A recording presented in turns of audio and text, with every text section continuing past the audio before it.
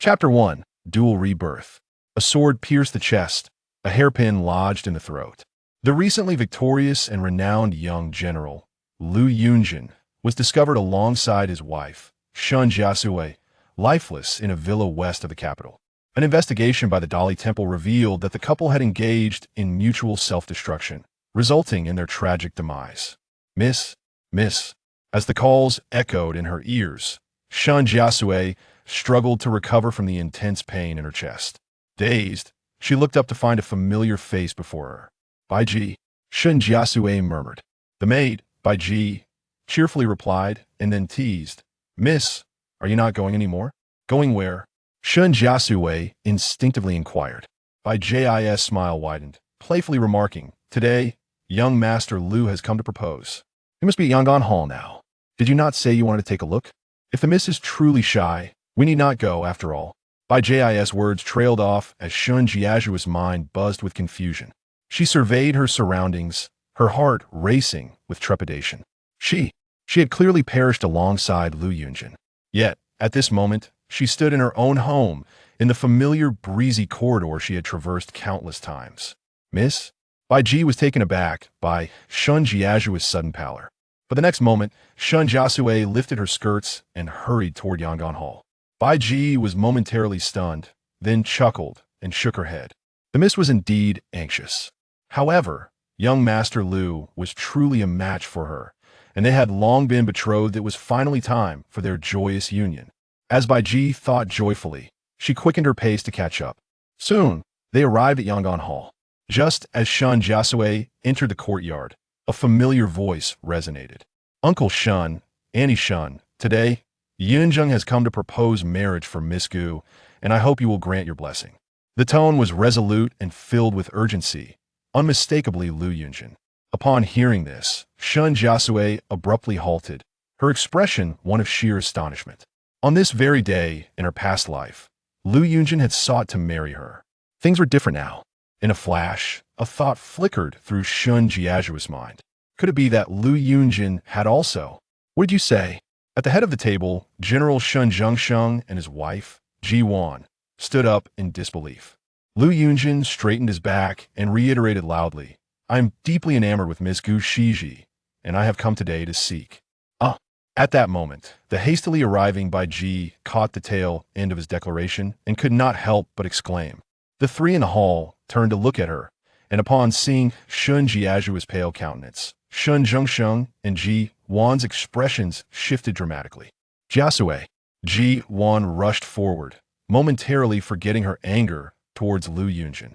Upon seeing Shen Jiasui's ashen face, Ji Wan's heart ached as she quickly enveloped her daughter in her embrace. Both the Shen and Lu families hailed from military lineages.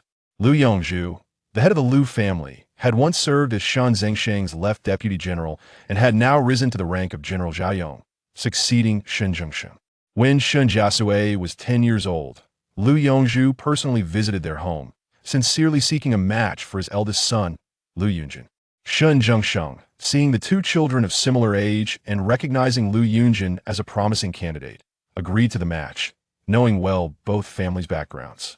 Thus, Shen Jiasui was betrothed, assured that she would never suffer in the Lu household.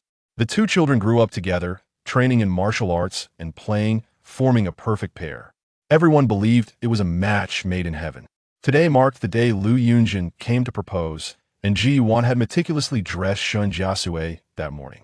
Recalling the shy expression on her daughter's face during the morning's preparations, Ji Wan felt as if her heart were being torn asunder. Her daughter had genuine feelings for Lu Yunzheng, and now she must be utterly heartbroken.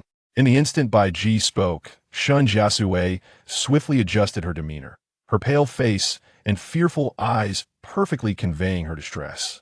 When her gaze met Lu Yunzheng's, she did not miss the turmoil on his face, an intertwining of hatred and fear, tinged with a hint of melancholy and confusion. Indeed, Lu Yunzheng had also been reborn. Rascal! Suddenly, Shen Jiangxun bellowed, slamming his hand down on the nearby tea table, shattering it. Lu Yunzheng, how dare you betray Jiasui? Do you know this marriage was one that your father earnestly sought, and I only agreed out of respect? Lu Yunzheng had his own doubts, pondering whether Shen Jiasui might be experiencing the same rebirth. Yet at this moment, he could discern no signs of deception in her.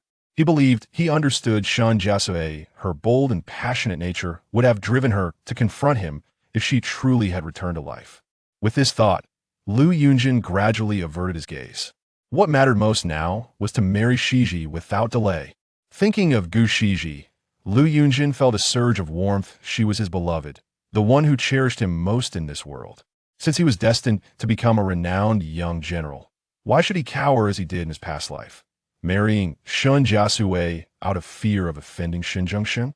With newfound confidence, Lu Yunzheng's tone grew more resolute. Uncle Shen, I have always regarded Jiasui as a sister. My heart belongs to Miss Gu. The engagement of the past was merely my father's unilateral wish. I was too young to understand love and could not make my own decisions. Moreover, you have always treated Miss Gu as your own daughter.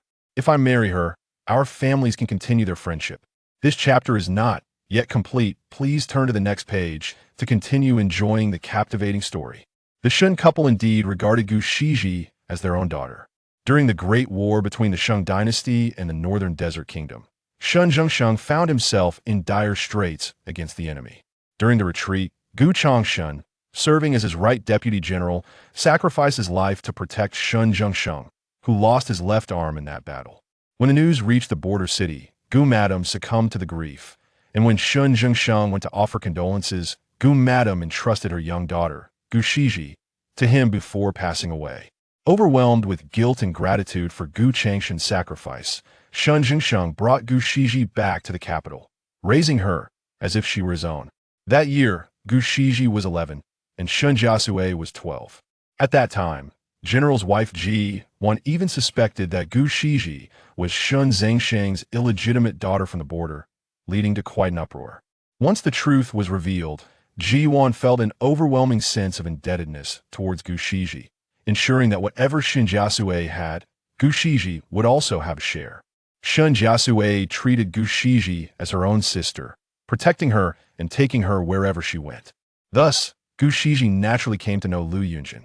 Gu Shiji was of a gentle disposition, remarkably understanding, and everyone adored her. Therefore, Jiwan could not fathom that Gu Shiji would betray Shen Jiasui, feeling only that Lu Yunzheng was not only ungrateful, but had also set his sights on her other daughter. Seething with anger, she rebuked him sharply. What a shameless and ungrateful scion of the Lu family. You claim to adore Shiji, yet she is gentle and courteous, and shares a deep sisterly bond with Jiasui. How could she ever look upon you? Moreover, if you truly regarded Jiasui as a sister, why did you not propose an annulment of the engagement earlier, but waited until the day of the proposal? Your betrayal today, did you consult your father, or even your own conscience? Chapter 2.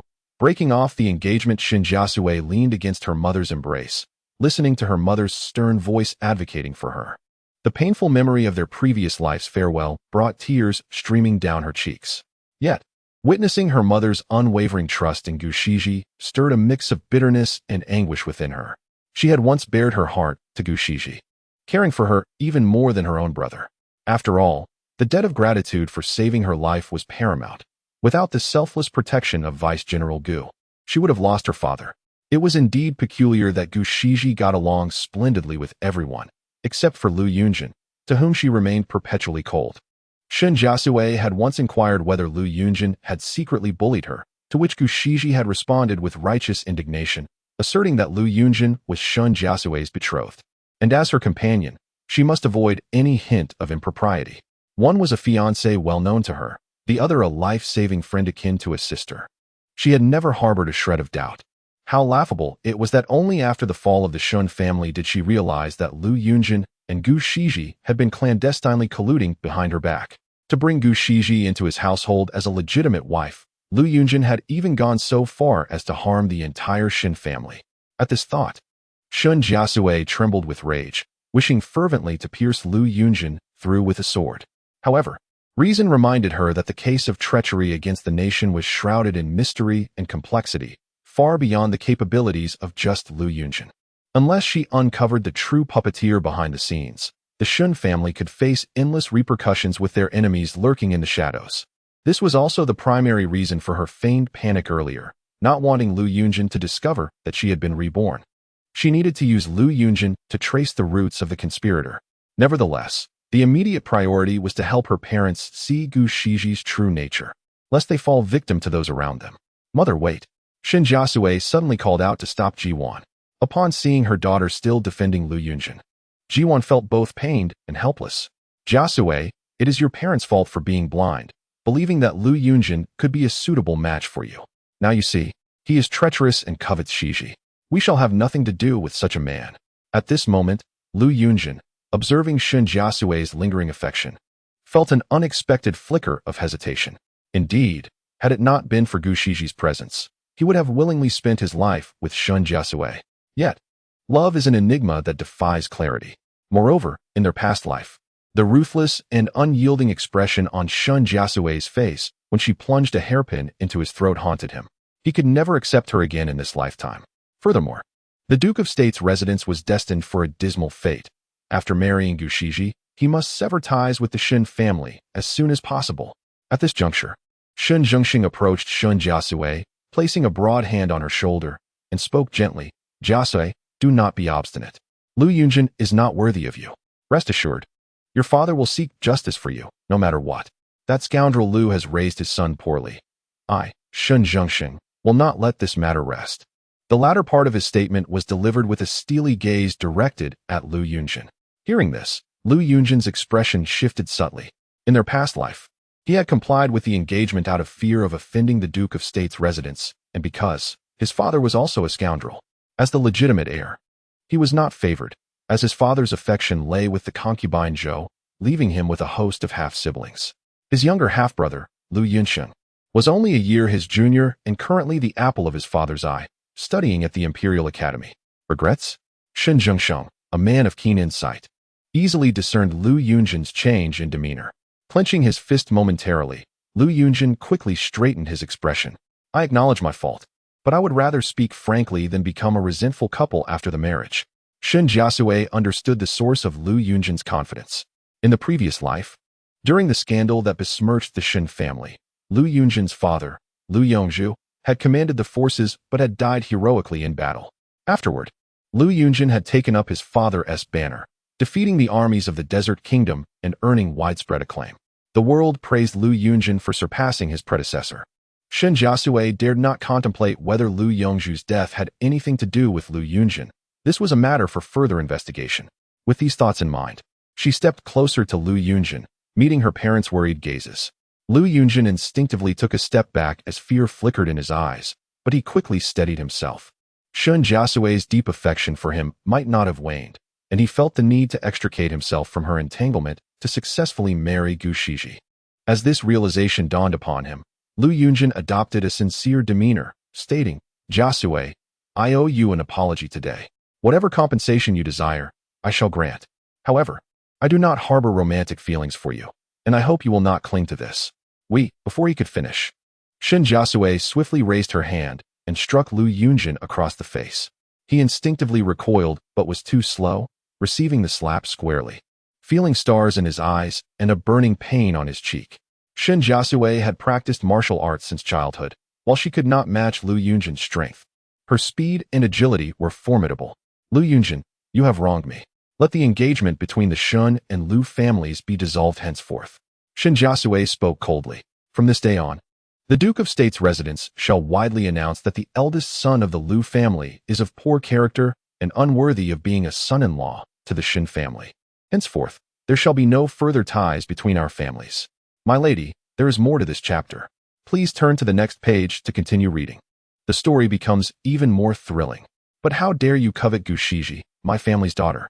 Not a single finger of yours shall touch her. As Shen Jiasui's words fell, Jiwan immediately rallied behind her daughter, declaring, Indeed, you, Lu Yunzheng, shall not set foot in our duke's residence ever again. Though he had just been slapped, Lu Yunzheng accepted Shen Jiasui's decision to break off the engagement without further protest. However, he was taken aback when she suddenly shifted the focus to Gu Shiji, causing his expression to darken. Breaking off the engagement is one thing. I shall bear any slander you cast upon me without complaint, but I must marry Gu Shiji. Slander? Shen Jiasui retorted with a cold laugh. What I speak is nothing but the truth. Which of my words can you contest? Shen Jiasui had always been clear in her affections and aversions. When she loved someone, she would give her heart entirely, but when she despised someone, they could expect no kindness from her. Lu Yunzheng, well aware of Shen Jiasui's nature, chose not to waste words and insisted, I will marry Gu Shiji, and no one can stop me. Seeing that the moment was ripe, Shen Jiasui gracefully retreated to her parents' side, frowning as she said, Father, Mother, it appears Lu Yunzheng is unwilling to give up. If he spreads rumors, it could tarnish Gu Shiji's reputation. I was considering whether we should invite Gu Shiji to clarify things with him face to face, to put an end to his delusions. But what if she is frightened? Given her timid nature? Shen Jiasui and Ji-Wan exchanged worried glances at her words. Though decisive by nature, Ji-Wan pondered briefly before declaring, if we must cut ties, we shall do so today. Lu Yunzheng must relinquish his hopes. Otherwise, Gu Shiji will surely suffer in the future. Bai Shuang, please invite the second young lady to Yong'an Hall. Chapter 3. Willing to marry. By the way, when you inform the second miss about this matter, please remember to be gentle with your words, lest you frighten her. Ji-Wan pondered for a moment and added, feeling uneasy. Over the years, Gu Shiji had been referred to as the second miss in the household. Bai Shuang, Ji-Wan's diligent maid, acted with great discretion and promptly set off. At this moment, seizing the opportunity while their parents were still scolding Lu Yunzheng, Shen Jiasui swiftly approached Bai Ji, leaning close to her ear to whisper something. Upon hearing this, Bai Ji's eyes widened in shock as she looked at her young mistress.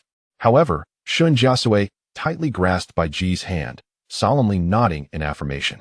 Bai Ji, having followed Shen Jiasui since childhood, was also courageous and her loyalty was beyond doubt.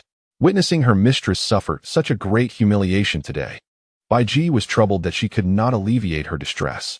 Although she did not fully understand Shen Jiasui's intentions, she firmly nodded and turned to leave Yong'an Hall. When Shen Jiasui returned, she noticed her mother looking at her with concern and managed to force a smile, softly saying, Mother, I am still worried about Shiji. I want Bai Ji to accompany her to offer some comfort.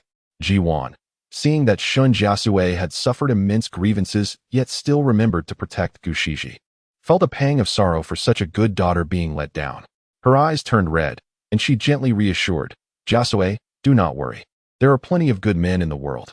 We shall search again, and if you do not wish to find someone, your father and I will support you for a lifetime. Upon hearing this, Shen Jiasui leaned against Ji-Wan's shoulder, her nose tingling with emotion. Father, Mother, I wish to stay by your side forever. Good, good, good. Ji-Wan gently stroked Shen Jiasui's back, her voice slightly wavering with emotion. Meanwhile, Lu Yunzheng, aware that Gu Shiji was coming, felt his heart soar. In his past life, after returning triumphantly from the frontier and clearing all obstacles between himself and Shiji, he believed they could finally be together. But despite all his calculations, he had not foreseen that his mother could not contain Shen Jiasui, allowing her to follow him to the western villa. At that time, Shiji had witnessed his death before her eyes, leaving her in indescribable sorrow and fear. As these thoughts crossed his mind, Lu Yunzhen's longing and pity for Gu Shiji reached their zenith. He fixed his gaze on the entrance of the courtyard, unwilling to look away even for a moment. After a quarter of an hour, a slender figure finally appeared in the sight of all. The newcomer possessed a delicate beauty, her brows slightly furrowed, seemingly harboring a touch of sorrow. When she lifted her gaze towards them, her long eyelashes fluttered, and her innocent, clear eyes were exceedingly endearing. Only Bai Shuang accompanied her. At this moment, everyone was too preoccupied to notice why Bai Ji, sent by Shen Jiasui, had not come along. As Gu Shiji's eyes were already reddened, her steps hurried, appearing particularly pitiful. Shiji.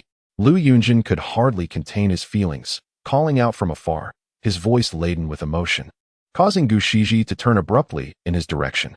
As their eyes met, an unspoken sentiment seemed to surge between them, yet Gu Shiji quickly averted her gaze. On the other side, Shen Jiasui closely observed Gu Shiji, unwilling to miss even the slightest change in her expression. After a long moment, she finally breathed a sigh of relief, noting that Gu Shiji appeared not to have been reborn. No rush, let us observe further.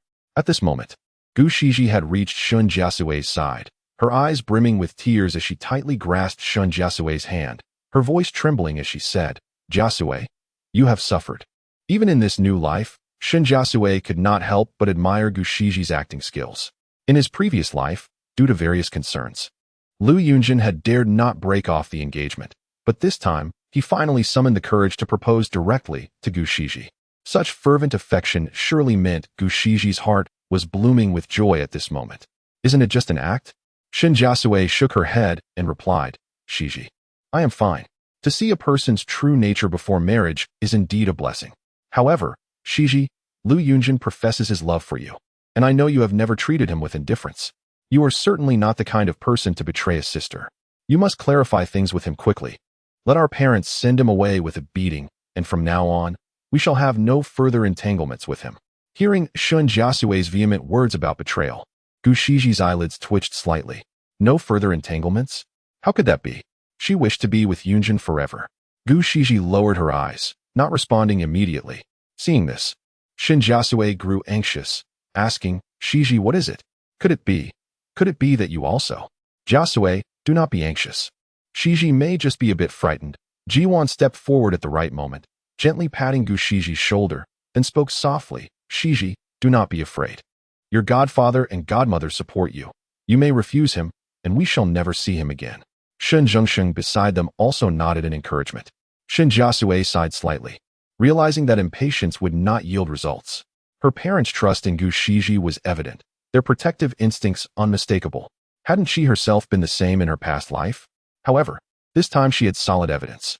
Gu Shiji lightly nodded and turned to look at Lu Yunzheng not far away. Their gazes met, seemingly reaching a silent understanding. In the next moment, Gu Shiji suddenly began to cough vigorously, as if overwhelmed with guilt, covering her mouth and sobbing. It is my fault, all my fault.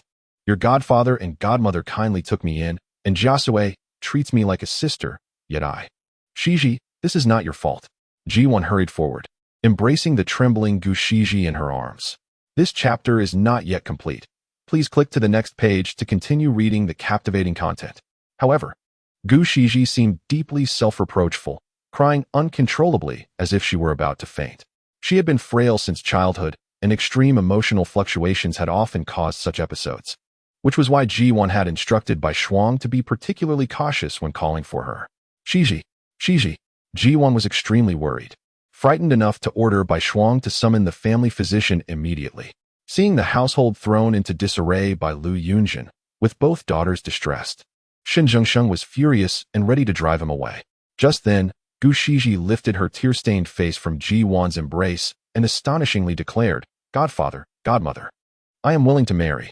Shen Jiasui, upon hearing this, coldly curled her lips, while Shen Jiasui and Jiwan were left in utter shock. Shiji, what did you say?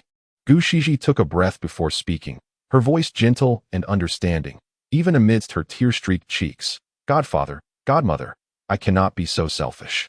The situation at the frontier remains unstable, and with godfather having lost an arm, should conflict arise, the royal family will need to rely on General Lu. Since General Lu intends to form a marriage alliance and young Master Lu is so steadfast, I believe it is best for me to marry him, to preserve the friendship between our families and to spare Godfather and General Lu from difficulty. The kindness you have shown me over the years is immeasurable, and in this way, I can find peace for the rest of my life, without regrets or grievances. At this point, Gu Shiji slightly closed her eyes, tears streaming down her face. Lu Yunzheng, hearing this, felt a surge of affection and admiration swell within him. Indeed, Gu Shiji was wise, her actions more thoughtful than his own, and her words moved him deeply. Seeing Gu Shiji consider the greater good, even swallowing her grievances for the sake of the Shen family, Shen Jiasui and Jiwan grew increasingly fond of her, speaking in unison, no. Jiwan added sternly, Shiji, General Lu was once your godfather's subordinate. Had he been present, he would never allow Lu Yunzheng to act so recklessly. Should he dare to shield Lu Yunzheng, indulging his son's breach of contract, our Shen family shall not be intimidated. Have no apprehension, Shiji. Neither you nor Sui shall be compelled to marry. Your foster mother shall ensure that you suffer no grievance whatsoever. Upon hearing this, Gu Shiji vehemently demurred, clasping Jiwan's hand and lamenting, foster mother, nay. Discord between the two families is the last thing Shiji desires. Should General Lu and his son be estranged on this account, Shiji would be inconsolable. Let Shiji be the one to marry, and let this entanglement end with Shiji alone. Observing Gu Shiji's silver-tongued manipulation, gradually swaying her parents' sentiments. Shen Jiasui felt a surge of trepidation at the thought of such a deceptive individual residing amongst them. She couldn't help but ponder whether Gu Shiji had a hand in the evidence of the Shun family's transgressions presented by Lu Yunzheng in her previous life, given her intimate knowledge of her father, while her father remained utterly unsuspecting. With this in mind, Shen Jiasui turned her head towards the courtyard entrance with some urgency. At that very moment, Bai Ji hastened towards them, bearing a casket. Shen Jiasui's eyes lit up with anticipation. Finally, it has arrived. Chapter 4. Never betray her. Bai Ji's complexion paled, feeling as though the box in her hands weighed a ton. When her mistress had instructed her earlier, she had been utterly bewildered, but upon beholding the contents of the box, she felt as if struck by lightning. She had hurried along the way, not daring to make any mistakes. Now, meeting her mistress's eyes, tears streamed down her face. She felt aggrieved and indignant for her mistress. Shen Jiasui knew that Bai Ji was wholeheartedly devoted to her. Seeing Bai Ji's tears now, she felt both sorrowful and amused, and quickly nodded at her. Bai Ji was a sensible girl, and immediately wiped away her tears with her sleeve, nodding emphatically. She would help her mistress put on a good show. At this moment, in the courtyard, Shen Jiasui and his wife were still constantly consoling Gu Shiji. Suddenly, Bai Ji rushed in with the box, exclaiming in alarm, "Miss!" This cry drew everyone's attention. Shen Jiasui, seeing this, quickly asked, "Bai Ji, what's wrong?" Bai Ji replied urgently, "Just now, this servant followed Mrs. instructions to go to Qiushi courtyard to fetch the second Mississippi. Perhaps I took a different route from Bai Xuan." When this servant arrived at Qiushi courtyard, the second miss had already been taken away by Bai Xuan. Shen Jiasui waved her hand upon hearing this. "It's all right. Come over here." Bai Ji shook her head, her face pale. "Miss, this servant hasn't finished speaking." This servant was about to leave when I suddenly noticed a maidservant acting suspiciously in the room. Sensing something was amiss, I went forward to investigate. Unexpectedly, she was indeed light-fingered. When I shouted at her, she covered her face and fled, knocking over the things on the dressing table and scattering them all over the floor. Gu Shiji had been speaking animatedly, and her adoptive parents had always indulged her. After her emotional and rational pleas, they were already somewhat wavering. Now, Bai Ji's sudden appearance had disrupted her plan. If her adoptive parents hardened their hearts again, she feared it would be difficult for her to marry Lu Yunzheng. Thinking of this, Gu Shiji felt impatient and quickly pretended to sway, finally drawing Shen Jiasui and Ji Wan's attention back to her. "Shiji, how are you?" Ji Wan asked anxiously. Gu Shiji weakly shook her head, her eyelashes still glistening with unshed tears. Ji Wan worried that Gu Shiji would not be able to hold on for much longer, thinking that the matter of Lu Yunzheng had to be resolved first. So she turned to Bai Ji and said, "As long as the thief is still in the mansion, there is no reason why we can't catch them. Even if some valuables are lost, it is a small matter, we can discuss it later." Gu Shiji was pleased to see Ji Wan regain her composure. But Bai Ji was being uncooperative, insisting, "Madam, this servant was afraid that the second miss had lost something valuable and didn't have time to chase after the maidservant. So I bent down to help the second miss tidy up, and unexpectedly, I saw something." Cough, cough, cough. Gu Shiji suddenly coughed violently. Ji Wan immediately frowned, stroking Gu Shiji's back while inwardly annoyed that Bai Ji was being so inconsiderate today. She knew that she had handpicked Bai Ji to serve Sui, valuing her cleverness. "All right, Bai Ji, you may leave now," Ji Wan said, waving her hand dismissively. Seeing this, Gu Shiji immediately seized the opportunity, raising her head with a sorrowful expression and saying, "Adoptive father, adoptive mother, look at Shiji's frail body. I fear I won't be around for long. Over the years, I have been blessed with your love and have lived a life of luxury. I finally understand why father risked his life to protect adoptive father back then. True heart for true heart, father was willing, just like Shiji today, is willing to marry into the Lu family to repay adoptive father and adoptive mother for your years of nurturing. Adoptive father, adoptive mother, please grant Shiji's wish." As Gu Shiji spoke, she suddenly broke free from Ji Wan's support, took a step back, and solemnly bowed to Shen Jiasui and his wife. Seeing this, Bai Ji was about to speak when Shen Jiasui stopped her with a shake of her head. Not yet. The more pity and guilt her parents felt for Gu Shiji now, the sooner they would realize how easily their family had been manipulated by Gu Shiji. Gu Shiji was too good at acting, and Deputy General Gu's life-saving grace back then was a real debt. If she couldn't deliver a fatal blow to Gu Shiji, her parents would definitely soften their hearts again under her sweet words. Sure enough, seeing Gu Shiji's determined look, refusing to get up for a long time, Shen Jiasui and his wife were finally wavering. Gu Shiji had laid bare her heart, so resolute that if they refused to agree, they would seem like heinous sinners. At this moment, Lu Yunzheng, who had been silent for a long time, stepped forward and knelt on one knee before Shen Jiasui and his wife. The next moment, he said earnestly, "Uncle, aunt, as long as you are willing to marry Shiji to me, I am willing to swear here that I, Lu Yunzheng, will cherish only Shiji in this life, never take a concubine, and never betray her." Gu Shiji trembled slightly upon hearing these words, turning to look at Lu Yunzheng with red eyes, clearly moved beyond words. Lu Yunzheng sensed her gaze, looked up to meet Gu Shiji's eyes. Their affection for each other palpable, a pair of kindred spirits in love.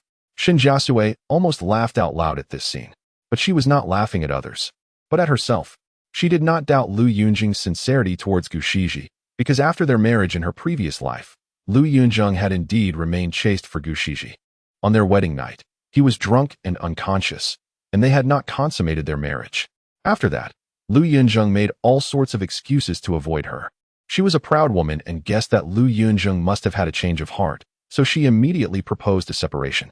But then Lu Yunzheng coaxed her with tenderness, and just as she was about to make a scene and completely break ties, the Northern War broke out, and Lu Yunzheng went to war with his father. She was a daughter of a military family and knew that war was paramount, so she didn't want to entangle with Lu Yunzheng at this time, only saying that the day he returned in triumph would be the day of their separation. Who knew that she would wait and wait, only to be met with the Shun family's betrayal of the country and the calamity of the entire family being executed. Her breathing quickened as her thoughts went there. Shen Jiasui and his wife were very embarrassed. Lu Yunzheng was originally Sui Sui's fiancé, and if he were to marry Shiji, Sui Sui would become the laughingstock of the entire capital. She was their precious pearl, the apple of their eyes. Why should she suffer such injustice? But Gu Shiji had saved their lives and had been with them for so many years. At this moment, Shen Jiasui took the initiative to step forward, her eyes red, and said softly, "Father, Mother, you don't have to worry about me. Since Shiji is willing to marry and Lu Yunzheng is so devoted, then grant Shiji's wish. Your daughter never cares about the gossip outside, and besides, Mother just said that she would take care of her daughter for the rest of her life." Saying this, Shen Jiasui forced a smile, but her smile was full of sorrow. This deliberately light-hearted appearance broke Shen Jiasui and his wife's hearts. On the other side, Gu Shiji and Lu Yunzheng exchanged glances, their eyes shining brightly, knowing that their plan was finally coming to fruition. Who knew that at this moment, Bai Ji, who had been silent for a long time, suddenly exclaimed, "No? Why should Miss suffer injustice? Master, madam, you have all been deceived by the second Miss." Chapter 5. The discovery of deceit. Bai Ji's words were disjointed, prompting everyone to turn their gazes toward her, with Shen Jiasui in particular asking, "Bai Ji, what nonsense are you spouting?" Bai Ji shook her head, speaking urgently, "Miss, I am not speaking frivolously. This is something I discovered in the second Mrs. Chamber. We have all been deceived by her." As she spoke, Bai Ji raised the box she had been holding. Gu Shiji's eyes widened in shock upon hearing this, but she quickly composed herself. The box was unfamiliar to her, and certainly not an item from her room. Moreover, she had hidden those things with utmost care, ensuring they would never be uncovered by anyone, especially not a petty maid with unclean hands. "Bai Ji, what do you mean by this?" Gu Shiji's face paled as she questioned, her voice tinged with a sob, her emotions overwhelming her to the point of swaying unsteadily. Lu Yunzheng could not bear to see his beloved suffer and immediately stood up to support Gu Shiji, his voice cold as he rebuked. "How dare a lowly servant slander her master? Uncle, aunt, is this how you regard Shiji as your own kin? To watch her be bullied by a maid? If you are unwilling to discipline this servant, I shall not hesitate to do so myself." His words were urgent and fierce, as though he were the lord of the Duke Gu's residence. Bai Ji, having received a hint from Shen Jiasui, recognized that the moment was ripe. Without further ado, she opened the box, revealing a thick stack of letters inside. "If this servant has truly committed an offense, it is for the master and mistress, as well as the young lady, to punish her. It is not for you, young Master Lu, an outsider, to meddle." Bai Ji exhibited a bit of Shen Jiasui's demeanor. Unperturbed as she continued to speak clearly, "Master and mistress, please behold, this is what I discovered in the second Mrs. Chamber."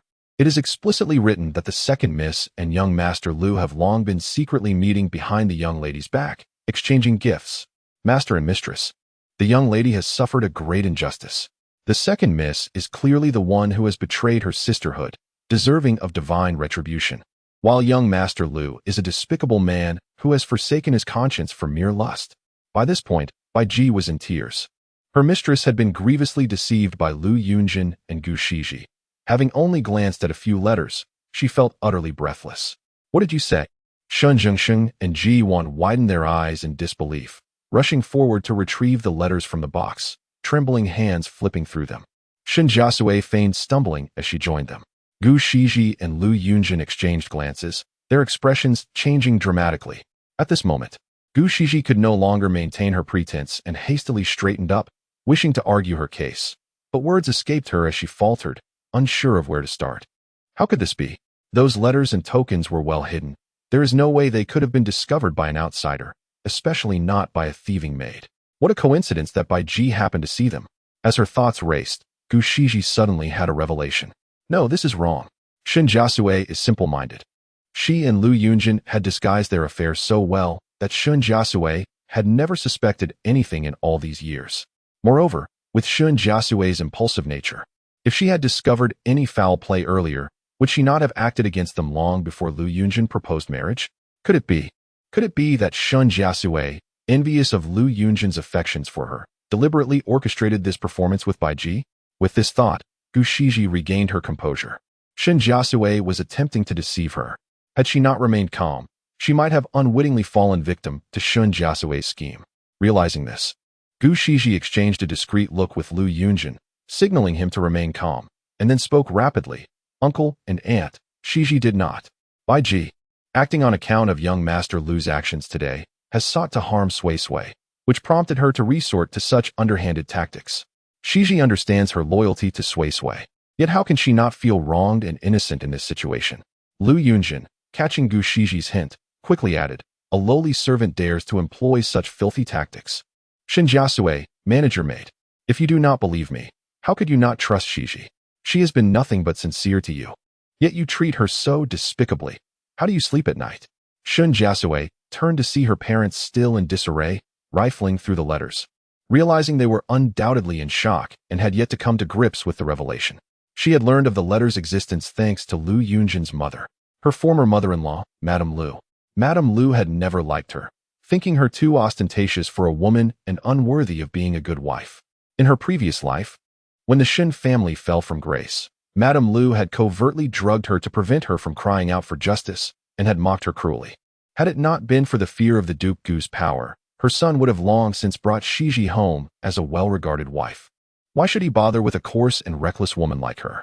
Suddenly hearing the name Shiji, she looked up in disbelief, thinking she had misheard. Yet Madame Lu was laughing with delight, pouring a box of letters over her head. Upon seeing the names signed on the letters and recognizing the familiar handwriting, she felt as though the heavens had collapsed. She knelt on the ground, frantically tearing open letter after letter, each filled with the affectionate sentiments between Lu Yunzheng and Gu Shiji, along with mockery and derision directed at her. She recalled every word as Gu Shiji had written in the letters. My master, there are more chapters to come. Please turn to the next page to continue reading. The subsequent segments are even more thrilling. The letters from Lu Yunzheng were treasured by Shiji, who would often take them out in the dead of night to savor their sweetness, not daring to betray her beloved's heartfelt intentions. It was through this that she was certain Gu Shiji had been keeping the letters and tokens exchanged between them, thus concocting this scheme. Bai Ji was indeed astute. Having uncovered the truth, seeing that Lu Yunzheng and Gu Shiji remained unrepentant, Shen Jiasui seized an item from the box and turned around. True heart. Shen Jiasui smiled bitterly. I have laid bare my heart for both of you. Yet what have you ever offered me in return? Gu Shiji, upon hearing this, rushed forward to clarify. But Shen Jiasui had already opened her right hand, revealing an object. Lu Yunzheng, do you recognize this? This is your family's ancestral jade pendant adorned with dragon patterns, inscribed with the character Lu on the back. You gave this jade to Gu Shiji, and the letters overflow with affection and deep sentiment. Do you think I would still listen to your excuses? Today, we have all witnessed your grand performance. Had Bai Ji not fortuitously discovered these letters, The Duke Gu's residence would have been on the verge of marrying Gu Shiji into your Lu family in high spirits. The depravity of the human heart was chilling, sending shivers down one's spine. The moment Gu Shiji laid eyes on the jade pendant, her composure finally crumbled. Her heart trembled, and she instinctively shook her head in denial. But Shen Jiasui's expression was unyielding, impervious to her pleas. She hurriedly called for Shen Jiasui and Jiwan. Uncle, aunt. Shiji did not. You must believe. Silence. Jiwan abruptly turned her head, her red eyes glaring as if ready to devour her. All the love and care she had lavished upon Gu Shiji now turned to resentment. The letters in the box almost made her retch. Oh, what a pair of shameless creatures, exploiting my family's goodwill to insult us so. I was prepared to show mercy to Sui, believing in your sincerity. Gu Shiji. Oh, Gu Shiji. Jiwan fixed her gaze upon Gu Shiji, enunciating each word with piercing clarity. Is it not your fervent desire to wed Lu Yunzheng? Very well, let it be so.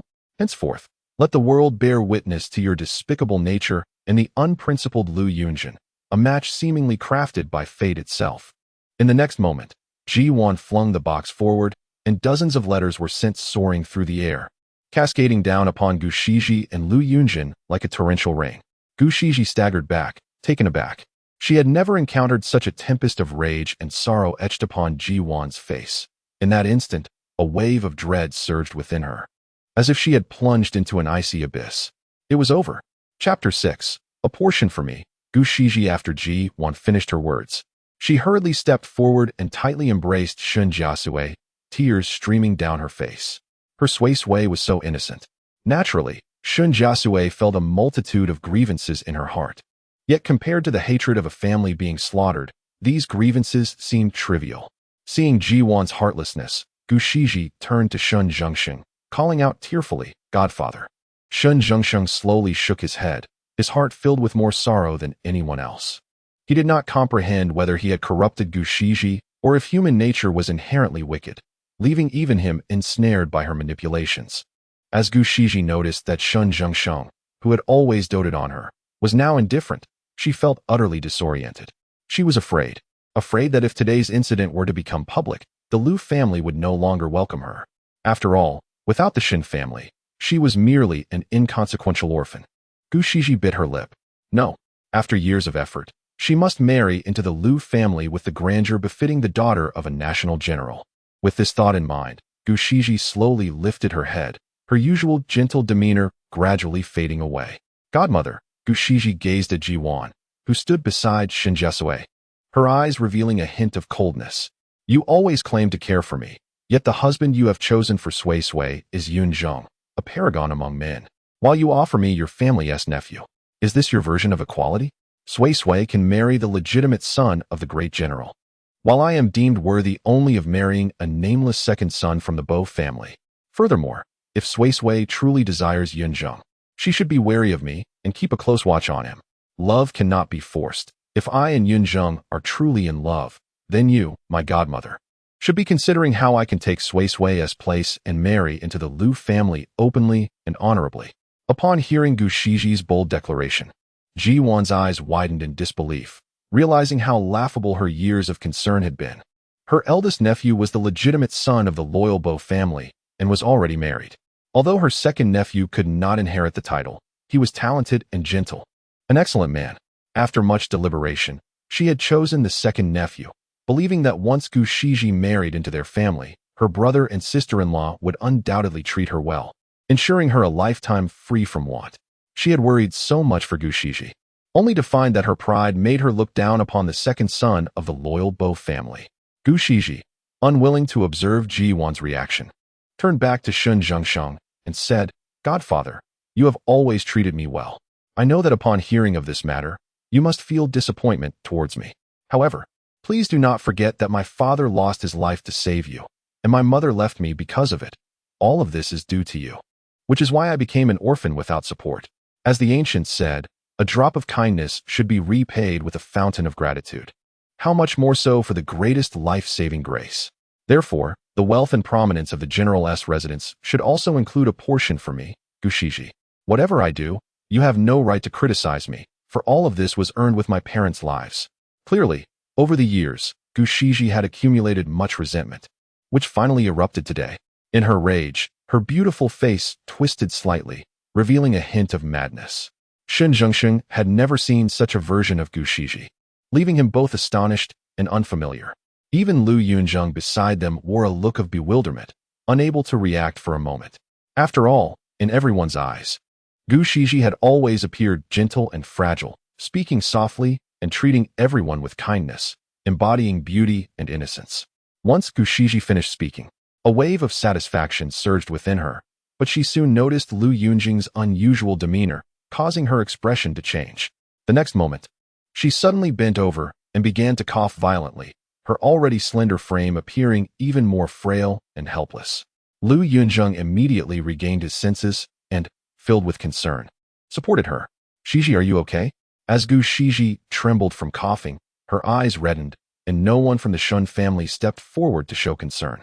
Lu Yunzheng felt a pang of injustice for her and scanned the room before coldly stating, "Shiji, do not fear. Even if the Shen family is ungrateful, you still have me." Jiwan's heart truly felt icy upon hearing Gu Shiji's earlier remarks. Just as she was about to speak, Shen Jiasui patted her hand and stepped forward. 1963. Shen Jiasui spoke coldly. At this moment, Gu Shiji paused her coughing, and Lu Yunzheng impatiently furrowed his brow. "Shen Jiasui, what nonsense are you spouting?" Shen Jiasui fixed her gaze on Lu Yunzheng and Gu Shiji, slowly continuing. "This is the number of soldiers who perished in the battle where Gu Shiji's father, Vice General Gu, sacrificed himself." Upon hearing this, Lu Yunzheng's expression stiffened.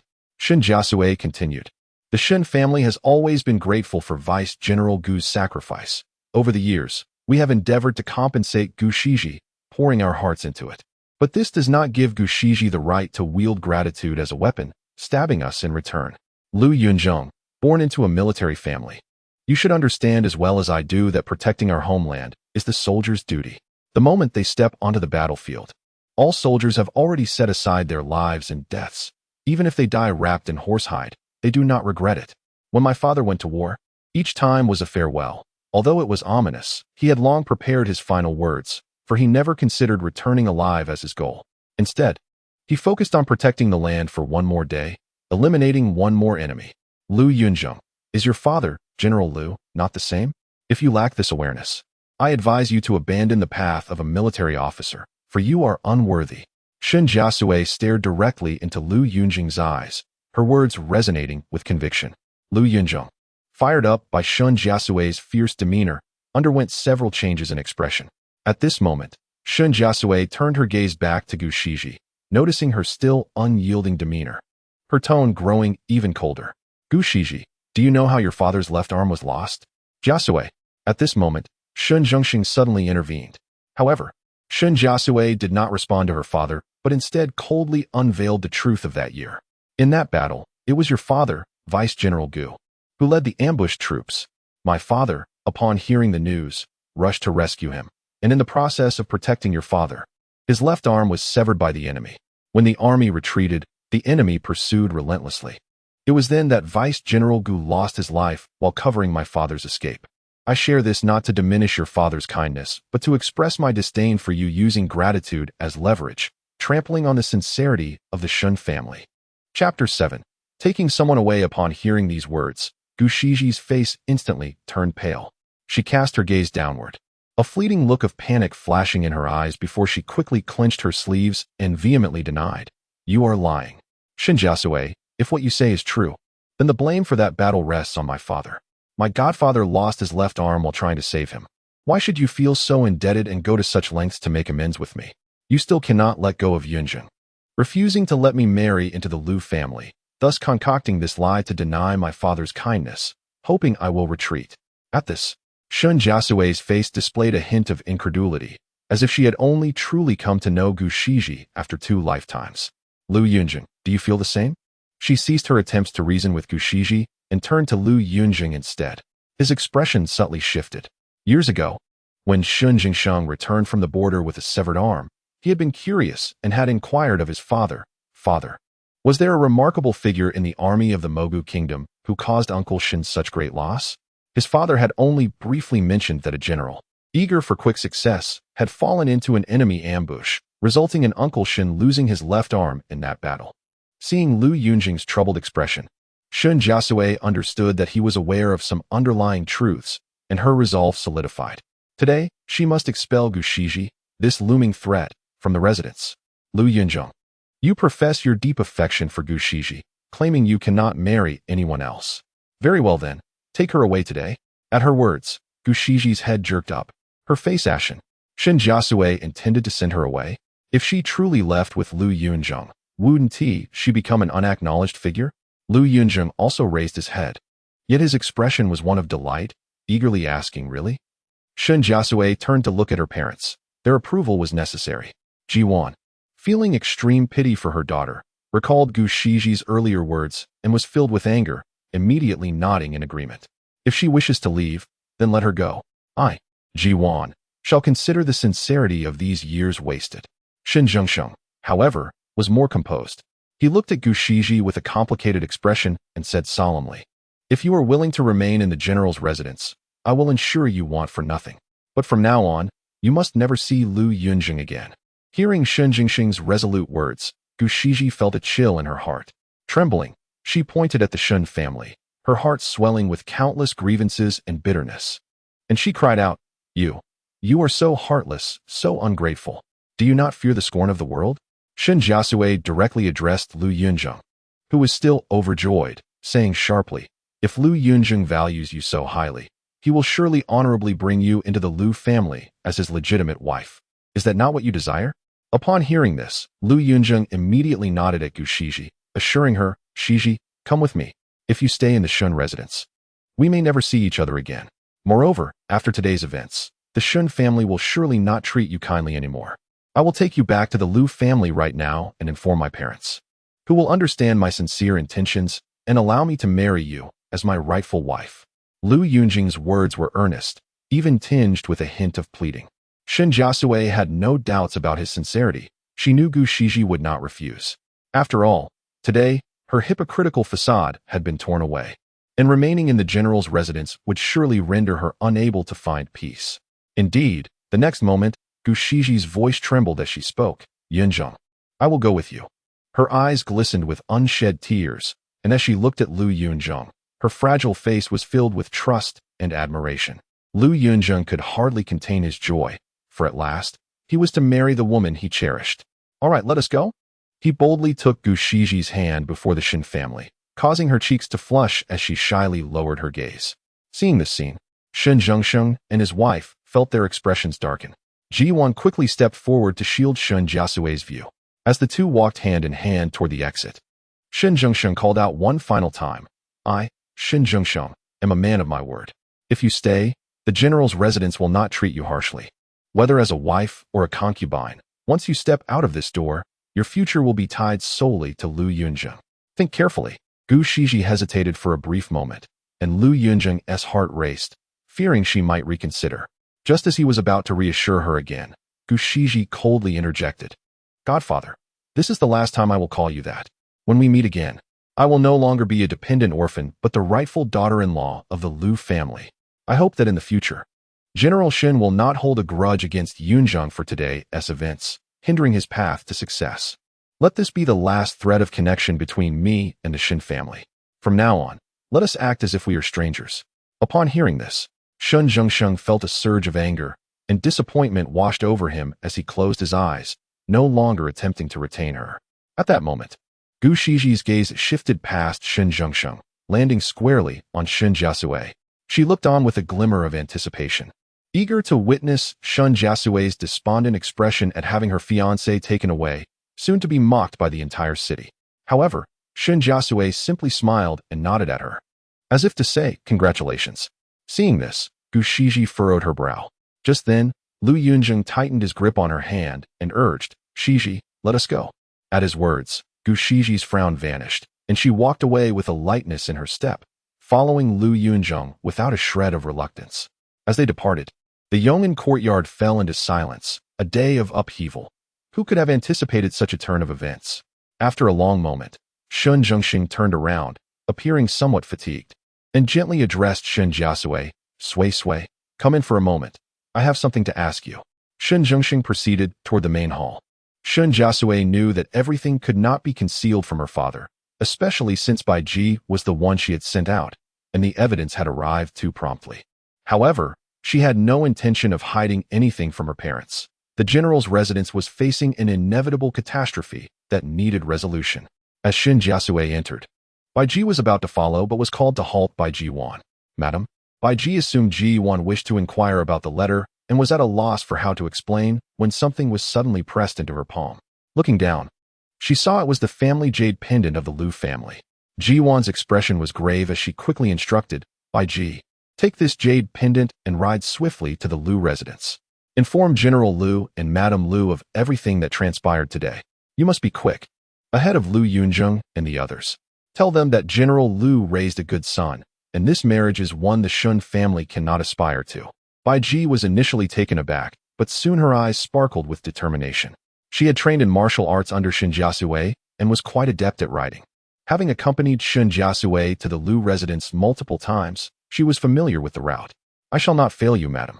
Bai Ji affirmed with resolve and promptly departed with great haste. Watching Bai Ji leave, Ji Wan's lips curled into a cold smile. Did Lu Yunzheng think he could betray Sui and escape unscathed? This farce was not over yet. It was now the Lu family's turn. Ji Wan thought to herself, feeling a sense of relief. Just as she was about to step into the hall, she noticed her daughter standing by the door, gazing at her with a smile. Ji Wan's lips curved slightly. It was true that a mother knows her daughter best. Shen Jiasui was undoubtedly well aware of her mother's character, her penchant for both vengeance and gratitude. The moment her mother sought to take the treasured jade pendant of the Lu family from her grasp, Shen Jiasui anticipated such a turn of events. In this instant, she couldn't help but recall the unkind and disapproving Lady Lu from her past life, as well as the formidable concubine Zhou of the Lu residence. Shen Jiasui had engaged with concubine Zhou on several occasions. She was indeed a master of understanding human nature. Chapter 8. The prodigal Bai Ji encountered General Lu and Madame Lu with remarkable ease. General Lu, a tall and imposing figure, wore a smile on his face.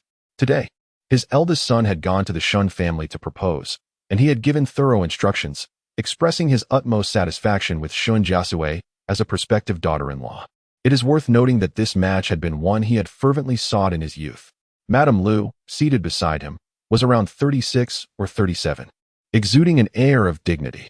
However, she appeared to be somewhat discontented, her lips perpetually taut, revealing a hint of fatigue beneath her sharp demeanor. Bai Ji performed her greetings respectfully, prompting General Lu to inquire with curiosity, I heard from the doorkeeper that you have come in haste. Did Miss Sui send you? Bai Ji shook her head, presenting the family heirloom jade pendant with both hands, enunciating clearly. I have come at Madame's command to return the pendant and convey her words. The general's residence has raised a fine son, but our Shun family cannot aspire to this union. What? Both General Lu and Madame Lu sprang to their feet, their faces filled with astonishment. In the back courtyard of the Lu residence, concubine Zhou lounged lazily on a couch, while a lovely young girl, Lu Yunzheng, sat nearby, deftly stitching. The mother and daughter shared light-hearted conversation, enjoying each other's company.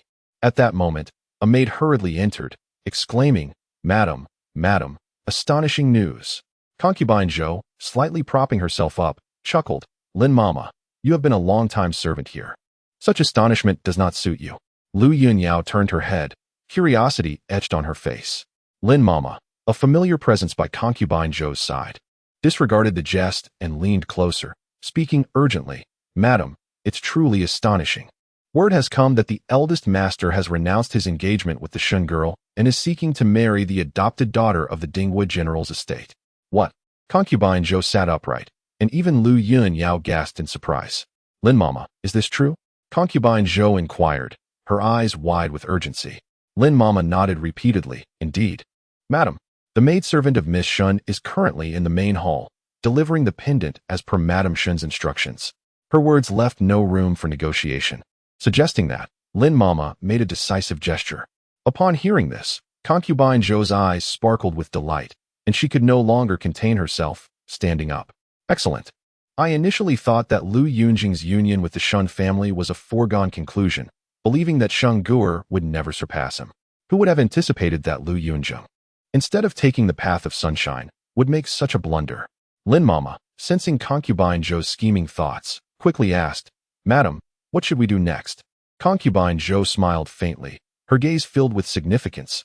"Lin Mama, we shall not act to harm others, lest we tarnish our own virtue and make things difficult for the general. However, Lu Yunzheng is digging his own grave. It would not be difficult for us to add fuel to the fire. Come, let us go and see for ourselves." As concubine Zhou took a few steps forward, she turned back to ruffle Lu Yunyao's hair, smiling as she said, "Yaoer, you are still young.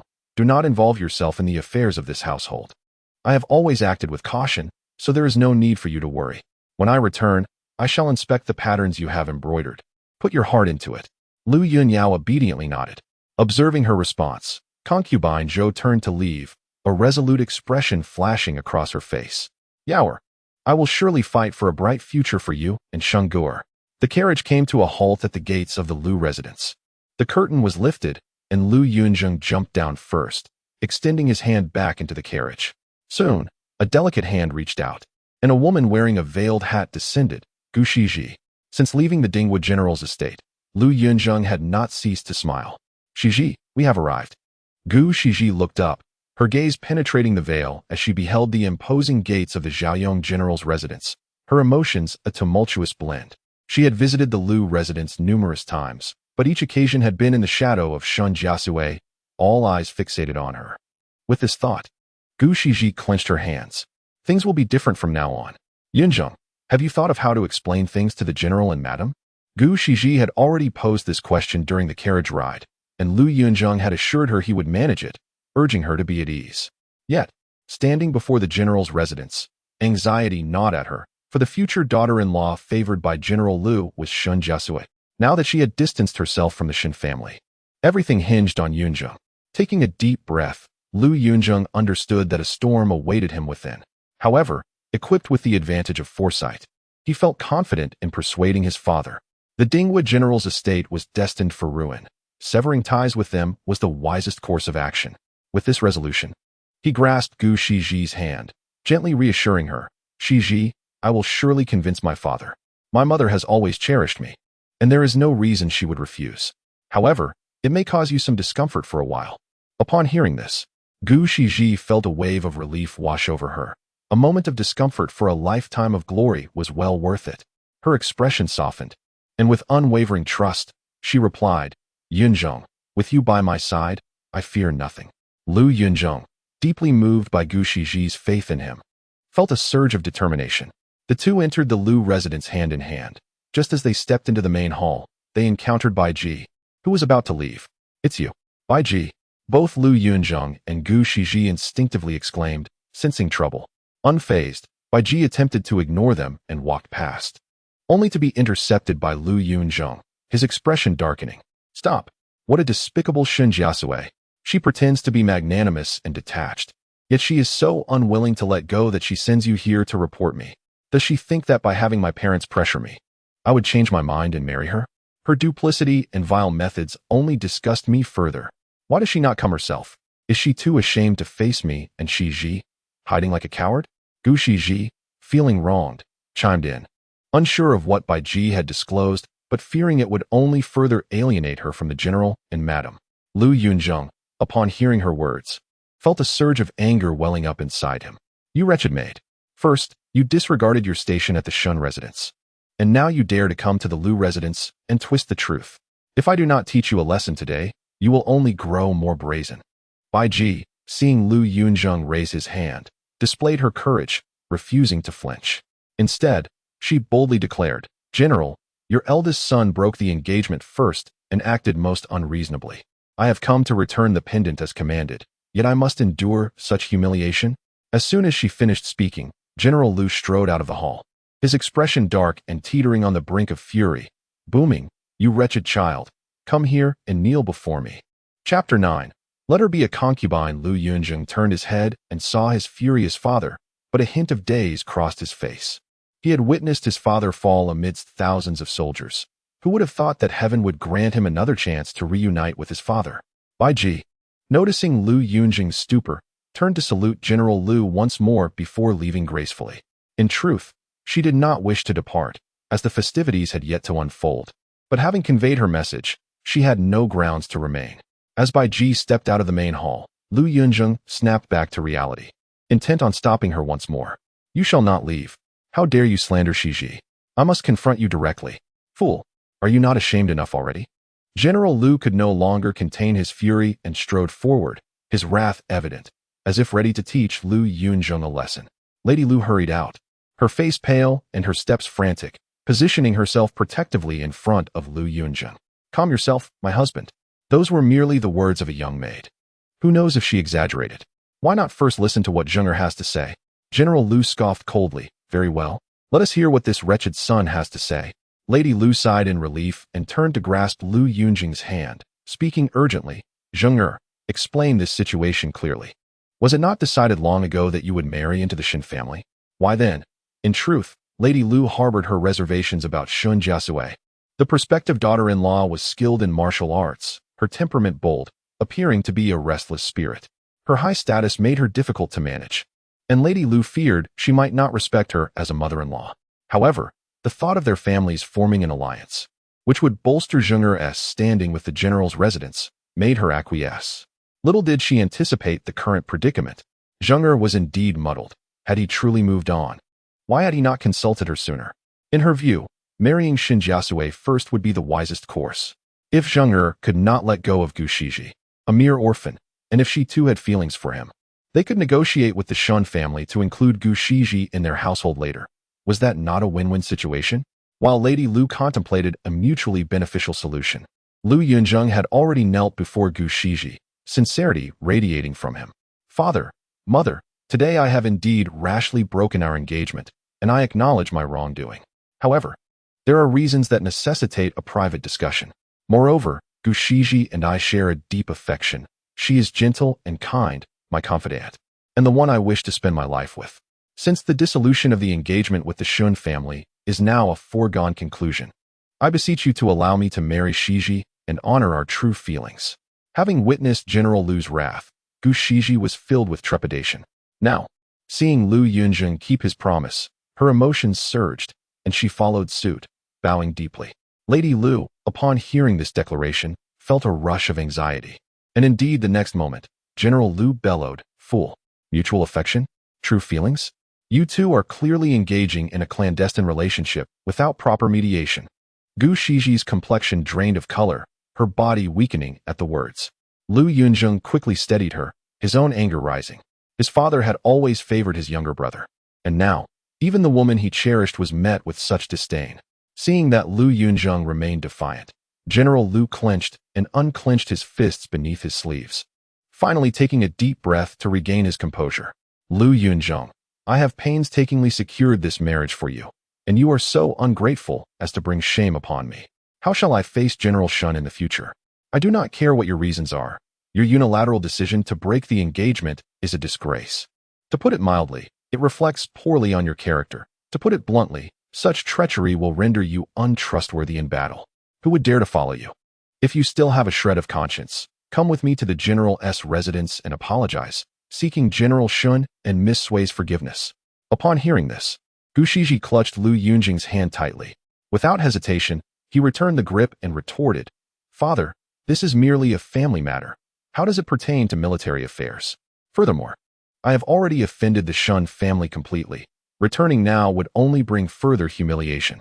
I refuse to bow to outsiders." General Lu nearly laughed in disbelief. "Oh, so you have cut off your own retreat? I, Lu Yunzheng, have lived a life of loyalty and integrity, yet I never expected to raise such a rebellious son. You are determined to marry this woman? Let me enlighten you. It was her father's greed and rashness that led to General Shen's disastrous defeat. Her father's sins are unforgivable, and General Shen, in his mercy, took her in. She owes her current status to his compassion. Now, you wish to marry her? If word gets out, you will be seen as a heartless beast." Upon hearing this, Gu Shiji's face turned ashen, unable to move. Lu Yunzheng could not abide anyone, even his father, disparaging Gu Shiji. "Father, that is all in the past. Regardless, Shiji is innocent. Why do you hold such prejudice against her? If you truly understood her character, you would not speak so." Lady Lu's disdain for Gu Shiji reached a boiling point as she watched Lu Yunzheng repeatedly confront his father on her behalf. She loathed women who feigned weakness, displaying such beguiling demeanor. Did Gu Shiji think others were blind to her ulterior motives? My dear, there is more to this chapter. Please click to the next page to continue reading. It becomes even more thrilling. In the background lurked Zhou Fu, eagerly awaiting Lu Yunzheng's misstep to elevate her own illegitimate son.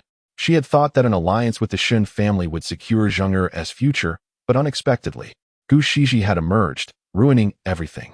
Contemplating this, Lady Lu's expression grew grim as she urged, Zhou, if you truly care for this woman, you may take her as a concubine after the Shen girl enters our home. Why act so impulsively and ruin the marriage between our families? Your father speaks wisely. Go to the Shen family and apologize while there is still time. Take her as a concubine. Let her be a concubine. Gu Shiji's mind buzzed, and she felt the world spinning around her. The next moment, she could no longer maintain her kneeling position and began to sway to the side. Lu Yunzheng swiftly caught her, calling out anxiously, Shiji. Gu Shiji dared not speak, yet tears streamed down her cheeks. Her gaze filled with longing and reproach as she looked at Lu Yunzheng, as if to say, Yunzheng, you promised me you would marry me. Lu Yunzheng's heart raced with panic, and he hastily reassured her, Shiji, rest assured, I will not go back on my word. Otherwise, I, Lu Yunzheng, am unworthy to be called a man. As he spoke, he lifted his head to meet his parents' gaze, nearly pleading, Father, Mother, I will marry no one but Shiji in this lifetime. Now that the matter is settled, why will you not support me? General Lu and Lady Lu gasped, astonished at their son's fervor. At that moment, a somewhat sultry voice floated through the air. Oh dear, this young lady possesses remarkable skills, managing to enchant the eldest son to the point of defiance against his elders. Chapter 10. Take me away. Lu Yunzheng turned his head and saw Aunt Zhou approaching gracefully with a round fan not far away. His brow furrowed momentarily. Yet any lingering trepidation from his previous life had dissipated. In his past existence, Aunt Zhou, relying on his father's favoritism, had indeed caused him numerous troubles, much to his mother's disdain. However, after his father perished in battle, Aunt Zhou lost her support and was dealt with by his mother. Lu Yunzheng was unaware of the specifics of this handling, but by the time he returned to the capital from the border, there was not a trace of Aunt Zhou left in the residence. As for his half-siblings, he had not encountered them either. In his eagerness to see Shiji, he had not bothered to inquire. While Lu Yunzheng reminisced about the events of his previous life, Aunt Zhou had already approached him, and it was unclear how long she had been eavesdropping from the corner.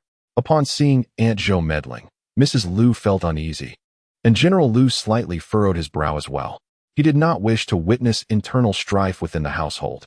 Aunt Zhou was astute. She understood General Lu's thoughts well. Thus, she did not target Lu Yunzheng, but instead directed her beautiful gaze towards Gu Shiji. Ah, indeed, she bore a heart-wrenching beauty. No wonder the eldest young master was willing to forego the engagement with the Duke of State's residence. If memory serves, this girl had visited the Lu residence a few times with Miss Shen, hadn't she? Lu Yunzheng, feeling irritable at Aunt Zhou's insinuations and mindful of her father's sentiments, coldly replied, Aunt Zhou, this matter does not concern you. Aunt Zhou obediently nodded but continued, I truly cannot meddle in the affairs of the residence. Yet having observed for a while, I must remind the eldest young master. This girl possesses a deep scheming nature and is adept at acting. You must be cautious. Upon hearing this, Gu Shiji's tears flowed even more fiercely. At this moment, she was suddenly filled with regret. She had not anticipated that the grievances Lu Yunzheng spoke of would entail such humiliation for her. Yet now, just as her guardian had warned before parting, the only person she could rely on was Lu Yunzheng. Yunzheng, take me away, take me away. Gu Shiji grasped Lu Yunzheng's garment tightly, her voice trembling as if she could no longer bear the shame. She looked like a delicate porcelain doll, on the verge of shattering. Retreating to advance, she had no other choice. Seeing Gu Shiji in such a fragile state pierced Lu Yunzheng's heart. She was the girl he had loved across 2 lifetimes. Aunt Zhou, this is not your place to speak.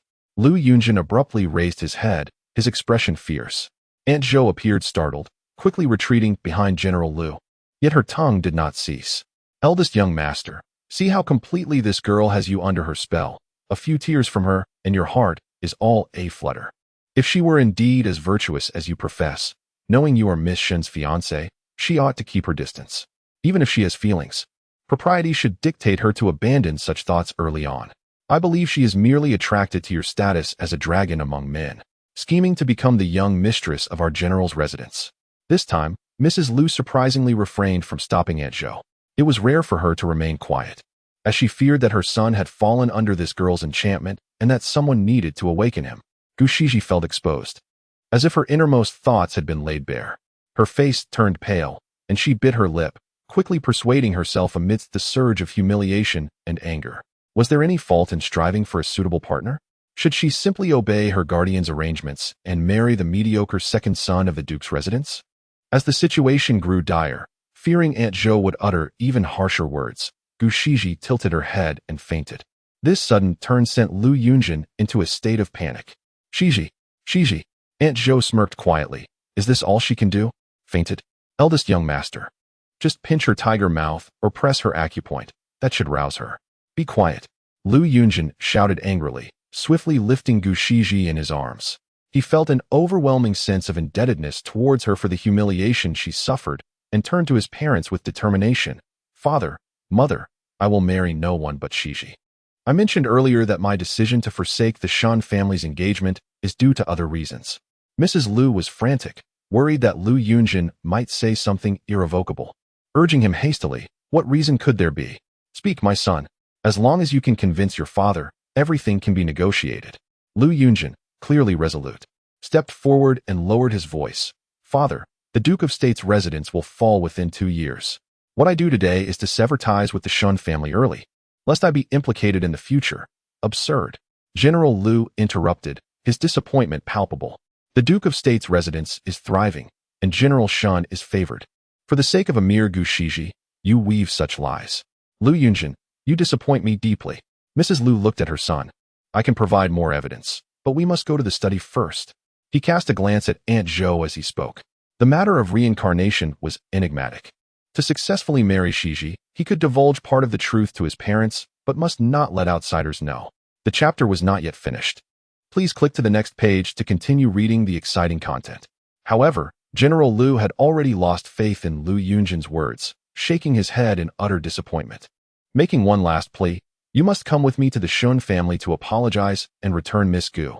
As long as she is willing to forgive you, we can still be in-laws. Even if the engagement fails, at least the goodwill remains, preventing you from ruining your future. Mrs. Lu added urgently, Yunzheng, listen to your father. This girl is too scheming. Do not let her manipulate you. Seeing that his parents were determined to obstruct him from being with Shiji filled Lu Yunzheng with both coldness and despair. He had already missed one lifetime with Shiji. No matter what, he would not miss a second chance. Did his parents think that without the Shen family's support, he would be incapable? They did not know that in his previous life, he achieved great feats that even his father could not accomplish, defeating the Desert Kingdom and becoming a hero of the prosperous dynasty. With this thought, Lu Yunzheng slowly took a few steps back, resolutely declaring, I will never return to the Duke of State's residence. In this life, I want no one but Shiji. If you insist on obstructing me, at this point, he abruptly cradled Gu Shiji and strode away. Mrs. Lu, alarmed and pale, hurried after him, exclaiming in panic, Yunzheng, what are you doing? Let him go? General Lu shouted fiercely. Having paused, Lu Yunzheng resumed his steps at the command. Mrs. Lu, now in tears, cried out, Yunzheng, do not act impulsively. General Lu scoffed repeatedly. Lu Yunzheng, do not think you have grown wings. Without the general's residence, you are nothing. Lu Yunzheng continued onward, coldly retorting, Father, you will regret today's decision. Your son has never been a mere fish in a pond. He stood tall, unwavering, as he carried the unconscious Gu Shiji out of the Lu residence. Despite Madame Lu's desperate cries echoing behind him, Lu Yunzheng did not spare a glance. Aunt Zhou obediently positioned herself behind General Lu, her face betraying a palpable fear. Yet the corners of her mouth subtly lifted in a barely perceptible smile.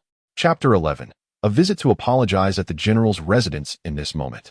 Shen Jiasui had already relegated her previous life's memories to the realm of a mere dream from the night before, recounting everything to Shen Jiasui and his wife.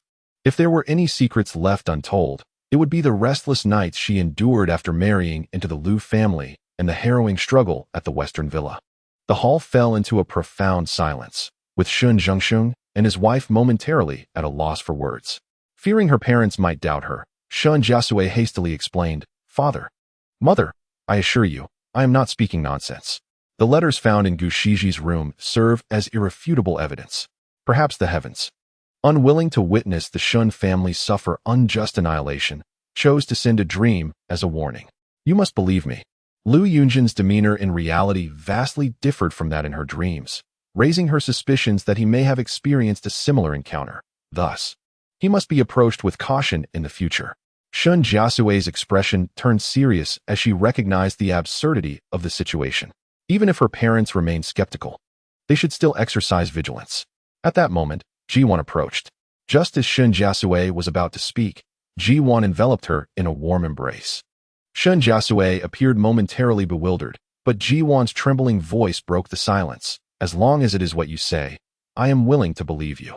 I cannot help but think that in that dream, both your father and I walked ahead, leaving you alone to bear the weight of our family's grievances. You must have felt so frightened. My strong girl, if there was no hope for a turnaround, how could you bear to live alone?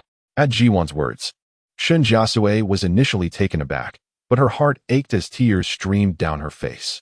She had deliberately concealed her grievances and tragic fate. Yet those who loved her would always worry for her. Her mother not only chose to believe her, but also feared she had suffered in the dream. Mother! Shen Jiasui softly called out, unable to restrain herself any longer, burying her head in Ji-won's shoulder and weeping. Ji-won's eyes reddened as she gently comforted Shen Jiasui. At this moment, Shen Jiasui stepped forward, affectionately tousling Shen Jiasui's hair. Though he remained silent, his gestures were tender. Despite the enigmatic nature of the matter, he understood his daughter's character well enough to know she would not fabricate such stories. Could it be a divine warning, foretelling that the Shun family was destined for a tragic end? He thought it better to believe than to dismiss it. As these thoughts clouded his mind, Shen Jiashui's expression grew increasingly solemn. Just as his daughter had said, the likes of Lu Yunzheng could not possibly orchestrate such a grand scheme. Since they were now prepared, they must take the initiative to uncover the puppet master behind the scenes. Meanwhile, Bai Ji, having left the Lu residence, remained vigilant outside, waiting for quite some time. It was only when she saw Lu Yunzheng emerging with Gu Shiji, looking dejected, that a smile crept onto her face as she hurried back to the general's residence to report. Upon entering Yong'an courtyard, she happened to witness Shen Jiasui in tears while the couple, the Marquis and Marquise of Yong'an, offered her gentle comfort. Bai Ji's heart sank with worry as she promptly relayed everything she had seen and heard at the Lu residence. Ji-won scoffed in disdain, and upon learning that Lu Yunzheng had not succeeded, a satisfied expression finally graced her features. Just then, Shen Jiasui suddenly spoke. My lady, prepare yourself. I believe old Lu will be here shortly. Ji-won's brows furrowed in anger at the thought of Lu Yunzheng daring to visit. As for me, a mere sweep of the broom would be a courtesy. The Duke of Loyalty and Valor had earned his title through military merit, and with a nature that was unrestrained. Ji-won had been raised under his protection, making her particularly fiery in temperament. Yet, her words were just a passing whim. Since Lu Yunzheng had been expelled from the Lu residence, it was evident where Lu Yongzhu's loyalties lay. Moreover, Ji-won recalled that Lu Yongzhu was not long for this world, which hinted at many hidden truths. Perhaps her husband had other considerations. Shen Jiasui was well aware of his wife's sharp tongue, but also of her bravery and wisdom. Having shared 2 decades of harmony, he nodded in agreement, a fierce determination in his voice. Soon, I shall ensure he sees the consequences of his actions. These words resonated with Ji-won, softening her expression as she nodded in satisfaction. Shen Jiasui, witnessing the scene, could not help but smile through her tears. Just then, news arrived that General Lu and his wife had come to visit. Ji-won laughed coldly. They have arrived quite promptly. Let us leave them waiting a while.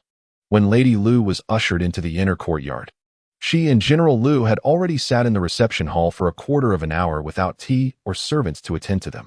General Lu, feeling guilty, remained steadfastly silent, while Lady Lu was increasingly displeased. Finally seeing Ji-won, she suppressed her frustration and forced a smile to offer her apologies. However, Ji-won remained icy and unresponsive. As Lady Lu's smile faltered and her face grew stiff, she thought to herself, indeed, like mother, like daughter. No wonder Shen Jiasui is equally unlikable. Could it be that Shen Jiasui bears no fault in Lu Yunzheng's change of heart? Clearly, she is incapable of keeping his affection. Although she held such thoughts, Lady Lu dared not express them aloud. With a slight exhale, she smiled again and said, Sister, you know I have always favored Jiasui. It is that child Yunjin who is unfortunate and lacks discernment. My husband has already given him a stern lesson. I wish to meet Jiasui and apologize on behalf of Yunjin, for my peace of mind. In truth, Lady Lu had her own motives. Her husband was genuinely enraged by Yunjin's actions. If this matter remained unresolved, Yunjin's standing in his father's eyes would only diminish further. After all, Shen Jiasui was already betrothed to Yunjin, and over the years, feelings must have developed. Yunjin was a distinguished young gentleman in the capital, handsome and charismatic. How could a young girl like Shen Jiasui not be moved? If she could ascertain that Shen Jiasui still held feelings for Yunjin and was willing to marry him, she would persuade Yunjin, even if it meant resorting to extreme measures to ensure he brought Shen Jiasui home. As for Gu Shiji, whether she became a concubine or was kept outside mattered little. Shen Jiasui and his wife might offer some resistance, but ultimately, a daughter will often outweighs her mother. Thus, the crux of the matter lay with Shen Jiasui. With this thought in mind, Lady Lu became increasingly attentive, showering Ji Wan with compliments, her demeanor suggesting that if she did not see Shen Jiasui today, she would feel immense guilt. Ji Wan remained unmoved, even rolling her eyes internally. Unexpectedly, at that moment, Shen Jiasui lifted the curtain and stepped out. Ji Wan immediately rose to greet her, unperturbed by Lady Lu's presence, stating bluntly, "Jiasui, you need not concern yourself with the ties between our families. If we do not wish to meet, we shall not." Lady Lu was taken aback by Ji Wan's lack of decorum, her teeth clenched in frustration, yet she could not help but rush over. When she caught sight of Shen Jiasui's red-rimmed eyes, her own eyes sparkled with delight. It was evident that Shen Jiasui had been crying. It had only been a couple of hours since Yunjin proposed the annulment, and she was still in such distress. Clearly, Shen Jiasui's feelings for Yunjin ran deep, a sentiment from which she could not extricate herself. Good. Finally, there is a turning point, Lady Lu thought. Once she became Shen Jiasui's mother-in-law, Shen Jiasui would have to abide by her rules, and Ji Wan would think twice before acting so brazenly in her presence. With such thoughts, Lady Lu hurried to grasp Shen Jiasui's hand, exclaiming, "Dear Jiasui, I am so sorry for what you have endured." Chapter 12. Only acknowledging you as my daughter-in-law. Shen Jiasui first offered her mother a reassuring glance before turning her attention to Madame Lu. Although Madame Lu wore a smile, Shen Jiasui immediately discerned the aloofness and reluctance concealed beneath her facade. In her previous life, before the fall of the Shen family, she and Madame Lu had maintained an amicable relationship, leading Shen Jiasui to believe she had encountered a commendable mother-in-law. However, when the Shen family's fortunes shifted dramatically, Madame Lu's true nature was finally revealed. Now, with her eyes slightly closed, the memories of Madame Lu's treachery and her relentless torment would resurface vividly. Shen Jiasui understood the ulterior motives behind Madame Lu's current attentiveness. Her visit was intended to fulfill her own agenda. "Aunt Lu, today's events have reached a conclusion. There is no need for further discussion. Please take your leave." Shen Jiasui spoke, her voice trembling as she withdrew her hand. Her beauty was striking, particularly her bright, sparkling eyes that exuded vitality. The slight arch of her brows lent her exquisite features an air of determination, making her appear formidable.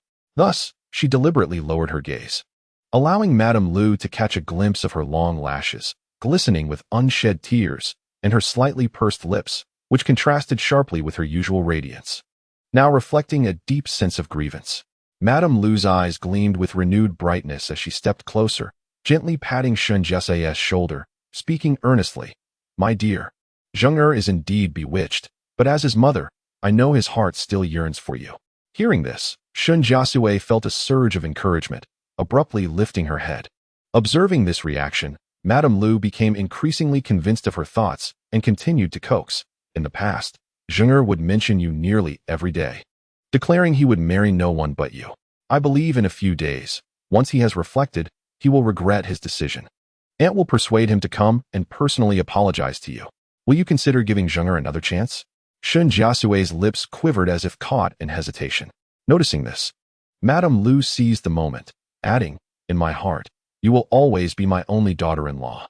At this juncture, Ji Wan could hardly contain her indignation, feeling that Madame Lu was utterly shameless.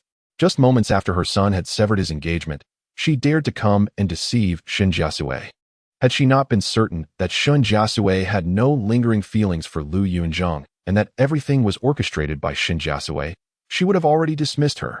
Finally, Shen Jiasui managed to conjure an expression of sorrow, furrowing her brow as she shook her head. Aunt, please cease your words. Consider my past affections misplaced. From now on, I and Yunzheng, no, Lu Gongzi, shall have no further ties. Mother, please see our guest out. With that, Shen Jiasui covered her face and fled, her retreating figure exuding profound heartache. Ji Wan, unyielding, coldly remarked, Madame Lu, please take your leave. In that moment, Madame Lu was undeterred by Ji Wan's demeanor. It was evident that Shen Jiasui had not yet lost hope. All she needed to do was persuade Zheng to approach Shen Jiasui and apologize, and the union could still be salvaged. Madame Lu held firm confidence in this notion, believing that no matter how much Gu Shiji endeavored to win Zheng's heart, she could not surpass the influence of his own mother. Offering a polite farewell, Madame Lu departed, guided by a maid. Meanwhile, Ji Wan rushed into the inner chamber to find Shen Jiasui applying a cold cloth to her face. Sui, did you refuse to tend to your face earlier, just for this moment? Before the visit from the general and his wife, Sui had wept over a dream, her eyes and nose red-rimmed. Initially, she had intended to help Shen Jiasui tend to her face, but Shen Jiasui had insisted there was no rush. Now, having unexpectedly emerged to confront Madame Lu, it seemed to Ji Wan that Madame Lu might misconstrue Shen Jiasui's actions as unresolved feelings for Lu Yunzheng. Shen Jiasui removed the cloth from her face, revealing a cunning smile. In her previous life, Madame Lu had openly praised Gu Shiji as the ideal daughter-in-law, berating Shen Jiasui for occupying the position of the eldest daughter-in-law and obstructing Lu Yunzheng's destined union with Gu Shiji. This time, Shen Jiasui was curious to see how Madame Lu would address Gu Shiji and what tactics she would employ to compel Lu Yunzheng to reconsider. Of course, Shen Jiasui had another motive for her actions today. To unravel the situation, she had instructed Bai Ji to retrieve letters, knowing that Lu Yunzheng was not a fool. Once he regained his composure, he would likely harbor doubts about her intentions. She needed to utilize Madame Lu's words to her advantage, hoping to further confuse Lu Yunzheng and secure the upper hand in their ensuing contest. In the western courtyard, Lu Yunzheng was reluctant to return to this place, for it was the site of his demise in his previous life. However, with few properties under his name, this residence remained well-maintained, allowing for immediate occupancy. As he carried Gu Shiji from the carriage, he hastened towards the guest chamber, momentarily pausing as he passed through the main hall before quickening his pace. An elderly servant was always present in the courtyard, and Lu Yunzheng urgently instructed, "Quickly summon a physician." The old servant hurried away, and just then, Gu Shiji stirred, softly awakening. "Yunzheng," she called out, momentarily bewildered, before her eyes widened in alarm. "Yunzheng, where are we? What is this place?" This courtyard had once been a sanctuary for Lu Yunzheng, filled with sweet memories of his time with Gu Shiji. Now, as he stood in this familiar setting, his heart softened, and he gently apologized. "Shiji, I am sorry for your suffering. This is my estate where we can stay temporarily." Upon hearing this, Gu Shiji sat up straight. Lu Yunzheng anticipated that she would resent him for his broken promises. To his surprise, however, Gu Shiji looked at him with deep concern and suddenly pushed him away. "Yunzheng, it doesn't matter where I stay, but you cannot remain here.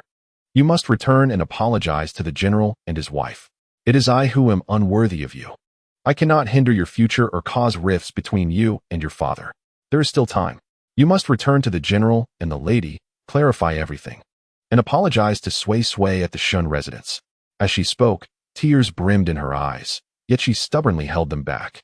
"You need not concern yourself with me. Leave me out of this." Upon hearing this, Lu Yunzheng's heart swelled with love, and he yearned to lay his heart bare before Gu Shiji. He embraced her tightly, his voice trembling with emotion as he declared, "Shiji, how can I disregard you? I cannot live without you. Among the countless souls in this world, you are the only one I desire." Listening to his fervent declarations of love, Gu Shiji's tears finally fell, and she murmured, "Fool," as she wrapped her arms around his waist. The two held each other closely, her chin resting upon his shoulder. Yet, unbeknownst to Lu Yunzheng, the adoration in Gu Shiji's eyes swiftly faded, replaced by a deep-seated yearning for clarity and recognition. No, she could not remain indefinitely in this ambiguous state. She desired legitimacy and a proper marriage. As Lu Yunzheng continued to revel in their love, repeatedly assuring her, "Shiji, I will not make you wait long. I will ensure you become the future general's wife, bestow upon you titles, and provide you with the finest life." Gu Shiji's mind swirled with thoughts, but she tenderly responded, "Yunzheng, I believe in you, I trust you." Chapter 13. Whispers abound under the bright sun. Lu Yunzheng resolutely departed from the Lu residence, making it impossible for him to return. Instead, he shared an evening meal with Gu Shiji at a separate courtyard. Gu Shiji, lacking an appetite, furrowed her brows at the exquisite dishes before her and suddenly murmured, "Something still feels off." Despite the numerous tribulations Lu Yunzheng faced that day, the mere presence of Gu Shiji filled him with contentment. With the advantage of his rebirth, he firmly believed that he would soon rise to prominence, which further eased his mind. Consequently, he found himself with a hearty appetite. Hearing Gu Shiji's words, he casually inquired, "Shiji, what troubles you?" Setting down her utensils, Gu Shiji replied earnestly, "Yunzheng, I still find this rather strange. The letters we exchanged were meticulously hidden, even by Lu, who has always attended to me, remains unaware. Is it merely a coincidence that a thief invaded my room, stumbled upon those letters, and was caught by Bai Ji?" It was evident to her that everything had been progressing smoothly, only to be thwarted at the last moment. Gu Shiji felt a deep sense of frustration. Had it not been for the sudden discovery of those letters, she was confident she could have persuaded her adoptive parents to grant her a splendid marriage into the Lu family. Upon hearing her concerns, Lu Yunzheng slowly lifted his gaze. As if a thought had struck him, his eyes widened in realization, and he accidentally dropped his chopsticks. Gu Shiji, startled, stood up and asked with concern, "Yunzheng, what is the matter?" In truth, she had wished to inquire why Lu Yunzheng had so confidently declared before General Lu that the general's household would face ruin within 2 years. However, she had been feigning unconsciousness at that moment, and asking now would reveal her pretense. Lu Yunzheng rose slowly, replaying Shen Jiasui's every action from that day in his mind. Could it be that she too? But that did not seem plausible. Given Shen Jiasui's impulsive and reckless nature, along with the fury she bore when they last parted, how could she possibly appear so composed upon their next encounter? Had he truly never understood her over the years? Doubt gnawed at Lu Yunzheng's heart, and he felt an impending sense of danger, as if a thorn were lodged in his back. He yearned to confront Shen Jiasui immediately, seeking clarity. "Yunzheng?" Gu Shiji's voice broke through his thoughts. "What is wrong?" Snapping back to reality, Lu Yunzheng glanced around before gently saying, "Shiji, this courtyard is in my name, and my parents will inevitably come looking for us. After dinner, we should leave. I will seek another residence." Regardless of whether Shen Jiasui had also experienced a rebirth, this place was decidedly inauspicious and could no longer be their dwelling. Lu Yunzhen's sudden declaration left Gu Shiji perplexed, yet she obediently nodded. "Wherever you go, I shall follow." Observing the unwavering trust in Gu Shiji's eyes, Lu Yunzheng felt a surge of affection. After a brief hesitation, he chose to conceal the truth of his rebirth from her. Gu Shiji was inherently timid. If she were to discover that he had perished at Shen Jiasui's hands, it would surely frighten her, disrupting her peace. Why burden her with unnecessary fear? The immediate priority was to find an opportunity to test Shen Jiasui. In just a day's time, the affairs of the Shen and Lu families spread throughout the capital. Shen Jiasui, the general of Dinghua, despite having lost an arm in battle, retained his esteemed position upon returning to the capital, remaining a favored figure at court. With Shen Jiasui stepping back, Lu Yunzheng became the bulwark against the Mo kingdom, making the union of their families a matter of great interest. However, when Lu Yunzheng arrived to propose marriage, he left with a girl from the general's household, only for the two to return to the Lu residence and then exit in disgrace. The astute citizens of the capital quickly sensed the unusual nature of the events. The general's household soon released a statement, claiming that Lu Yunzheng had been untrustworthy and unworthy of marriage, thereby withdrawing their proposal. The Lu family offered no rebuttal, seemingly accepting the situation. Word spread rapidly, revealing the intricacies of the broken engagement. It turned out that Shen Jiasui had an adopted daughter, rumored to be the orphan of a subordinate, possibly a remnant of a past dalliance at the border. In any case, it appeared that Lu Yunzheng had set his sights on the adopted daughter, disregarding the Shen family's legitimate daughter, leading to a public scandal. The outcome? General Lu opposed the union, yet Lu Yunzheng remained steadfast in his affections, choosing to defy his family and storm away with his beloved. The capital's populace spun tales with vivid detail, suggesting that the adopted daughter possessed unparalleled beauty, thus ensnaring Lu Yunzheng's heart. Conversely, some whispered that the Shun girl was a tomboy, skilled in wielding weapons, and thus was rejected as a matter of course. The world, harsh in its judgment of women, quickly branded Shen Jiasui as being cast off due to her lack of beauty and grace, while Lu Yunzheng merely became the subject of romantic gossip. Yet, there were those who spoke sensibly, denouncing Lu Yunzheng's betrayal and fickleness, asserting that such behavior was unbecoming of a gentleman. When Gu Shiji was mentioned, it was said that the Shun family had raised a thankless wolf, stealing away a legitimate daughter's marriage. Regardless, opinions varied widely, and the private matters of both families were thrust into the public eye. In the general's residence, Shen Jiasui, drenched in sweat after completing a set of martial drills, returned to her quarters and downed a cup of tea with great satisfaction. In her previous life, upon marrying into the Lu household, Lu Yunzheng had treated her with indifference, while her mother-in-law disapproved of her practicing martial arts, sending maidservants to reprimand her repeatedly. In her desire for harmony, she had put away her spear, only to find it never again brought out into the light. Upon returning to her room, she immediately spotted her spear standing in the corner, and a surge of excitement compelled her to rush outside and practice. Though her skills felt somewhat rusty, it mattered little. No one would come to restrain her henceforth. Just as Shen Jiasui reveled in her newfound freedom, Bai Ji entered the room, her expression grim. Noticing Shen Jiasui's gaze, she quickly composed herself, forcing a smile. Raising an eyebrow, Shen Jiasui inquired, "What have you heard?" Bai Ji, realizing her mistress was already aware of the situation, felt her own demeanor falter, and she exclaimed, "Mistress, I can't help but wish to silence their gossip." Shen Jiasui loosened her collar and, while heading towards her inner chamber, laughed lightly. "Then you have quite the task ahead of you. There are countless mouths throughout the capital. You'd be stitching their lips until the year of the monkey." Bai Ji, sensing that her mistress did not grasp the severity of the rumors, broke into a sweat. "Mistress, you have no idea how vile their words have become." Of course, Shen Jiasui was well aware. In her past life, when the Shun family was falsely accused of treason, a deluge of insults and curses had rained down upon her. She had witnessed the grounds before the general's residence, stained with the remnants of countless curses, the ground soaked in various blood offerings. As the surviving Shen family daughter, she had been subjected to the most venomous slanders time and again. The notion that she might succumb to despair and perish at the general's gate was truly foolish. "Oh, Bai Ji, if you allow their words to rattle you, you'll only end up making yourself sick. Come help me style my hair.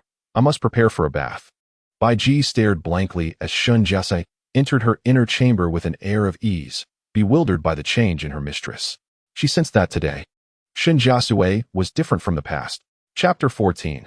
The young master was bullied on the following morning. Shen Jiasui awoke from her slumber, momentarily dazed. Suddenly, she flung off her blanket, stood barefoot in her room, and surveyed her surroundings. At that moment, her complexion was far from pleasant. Bai Ji, hearing the commotion, entered the room and was startled by the sight.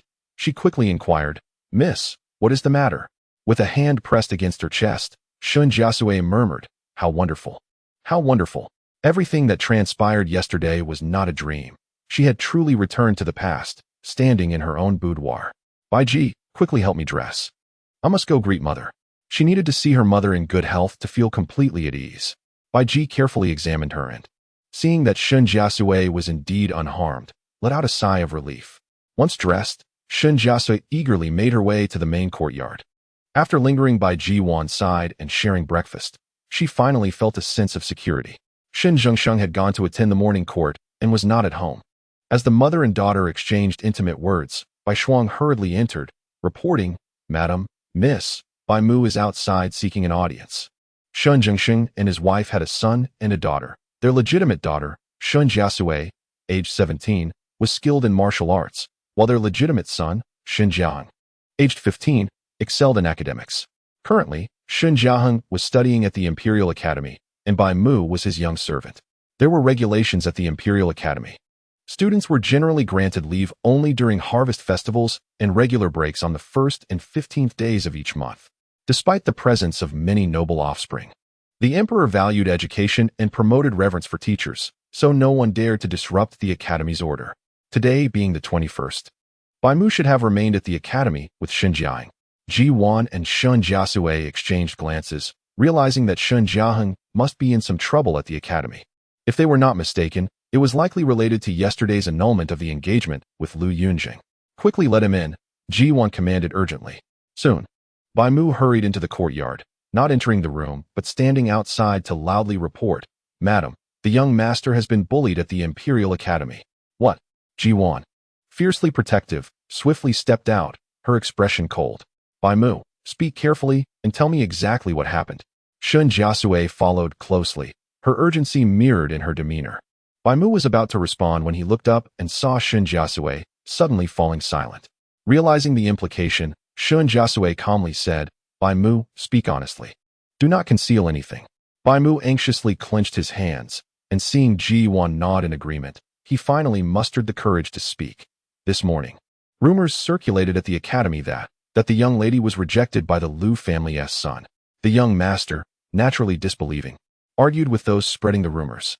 However, their words were exceedingly harsh, claiming the young lady was unattractive and manly, which explained why the Lu family's son had changed his affections. Unable to tolerate the insults, the young master retaliated, but outnumbered, he suffered considerable blows. I could not intervene, and realizing the situation was dire, I did not dare report it to the supervisor, for after all, it was the young master who struck first, and he was bound to face punishment. Thus, I returned to inform the madam.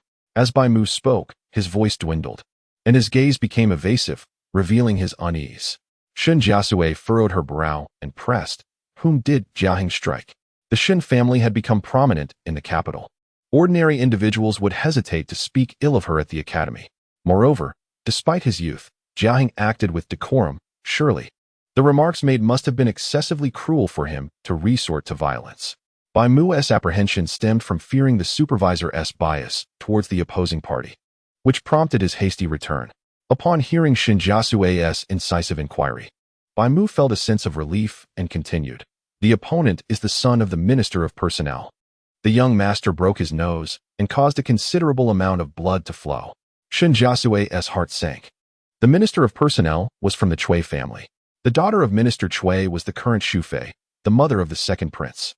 No wonder Bai Mu was anxious. The opposing party was indeed of noble lineage. "Well done," Ji-wan exclaimed with satisfaction after listening. "What of the Minister of Personnel?" His son was the first to utter vile words. "Even if it reaches the emperor, the Cui family will not emerge unscathed. Your father will be in court for a while longer. I shall visit the Imperial Academy," Ji-wan declared, her determination evident as she prepared to leave. "Mother," Shen Jiasui hurriedly stopped her. "Do not rush. This is merely a minor dispute among the youth. I shall handle it. If you go, it will escalate." In the capital, where power and influence were abundant, and young people were often impetuous, such disagreements were common, as long as they did not cross the line. Elders typically turned a blind eye. Today was no different. If her mother intervened, it could blow the matter out of proportion. Ji-wan frowned at her daughter's words. "How can this be? The rumors in the capital are rampant. If you go, you might hear those unpleasant remarks." Ji-wan understood the rationale, but was unwilling for Shen Jiasui to be harmed, hence her inclination to intervene. Hearing this, Shen Jiasui grasped Ji-wan's hand and smiled. "Mother, you underestimate me. The mockery and slander directed at me are but fleeting winds. If I were to heed them, that would play right into their hands. Moreover, how could anyone dare to say that I am unattractive and manly?" With that, Shen Jiasui opened her arms and twirled in front of Ji-wan, her eyes sparkling. "I shall go forth today to dispel these rumors." Ji-wan scrutinized her daughter closely and, seeing her composure, finally nodded in agreement. Shen Jiasui, encouraged by this, prepared to leave with Bai Mu. Although there were not stringent gender restrictions in the Shang dynasty, it was uncommon for young ladies from noble families to venture out. However, as a girl from a military family who practiced martial arts, Shen Jiasui was not concerned about this. Shen Jiasui and his wife were not inclined to confine her, thus granting her the freedom to come and go as she pleased. As a woman, Shen Jiasui could not enter the Imperial Academy, and even Ji-wan would not be permitted beyond its gates. Yet, being at the center of this rumor, Shen Jiasui was confident that her mere presence would compel those who mocked her to see her true appearance. Just as Shen Jiasui was about to step out, Ji-wan suddenly halted her. "Wait, change your clothes first." Shen Jiasui was bewildered. Change clothes? At this moment? Mother, Jiaheng might still be getting beaten. Jiwan waved her hand dismissively. There is no rush now. Since it involves the Chui family's offspring, they are clever enough, even if their words lack restraint. They will exercise caution in their actions. Jiaheng will not come to serious harm. They dare to say you are unattractive? I shall ensure they open their eyes wide to see how stunning my daughter truly is. Come along. I happen to have prepared several autumn outfits for you, which arrived just yesterday afternoon, Jiwan said, pulling Shen Jiasui toward the inner chamber without allowing her to refuse. Shen Jiasui. Bai Ji joyfully followed them, eagerly anticipating the moment her young mistress would strike back at those who had mocked her. Bai Mu. Young master, I saw nothing. The madam is still very fond of you. Chapter 15. You doghead in the Imperial Academy. Shen Jiaheng fiercely wiped his nose, leaving his hands stained crimson. His hair was disheveled, and his exquisite brocade robe was wrinkled beyond recognition. Though he appeared quite disheveled, his face was filled with fierce determination. Beside him, a youth clad in azure brocade offered a handkerchief while gently coaxing, Brother Jiaheng, why not take a step back? A wise man does not suffer losses in front of him. Upon hearing this, Shen Jiaheng shot a glare at the youth, his voice brimming with anger. Cousin, do not bolster his arrogance. Chui Mingjue has spat vile words, insulting my sister, and I shall not let him off the hook. The cousin Shen Jiaheng referred to was Ji Shui, the third son of the Duke of Loyal and Brave, whom Ji Wan intended to introduce to Gu Shiji. Observing that he could not persuade Shen Jiaheng, Ji Shui shook his head helplessly. Ever since childhood, Jiaheng had been a shadow to his elder sister, unable to bear anyone speaking ill of her. Now that he had grown, his protective instincts had only intensified. What could he do but indulge him? Ji Shui reached out to wipe Shen Jiaheng's nose, causing him to yelp in pain. Yet Ji Shui chuckled. You are quite the show-off. If a fight breaks out, just hide behind me. I will bear the brunt, and you can seize the opportunity to land a punch on that Chui Mingjue. Shen Jiaheng abruptly lifted his head, tears welling in his eyes from the pain. Yet he managed to croak. Cousin, you truly are loyal. Ji Shui. Just joking. If my parents found out I stood idly by, they would surely beat me senseless. Meanwhile, the commotion across the way had escalated. At the forefront stood a 16-year-old youth, handsome, yet currently obscured by a cloth covering his nose, making it difficult to discern his full visage. With the adoration of his peers surrounding him, it was evident that he was Chui Mingjue, the grandson of the Minister of Personnel, Chui Daoyuan. In the midst of both parties stood another youth, slender and exuding an air of scholarly refinement, Lu Yunzheng, the half-brother of Lu Yunzheng. Earlier, when Shen Jiaheng expressed disbelief that Lu Yunzheng would break off the engagement, Chui Mingjue had dragged Lu Yunzheng forward to serve as a witness. However, having remained at the Imperial Academy, Lu Yunzheng was not particularly close to his legitimate brother and knew nothing of the previous day's events, shaking his head in ignorance. As the confrontation escalated, Lu Yunzheng found himself inadvertently caught in the fray, receiving a punch from Shen Jiaheng, leaving him with a bruised cheek, quite the sorry sight. Shen Jiaheng, being a reasonable individual, recognized that this matter had no bearing on Lu Yunzheng. Seeing him standing still, he called out, Lu Yunzheng, I shall apologize later.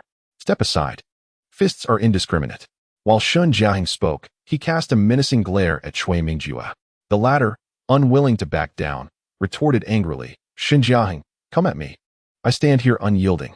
Ouch, this hurts. I've never endured such a severe injury in my life. Surrounding Chui Mingjue were several youths, all connected to the Chui family through familial ties, who echoed his sentiments, declaring, today, it was Shen Jiaheng who struck first. We all saw it clearly. When the supervisor arrives, he will not escape punishment. Indeed, the fact that his sister had been jilted by Lu Yunzheng was common knowledge throughout the capital. How could one not speak of it?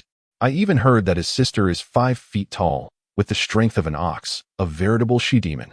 Laughter erupted in the room. Chui Mingjue frowned at their words, yet when he saw Shen Jiaheng's eyes redden with fury, he could not help but feel a sense of triumph. The affairs of the Shen and Lu families had become the talk of the capital. Why not engage in a bit of banter?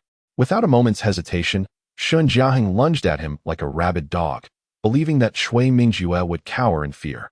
The crowd, seeing that Chui Mingjue made no effort to intervene, assumed that their words had struck a chord, and the insults grew increasingly harsh. Lu Yunzheng is from the 5 cities garrison.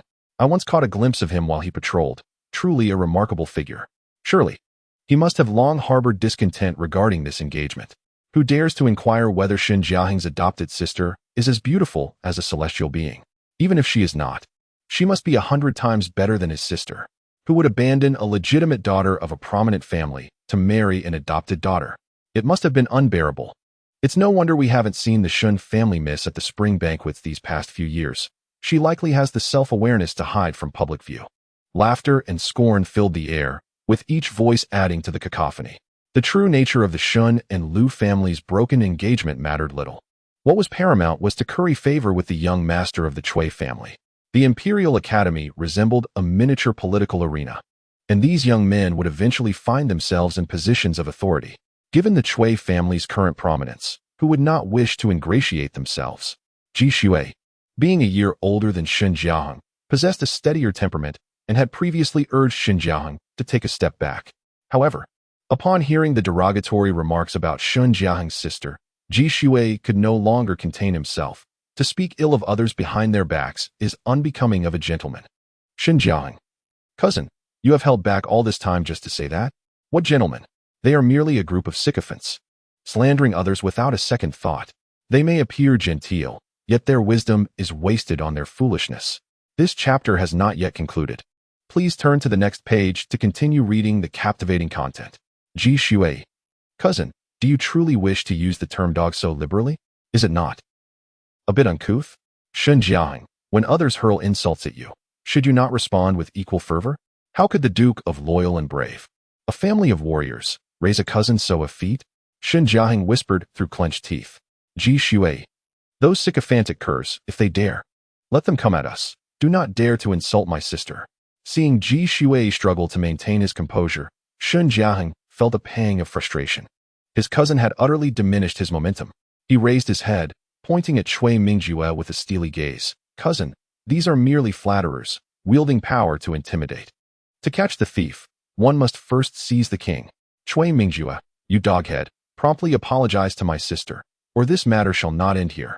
Cui Mingjue, enraged by Shen Jiaheng's harsh words, tossed aside the cloth covering his nose, revealing a bruised and discolored bridge. You think I fear you, Shen Jiaheng? This will not conclude today. With sleeves rolled up, Cui Mingjue charged forward, and the youths beside him followed suit.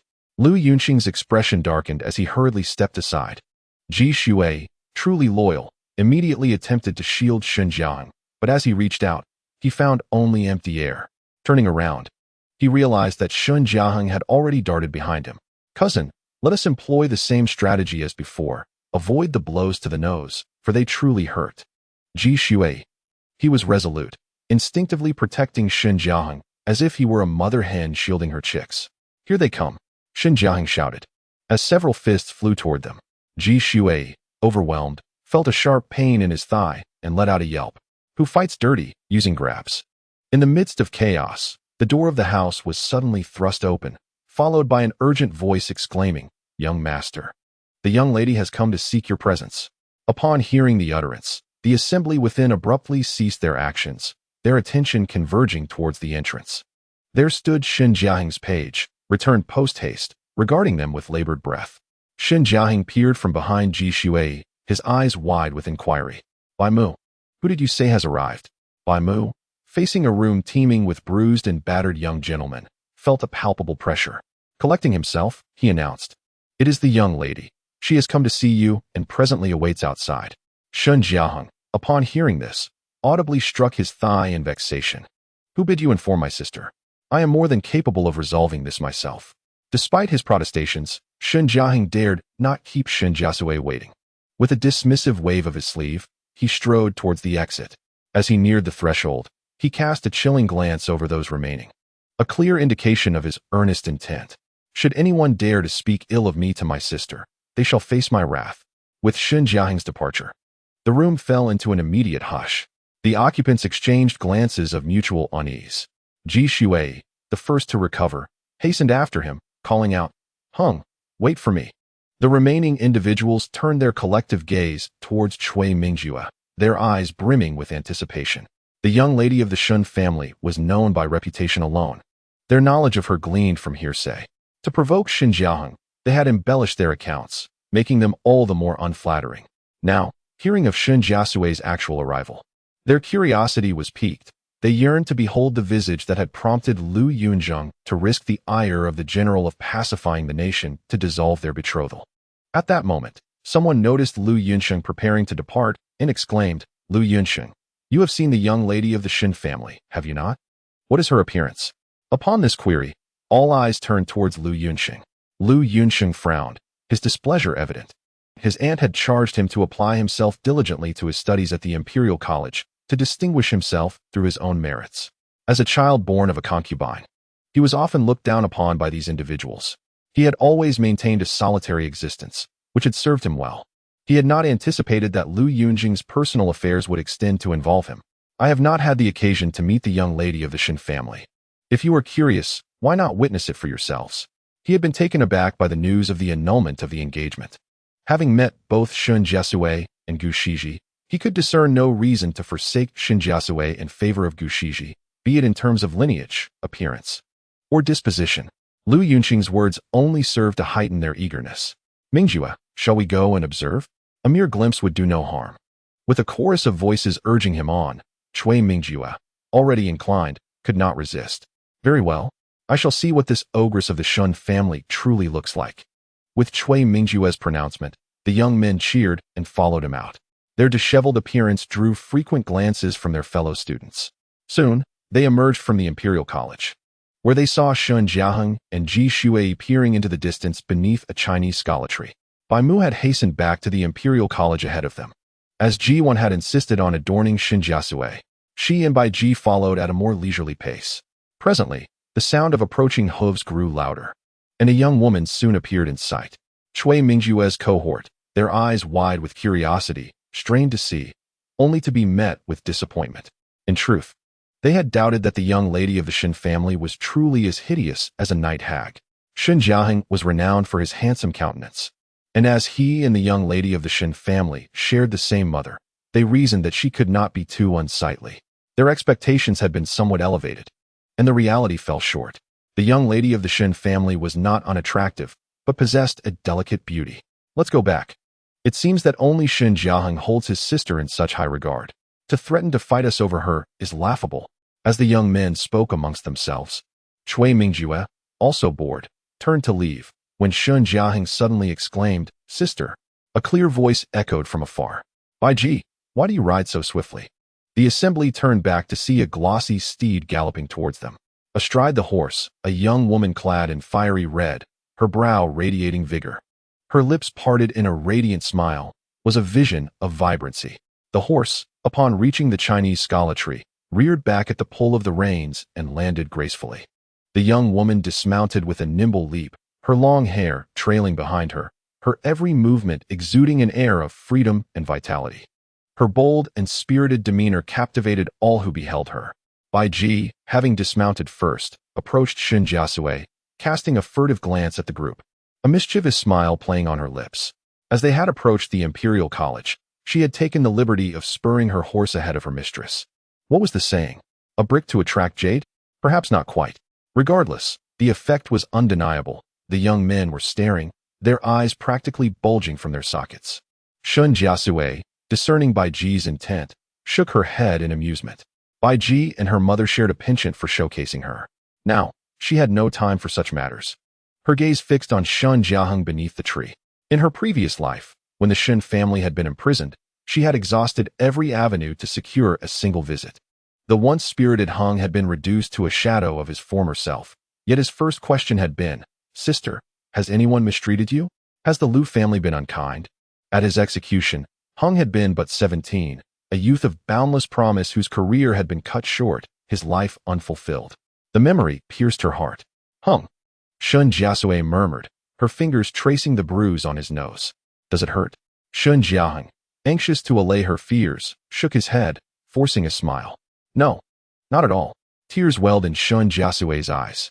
During her final visit, Heng had said, "Sister, do not worry. Beheading is painless, not at all, so please, do not grieve for me." Shen Jiaheng, seeing his sister's tears, panicked. "Sister, I truly feel no pain. Look." He pinched his nose, wincing. Ji Shui shuddered. "Heng, you are too harsh on yourself." Shen Jiasui chuckled. Hung and Jiasui had always been adept at witty banter, their antics often eliciting laughter. Aware that her emotions were in danger of betraying her, she regained her composure. Shen Jiasui, concerned about the annulment, was about to inquire when Shen Jiasui patted his shoulder. I am fine. I will explain everything later. First, we must deal with the present. Turning towards the group, she tilted her head, smiling. I hear some have been speaking ill of me behind my back. At this moment, no one noticed a nondescript green-topped cart quietly stationed not far away. Having observed for quite some time. Chapter 17. The ingenious and eloquent young lady within the carriage. A subtle fragrance permeated the air as two individuals sat facing one another. The figure on the left, with graying temples, appeared to have surpassed the age of 60. His eyes, though slightly clouded, radiated a benevolent calmness, imparting an impression of profound wisdom and composure. At that moment, he grasped a book that had begun to yellow at the edges. Yet his gaze drifted beyond the slightly lifted curtain of the carriage, peering outward. The young man seated opposite him, who had raised the curtain, partially obscured his face in shadow, rendering his features indistinct. However, from his profile, one could discern a prominent nose and tranquil eyes. It was indeed rare to encounter a young man of such spirited demeanor, evoking a sense of warmth and delight. Just then, Shen Jiasui dismounted her horse, and the elder suddenly spoke with a hearty laugh, his voice resonant, revealing that despite his advanced years, he remained remarkably vigorous. Replied the young man, indifferent, offering no further comment. The elder continued, I have expressly stated that I would not share a carriage with you, yet here you are, intruding upon my solitude and dampening my mood. He set his book aside, and although his words bore a hint of reproach, his smile remained unyielding, clearly indicating his fondness and affection for the young man. At this juncture, a somewhat somber voice emerged from outside the carriage. Lin Lao, young master. I have inquired and learned that the lady riding the horse is Miss Shun from the Duke of Ding's residence. The attendant, Nan Feng, relayed the information verbatim, including the news of the engagement dispute between the Shun and Lu families that had transpired the previous day. Meanwhile, Shen Jiasui found herself confronting a group of young men. As she spoke with remarkable candor, her straightforward inquiry rendered them momentarily speechless. Observing their silence, her gaze landed upon the youth with a bruised nose in the center. This must be Master Cui, correct? Cui Mingjue, suddenly singled out, felt an inexplicable tightening in his chest, yet he raised his chin defiantly and replied, Indeed. It is I. What of it? Shen Jiasui, fearful of Cui Mingjue uttering something unkind, quickly followed suit. Shen Jiasui maintained her composure and pressed further. I have heard that Master Cui claims my appearance is unseemly, akin to that of a man. Cui Mingjue found himself momentarily at a loss for words, having never encountered a young lady who would so boldly confront him. The others, witnessing Cui Mingjue's discomfort, could not resist interjecting, Miss Shun, do not come here seeking retribution. The news of your engagement being annulled has spread throughout the capital. Everyone has spoken of it, yet you do not seem to care. Indeed, it appears you feign indifference, yet I suspect you have shed quite a few tears in private. Other young ladies would know to avoid the spotlight in such a situation, but since you are here, Miss Shun, you only invite ridicule upon yourself. Upon hearing these words, Shen Jiashui's temper flared, and with reddened eyes, he prepared to charge forward. However, Shen Jiasui swiftly grasped the back of his collar, holding him in place. Shen Jiang, feeling a sense of grievance, turned to his sister. Sister, they initiated this with their vile words. With a stern expression, Shen Jiasui reflected that such remarks were trivial compared to the slander she had faced in her past life. Yet, she knew if she did not intervene, her brother's fierce protection would hinder his focus on his studies. She cast her gaze over the crowd and calmly declared, I, Shen Jiasui, may be perceived as lacking in discernment, yet I wish to see who among you spreads rumors and mindlessly follows the crowd. I once believed such matters to be mere gossip, easily dismissed, but I never anticipated that within this esteemed academy, where sages are revered, there would be individuals who find delight in spreading baseless tales. Shen Jiasui's demeanor was so composed that the young men, already in the wrong, felt a twinge of unease, their gazes shifting toward Cui Mingjue. Not wanting to lose face in front of the assembly, Cui Mingjue met her gaze defiantly, retorting, No one is infallible. Besides, we were merely exchanging pleasantries. It was Shen Jiasui who refused to relent and provoke the conflict. Before you admonish us, Perhaps you should first discipline your own brother. Evidently protective of her sibling, Shen Jiasui stepped in front of Shen Jiaheng and scoffed. Pleasantries? Master Chui, your words are as sharp as a blade, inflicting wounds unseen. Have you ever pondered that your frivolous banter, intended for amusement, could easily drive someone to despair? As Shen Jiasui pressed her advantage, Chui Mingjue's expression darkened. Miss Shen, you exaggerate. Everyone speaks of it, and the entire city knows. Why do you hold us accountable? If you possess the ability to silence the entire city, I would concede to your prowess and readily apologize. Chui Mingjue's retort was met with a chorus of agreement from his companions. Indeed, it is laughable that Shen Jiaheng took offense. We were merely jesting. Should Miss Shen suffer embarrassment, one can only wonder if General Shun and Madame Shen will soon arrive to intervene. After all, if the young are reprimanded, the elders will surely follow. It seems that Shen Jiaheng might as well strut about the academy from now on. We certainly do not wish to provoke him. The boisterous laughter and mockery drew a frown from the elder inside the carriage. As he prepared to speak, Shen Jiasui swiftly interjected. One ought not to speak ill of others, to expose their shortcomings, or to pry into their private affairs. This principle is one that even I, a martial artist, comprehend. You, who reside in this esteemed academy, studying the teachings of sages and embodying the virtues of gentlemen, should surely understand it as well. I, Shen Jiasui, lack the capacity to silence the tongues of the masses. I cannot dictate how others speak. However, you certainly must refrain from doing so.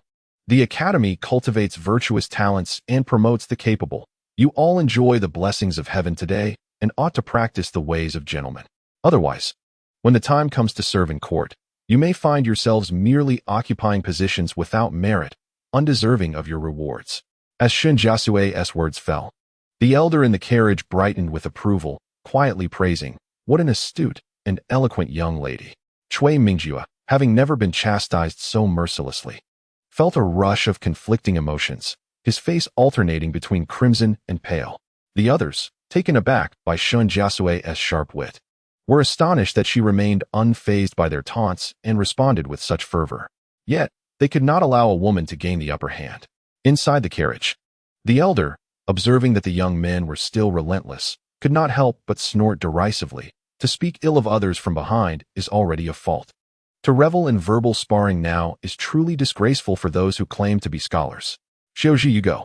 The elder nodded slightly, clearly intending to put an end to this farce. The young man addressed as Xiaoji acknowledged the command and promptly exited the carriage. Upon touching the ground, he rubbed his brow, revealing a hint of weariness. The previous night had been plagued by tumultuous dreams. He dreamt of a woman kneeling outside the Dali temple, clad in plain garments, clutching a petition, her voice breaking with anguish. The gathered crowd, filled with fury, hurled refuse at her, their curses piercing through the air as if fueled by deep-seated hatred. He discerned that she was indeed a lady, yet her features remained obscured. Though he observed her lips moving, the words eluded his ears. Her desperate demeanor suggested a profound injustice, one that compelled her to seek out the Dali temple. Each time he approached her, he would awaken as she raised her gaze, only to find himself trapped in the same dream once more, repeating the cycle until dawn broke. As the young man drifted into a trance, the attendant Ninfeng approached, concern evident in his voice. "Young master?" He snapped back to reality, offering a faint reassurance. "I am fine." Upon lifting his gaze and striding toward the raucous gathering, his steps were steady and resolute, and the fatigue that had lingered before had vanished without a trace. Chapter 18. Apologizing to the young lady of the Shen family, the verbal sparring continued fervently. Shen Jiasui, listening to the incessant chatter before her, absent-mindedly touched the whip at her waist, unable to resist drifting into a reverie. She pondered whether a single lash would suffice to silence these delicate figures. Just then, a startled exclamation pierced the air. "Master Jiang." Shen Jiasui noticed the color drain from Chui Mingjue's face and felt a surge of curiosity. She immediately followed his gaze. The newcomer, clad in a dark blue brocade robe, possessed a tall and graceful stature, his face resembling that of a jade crown. Compared to the restless youths present, he appeared to be just shy of his 20s, exuding an air of calmness and poise. As he approached, one could clearly discern the slight upward curve of his sword-like brows, which imparted an aura of aloofness. It was he. Shen Jiasui found herself momentarily dazed. She had encountered Master Jiang before, The previously arrogant group, led by Cui Mingjue, along with Shen Jiasui and Ji Shui, all subdued their demeanor and bowed in respect. Shen Jiasui, assuming Shen Jiasui did not recognize the visitor, whispered urgently, "Sister, this is Master Jiang Xun, the sub-prefect of the Dali Temple, a disciple of Dr. Lin, and also our teaching assistant." Shen Jiasui nodded lightly, her expression returning to normal, as if it were their first meeting. Yet, how could she not recognize Jiang Xun? In her past life, when the Shen family fell from grace, former acquaintances avoided her like the plague. In her hour of need, she had sought help in vain, knocking on the drum of justice and even attempting to halt the carriage of the Minister of Justice, yet none would grant her an audience. At the nadir of her despair, she suddenly recalled one person, Jiang Xun, the sub-prefect of the Dali Temple. Her awareness of Jiang Xun's name stemmed from a casual conversation with Lu Yunzheng. At that time, a case of coercion into prostitution had emerged in the capital, costing many lives. After rigorous scrutiny, the Ministry of Justice concluded the case, but when the dossier reached the Dali Temple, Jiang Xun detected a flaw and insisted on starting over. It turned out that the true perpetrator was a royal relative, and the ones condemned were mere scapegoats. While others turned a blind eye, Jiang Xun refused to relent, pursuing the truth relentlessly and incurring the ire of many. Shen Jiasui, who harbored a deep-seated hatred for evil, greatly admired Jiang Xun. However, Lu Yunzheng dismissed him with scorn, claiming that Jiang Xun's reckless actions had made him numerous enemies, and if not for the emperor's favor, he would have met his demise long ago. Though I tread the path of a military official, I am aware that a wise official must protect himself and coexist with the light. Shen Jiasui and Lu Yunzheng argued for a while, yet neither could sway the other. Regardless, she had remembered Jiang Xun. He was a good official. Due to the extensive implications of the Shen family's treason case, the court ordered a joint investigation by 3 ministries. With no other recourse, Shen Jiasui ultimately resorted to holding a petition at the entrance of the Dali Temple. This act drew a crowd of onlookers, who hurled insults and curses at her. She remained unfazed, loudly proclaiming, "In the vastness of the imperial grace, I, Shen Jiasui, remain loyal to the emperor, willing to fight to the death for the prosperity of the realm, unwilling to die unjustly at the hands of petty villains. I, Shen Jiasui, declare the injustice suffered by my family. I implore the esteemed officials to uphold justice for the Shen family and restore our honor." Shen Jiasui could not recall how long she had shouted that day. Filth rained down upon her from all directions, leaving her soiled and hoarse. Despair was closing in on her. Just then, a chorus of voices rose around her. She opened her eyes and, through the haze, saw a crimson figure stepping through the filth, standing firmly before her. Slowly lifting her head, she could not discern the person's features, but a clear voice reached her ears. "In the bright heavens and clear sun, justice must not be obscured by dust. It is our duty to resolve grievances. There is no need for you to plead." The echo of that voice brought Shen Jiasui back to reality. She abruptly raised her head to find Jiang Xun standing a few feet away, his gaze fixed on Cui Mingjue and his companions. Upon hearing his words, expressions of disbelief spread across their faces. "Is there any dissent?" Jiang Xun asked calmly. The other youths dared not voice their anger, turning their gazes toward Cui Mingjue. The latter's face turned pale, his hands clenched tightly, clearly unwilling to concede. He could apologize to Shen Jiasui, considering her mere status as a woman and the fact that she had personally come to clarify matters. He had never intended to quarrel with a woman. However, if someone else insisted he apologize, that was unacceptable. Moreover, Jiang Xun was only a few years his senior, and as the son of the Duke of Anyang, Cui Mingjue held him in contempt. After all, it was merely the emperor's advocacy for respecting teachers that granted Jiang Xun some measure of esteem due to his association with Dr. Lin. In truth, Jiang Xun's rise to his current position was attributable to a stroke of luck that most could not attain. Otherwise, as a powerless noble, he would have merely inherited a barony, living a modest life in the capital. "Cui Gongzi, if you are displeased, my teacher is in the carriage," Jiang Xun stated, unwilling to prolong the matter, directing his gaze toward a nearby covered carriage. Upon hearing this, the crowd's expressions changed, and the other youths hastily tugged at Cui Mingjue's sleeve. When the current emperor was still in hiding, Dr. Lin was already a grand scholar and the emperor's tutor. Later, when the emperor ascended, Dr. Lin wished to retire, but the emperor was reluctant to let him go. After several entreaties, Dr. Lin accepted the position of scholar in the Hamlin Academy while concurrently serving as a doctor in the Imperial Academy, though his title was lower than before. Even the emperor referred to him as the imperial teacher. Thus, Dr. Lin held a highly esteemed position, and although Cui Mingjue was prideful, being a member of the Cui family, he understood the gravity of the situation. Instantly, his ire dissipated, and he bowed deeply toward the carriage. The other youths followed suit. After rising, Cui Mingjue's expression had transformed to one of tranquility. He turned to Shen Jiasui, cupping his hands in a bow, and earnestly said, "Miss Shen, my words today were inappropriate. I have spoken harshly and acted contrary to the principles of a gentleman, failing to live up to the teachings of the wise. I hereby apologize to you. In the future, I shall hold myself to a higher standard, and I hope Miss Shen can show mercy." After withdrawing her gaze from the carriage and observing Cui Mingjue's sincere apology, Shen Jiasui could not help but think, what a timely and sensible Cui Mingjue. His ability to adapt to the situation without any hint of reluctance was commendable. As she watched the group of youths repeatedly bowing in apology, Shen Jiasui raised her hand slightly, diffusing the tension. "It is but a trivial matter. We have merely exchanged words. I hope you gentlemen can be more forgiving of my earlier fervor."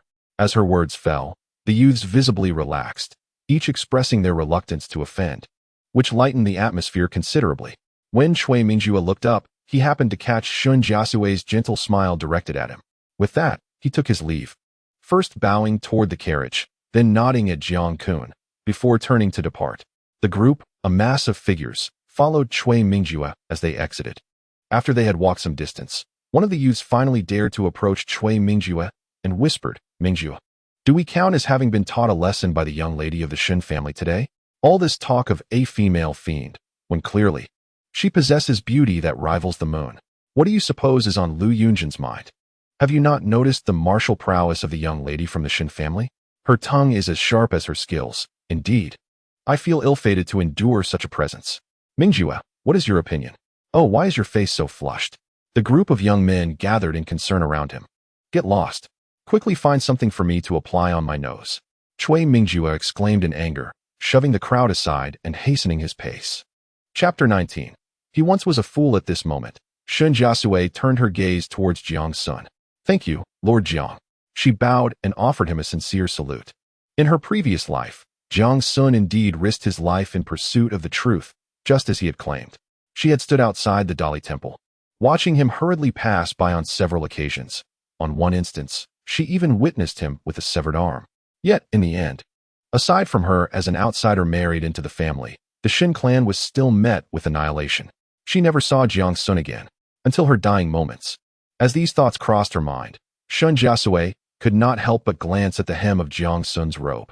Before she took her last breath in the Western District estate, she seemed to have caught a glimpse of a crimson stain. But she could not ascertain whether it was the blood of Lu Yunzheng that blurred her vision, or if she had seen something else entirely. At this time, Jiang Xun had turned away, having not acknowledged her gesture of respect. "There is no need. It was my master's instruction, and it does not concern me." With this succinct statement, he had already departed. "Sister, Lord Jiang has left," Shen Jiaheng said softly, noticing that Shen Jiasui remained seated for an extended period. Shen Jiasui took a deep breath and straightened her posture, a smile gracing her face. "All right, it is all resolved now. You mustn't be so impulsive in the future." As she spoke, she playfully tapped Shen Jiaheng on the forehead. Shen Jiaheng, far from shying away, grinned and eagerly replied, "I will change, I will change. I shall heed my sister's words." Seeing Shen Jiaheng's flippant response, Shen Jiasui could only shake her head in exasperation. Acknowledging mistakes, yet resolutely refusing to change was indeed a trait of her younger brother. At this moment, Shen Jiaheng could no longer contain his curiosity about the broken engagement. Shen Jiasui did not conceal the truth and recounted the events, which incensed Shen Jiaheng to the point of grinding his teeth. "That scoundrel Lu Yunzheng. I have long held a low opinion of him. I never expected that Sister Gu would." In Shen Jiaheng's heart, his elder sister would always take precedence. Compared to the affection that Shen Jiangsheng and his wife held for Gu Shiji's daughter, Shen Jiaheng harbored a subtle animosity towards Gu Shiji. After all, in his eyes, Gu Shiji was merely a rival for affection. Observing Shen Jiaheng's fervent indignation, Shen Jiasui felt reassured. It seemed the injury on his nose was of little consequence. As for her rebirth, She could wait for an opportune moment when her brother returned home from his leave to gradually share the truth with him. All right, you and our second cousin should head inside. I must return. Mother will undoubtedly be worried at home. Shen Jiasui was not concerned about any potential retaliation from Cui Mingjue and the others. As mother had said, after today's encounter, it was clear that the Cui family's offspring were indeed astute. Should they persist in their grievances, it would transcend mere childish quarrels. Reluctantly, Shen Jiaheng lingered, continuing to converse with Shen Jiasui. Meanwhile, Bai Ji could no longer contain her curiosity and turned to Bai Mu to inquire, Bai Mu, who was that Lord Jiang just now? He appears quite young, yet others seem to fear him greatly. Upon hearing this, Bai Mu immediately perked up. But before he could respond, Shen Jiaheng had already taken the initiative to speak. Sister, that Lord Jiang is a paragon for our youth. The person my cousin and I admire the most. Beside him, Ji Shui nodded in agreement, his delicate features glowing with approval.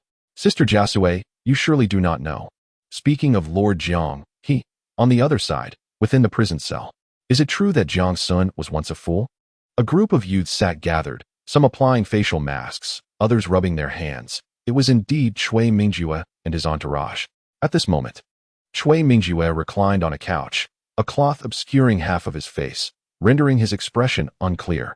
Someone immediately chimed in. Indeed, Jiang Xun was born a fool. The Anyang Duke's residents considered him a disgrace and concealed him thoroughly.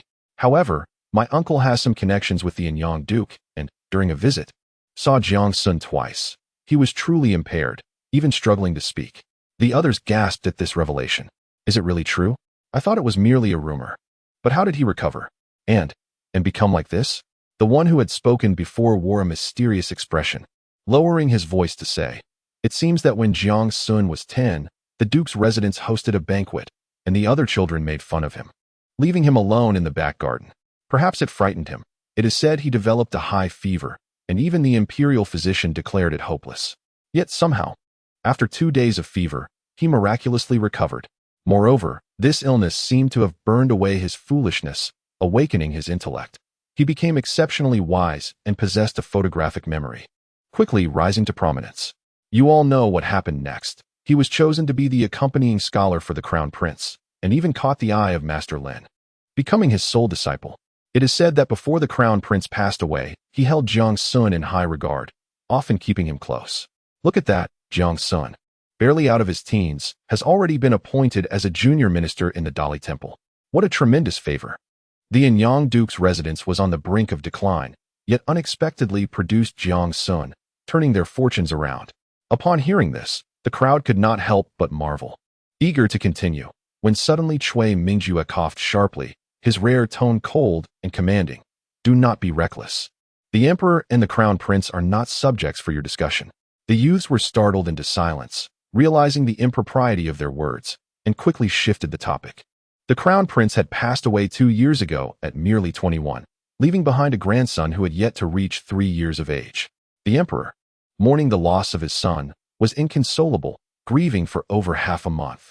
Now, the eldest prince among the royal children was the second prince born of the virtuous consort, and the virtuous consort was Cui Mingjue's own aunt. Should I hear such things again, do not expect to remain in the National Academy. Cui Mingjue pulled down the cloth from his face, and when he spoke again, his tone was grave, starkly contrasting with his usual carefree demeanor. The youths hurriedly nodded in compliance, falling silent. Bai Ji covered her mouth, suppressing the gasps of astonishment that nearly escaped. Shen Jiasui was equally taken aback, realizing that Jiang Xun had such extraordinary experiences. Cautious by nature, she immediately advised in a hushed tone, Jiaheng, second cousin, do not speak of this to others in the future. Shen Jiaheng and Ji Shui understood the gravity of the matter. Had it not been for Shen Jiasui's presence, they would never have uttered a word. All right, go inside quickly. Remember what your sister has said. We do not seek trouble, nor do we fear it. Focus on your studies, and learn without worry. Shen Jiasui waved her hand at the two. Shen Jiaheng and Ji Shui nodded obediently, just as they were about to depart. Shen Jiaheng suddenly paused, recalling something. Sister, I inadvertently struck Lu Yunzheng earlier. Now that we have broken off the engagement, will the Lu family think it was intentional? I'm not worried for myself, but I fear that Lu Yunzheng, being so petty, might think you have not moved on. Upon hearing this, Shen Jiasui was momentarily taken aback, then realized that Lu Yunzheng was indeed the son of Aunt Zhou. A glimmer of insight flashed in her eyes as she patted Shen Jiaheng's shoulder. Since it was unintentional, you can apologize later. As for the Lu family, I will handle that. Chapter 20. A letter of apology upon returning to the general's manor. Shen Jiasui recounted the events at the Imperial Academy, reassuring her parents before retiring to her residence. Bai Ji, prepare the ink, Shen Jiasui instructed as she entered her room. Though puzzled, Bai Ji complied. She was astonished when Shen Jiasui sat at her desk and began to write. Miss, are you writing to Madame Zhou of the Lu household? Indeed, Shen Jiasui affirmed with a nod. Bai Ji hesitated, then ventured. Miss, the young master's actions were unintentional. I believe his personal apology to the second young master Lu at the Imperial Academy was sufficient. Shen Jiasui remained silent, finishing the letter and personally sealing it before handing it to Bai Ji. Please deliver this for me, Bai Ji. Bai Ji's eyes widened. Must I go myself? She was eager to assist her mistress, but as her personal attendant, she represented her lady's dignity. Given the recent dissolution of the engagement between the Shen and Lu families, and her mistress's status as the daughter of a general, it seemed unnecessary to send a letter of apology to a concubine. However, Shen Jiasui clearly had her reasons. Seeing Bai Ji's reluctance, Shen Jiasui smiled, drew her close, and whispered something in her ear. Bai Ji's eyes brightened, and she departed with newfound enthusiasm. Meanwhile, at the Zhaoyong general's manor, Madame Lu was overjoyed at Bai Ji's arrival, believing her words to Shen Jiasui the previous day had been effective. See, Shen Jiasui couldn't resist and has come to her senses. Quick, bring her in. A maid moved to greet Bai Ji, but Madame Lu stopped her. Not so fast. Let her wait, so Shen Jiasui knows that she's the one seeking this marriage now. The maid complied, moving slowly. Zhao Mama, Madame Lu's attendant, beamed. Madam, didn't I tell you? No maiden can resist our young master. Miss Shen was already betrothed to him, halfway into the Lu household. Of course, she's unwilling to break it off. Madame Lu agreed, the gloom that had clouded her face lifting. Now, she just needed to control the Gu woman and persuade Zheng to return, and everything would be perfect. Zhao Mama, have they found her? Lu Yunzheng was serving in the 5-city patrol, a position secured by General Lu. Madame Lu planned to hide Gu Shiji while Lu Yunzheng was on duty, forcing his compliance. Zhao Mama replied, yesterday, the young master took Miss Gu to the Western Manor, but left after dinner. This morning, word came that he pawned his jade pendant, likely renting a new residence. We're investigating and should have results by afternoon. Madame Lu was dismayed that Lu Yunzheng had pawned a pendant for Gu Shiji. Hurry them along. This must be resolved today. Zhao Mama, you should have seen Zhou Fu's smug face yesterday. She wants this marriage to never happen. Before Madame Lu could continue, someone announced Bai Ji's arrival. Madame Lu straightened her back and said calmly, let her in. Bai Ji entered and saw Madame Lu, who greeted her with a faint smile. A stark contrast to her eagerness the previous day. Before Bai Ji could curtsy, Madame Lu eagerly asked, has Miss Shen finally come to her senses? I said they were a match made in heaven. Tell her I'm delighted and will bring Zheng over tomorrow to discuss the marriage further. I know she's strong-willed, so it must have been difficult for her to send you. When she enters our household, as her mother-in-law, I will cherish her. Bai Ji, a match made in heaven? Keep away from our miss. Madame Lu assumed she had said enough, considering she was addressing a mere servant. However, Bai Ji's indifference angered her. What? Can't let go of Zheng and send a servant to beg, yet still acting proud. Before Madame Lu could continue, Bai Ji interjected, Madam, I am here on Miss Shen's behalf to see Madame Zhou.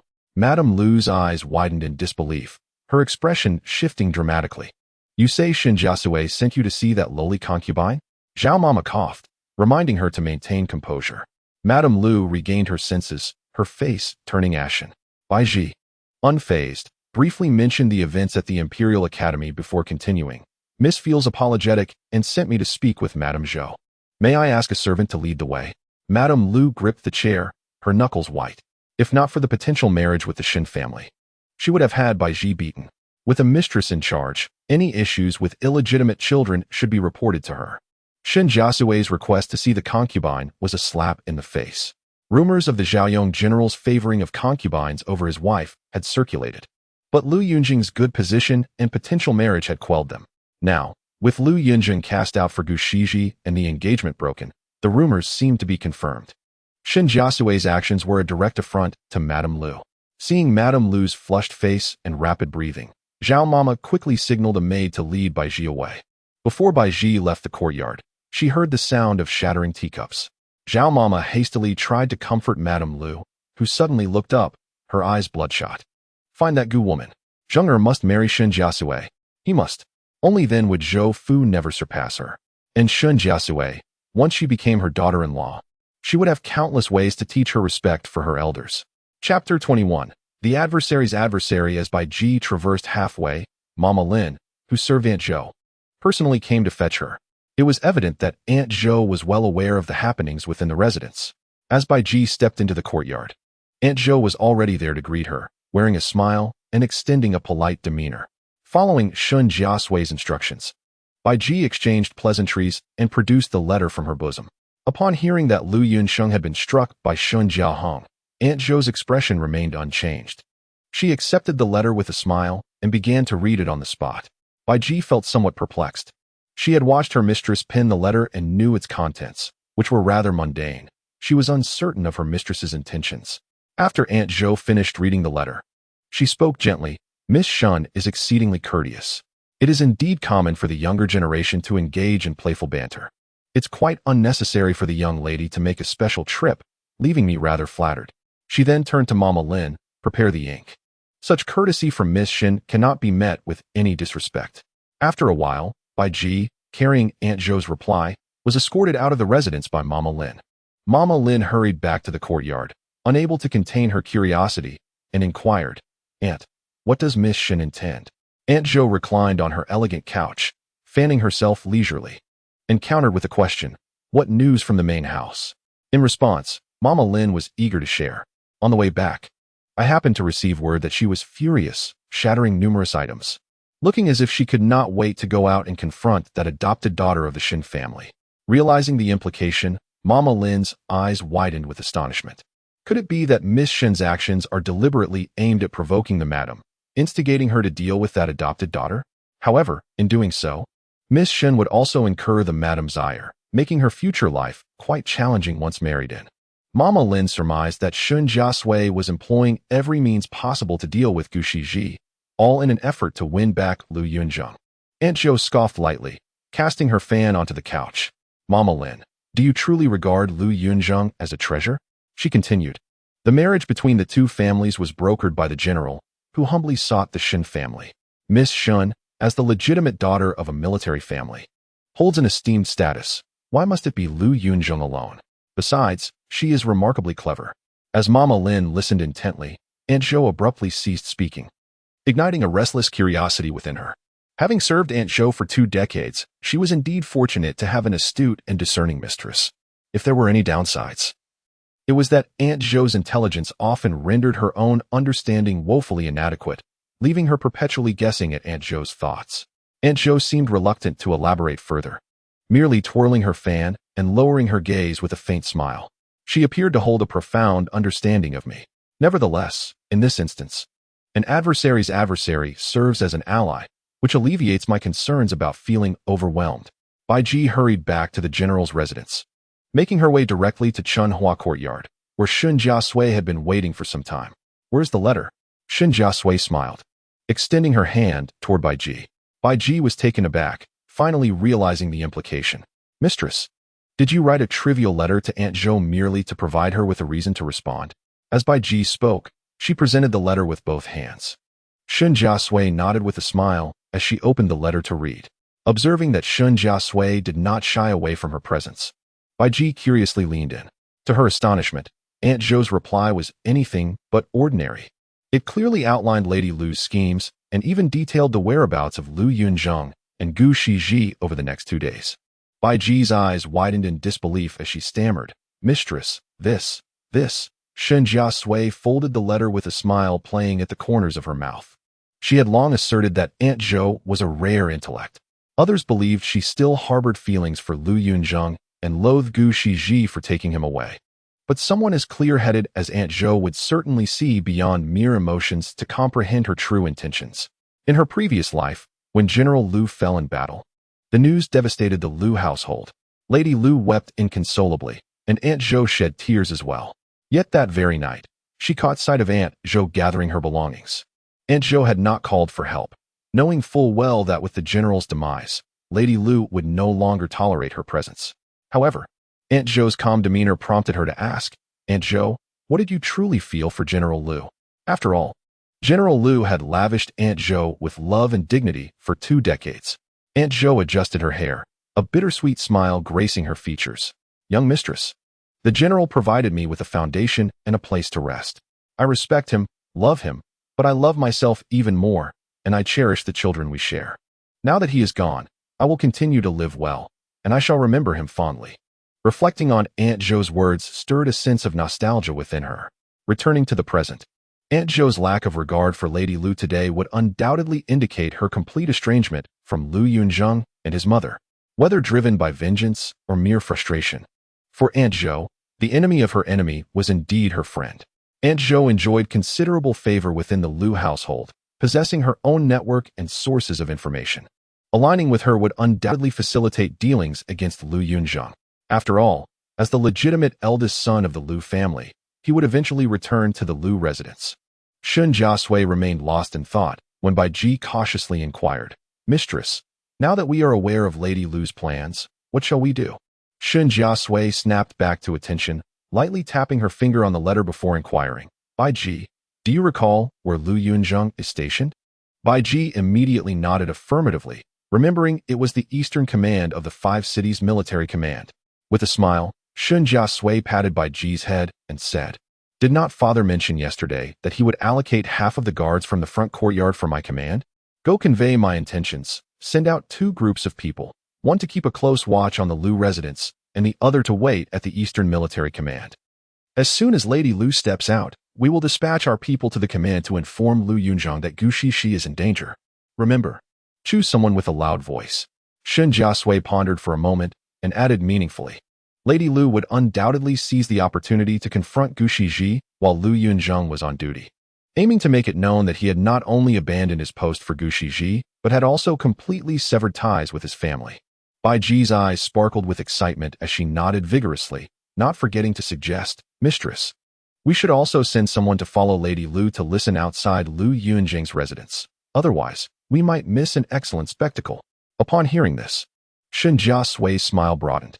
"Very well, proceed as you suggest. Off you go." Bai Ji cheered and hurried out. Shen Jiasui leaned back against her chair.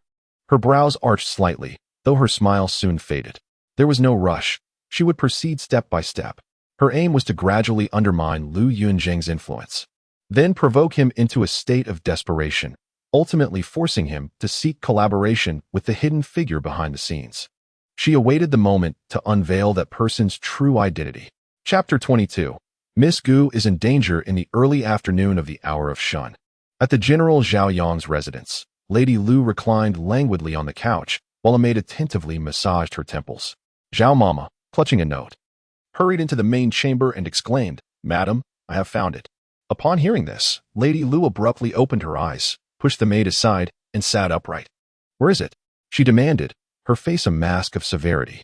Zhao Mama quickly unfurled the note, revealing the words, "Ronghua Alley, west of the capital."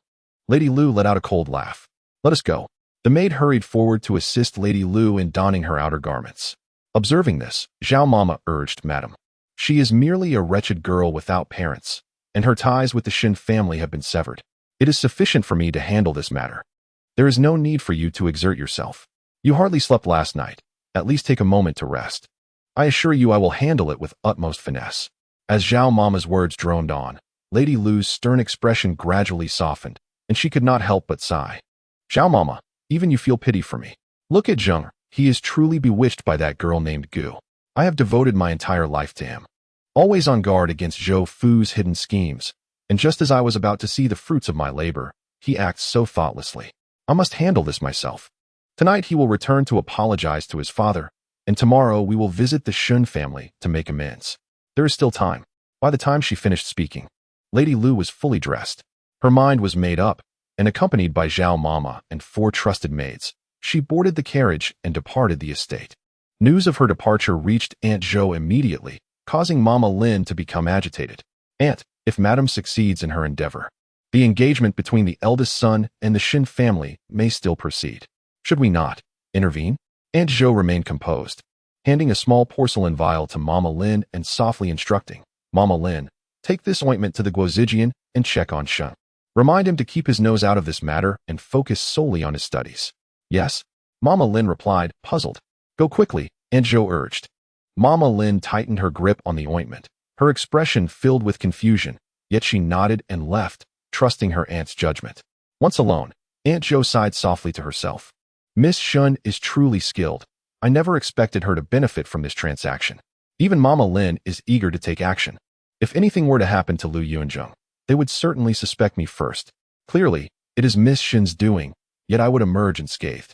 Aunt Zhou shook her head in resignation, but soon a glimmer of determination sparkled in her eyes. If Miss Shen did not intervene today, she would not sit idly by either. In this way, it would not be entirely unjust. To bear the blame once, in exchange for a clever and discreet ally, is not a loss. After all, the only means at her disposal are the subtle tactics of the inner chambers. I can only hope that Miss Shen does not disappoint me in the future. As the carriage pulled away from the Zhaoyong general's residence, those lying in wait outside were suddenly alert. Old Third, you follow them. Old Sixth, relay a message to the command post. I will return to report to the young lady. Understood. At the Eastern City Military Command Post, unlike many high-ranking officials' offspring who opted for the Guozijian, Lu Yunzheng, as the son of General Zhao Yong and possessing martial talent, had long since entered the Wuqing military command for training. Now, he held the position of deputy commander at the Eastern City Military Command Post. Following the uproar over the engagement cancellation between the Shen and Lu families, Lu Yunzheng, on duty today, was besieged by colleagues and subordinates with relentless inquiries. However, Lu Yunzheng, being astute, understood the importance of solidifying his position in this stepping stone for future advancement. Hence he chose to remain silent on personal matters. Those around him noted his discretion in not speaking ill of Miss Shen, which led them to assume he accepted the reputation of being unfaithful. They praised him as not only a romantic, but also a man of substance. After all, with the esteemed general's favor and reputation, should he marry into the Shen family, the alliance would greatly bolster his prospects. He had indeed sacrificed much for a Shen family foster daughter. Lu Yunzheng basked in the praise, envisioning soon achieving merit in his duties and catching the eye of those in power. He increasingly felt confident in his future, thinking, without the Shen family, he could still ascend effortlessly. In due time, his father would regret his previous decision and call him home with kind words, allowing him to marry Shiji openly. Just the thought of Shiji waiting for him in another courtyard filled Lu Yunzheng's heart with warmth and motivation.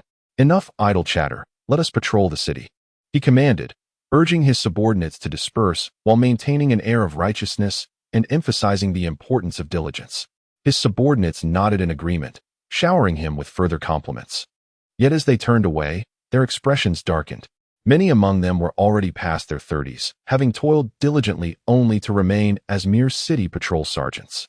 In contrast, Lu Yunzheng, still in his youth, had attained the position of deputy commander through his family background, and this was merely the beginning for him. Their discontent brewed further, and Lu Yunzheng's decision to break off his engagement only added to their disdain. A romantic? Bah! It was plainly a case of fickleness and betrayal. As they exchanged glances, just outside the command post, a figure rushed towards them, panic etched on his face. The patrol sergeant, responsible for maintaining order in the eastern city, assumed something was amiss and immediately approached, asking urgently, "What brings you to the command post?" The newcomer raised his voice. "I seek Deputy Commander Lu. Lady Lu is causing trouble for Miss Gu. Miss Gu is in danger." His loud proclamation, clear and precise, caught everyone's attention. The patrol sergeants were startled and turned to see Lu Yunzheng's face pale with fury as he bolted from the room. "What did you say?" Lu Yunzheng seized the messenger by the collar, gritting his teeth as he pressed for answers. The man, visibly shaken, stammered, It was Miss Gu who sent me for help. Lady Lu is furious and has brought many maids. Miss Gu is in peril." "How infuriating!" Lu Yunzheng exclaimed, shoving the messenger aside and grabbing a horse from a patrolman, leaping onto it in an instant. The patrolman, taken aback, warned, "Deputy Commander, if you leave, you must inform the commander. Otherwise, it would be considered dereliction of duty. Do not forget, you just admonished us to uphold our responsibilities." Of course, he dared not voice this admonition aloud. However, Lu Yunzheng, his brow furrowed and thoughts consumed by the image of Miss Gu's vulnerable state, felt a rising urgency. He knew his mother would use any means necessary to coerce Miss Gu, and the thought of her suffering made him frantic. "Inform the commander on my behalf," Lu Yunzheng shouted as he galloped away. Chapter 23. The first letter rushing headlong. Lu Yunzheng abruptly reined in his steed, a sense of unease washing over him. He realized he did not recognize the messenger. How could Shiji entrust her plea to a man she did not know and who was not a family member? His position as deputy commander had been secured through his father's influence. Upon assuming the post, his father had cautioned him that such patronage would inevitably breed resentment. Therefore, he must be diligent and earn the respect of his subordinates. His current absence would only confirm rumors of discord within his family and, worse, constitute a dereliction of duty, likely exacerbating the disapproval.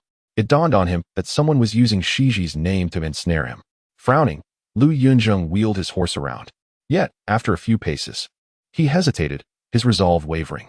What if it were genuine? Shiji was unlike Shen Jiasui. When he had married Shen Jiasui, he could confidently leave her to her own devices within the household. Aside from his lack of affection for her, Shen Jiasui was resilient and fiercely independent. She would never allow herself to be mistreated. He had even been concerned that his mother would not gain the upper hand against Shen Jiasui. However, Shiji was delicate and compassionate. If his mother were to cause trouble, Shiji would endure it silently rather than cause him distress. With renewed determination, Lu Yunzheng gritted his teeth, pivoted his horse once more, and spurred it toward the Ronghua alley in western capital. Gu Shiji lay languidly on a divan in the courtyard, her expression a mixture of weariness and anxiety. Lu Yunzheng had leased this residence by pawning a jade pendant, as he had not carried much cash when the incident occurred yesterday. This circumstance heightened Gu Shiji's sense of urgency. Away from the general's mansion, Lu Yunzheng could not even afford her a comfortable life, let alone the status of a young mistress. Before yesterday, she had been a pampered young lady in the Dingwa general's residence, cherished by her foster parents. Now, she was confined to this desolate courtyard. No, she must find a way to ensure Yunzheng's swift return to the general's mansion. As Gu Shiji pondered this, a loud crash echoed from outside the courtyard, followed by a flurry of approaching footsteps. Startled, Gu Shiji sat up, but before she could gather her wits, Madame Lu, accompanied by Mama Zhao and four burly matrons, burst into the room. "Indeed, she's here," Madame Lu exclaimed, her face lighting up with malicious glee. "Quick, seize her." The four robust matrons immediately rolled up their sleeves and advanced toward Gu Shiji. Seeing Madame Lu, Gu Shiji had sensed impending doom. Now, surrounded by the matrons, she cried out in terror, "Madam, if Yunzheng returns and cannot find me, he will not let this go unpunished." Madame Lu sneered, "Precisely. Once Zheng'er marries Shen Jiasui, I will allow him to see you. However, whether Zheng'er remembers you by then is another matter." Gu Shiji, defenseless, was no match for the rough matrons. They quickly forced her to her knees, rendering her immobile. Madame Lu approached, bent down, and lifted Gu Shiji's chin. Seeing her disheveled hair and tear-filled eyes, she smiled contemptuously. "Do you think I cannot see through your schemes? You must have used this very demeanor to gradually capture Zheng'er's heart and steal his affections. Shen Jiasui may be unpleasant, but she lacks your guile and cunning. The Dingwa general's mansion has taken in a viper, and General Shun must be regretting it immensely." Gu Shiji's arms ached from the matron's grip. Tears streamed down her face as she shook her head, vehemently denying Madame Lu's accusations. "Madam, I did not. Madame Lu's smile turned cold. "Last night, I entered Zheng'er's chambers. Though he concealed them well, he could not hide them from his own mother. The letters you wrote to Zheng'er were all in the secret compartment of the box. I read every word. The first letter was initiated by you. You were only 14 then, yet you harbored such vile intentions?" Madame Lu abruptly delivered a stinging slap to Gu Shiji's face. "Shameless creature." Gu Shiji's head snapped to the side, her cheek burning with pain. Her fair skin made the red mark all the more conspicuous. She felt as if her heart were ablaze, consumed by fear and trepidation. For she and Lu Yunzheng had written much more in their letters. Madame Lu leaned in, about to speak further, but Mama Zhao quickly interjected, reminding her, "Madam, let us take her away first. You can scold this girl as much as you like later." Hearing this, Madame Lu regained her composure and waved her hand at the matrons. "Take her away." Gu Shiji knew that once she left this courtyard, Lu Yunzheng might not compromise by marrying Shen Jiasui, and she would suffer immensely. She immediately struggled, pleading, "Madam, Yunzheng and I are mutually in love, and I never intended to obstruct Yunzheng's marriage to Sui Sui. If you have read all the letters, you must have seen my words of blessing for their union." It was Yunzheng who suddenly changed his mind yesterday. Words of blessing? Or was it merely a feigned retreat, a ploy to ensnare him? Madame Lu interrupted coldly, cutting off Gu Shiji's excuses. She scrutinized Gu Shiji's features, and her smile took on a profound meaning. "You do possess a charming appearance, but your heart is truly venomous. Zheng cannot discern the hidden meanings behind your words because he idealizes you. But I see everything clearly." Hearing this, Gu Shiji trembled slightly. Then, Madame Lu spoke softly. Close to Gu Shiji's ear, "When you were 14, you accidentally fell into the water, and Shen Jiasui unhesitatingly jumped in to save you. In your panic, you repeatedly dragged Shen Jiasui down. Had Zheng not arrived in time, both your lives would have been in danger. In your letter to Zheng, you expressed immense gratitude, calling him your savior and showering him with praise. That was the first letter you wrote to Zheng, isn't it? Don't you remember?" Gu Shiji's eyes darted around, avoiding Madame Lu's gaze. Madame Lu's lips curved into a slow smile as she leaned closer and whispered, "If I'm not mistaken, you know how to swim, don't you? You intended to replace Shen Jiasui and become the sole daughter of the Dingwu general's mansion, didn't you?" The final words pierced Gu Shiji's ears like a chilling draft. Her pupils contracted, her breathing became rapid and shallow, and her face turned ashen. She opened her mouth, but no words would come out. Seeing her reaction, Madame Lu understood everything. She scoffed, straightened up, and coldly ordered the matrons, "Take her away." But just then, a thunderous shout echoed from the doorway. "Mother!" Chapter 24. For your own good. Upon hearing the commotion, Madame Lu turned her head and was taken aback to see Lu Yunzheng standing at the door, his face etched with astonishment and fury. Shouldn't he be on duty at the military command at this hour? Lu Yunzheng dared not take any risks. He navigated through the bustling streets, hurriedly returning to Ronghua Alley, only to feel his heart plummet upon seeing a carriage stationed at the entrance. As he dismounted and rushed towards the courtyard, he was met with the most unwelcome sight. Gu Shiji was on her knees, forcibly restrained by two matrons, her hair disheveled, tears still glistening on her cheeks, and the left side of her face swollen, clearly marked by a handprint. A surge of anger and heartache engulfed Lu Yunzheng. Fortunate was he to have been granted a second chance at life. He had but two desires: to revive the glories of his past, and to be with Gu Shiji for eternity. Yet, barely a day into this new life, he found himself on the brink of losing her, with the instigator being none other than his own mother, who had cherished Gu Shiji in his previous life. Despair had already settled in Gu Shiji's heart. Her deepest secret had been unearthed by none other than Lu Yunzheng's mother, the very woman who was meant to become her mother-in-law. It was evident that Madame Lu would go to great lengths to prevent her marriage to Yunzheng. A torrent of thoughts swirled in Gu Shiji's mind, but upon hearing Lu Yunzheng's voice, an inexplicable calm washed over her. She realized that the outcome was not yet sealed. As long as Lu Yunzheng remained steadfastly by her side, even Madame Lu would not pose a threat. With this thought, Gu Shiji lifted her head and cried out to Lu Yunzheng, "Yunzheng!" Her voice trembled, tears cascading down her cheeks, yet she quickly shook her head. "Yunzheng, I am fine. Do not blame my mother. She only wishes for your well-being and has not harmed me." As she spoke, she tilted her chin, revealing the stark imprint on her cheek. Upon hearing this, Lu Yunzheng's heart ached with pity and guilt. Anger towards Madame Lu surged within him as he strode forward. However, Madame Lu was seething with rage. This woman was not only cunning but also adept at theatrics. Did she think she could supplant Madame Lu and her son's heart? Gu Shiji's words, while seemingly exonerating, were in truth accusations, aimed at sowing discord between her and Lu Yunzheng. Enraged, Madame Lu raised her hand, intent on striking Gu Shiji again. In an instant, a glint of defiance flashed in Gu Shiji's eyes, and she stood her ground. "Mother, what more do you want?" Lu Yunzheng arrived just in time to grasp Madame Lu's wrist, his voice brimming with fury. Madame Lu winced at the pain, and upon looking up, she met the fierce gaze of her son. Initially taken aback, disbelief soon flooded her features. "Zheng, you seeing the shock on Madame Lu's face?" Lu Yunzheng momentarily regained his composure and released her wrist, yet his heart brimmed with resentment. He had not anticipated his mother's relentless pursuit, even taking advantage of his absence to torment Gu Shiji. Injuring her, and causing him to abandon his post. He leaned closer, observing the two matrons still pinning Gu Shiji down, and exploded with rage. "You wretched servants, begone." The matrons, terrified of incurring Lu Yunzheng's wrath, hastily let go. Freed from their grasp, Gu Shiji stumbled forward, and Lu Yunzheng caught her in his arms. "Shiji, are you all right?" Lu Yunzheng inquired urgently, his face marred with concern. Gu Shiji slowly lifted her head from his embrace, her expression a blend of sorrow and reluctance. "Yunzheng, there is no place for Shiji in this world anymore. You should leave and return to the general's residence. I can no longer dare to hope for a future with you."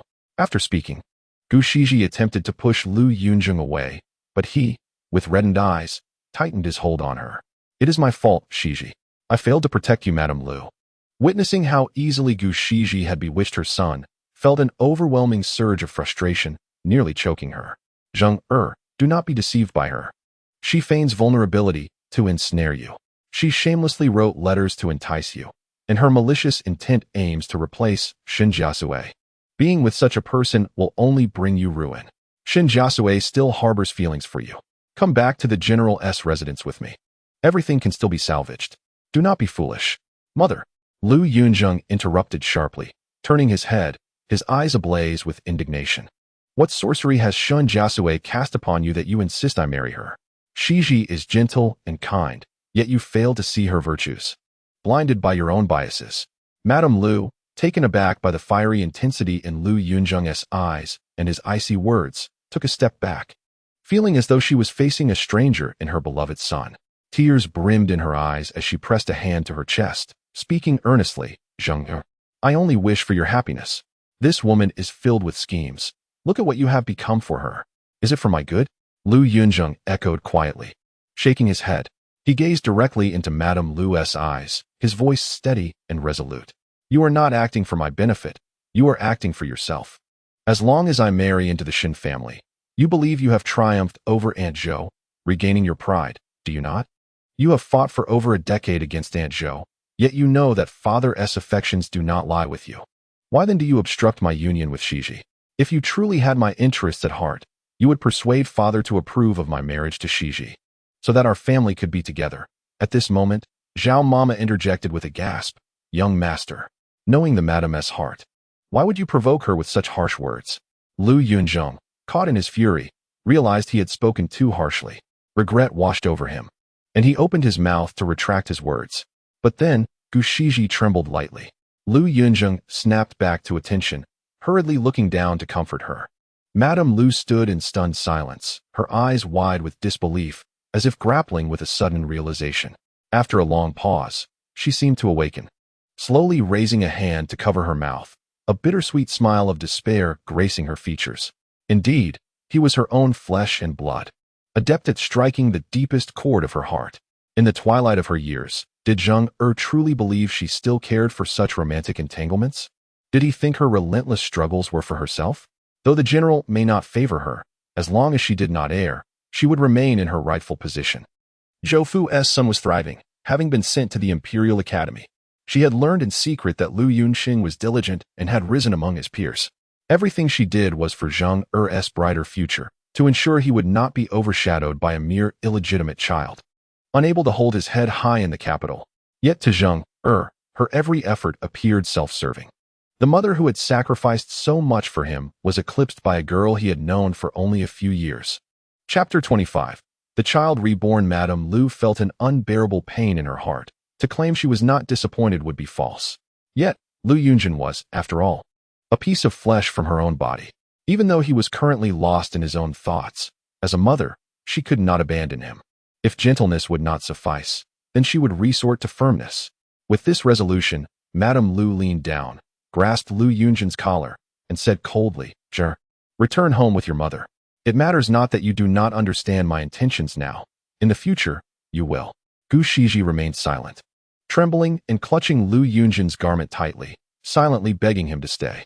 Lu Yunzheng knelt on the ground, holding his beloved woman in his arms, with his respected mother behind him, and he felt an overwhelming anguish in that moment. Gu Shiji, however, was adept. She suddenly released her grip, her tear-filled eyes smiling softly at Lu Yunzheng, urging him with tender words, "Yunzheng, go back. Perhaps fate has played tricks on us, and we are destined to be apart. In the next life, should we meet again, I hope we will be well matched, without obstacles.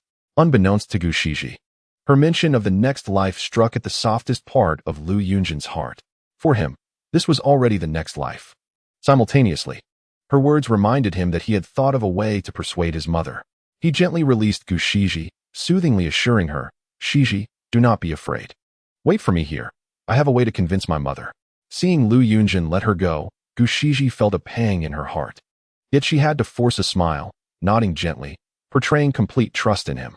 Only then did Lu Yunzhen lift his head and address his mother. "Mother, I have something to say to you." Madame Lu, believing Lu Yunzhen had finally awakened, eagerly replied, "Zhener, as long as you are willing to return with your mother, you can say whatever you wish." Instead of answering directly, Lu Yunzhen turned to the side, looking at Zhao Mama. "Zhao Mama, take good care of Shiji. I wish to speak with my mother privately. Should I learn that you have harmed her, I will not spare you." Zhao Mama felt a chill at his words. She had been by Madame Lu's side for many years, having watched the young master grow up. She never expected to be warned so mercilessly by him. Yet, she maintained her composure and, despite feeling the coldness of human hearts, she raised her gaze to Madame Lu. Only when Madame Lu nodded did Zhao Mama respectfully respond. Lu Yunzhen cast a reassuring glance at Gu Shiji before leading Madame Lu to his bedroom in the separate courtyard. He had not crossed any boundaries with Gu Shiji the previous night, as it was her wish, and he was willing to honor it, reserving their intimacy for their wedding night. "Zhener, what do you wish to tell your mother?" Madame Lu inquired, her brows slightly furrowed. Yet she afforded her son patience and opportunity. Lu Yunzhen scanned the room, his expression growing grave, before he spoke in a low voice. "Mother, do you believe in me?" Without hesitation, Madame Lu nodded affirmatively. "Of course, I believe in you." Lu Yunzhen exhaled slowly, lowering his voice further as he confessed, "Mother, I have actually been reborn." Madame Lu's eyes widened slowly in disbelief. Lu Yunzhen recounted the experiences of his past life, omitting certain critical details for fear of jeopardizing his plans. Once he finished, he looked at Madame Lu expectantly, thinking she would surely accept Gu Shiji now, knowing how pleased she had been with her in his previous life. However, the next moment, smack! Madame Lu's face turned ashen as she struck Lu Yunzhen across the face. Caught off guard, he staggered sideways. When he turned back in disbelief, he saw tears brimming in Madame Lu's eyes, her trembling finger pointing at him. "How could you have turned into this? To be with Gu Shiji? You not only told such a monstrous lie without a flicker of an eye, but also cursed your father to die in battle. Even if your father favored Zhou Fu and was partial to your half-brother, even if I resented him, he is a hero of the Shang dynasty. All I wish for is his long life, free from illness and disaster, devoted to protecting the country. Lu Yunzhen, you have disappointed your mother too much. Are you still my Zhener?" As Madame Lu reprimanded him, tears streamed down her face uncontrollably. Where had it all gone wrong? How had her proud son become like this? Gu Shiji must be to blame. That wretched woman. Madame Lu's heart twisted in pain, her body chilled, repeatedly questioning herself until she clung to the notion that all blame lay with Gu Shiji. She refused to accept that her son was inherently flawed. With this thought, she grasped Lu Yunzhen's sleeve, nearly pleading, "Zhener, return home with your mother, back to the general's residence. If you admit your mistakes, your father will surely forgive you. I have seen Shen Jiasui. She is heartbroken over your broken engagement. She holds deep feelings for you. If you speak sweetly to her, she would still be willing to marry you. I will not make things difficult for Gu Shiji. I will send her away. Once you marry Shen Jiasui and everything settles, you can bring Gu Shiji back as a concubine. I will not interfere. Will that suffice?" Lu Yunzhen looked down at Madame Lu, hearing her incessant mention of Shen Jiasui, still unwilling to support his wishes, and his heart grew cold. He had shared his greatest secret with her, yet she did not believe him. In this world, apart from Gu Shiji, even his mother could not understand him. Lu Yunzhen's expression gradually turned cold as he slowly withdrew his sleeve from Madame Lu's grasp. He shook his head, disappointment lacing his voice. "Mother, I did not lie, but you do not believe me. Let me say this one last time. I will marry no one but Gu Shiji in this life, and I will undoubtedly rise to prominence, proving myself to you and father." After uttering these words, Lu Yunzhen bypassed the stunned Madame Lu and strode away without a trace of longing. He had opened the door when suddenly, Madame Lu's sharp voice pierced through. "Son, do you not care for your mother's life? Lu Yunzheng's face changed drastically. He turned abruptly to see Madame Lu supporting herself against the table, one hand gripping a hairpin, its pointed end aimed at her own neck. She was pressing down hard, the pin digging into her skin, turning pale. Lu Yunzheng's face drained of color, and at that moment, he felt an overwhelming sense of helplessness wash over him, leaving him utterly exhausted. "Mother, why must you do this? You know I cannot bear to see you hurt." Madame Lu, her body weakening, tears streaming down her face, cried, "Jenner, I do this for your own good. After all this, do you still refuse to return with me?" Lu Yunzheng's heart was torn with anguish. Yet the favored one remained unyielding. He gazed deeply at Madame Lu, finally leaving behind one last statement before turning away. "Mother, if you die, I shall follow you." As Lu Yunzheng strode toward the exit, Madame Lu called out sharply, her grip tightening, causing a sharp pain to spread across her neck. She was still gambling. However, Lu Yunzheng never turned back, nor did he ever halt his steps. With a soft clink, the hairpin fell to the ground. Madame Lu sat helplessly by the table leg, her eyes vacant, her heart ashen. Chapter 26 Invitation. As Mama Zhao hurriedly approached, she was struck by the sight of Madame Lu in a state of utter disarray and despair. With her keen eyes, she quickly noticed the bloodstains on Madame Lu's neck and gasped, "Madam, Madam." Madame Lu took a while to regain her composure, meeting Mama Zhao's gaze filled with compassion. A wave of emotion surged within her, and tears streamed down her face. The tenderness of human hearts is undeniable, although they were merely mistress and servant. Over 2 decades of companionship had forged a bond of unwavering loyalty and respect for Mama Zhao. Yet, her own son, Zheng had mercilessly plunged a knife into her heart. Mama Zhao swiftly produced a handkerchief to dry Madame Lu's tears, her face etched with worry as she inquired, "Madam, what shall we do now?" Madame Lu shook her head, using Mama Zhao's support to rise, murmuring, "Let us return, let us return." Startled by her words, Mama Zhao realized that Madame Lu had indeed been irrevocably wounded by the eldest young master. With slightly unsteady steps, Madame Lu made her way towards the courtyard gate. A flicker of hope still lingered in her heart, but as she exited the courtyard, not once did Lu Yunzheng come forth to cast a glance in her direction. At last, Madame Lu's hope waned as she was assisted by Mama Zhao, leaving the alley without looking back, boarding the carriage to depart from this place of sorrow. Behind the window, Lu Yunzheng and Gu Shiji watched through a crack as Madame Lu's silhouette receded. Gu Shiji furrowed her brow, pondering that if Madame Lu had truly been convinced, she ought not to appear in such a state. Lu Yunzheng could not suppress a deep sigh, for reasons unknown. Apart from successfully extricating Shiji from the general's residence, everything else had gone awry since his rebirth, leaving him utterly fatigued. Perceptive to his emotions, Gu Shiji gently consoled him. "Yunzheng, there are no parents without faults in this world. Although Madame Lu was quite resolute today, I know her intentions are for your sake. Do not harbor resentment against her. Wait for a few days and seek another opportunity to speak with her. She will surely forgive you." At her words, Lu Yunzheng withdrew his gaze, embracing Gu Shiji, and sighed helplessly, "Shiji, tell me, how can I make others see your worth?" As he spoke, Lu Yunzheng tenderly brushed Gu Shiji's reddened cheek, inquiring, "Does it hurt?" Gu Shiji shook her head, about to laugh and say it didn't hurt. But the movement of her facial muscles caused her to wince in pain instead. Lu Yunzheng frowned, feeling a pang of sympathy. "You still insist on being strong. I will bring back some ointment from the command post tonight." At this point, Gu Shiji suddenly came to her senses, hastily asking, "By the way, Yunzheng, weren't you supposed to be on duty? How come you returned so soon?" Lu Yunzheng had already contemplated this matter and proceeded to explain that someone had gone to the command post seeking assistance. Upon hearing this, Gu Shiji immediately shook her head. Lu Yunzheng, with a determined expression, stated, "If I am not mistaken, the messenger was sent by Aunt Zhou." "Aunt Zhou?" Gu Shiji was momentarily taken aback, but quickly understood. Lu Yunzheng had never concealed the situation within the Lu household from her. Thus, she was well aware that Aunt Zhou was a significant concern for both him and Madame Lu. It seemed evident that Madame Lu had been lax in her vigilance, allowing Aunt Zhou to overhear crucial information. Furthermore, Aunt Zhou was the least inclined to see Lu Yunzheng and the Shen family unite, which prompted her to intervene.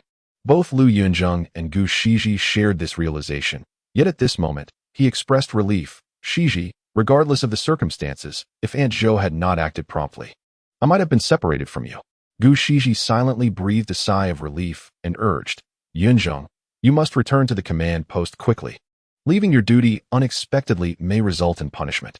Lu Yunzheng shook his head, seemingly unconcerned. After a moment's hesitation, he spoke with an air of mystery. Shiji, do not worry. I shall not remain at the military command for long. An opportunity for change will soon arise. Though he wished to reveal his rebirth to reassure Gu Shiji, the memory of Madame Lu's earlier reaction extinguished that thought. If Shiji were to doubt him, he could not bear to contemplate the consequences. Before long, Lu Yunzheng exited the courtyard and mounted his horse, hastening towards the command post. This excursion had taken over an hour, his mother truly. His mind raced with thoughts of resentment, yet he also recalled Madame Lu's frequent mentions of Shen Jiasui. According to his mother, Shen Jiasui still harbored unrealistic hopes regarding him, suggesting that her perspective had not shifted with his rebirth. Nevertheless, he felt compelled to ascertain the truth for himself. On the other side, after Lu Yunzheng departed the courtyard, the guards from the Shen household, who had been lurking in the shadows, hurried back. Soon, Shen Jiasui was greeted with a vivid account from Bai Ji. Miss, when Madame Lu left the courtyard, she appeared as if she had lost her soul, and there seemed to be blood on her neck. I wonder what kind of conversation transpired between Lu Yunzheng and Madame Lu to drive her to such a state. Lu Yunzheng was indeed formidable in martial prowess, which deterred the guards from drawing too close. However, Shen Jiasui's mind began to formulate a theory. It seemed likely that Lu Yunzheng had revealed his rebirth to Madame Lu. She had anticipated that this would lead to Madame Lu's acceptance of Gu Shiji, but clearly, Madame Lu did not believe him. Look at the backlash he faced. How can one expect unconditional trust from others when they have proven to be unfaithful? Especially since Lu Yunzheng had already committed numerous indiscretions for Gu Shiji. It appeared that Lu Yunzheng had yet to realize that he had harmed the one who loved him most in this world today. With the plan in motion, Shen Jiasui found it difficult to relax. In her previous life, she recalled that shortly after Lu Yunzheng proposed to her, he was reassigned from the Wuqing military command to the capital guard, where he climbed the ranks rapidly. Lu Yunzheng had never disclosed the reason behind his promotion, and regrettably, she had not been curious enough to inquire. Thus, in this life, to thwart Lu Yunzheng's rise, she could only continually test the waters by exacerbating the discontent among the military. As Shen Jiasui pondered deeply, Ji1 unexpectedly entered from outside, holding an invitation in her hand. Mother? Shen Jiasui promptly rose to greet her. The mother and daughter clasped hands and entered the inner chamber, where Ji1 presented the invitation to Shen Jiasui, smiling as she said, Sui, open it, and take a look. Shen Jiasui's curiosity piqued as she accepted the invitation and unfolded it, glancing down to discover it was an invitation to a flower viewing banquet. Ji1 discreetly observed Shen Jiasui's expression. Given the status of the general's residence in the capital, they had always received invitations to such gatherings hosted by the nobility. However, due to Shen Jiasui's prior engagement and lack of interest in these affairs, she had never attended. After all, while the flower viewing banquet was presented as an elegant affair, it primarily served as an opportunity for the younger generation to meet and observe one another. Noticing that Shen Jiasui did not appear resistant, Ji1 gently remarked, Sui. This flower viewing banquet is organized by the princess consort of the Rong family, set for the first day of the new month. That day, Hunger will be returning home. Why not take him along to broaden his horizons? Ji1's words were tactful, and Shen Jiasui, understanding her mother's intentions, felt her heart soften at the sight of her mother's cautious demeanor, unwilling to let her down. All right, I will heed your advice and go take a look. Shen Jiasui beamed, responding cheerfully. Chapter 27. At a tender age, Lu Yunzheng hastily returned to the Eastern City Command Office, only to find that his subordinates had yet to complete their patrols. Upon spotting him, someone quickly advised, Deputy Commander, the commander has instructed that you seek him out immediately upon your return. Nodding in acknowledgement, Lu Yunzheng hurried towards the command office, a frown forming on his brow. The commander of the Eastern City Military, Lin Zhouji, was called forth. A product of the imperial examination, he was in his 40s and possessed a stern demeanor. Serving under him was uneventful, provided one adhered strictly to their duties. However, Lu Yunzheng had left his post without permission today, an act that would surely provoke discontent. As the son of the illustrious General Zhao Yong, he was ostensibly in a position of privilege, yet Lin Zhouji was no ordinary commander. His humble nature concealed the fact that he was the nephew of the esteemed imperial tutor, Lin Lao. As these thoughts crossed his mind, Lu Yunzheng arrived outside Lin Zhouji's office. Enter, came a deep and resonant voice from within. Just as Lu Yunzheng stepped through the door, a scholar's inkstone unexpectedly struck the floor, startling the clerk seated nearby. Barely avoiding the inkstone, Lu Yunzheng felt a surge of anger. Even his father had never treated him with such disdain. Yet, recognizing his own fault, he suppressed his fury, bowing respectfully. "Commander, Ihumph."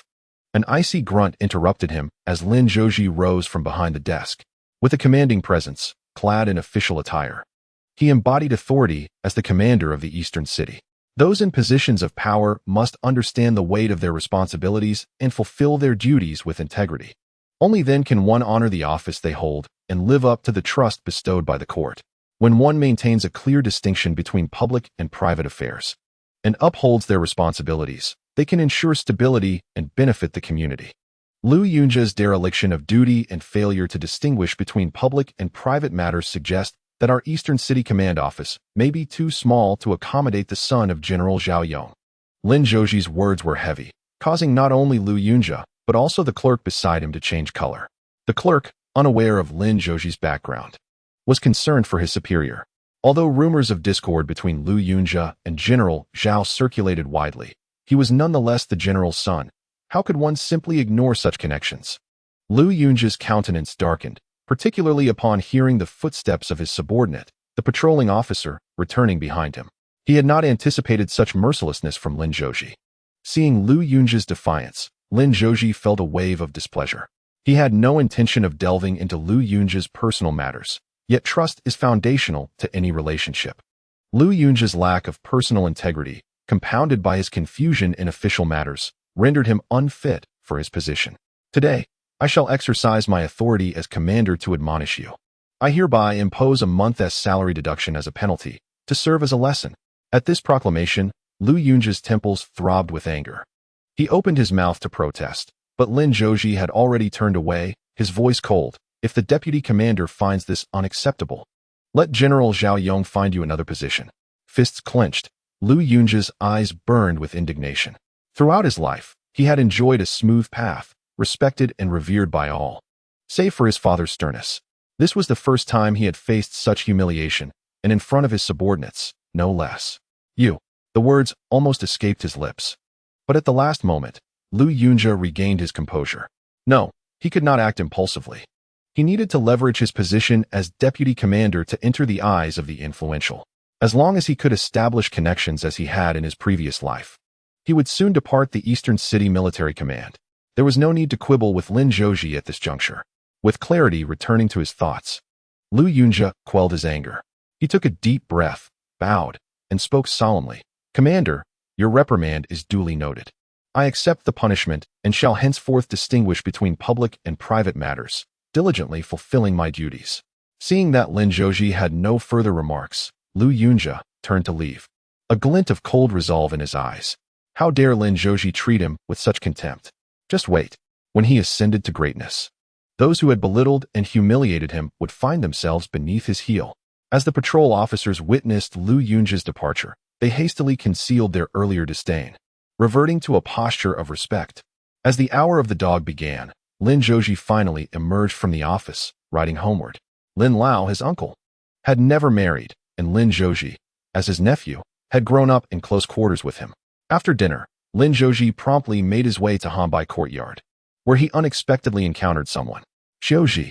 Lin Zhouji's face brightened, and he took a seat opposite Jiang Xun. When Jiang Xun reached the age of 20, Lin Lao personally presided over his coming-of-age ceremony, bestowing upon him the name Zhouji, signifying adherence to integrity and fairness. Lin Zhouji and Jiang Xun appeared to share a close rapport, and seeing Jiang Xun deeply engrossed in a chess manual, he casually inquired, "It's nearly the hour of the pig. Will you be staying here tonight?" Jiang Xun lifted his gaze from the chessboard, the warm orange candlelight illuminating his face, adding an extra touch of warmth to his demeanor. Yes.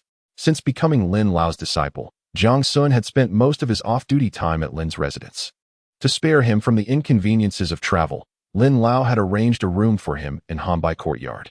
Lin Zhouji, evidently accustomed to Jiang Xun's reserved nature, did not mind his brevity and joked, "You might as well not return to your own home." Noting Jiang Xun's silence, Lin Zhouji touched his nose, feeling a twinge of regret for possibly pricking at a sensitive subject. He quickly shifted the conversation. "Xiaoji, have you heard about the ruckus surrounding the engagement dissolution between the Dingwu general's household and the Zhaoyong general's household?" Before Jiang Xun could respond, Lin Lao emerged from the inner chamber, calmly stating, "Zhouji, you two enjoy indulging in idle gossip?" Lin Zhouji promptly stood to offer his uncle a seat, smiling affably. "Not at all, just a coincidence. The son of General Zhao Yong happens to be my subordinate, and today," Lin Zhouji briefly recounted Lu Yunzheng's situation, shaking his head in disapproval. "That Lu Yunzheng is arrogant and impetuous, in my opinion. The dissolution of the engagement with the Dingwu general's beloved daughter might not be a bad thing." Lin Lao hummed in acknowledgement, nodding thoughtfully. "Indeed, it is quite a coincidence. This morning, I had a chance encounter with the young lady from the Shen family. Her spirited demeanor was quite delightful. Unlike some who, at such a young age, display a morose disposition." Jiang Xun interjected, "Teacher, Brother Zhouji, I think I shall retire for the night." Sensing the conversation taking a turn for the worse, he deemed it prudent to withdraw. However, just as Jiang Xun began to rise, Lin Lao pressed him back down, tossing a letter into his lap. "Take a look at this," he said, his tone laden with meaning. Jiang Xun furrowed his brow slightly, unfolding the letter to scan its contents. "I will not be attending," he declared firmly. Lin Zhouji, curious, leaned over for a glance and exclaimed, "Ah, the flower viewing banquet at the Rong prince's residence. I received news of that as well. It is said that the Princess of Rong is personally overseeing the arrangements, and a multitude of dignitaries from the capital will be in attendance. On the first day of the month, it is likely that personnel from the Western City Command will be commandeered to bolster the patrols." The Rong prince's residence was situated on Shuntian Street in the eastern city. Lin Lao had anticipated Jiang Xun's reaction, a smile tugging at the corners of his mouth as he leisurely remarked, "You are no longer a child, Xiaoji. It is time you considered marriage." Jiang Xun placed the invitation back on the table, responding coolly, "Teacher, you just said that I am still quite young." Master Lin. Observing that Jiang Xun had already risen and was heading out, Master Lin grew anxious. He promptly seized the invitation and proclaimed, "Xiaoji, this invitation is from the Emperor himself, to be delivered into your hands. You must attend this flower appreciation banquet, whether you wish to or not. I advise you to seek a maiden to your liking promptly, lest the Emperor bestow a marriage upon you, beyond your control." Lin Zhouji. "Uncle, Xiaoji has already gone afar." Upon hearing this, Master Lin craned his neck, yet not even a shadow of Jiang Xun remained. Enraged, he flung the invitation to the ground, stamping his foot and railing, "This rebellious, ungrateful disciple, this young scoundrel." Lin Zhouji. Proceeding with caution. Retreat is the best course. Lin Zhouji shrunk his neck, yet before he could take 2 steps, Master Lin suddenly clapped him on the shoulder from behind, flashing a grin. "Zhouji, my good nephew, Xiaoji holds you in high regard. Go and persuade him. Tell him it is the Emperor's will. Be a good lad. Go now." Lin Zhouji. Chapter 28. The swing. On the following day, while on duty, Lu Yunzheng heard Lin Zhouji announce the upcoming flower viewing banquet at the residence of Prince Rong. As the deputy commander of the Eastern City headquarters, Lu Yunzheng was required to personally lead the patrol that day. Lin Zhouji, initially reluctant to revisit the previous day's events, ultimately deemed it necessary to privately remind Lu Yunzheng of its significance while others were departing. Lu Yunzheng responded respectfully, his expression devoid of any lingering resentment. Observing this, Lin Zhouji nodded and left, while Lu Yunzheng clasped his hands in farewell. When he lifted his gaze again, his eyes sparkled with anticipation. The moment had finally arrived. That night, upon returning to the courtyard, Lu Yunzheng broached the subject of the banquet with Gu Shiji. Upon hearing this, Gu Shiji lifted her head, her face momentarily betraying a tinge of envy and desire. "It must be a lively affair," she murmured softly, but as she reflected on her current predicament, she fell silent. In the past, every time invitations to various banquets arrived at the general's residence, her heart brimmed with yearning. Unfortunately, Shen Jiasui had never shown any inclination to attend. She could not fathom why he was uninterested in such opportunities to forge friendships and experience the world. Although she had subtly encouraged him a few times, he insisted on honing his skills with weapons, claiming that he could not fit into such settings, and thus chose to abstain. She considered urging him once more but hesitated, fearing that it might seem overly insistent, and ultimately set aside the thought. Now, the prospect of attending seemed bleak unless she were to become the general's wife. Otherwise, it appeared impossible. Seated opposite Gu Shiji, Lu Yunzheng noticed her look of disappointment. A pang of guilt surged within him. Yet, he quickly recalled something, and his expression brightened. The next day, as Lu Yunzheng concluded his shift, he returned with two individuals. Brother Yunzheng, have you been too hard on yourself? Can this place accommodate anyone? Indeed. Yunzheng, why did you not seek us out sooner? Had I known of your difficult circumstances, I could not have stood idly by. Gu Shiji had been counting the hours waiting for Lu Yunzheng, and upon hearing their voices, she eagerly lifted her skirts and stepped forward. Yunzheng, upon raising her head, she unexpectedly encountered two unfamiliar faces. Lu Yunzheng stood flanked by a young man and woman. The young man, around 16 or 17 years old, donned a purple brocade robe adorned with cloud patterns, a white jade belt cinching his waist. His features were gentle and handsome, and he wore a smile. The girl beside him had delicate eyebrows resembling willows and eyes that sparkled with brilliance. Her pale purple gown was intricately embroidered with golden threads, shimmering with every movement, making it difficult for anyone to look away. Remarkably, the two youths bore a striking resemblance to one another, as if they had been crafted from the same mold. Gu Shiji was first taken aback. Then her gaze lingered on the girl's exquisite gown, a feeling of unease creeping into her heart. However, she soon regained her composure and, with surprise, inquired, Yunzheng, who are these two? Lu Yunzheng hurried to Gu Shiji's side and cheerfully introduced, Shiji, allow me to present my friends, the heirs of the Bo Wang Marquisate, Feng Yu and Feng Ji. Upon hearing this, Gu Shiji recalled the tales of the dragon and phoenix twins from the Bo Wang Marquisate, cherished by their family like precious gems. Yet, she had never heard Lu Yunzheng mention his close ties to them before. Shiji has met young Master Ning and Miss Ning. Gu Shiji regained her composure and spoke gently.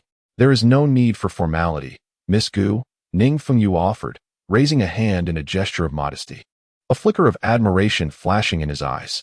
Having heard of Lu Yunzheng's impassioned outburst for a lady, he now found Gu Shiji's delicate beauty and charm truly remarkable. As Gu Shiji slowly rose, her eyes inadvertently met Ning Fengyu's, and she did not miss the fleeting look of admiration, causing her heart to skip a beat. Miss Gu, I have heard from Brother Yunzheng that you are a month older than I am. May I call you Sister Gu? At that moment, Ning Fengji leaned in, her eyes sparkling with vivacity. Gu Shiji quickly regained her composure and smiled at Ning Fengji. How fortunate for me, then, that I may call you Sister Fengji in return. Our names both contain the character Ji, suggesting a certain affinity between us. Ning Fengji nodded repeatedly, taking Gu Shiji's hand, and exclaimed, The moment I saw you, Sister Gu, I felt an instant camaraderie. As they chatted and walked inside, Lu Yunzheng observed Gu Shiji's radiant smile, feeling a sense of relief. He turned to Ning Fengyu and gently said, Fengyu, I entrust you and Sister Fengji to look after Shiji during the banquet. He had noticed Gu Shiji's yearning the previous day and had specially sought out the Ning siblings, hoping they would accompany her to the flower viewing. Such gatherings were never attended by Shen Jiasui, so there was no need for concern about an encounter. With the Ning siblings' company, Lu Yunzheng felt reassured. Ning Fengyu, startled by Lu Yunzheng's words, quickly withdrew his gaze from Gu Shiji and smiled. Yunzheng, do you not trust me? I will ensure that Miss Gu returns to you safe and sound. Good brother, Lu Yunzheng exclaimed, pulling Ning Fengyu closer as they entered the residence.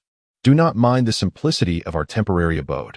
Let us engage in meaningful conversation. After bidding farewell to the Ning siblings, the courtyard returned to its tranquil state. Gu Shiji nestled against Lu Yunzheng, softly expressing her gratitude. Yunzheng, thank you. She had not anticipated such thoughtfulness from him, and her heart swelled with genuine appreciation. Lu Yunzheng shook his head. Shiji, I have put you through much these past few days. Rest assured, we shall return to the general's residence soon. How soon is soon? Gu Shiji opened her mouth to ask, but decided against it, swallowing her inquiry. She replied softly. Yet, for reasons unbeknownst to her, the image of Ning Fengyu's handsome face flickered through her mind. Since arriving in the capital from the northern lands, she had remained largely within the confines of the general's residence. Her outings primarily limited to accompanying Shen Jiasui to the Zhaoyong general's estate or for excursions in the southern suburbs. In retrospect, it seemed that Lu Yunzheng was the only male she had interacted with. She had always believed that he was her sole option. At that moment, Lu Yunzheng tightened his embrace around Gushiji, causing her heart to race as she hastily lowered her gaze to conceal her emotions. In that instant, she felt a mixture of anxiety, guilt, and an indescribable anticipation. Unaware of Gushiji's inner turmoil, Lu Yunzheng lowered his head and gently nuzzled the top of her head with his chin, his eyes sparkling with determination. This flower-viewing banquet was of paramount importance to him. Whether he would soar to great heights as he had in his previous life hinged upon this very occasion. Chapter 29. The flower-viewing banquet on the first day of October. Sister. As Shen Jiasui finished tidying up, Shen Jiasui had already rushed over, eager to see her. Today was the week-long break at the Imperial Academy, and after classes ended yesterday, Shen Jiasui hurried home. After dinner, he had clung to his elder sister, chatting for quite some time. Hearing his voice, Shen Jiasui turned to the doorway and was startled to see the dark circles under Shen Jiashui's eyes. Brother home. Shen Jiasui approached him, examining his face closely, and after a moment, she sighed softly. Did you stay awake all night? Last night. She had revealed the truth of her rebirth to Shen Jiashui, not in the guise of a dream, but directly informing him that she had lived again. Shen Jiashui had been left speechless, returning from Chunhua courtyard in a daze, his steps unsteady. Shen Jiasui felt a pang of compassion. After all, Shen Jiashui was only 15. However, she quickly steeled herself. Faced with calamity, both she and her brother must rise together, supporting their parents to uphold the Shen family and alter their fate. Jia, Shen Jiashui called out softly, and under Shen Jiasui's gaze, his eyes glistened with unshed tears. But the next moment, he took a deep breath and resolutely declared, Sister, do not fear. This time will be different. Upon hearing this, Shen Jiasui smiled gently, her lips curving into a bright grin. Indeed. Today marked the day of the flower-viewing banquet hosted by the Prince Rome's residence. After having lunch at home, around noon, Jiwan took her two children out. Inside the carriage, Jiwan quietly instructed Shen Jiasui about the important matters of the banquet. Shen Jiasui listened intently. Although she had agreed to attend the flower viewing to appease her parents, she knew she must not err during the event. She had already decided that after greeting the elders with her mother, she would find a secluded spot to remain seated until the banquet concluded. Upon arriving at the entrance of Shuntian Street, they encountered a traffic jam. There were simply too many attendees for the banquet. The Prince Rome was the younger brother of the current emperor, having maintained a close and amicable relationship with him, and despite possessing a fief, he had never left the capital. With the Princess Rome taking the lead in organizing the banquet, every family that received an invitation felt immensely honored. With few daring to decline, Ji-Wan lifted the curtain to peek outside and, deciding to disembark, led Shen Jiasui and her brother to walk the rest of the way. Upon reaching the entrance and presenting their invitation, the servant recognized the insignia of the general of the Dinghua and hurriedly welcomed them inside. The Prince Rome's residence was vast. Despite the multitude of guests today, it felt anything but crowded. People conversed softly, and servants stood orderly along the path, everything meticulously arranged. Ji-Wan guided the two children to the main hall. As Shen Jiashui was a male guest, he only offered his respects from the entrance before being escorted to the men's area, while Ji-Wan took Shen Jiasui into the reception hall. As Shen Jiasui lifted her gaze, she immediately spotted a young lady in a deep purple brocade gown seated at the head table.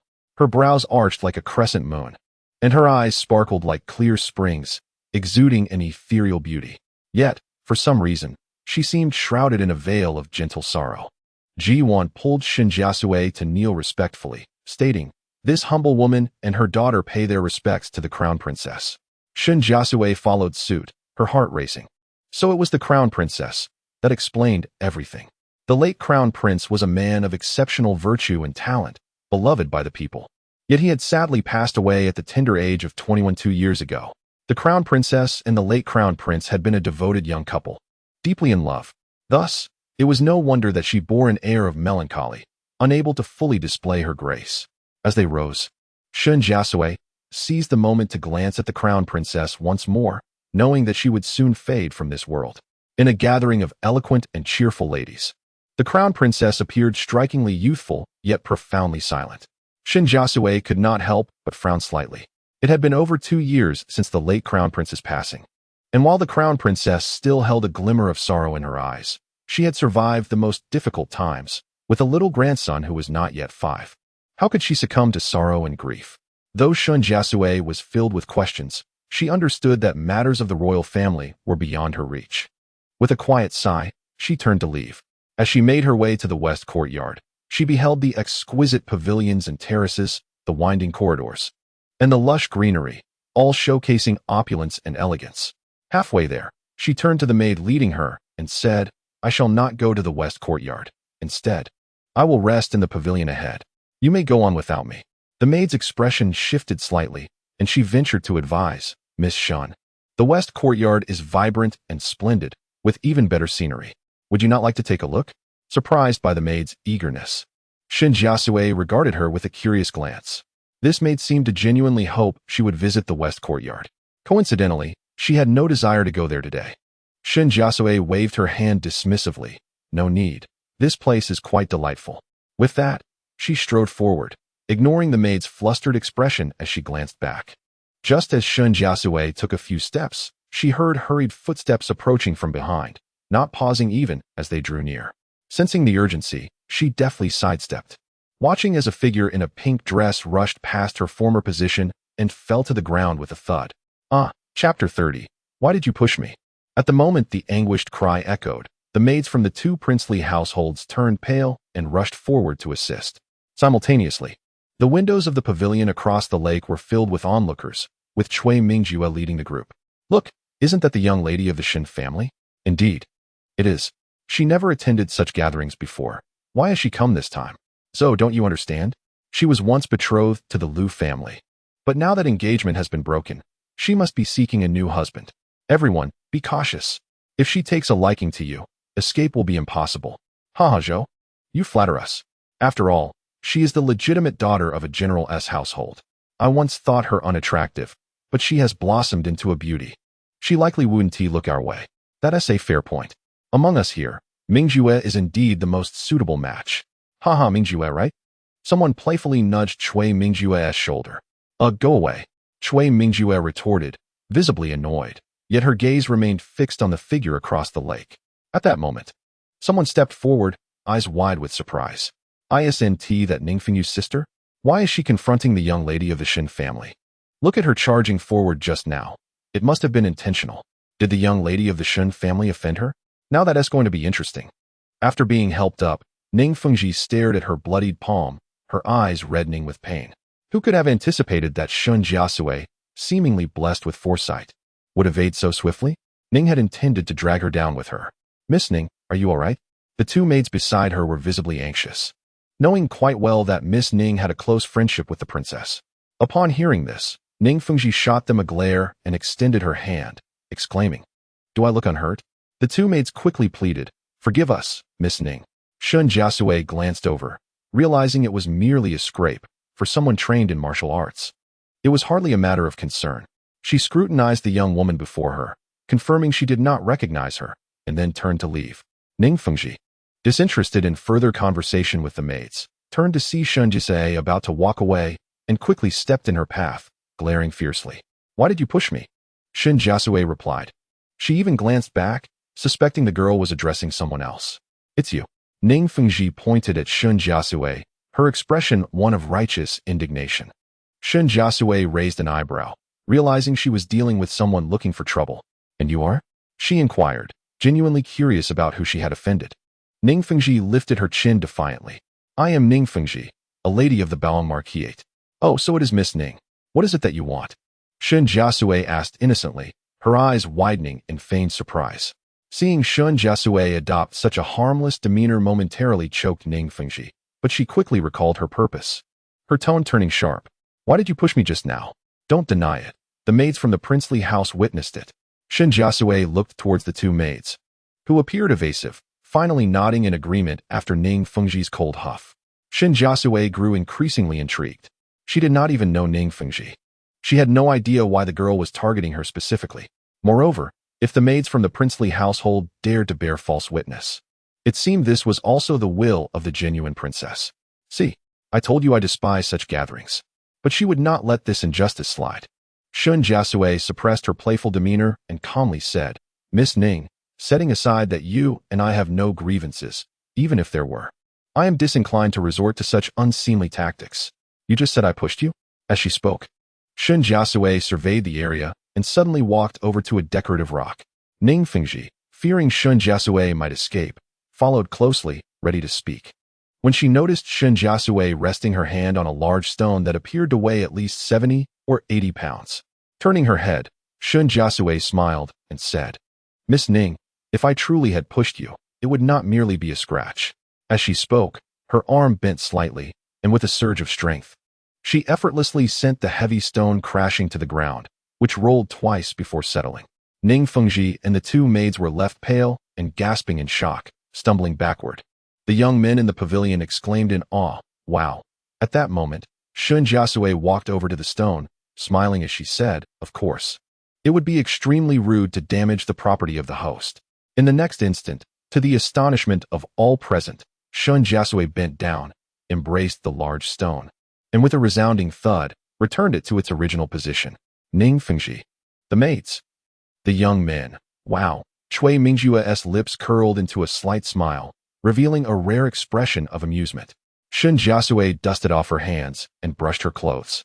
Noticing Ning Fengji's face had drained of color, she approached her with a smile and gently said, Miss Ning, do you believe me now? If I had truly pushed you, you would likely be in the lake by now. Seeing Shen Jiasui draw so close, Ning Fengji quickly retreated a few steps, her lips trembling as she stammered, Why you? You're a woman.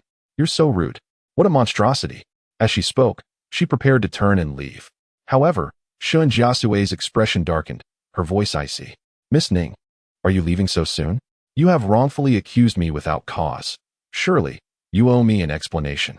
Ning Fengji felt a flicker of unease at Shen Jiasui's frown.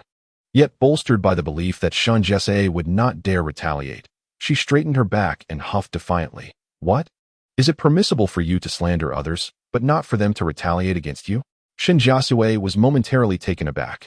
When have I? Just as the words left her mouth, a sudden, incredulous thought crossed Shen Jiasui's mind, and she tentatively probed, Are you standing up for Gu Shiji?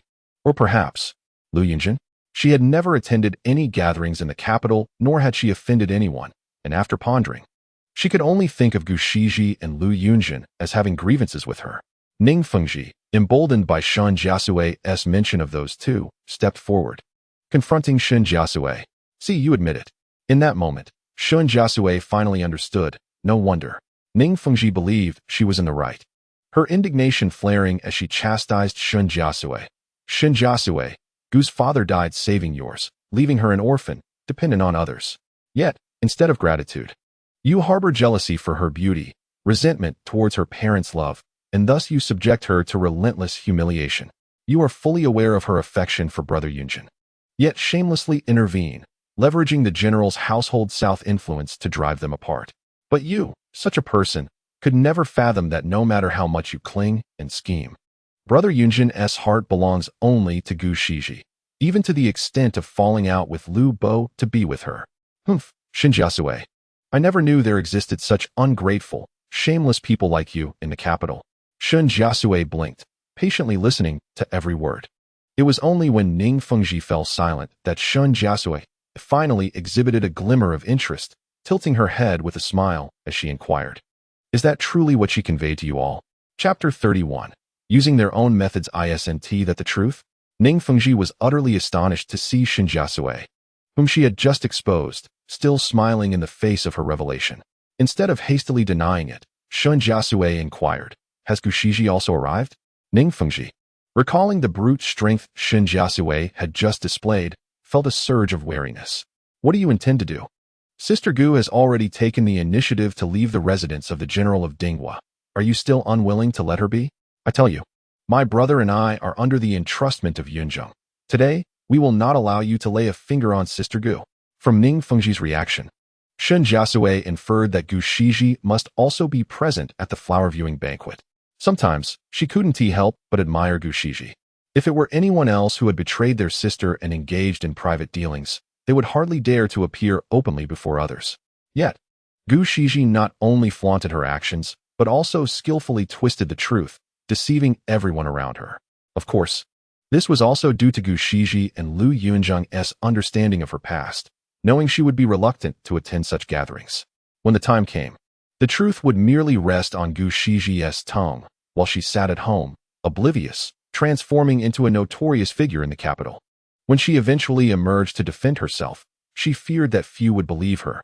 Indeed, the truth would be of little concern to the masses, who would merely echo one another for amusement. As these thoughts coursed through her mind, Shen Jiasui paused, suddenly realizing certain truths from her past life. No wonder after marrying Lu Yunzheng in her previous life, she had attended several banquets in the capital as the young mistress of the general of Zhaoyou. Yet, for reasons unknown, the other ladies had shunned her, leaving her feeling isolated and rejected. At that time, she thought it was merely due to her lack of familiarity with others. In hindsight, she feared that her reputation in the capital had already been tarnished, and she had been secretly ridiculed countless times. Had she not decided to attend the flower-viewing banquet today, Gu Shiji would have triumphed once more. As this realization ignited a fire within her, Shen Jiasui resolved that there is a saying, a thief can only thrive for 1,000 days, while the vigilance against them cannot last that long. If Gu Shiji was so intent on reversing right and wrong, then she would return the favor and ensure Gu Shiji could never show her face in public again. Is Gu Shiji in the west courtyard? Shen Jiasui asked coldly. Ning Fengji, witnessing Shen Jiasui's demeanor, felt increasingly inclined to retreat. She shook her head. Sister Gu does not wish to see you. The princess is in the west courtyard, and you must not act recklessly. Upon further reflection, Shen Jiasui recognized that the maidservant had indeed been leading her toward the west courtyard, likely because Gu Shiji dared not confront her openly and had probably already hidden away. In such a vast royal residence, finding someone intent on evasion was indeed no easy task. Thus, she thought it prudent to employ a strategy of provocation. With a cold smile, Shen Jiasui declared, "Does she not wish to see me? I suspect she fears to face me." Ning Fengji immediately rushed to defend. Even if you possess great strength within this royal residence, with the princess in charge, what is there for Sister Gu to fear? For her words were but empty bravado. She could manipulate you young ladies with ease, yet once confronted, her facade would crumble, and she would naturally lack the courage to face me. Seeing that Ning Fengji was about to retort again, Shen Jiasui raised her hand to stop her and calmly said, "There is no need for you to argue with me here. I shall await you in the pavilion nearby. Please fetch Gu Shiji. And it would be best to invite the princess as well for support. I wish to have a discussion with Gu Shiji in front of you all. How does that sound?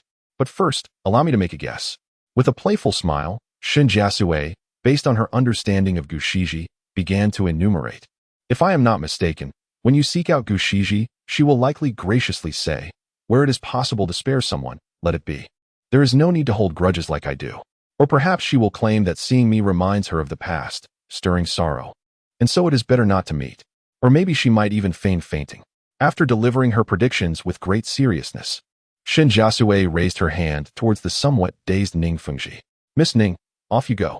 But remember, I shall be waiting in the pavilion." Ning Fengji stood there, momentarily stunned, before suddenly realizing and stamping her foot. "Why should I listen to you?" Shen Jiasui merely tilted her chin towards her and patted the large stone beside her. Ning Fengji, startled, turned crimson and left with a parting threat. "Shen Jiasui, just wait. When the princess arrives, let us see how you will continue to act fierce." With that, she lifted her skirt and, followed by two maidservants, walked away in a huff. Shen Jiasui smiled lightly as she made her way to the nearby pavilion. At that moment, she heard a voice call out, "Sister." Turning her head, she saw Shen Jiaheng emerging from around the corner. "Brother Heng, what brings you here?" She approached, only to halt abruptly. For beside Shen Jiaheng stood a man clad in a long robe of dark blue embroidered with bamboo, his expression cold, none other than Jiang Xun. Shen Jiasui couldn't help but wonder why Brother Heng was with Jiang Xun. Just then, she saw them step aside respectfully, allowing someone to pass. A shiver ran down her spine as a young man dressed in a sapphire brocade robe appeared, leading a child of about 6 years old. The young man wore a golden crown, and though Shen Jiasui did not gaze at his face directly, she noticed the jade belt at his waist, adorned with a dragon-patterned jade pendant, signifying his royal status. He was a prince. However, her attention quickly shifted to the 6-year-old child beside him. He wore a small purple gold crown, and his deep violet robe accentuated his fair skin and bright eyes. He moved with a light step, the jade pendant at his waist jingling with each bound. Upon spotting Shen Jiasui, he smiled brightly, revealing 2 dimples, and said, "I heard the young master of the Shun family call out for his sister. So this must be the young lady of the Shen family?" Shen Jiasui, displaying her admirable manners, promptly bowed. This humble girl, Shen Jiasui, pays her respects to His Royal Highness, the Prince of Xiang, and to His Royal Highness, the grandson. The current emperor has 3 sons. The crown prince, Xianhui, is the eldest legitimate son, who passed away and left behind the grandson Zhao Yuanya. The second prince, Zhao Huailong, is born of concubine Shu and is titled Prince Rui, while the third prince, Zhao Huaixiang, is the son of concubine Chun and is known as Prince Xiang, having heard a bit about court affairs in her previous life. Shen Jiasui was confident that the young man before her was indeed Prince Xiang, as he shared a close bond with both the crown prince and grandson Yuanya. "Miss Shen, please rise. Today we are merely enjoying a leisurely outing. There is no need for formalities." Zhao Huaixiang gently waved his hand. And though Shen Jiasui did not lift her gaze, she could discern the warmth in his voice, indicative of his good nature. At this moment, Zhao Huaixiang leaned slightly and smiled at Zhao Yuanya, saying, "You honor, after running for so long, let us take a break." Zhao Yuanya looked around and, spotting the pavilion ahead, nodded enthusiastically. "All right, I'll listen to my third uncle." He pranced ahead, followed closely by 4 young eunuchs. Shen Jiasui stepped aside, but to her surprise, Zhao Yuanya suddenly turned his head, smiling and inviting. "Shen's sister, will you join us?" Taken aback at first, Shen Jiasui quickly responded with a smile. It would be impolite to decline the invitation of a grandson, especially with brother Hung present, which made the situation less inappropriate. The imperial grandson and his entourage walked ahead, with Jiang Xun following closely behind. Shen Jiasui maintained a steady gaze, waiting until Shen Jiaheng was shoulder to shoulder with her before she took a step forward. Before she could utter a word, Shen Jiaheng suddenly leaned in closer, lowering his voice to inquire, "Sister, why did you unexpectedly lift that stone just now?" Shen Jiasui replied, "Did you all witness that?" Shen Jiaheng covered his mouth with his hand and whispered, "It was Lord Jiang who spotted it first. I merely followed his gaze." Upon hearing this, Shen Jiasui immediately looked up, catching sight of Jiang Xun passing by the large stone. He turned his head, seemingly scrutinizing it from top to bottom. Shen Jiasui. Chapter 32. Sweet delicacies. The pavilion was quite spacious as Zhao Huaixiang and Zhao Yuanya took their seats, while the others remained standing nearby. At this moment, Shen Jiasui finally dared to lift her gaze, discreetly observing the royal figures before her. Indeed, Prince Xiang and the young imperial grandson bore a striking resemblance, their features mirroring each other. Zhao Huaixiang raised his hand to accept a silk handkerchief from a young eunuch, deftly wiping the sweat from Zhao Yuanya's brow while reminding him, "A little indulgence now is permissible, but do not forget your decorum when we proceed ahead." Zhao Yuanya, still quite young and likely feeling constrained within the palace, turned his eyes round with curiosity and nodded vaguely. "Well then, you will listen to third uncle." Such nonchalant words fell on Zhao Huaixiang's ears, prompting him to affectionately shake his head without further comment. Zhao Yuanya leaned closer, playfully saying, "Third uncle, I'm a bit hungry." The nearby young eunuch promptly presented a food box. In the royal household, one would not casually indulge in snacks aside from the formal banquet fare, especially for the young imperial grandson who needed to be particularly mindful. The eunuch opened the food box to reveal an array of exquisite pastries, meticulously arranged, indicating they had been carefully guarded throughout the journey. Another eunuch approached to meticulously clean Zhao Yuanya's hands. "Eat this," Zhao Yuanya said, reaching into the box to select a piece, taking a small bite that made his round eyes sparkle even more. "Third uncle, this tastes delightful. You likes it. You should have some too." He offered the pastry directly to Zhao Huaixiang's lips. Unable to disappoint Zhao Yuanya, Zhao Huaixiang smiled and accepted the treat, eating it before the boy's eyes. Zhao Yuanya's eyes indeed curved in delight, and he turned his gaze towards Jiang Xun, then shook his head. "I remember. The teacher dislikes sweets the most. Does young Master Shen indulge?" Shen Jiaheng instinctively waved his hand. In his youth, he had loved sweets, once mischievously hoarding a stash in his room and eating them all at once, resulting in a night of toothache. His sister had summoned the family physician, scaring him thoroughly, which led to his aversion to sweets thereafter. Seeing the disappointment in Zhao Yuanya's eyes, he turned to Shen Jiasui. "What about the Shen sister?" Shen Jiasui was taken aback. The young imperial grandson, with his innocent and lively demeanor, was quite different from her expectations, indicating he had been well protected over the years. With Shen Jiasui having declined, Shen Jiasui felt it inappropriate to further dampen the young prince's spirits, stepping forward with a smile. I would very much like to try. Zhao Yuanya beamed with joy and personally handed her a piece. After this round of inquiries, Zhao Yuanya had already eaten 2 pieces himself, prompting Zhao Huaixiang to signal the young eunuch to take the food box away. Zhao Yuanya, still unsatisfied, suddenly tugged at Zhao Huaixiang's sleeve, saying with a grin, "Third uncle, these pastries are truly delicious. I want to bring some to mother. She loves sweets the most." The child spoke with such fervor, ready to rush off immediately. Zhao Huaixiang had no choice but to follow, with Jiang Xun stepping out as well. Shen Jiasui hesitated, but Shen Jiasui, having completed her curtsy, gently nudged him. "Brother Hong, you should follow." Earlier, she had worried that with Prince Xiang and the imperial grandson present, Ning Fengji and her companions would not dare to approach. Now, it was indeed a good opportunity to leave. However, Brother Hong must not be left behind for 2 reasons. He was an outsider and, given his protective nature towards his sister, she feared he might become agitated. It was clear that until misunderstandings were resolved, the Princess Huai would not treat her kindly. Shen Jiasui complied, nodding and following closely beside Jiang Xun. It was unclear what he was discussing with Jiang Xun, but even his indifferent responses seemed to brighten his eyes, filling his face with cheer. At that moment, Shen Jiasui suddenly realized that he must have been eagerly following Jiang Xun after she had mentioned the events of their previous lives, recalling Jiang Xun's kindness.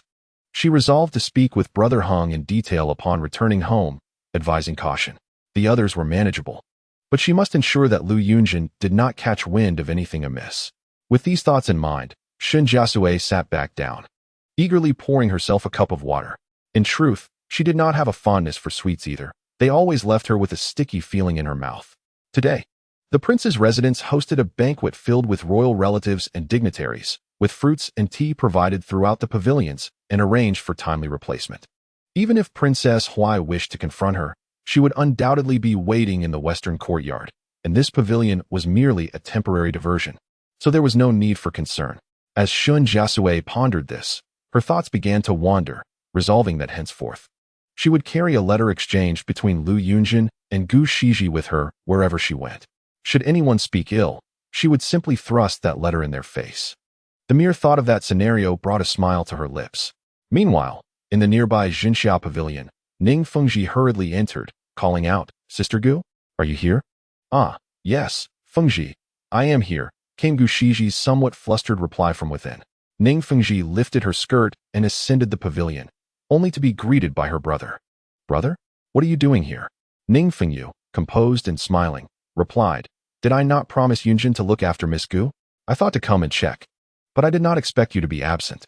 Ning Fengji, linking arms with her brother, pouted and vented her frustrations. "Brother, you have no idea. I just met that Shen Jiasui, and I have never encountered someone so shameless." As the siblings entered the reception room, Gu Shiji had already risen to greet them. She wore a light pink dress with a sheer overlay, the fabric billowing as she walked, resembling a delicate cloud, perfectly accentuating her grace. However, it was unclear if the pavilion was overly warm, as her cheeks bore a faint blush and her ears were slightly flushed. Ning Fengji, in her haste, failed to notice Gu Shiji's unusual demeanor, while Gu Shiji cast a fleeting glance at Ning Fengyu, her gaze momentarily drifting. Ning Fengyu, calm and composed, seated himself to the side. At this moment, Ning Fengji grasped Gu Shiji's hand, indignantly proclaiming, "Sister Gu, I finally comprehend the depths of your past struggles. That Shen Jiasui is utterly shameless and dares to confront you directly. Since she refuses to see reason, we ought to invite the princess and all the young ladies to witness her true nature." Upon hearing this, Gu Shiji's gaze flickered, her brow slightly furrowing as she adopted a demeanor of forbearance. "Fengji, let it be. Even if Shen Jiasui is ungrateful, our foster parents have raised me. It is only right to leave her some dignity in public. After all, everyone knows her true character by now. Let us extend a measure of grace in honor of my foster parents." Gu Shiji spoke with an air of righteousness, expecting Ning Fengji to commend her for her magnanimity. But to her surprise, Ning Fengji stood there, momentarily speechless. Chapter 33. All is foreseen. Fengji, what is the matter with you? Gu Shiji, sensing Ning Fengji's unusual demeanor, felt a vague sense of unease and hurriedly inquired. She had never anticipated that Shen Jiasui would also attend the banquet, especially after all her previous attempts to persuade her had fallen on deaf ears.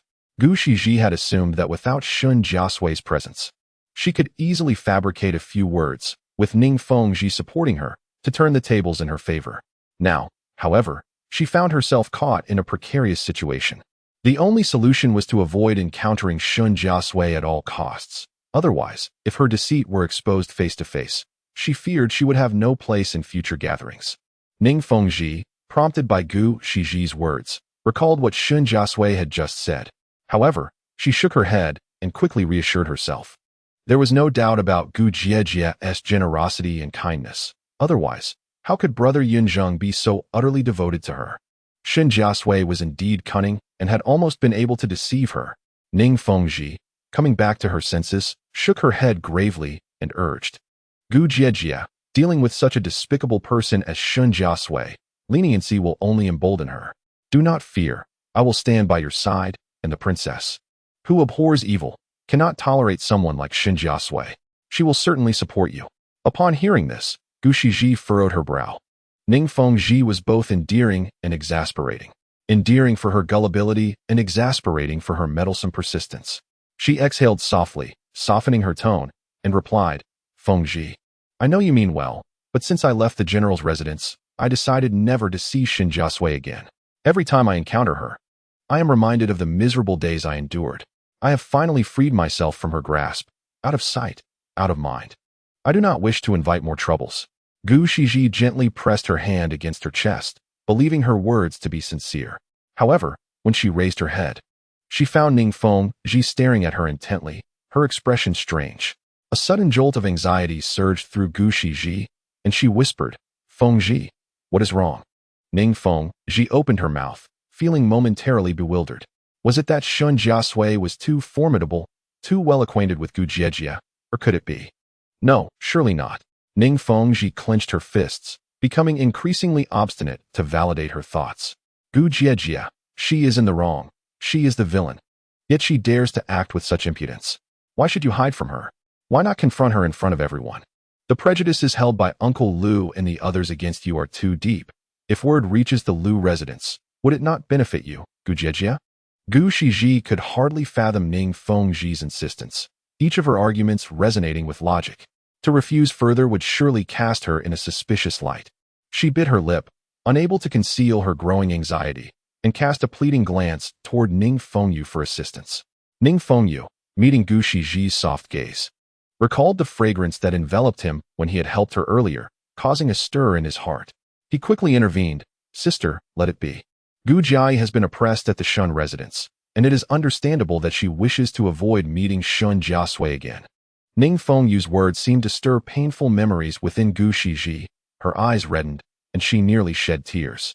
Seeing her brother speak up on her behalf, Ning Fengji reconsidered her position, gradually relinquishing her insistence. Very well, it must be that Shen Jiasui is too cunning. She nearly manipulated me into harming Gu Jiejia. As Gu Shiji noted Ning Fengji's retreat, she let out a long sigh of relief, silently grateful for Ning Gongzi's defense. However, she caught a glimpse of Ning Fengyu, and this time, her gaze seemed to carry an unspoken significance. When Ning Fengyu met her shy, timid eyes, he felt a rush of warmth, an unprecedented sensation of novelty and excitement. After all, Gu Shiji was the lady for whom Yunzheng would risk a rift with his family. Their exchanged glances were interrupted when Ning Fengji, having regained her composure, observed them keenly.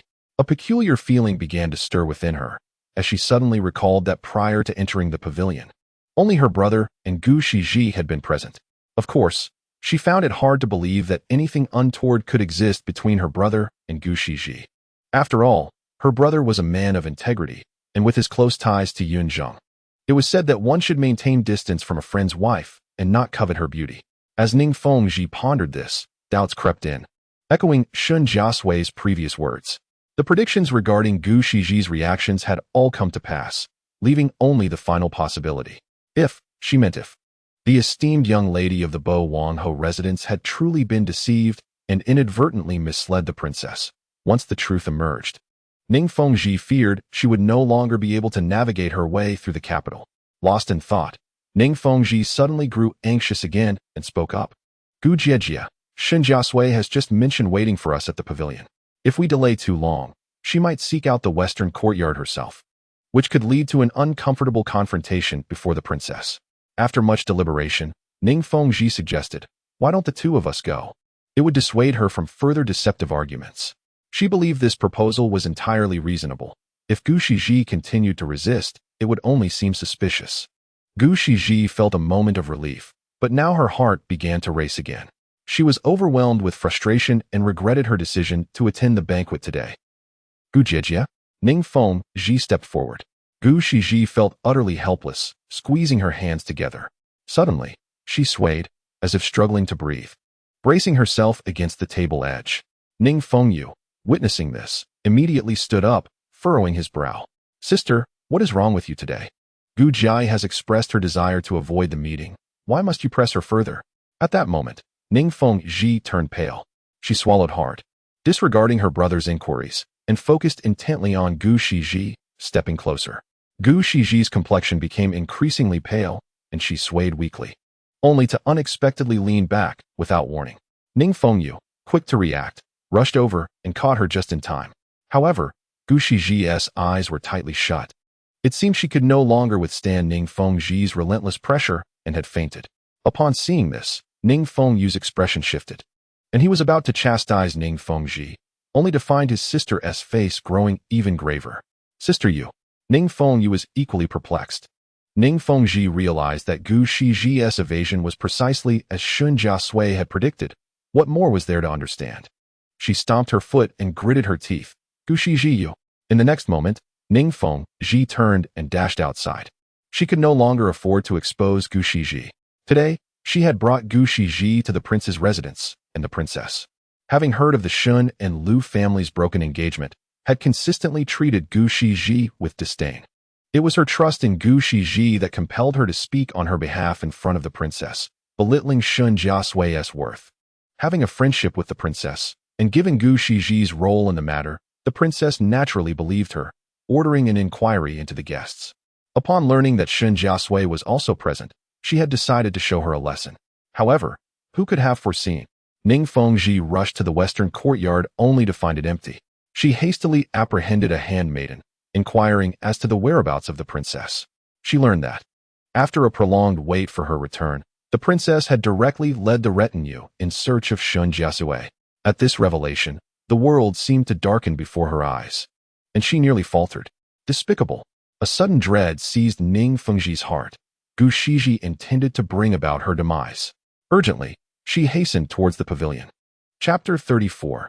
Tell her to go back in this setting. Shen Jiasui had savored the scenery and sipped her tea, yet as she awaited the tardy Ning Fengji, a sense of curiosity began to stir within her. She had just effectively cut off Gu Shiji's escape route with her words. Could it be that Ning Fengji had been deceived? It seemed she would have to venture to the west courtyard herself. With this thought, Shen Jiasui resolutely rose. Having suffered too much in her past life, she refused to endure any grievances in this one, no matter who it was. Anyone attempting to tarnish her reputation would find it futile. As Shen Jiasui stepped out of the pavilion, a lively commotion of footsteps echoed from a distance. Her eyes brightened as she looked up, only to see a group of young ladies marching towards her with great fervor. Across the lake, on a balcony, one exclaimed, "Oh, is that not Princess Huaizhen?" Another added, "Hey, yike, look closely, is that your little sister? Oh dear, my little ancestor is here too. What could be the matter?" They seem to be headed straight for Miss Shen. We're here for the show, after all. Miss Shen is known for her sharp tongue, and we have all experienced it. These individuals might not be able to deal with her, one remarked. Lu, you seem unaware. Princess Huaizhen is notoriously difficult to handle. Miss Shen may not come out unscathed today, another warned. If no one intervenes, Miss Shen will surely face some hardship. Hey, Mingjue, where are you going? At this, everyone turned to see Cui Mingjue already descending the stairs. Such a lively spectacle demanded a closer look. With a casual remark, Cui Mingjue quickened her pace, prompting a group of young men to follow suit. Let us go see. Shen Jiasui quickly spotted the young lady at the forefront, surrounded by eager companions. Clad in a magnificent silver and red brocade gown, with arched brows and almond-shaped eyes, she exuded an air of confidence and even arrogance, likely a result of being pampered throughout her upbringing. As Shen Jiasui approached, she noticed a striking vermilion mole at the center of the girl's forehead, undeniably. This was Zhao Huaizhen, the beloved daughter of the Prince of Rome. The other girls glanced at Shen Jiasui, their expressions shifting to surprise. During lunch, they had all heard Ning Fengji describe her as harsh-featured and coarse in demeanor, a claim that seemed corroborated by Gu Shiji's silent agreement. Yet now, seeing the girl in the pavilion, with her bright eyes and elegant figure accentuated by a jeweled belt, they began to wonder if it was perhaps a different person altogether. Amidst their confusion, a maid hurried to Zhao Huaizhen's side and whispered, "Your Highness, that is the Shen girl." Shen Jiasui recognized the maid as the one who had guided her earlier. It was curious that neither Ning Fengji nor Gu Shiji had accompanied her. Upon learning that the girl in the pavilion was indeed the one they sought, Zhao Huaizhen raised her eyebrows in disdain and let out a cold laugh. Shen Jiasui, adhering to proper decorum, approached and bowed, saying, "This humble girl Shen Jiasui pays her respects to your highness." As she began to rise, Zhao Huaizhen coldly replied, "Did this princess give you permission to rise?" Shen Jiasui paused, remaining in her kneeling position. The other girls stifled their laughter at the scene. Zhao Huaizhen, known for her disdain for wrongdoing, seemed intent on making Shen Jiasui pay for her presence at the gathering. Zhao Huaizhen circled around Shen Jiasui, her gaze filled with blatant scrutiny and contempt. As the laughter from the crowd grew louder, she finally spoke. "General Dinghua defends his homeland with unwavering resolve. It is a pity. In public, one might expect a person subjected to such humiliation to be overcome with shame, yet Shen Jiasui stood firm. Cleverly seizing the opportunity to respond, "May I inquire, Your Highness, how is it a pity?" Zhao Huaizhen, taken aback by Shen Jiasui's audacity, scornfully retorted, "It is a pity that you, raised without proper guidance, have become an ungrateful, bullying wretch who drives innocent girls away out of jealousy." The crowd rallied in agreement, each voice echoing accusations against Shen Jiasui. "Indeed, we know of your misdeeds. The victim has come seeking justice. Do not attempt to argue. Look at her, still smiling. I have never seen such shamelessness. No wonder Miss Gu felt cornered by her." The collective outrage painted Shen Jiasui as a villain in their eyes. She listened in silence, refusing to defend herself. Sensing Shen Jiasui's lack of response, Zhao Huaizhen raised her hand, silencing the others. Stepping closer, she tilted Shen Jiasui's chin and mocked, "Miss Shen, have you been exposed and left speechless? You've heard what they say, have you not? I have always abhorred those who are two-faced. What a pity that beneath your fair exterior lies such rot. If you recognize your faults, this princess will not make it difficult for you. Return to the Shen residence and confess to General Shen, bringing Miss Gu back properly. Furthermore, do not dare to appear before me again. You disgust me." With that, Zhao Huaizhen hastily withdrew her hand, and a maid quickly offered her a silk handkerchief. Zhao Huaizhen wiped her fingers as if Shen Jiasui were truly filthy. The girls behind her chimed in, "Yes, tell her to go back. The general's residence is indeed a place of misfortune." After wiping her hands, Zhao Huaizhen tossed the handkerchief to her maid and turned to leave. "How dull," she remarked. With how severely Fengji and Gu Shiji had spoken of Shen Jiasui, she had expected a formidable opponent, only to find her docile and silent. As everyone followed Princess Huaizhen's lead, Shen Jiasui slowly straightened up and called out, "Your Highness, is this truly how it is?" Zhao Huaizhen paused, turning back at the sound of her voice. Convinced of Shen Jiasui's despicable nature, she anticipated further cunning retorts, growing increasingly impatient. "Miss Shen, I have spared you enough face. If you do not leave now, I will have to force you out. In front of all these witnesses, you may never show your face in the capital again." Yet, unperturbed, Shen Jiasui surveyed the crowd and remarked meaningfully, "Your Highness holds a noble status, and all of you young ladies hail from esteemed families. I dare say this may be your first time being wielded as someone else's weapon, is it not?" Chapter 35. No, this is not right. Shen Jiasui was merely feigning weakness, allowing others to speak freely. Gu Shiji was convinced that she would not attend the banquet and was aware of her few acquaintances in the capital, thus distorting the truth without concern for exposure. Moreover, she calculated that the princess and the other young ladies were proud and would never deign to inquire about the truth before her. In this way, black and white were reversed, and henceforth, she could appear in public with impunity. Now, Shen Jiasui aimed to exploit the pride of the princess and the young ladies. The sharpness of their words and their expressions of anger would only reveal how thoroughly Gu Shiji had manipulated them when the truth was unveiled. Today, she intended to add fuel to the fire, completely setting up Princess Huaizhen. She had declared that Gu Shiji would no longer be able to show her face in public. What do you mean by that? Zhao Huaizhen's expression darkened, and the others exchanged glances. Shen Jiasui spread her hands. I possess letters exchanged between Lu Yunzheng and Gu Shiji. If you are interested, I can have them copied and delivered to your residences. I only worry that some phrases might be too scandalous for your eyes. Shen Jiasui wore a naive expression, even appearing somewhat eager. The moment her words fell, the crowd was taken aback. Shen Jiasui, what nonsense are you speaking? Are you attempting to ruin Miss Gu's reputation? Indeed. What letters? You could fabricate anything upon your return. Who would know the truth? Upon hearing this, Shen Jiasui's previously smiling face suddenly turned somber. So you all understand that ruining someone's reputation equates to pushing them to their demise? Yet today, the princess and everyone else come to question me without knowing the truth. Is it not akin to attempting to drive me to my grave? Seeing Shen Jiasui's sharp tone, Zhao Huaizhen couldn't help but sneer. You dare not acknowledge your own deeds? I know Gu Shiji's character well. She would never speak of baseless rumors. Although Miss Gu has faced grievances, she still refrains from blaming you in front of us. Yet you dare to slander her with such accusations? At this, Shen Jiasui found it increasingly ludicrous. With confidence swelling within her, her words became sharper. I have long heard that the princess detests evil passionately and is a person of genuine character. Yet today, it appears you are not as formidable as rumored. Her words left everyone present wide-eyed in shock. How? How could Shen Jiasui dare to say that? Coincidentally, at that moment, at the end of the path, Cui Mingjue and his party arrived, their expressions shifting upon hearing Shen Jiasui's declaration. It is well known that Princess Huaizhen is notorious for her fiery temper. Although she has tempered it with age, provoking her could lead to serious consequences. Sure enough, Zhao Huaizhen's face flushed with rage at Shen Jiasui's statement. However, instead of retreating, Shen Jiasui pressed on with fervor. If the princess insists on intervening in my grievances with Gu Shiji, she ought to do so impartially. If she chooses to listen selectively and harshly reprimands me, is that not also a form of bullying? The princess's earlier words about ingratitude pertain to matters of the previous generation, which I shall set aside.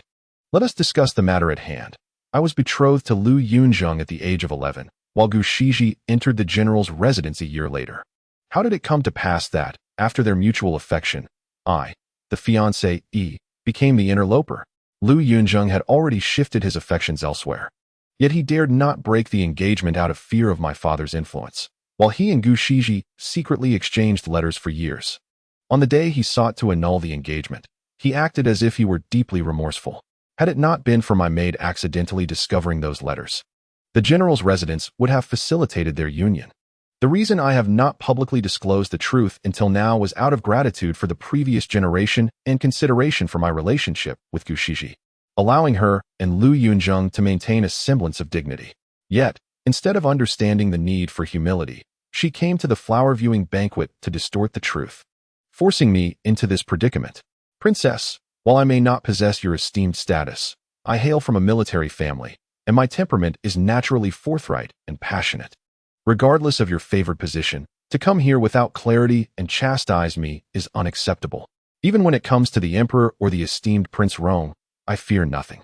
If the princess remains unconvinced, she may summon Gu Shiji to confront me directly, and we shall clarify the truth. I fear she might be too ashamed to show her face, and has already sought an excuse to leave. It is unfortunate that the princess and the young ladies, blinded by righteousness, fail to recognize how they have been manipulated, only to come here to berate me, sowing discord between us. Having spoken her piece, Shen Jiasui finally felt a sense of relief. She was in the right today. At worst, she would offend Princess Huaizhen, but she was willing to escalate matters, ensuring that the entire capital would know the truth, thereby safeguarding her position with the general's residence. Perhaps due to the overwhelming emotions coursing through her, Shen Jiasui felt a surge of heat within her, causing her blood to race. As her words echoed in the silence of the gathering, Zhao Huaizhen, who had never been scolded so openly, turned pale and flushed, struggling to find her voice. The other young ladies and the boys at the path's end were equally astonished, their chests rising and falling with disbelief. Is Shen Jiasui mad? No wonder she has never attended any banquets. Perhaps her parents kept her confined to avoid her offending others. Before this chapter could conclude, Shen Jiasui, seemingly oblivious to the tension, urged, "Princess, did my voice not carry? You only need to summon Gushiji, and she will acknowledge her wrongdoing." As she spoke, she wiped her forehead, feeling an inexplicable increase in warmth. The crowd thought, "She indeed dares to speak so boldly." At that moment, Zhao Huaizhen's face turned an even deeper shade of crimson. Clenching her fists, she glanced around at her companions, who, though silent, could not conceal their amusement, clearly enjoying the drama unfolding before them. This realization left Zhao Huaizhen feeling both embarrassed and furious, her breath coming in quick bursts. Finally, unable to maintain her composure, she stepped forward and raised her hand towards Shen Jiasui. "How dare you speak to me this way?" As Shen Jiasui felt the heat rising within her, she instinctively grasped Zhao Huaizhen's wrist without a second thought. To her surprise, this sudden action sent a wave of dizziness over her, the heat within her dissipating, leaving her parched and weak. "No, this is wrong." Shen Jiasui shook her head, and in that instant, Zhao Huaizhen snapped out of her embarrassment and fury. At that moment, Shen Jiasui's palm was scorching, gripping Zhao Huaizhen's wrist like a branding iron. Both of them stood frozen, unwilling to budge. The onlookers believed they were locked in a silent struggle, and fearing the situation could escalate further, they approached to separate Shen Jiasui from Zhao Huaizhen. Cui Mingjue, seeing the commotion from a distance, furrowed his brow and hesitated momentarily before rushing over. Just as he was about to intervene, someone rushed in from afar, panic etched on their face, calling out, "Princess! Princess! Wait! We have been deceived by Gushiji." At this moment, Shen Jiasui seemed to have recalled something, abruptly turning her head towards the teapot resting upon the stone table of the pavilion. Chapter 36. A devious scheme. Upon hearing the commotion, everyone turned around to see Ning Fengji, her complexion pale, urgently waving her hand in their direction. It seemed that the hurried journey had caused a few stray strands of hair to escape from her bun, swaying at her forehead. Instinctively, the crowd parted to make way for her as she approached, panting slightly. Upon raising her head, she noticed Princess Huaizhen and Shen Jiasui had already locked eyes, sending a wave of panic through her heart. "No, no, no, Princess." As Ning Fengji spoke, her voice trembled with the brink of tears. The others, having caught her earlier words, clamored with questions. "Miss Ning Fengji, what do you mean we were deceived by Gushiji?" Zhao Huaizhen also turned to look at her, her almond-shaped eyes wide with realization. Ning Fengji swallowed hard, her anxiety spilling forth as she stammered, "Princess, esteemed sisters, I too was duped by Gushiji. I went to confront her on behalf of Shen Jiasui, but she evaded me at every turn, refusing even to face Shen Jiasui. It was then I sensed something was amiss and hurried here." Ning Fengji was still unaware of the full truth, only sensing Gushiji's wrongdoing. However, the others had just heard Shen Jiasui's earnest words. Now, combining this with Ning Fengji's account, the implications became clear. Gushiji had indeed conspired with Lu Yunzheng, betraying them from the start. No wonder Shen Jiasui had just said they were all mere pawns in someone else's game. Gushiji had twisted the truth, exploiting their goodwill to shield herself, and now they had wronged an innocent, a disgraceful spectacle indeed, all orchestrated by Gushiji. With this realization, the young women stomped their feet and waved their sleeves in outrage, their faces flushed with embarrassment, unable to meet Shen Jiasui's gaze. They had just hurled the most scathing insults. "Ning Fengji, what on earth is wrong with you? We trusted you, which is why we believed Gushiji's words unreservedly. Indeed, how could you vouch for Gushiji without investigating the truth first? Do you know that the princess was affected by your words?" Ning Fengji stood there, overwhelmed by their accusations, tears streaming down her face. She had placed her faith in her brother Yunzheng's character and judgment, which led her to let down her guard against Gushiji. Moreover, Gushiji had spoken convincingly, with apparent reason. How could she have known that someone could be so cunning, uttering not a single truthful word? With tear-filled eyes, she timidly looked at Princess Huaizhen and quavered, "Princess, it's my fault. I'm so sorry, everyone." Zhao Huaizhen closed her eyes, her face burning with humiliation, wishing she could disappear into the ground. For someone who had always prided herself on her reputation, this time she had taken a significant fall, and it was no wonder Shen Jiasui accused her of bullying. Her father often said she had a pure heart, But her impulsive and reckless nature was utterly unsuitable for a royal, though she had tried to restrain herself. Her inherent impulsiveness had led her to become the subject of ridicule for half the capital's elite. Earlier, she had noticed Cui Mingju approaching quickly, along with a group of curious onlookers. The young ladies were indeed furious, each one feeling a mix of shame and rage. Where was Gu Shiji?